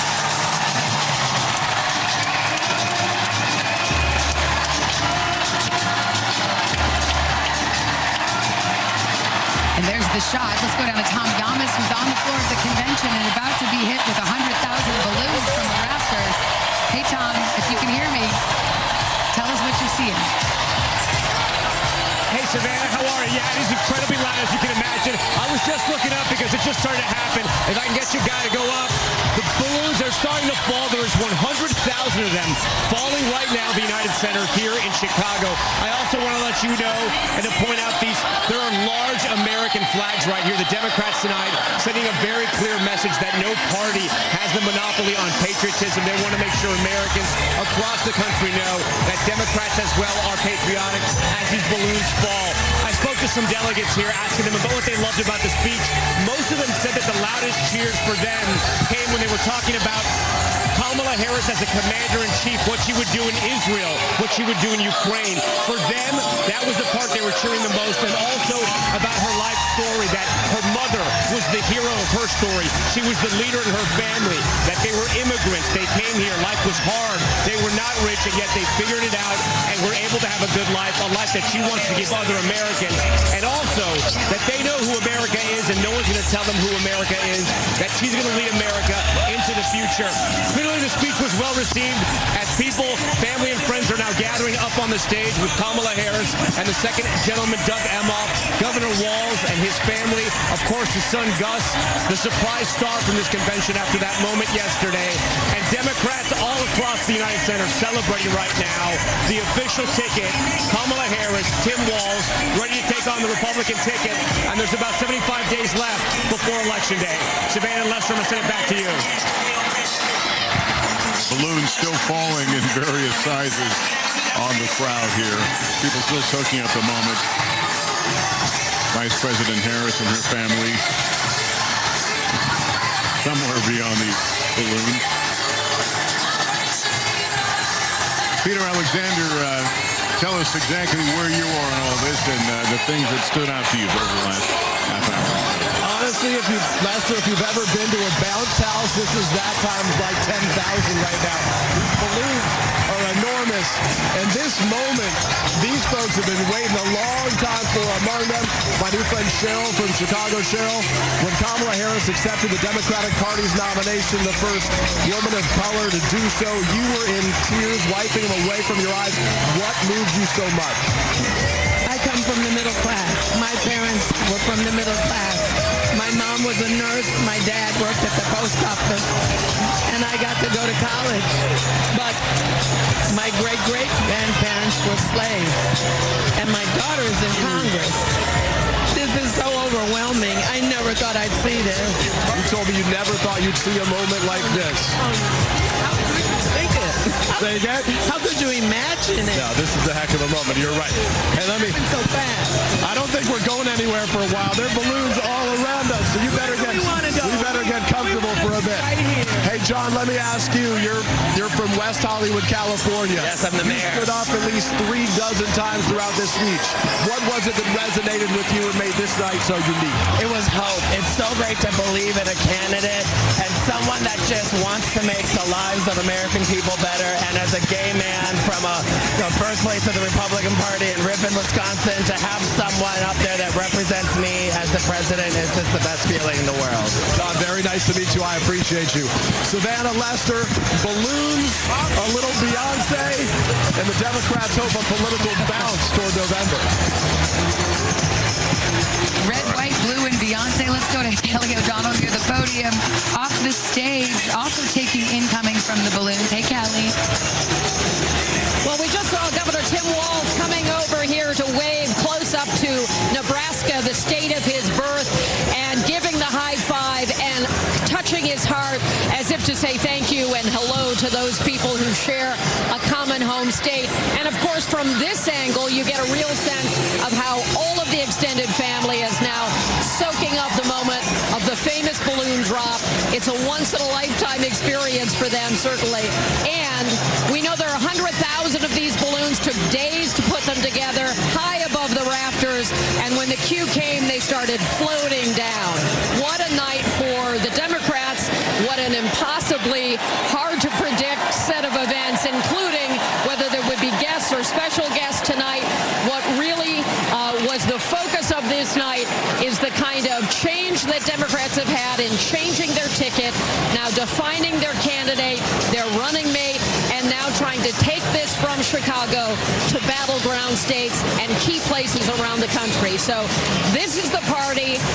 They're inflated with balloons, with confetti, and a night of a soundtrack about freedom. So as we wait for the last of the balloons to drift down, the stage is still full with the family and extended family. We saw Doug Emhoff's parents. We saw his first wife. We saw the grandnieces of the vice president, who is now, of course, the nominee, and extended family members of a blended family that represents different cultures, different backgrounds, all together standing for the Walz-Harris families who now head on the road see you up in the booth. All right, let's bring back Hallie Jackson and Kristen Walker to talk about a little bit. I saw you all scribbling feverishly when we got into immigration, certainly when we got into Israel and Gaza. These were two areas that potentially can dog her during this campaign. Absolutely. Look, she took these issues on head on. What was notable, Lester and Savannah, when she talked about her vision for the future, it sounds a lot like she plans to build on the Biden agenda. What this speech did was really fill in a lot of those blanks about her biography, growing up, being raised largely by her mom, painting a picture, again, that theme of a strong mother and the figurehead that she had at the head of her table who inspired her to become the person who she is, what inspired her to become a prosecutor. All of those details getting filled in. And then when she talked about what she plans to do for the country, talked about things like cutting taxes for the middle class, talked about things like voting rights, things that really matter to Democrats. But again, we didn't hear a whole lot about how she would be different from a Biden administration. It's interesting because let's not forget this is someone vying to be the first female president, and the aura and the feel that people get from her is important. And it seems like she took on that role as prosecutor, whether it's about domestic policy or standing up to America's adversaries, or frankly calling out Donald Trump, her opponent, again and again, Hallie. A prosecutor who's making her own case now for why she should be the one to lead the country. And while her candidacy is historic, a presidency, if she wins, would be historic, she downplayed that. We'll follow up that more in a moment. We need to take a quick break. Still ahead as the Democratic Convention wraps up. We're already 75 days out from Election Day. Steve Kornacki will be here to break down the state of the race and the big board after this.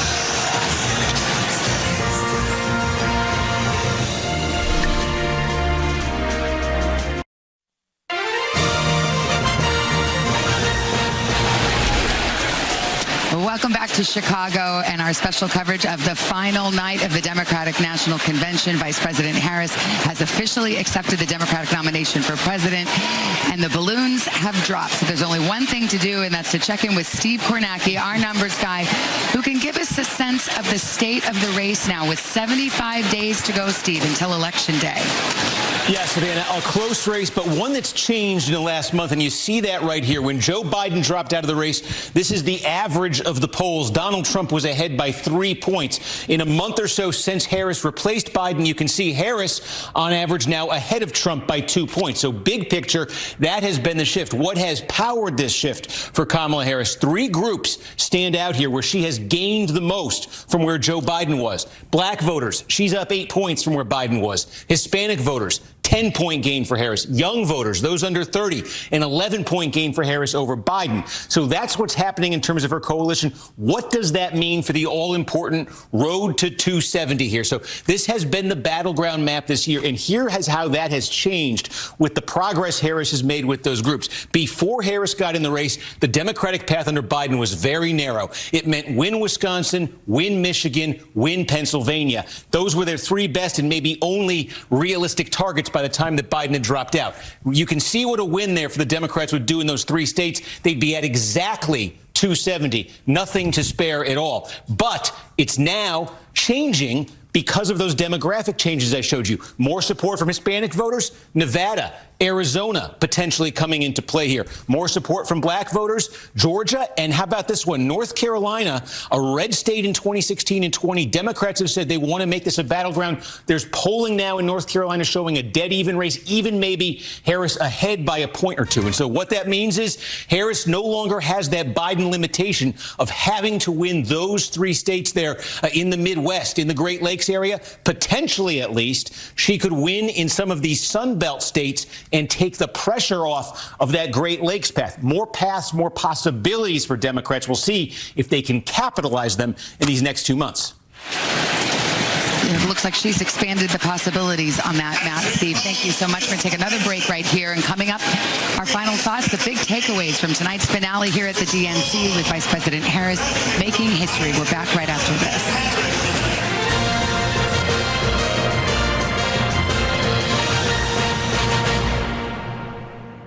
Sunday, only on Meet the Press. Just days after Kamala Harris accepts the party nomination, Kristen Welker sits down for exclusive interviews with Republican Vice Presidential nominee J.D. Vance and Senator Elizabeth Warren. Sunday on Meet the Press. Are you ready to rule the realm? With the new Game of Thrones scratch-off from the North Carolina Education Lottery, you can. This epic game gives you the chance to win up to $200,000 instantly. Or a trip to Napa Valley to play the Seven Kingdoms experience, where you could win your share of up to $7 million in cash prizes. So treat yourself like royalty. Play the Game of Thrones scratch-off today. And let your reign begin. Whoa, is this your new Nissan Rogue? Yeah, crazy story. Yesterday, I was at the Nissan end of summer sales event taking a test drive, and Laura says, "We've got somewhere to be." And off we went. We're having a blast. And she tells me it's recommended by Consumer Reports. These Rogues are going fast. I knew I had to have that Rogue.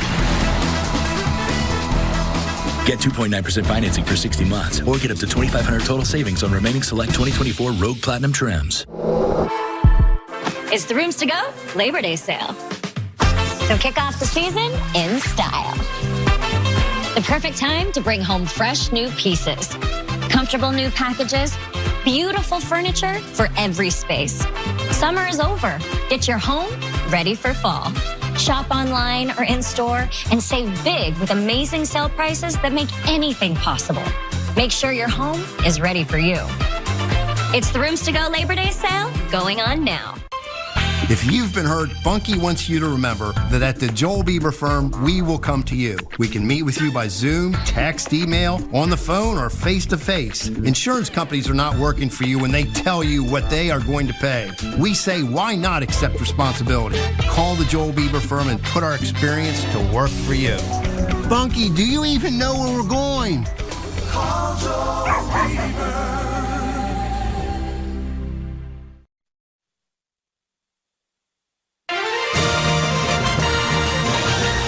Now in terms of momentum and what some people call the sugar high coming out of here. Democrats hope they keep it up. They hope they have it. They hope they continue it for the next 75 days because that's going to be critical to turning out the Democratic base, which they need to do, and also to convince independent and maybe some moderate Republican voters to get behind Kamala Harris. That was one of the themes repeatedly tonight, and you heard Kamala Harris deliver that message directly into the camera, speaking to Americans, saying, I will represent all of you. Of course, from here on out, it is going to be a fight. This race, as Steve just laid out, is extremely competitive, and the next high-profile primetime moment will not be a party.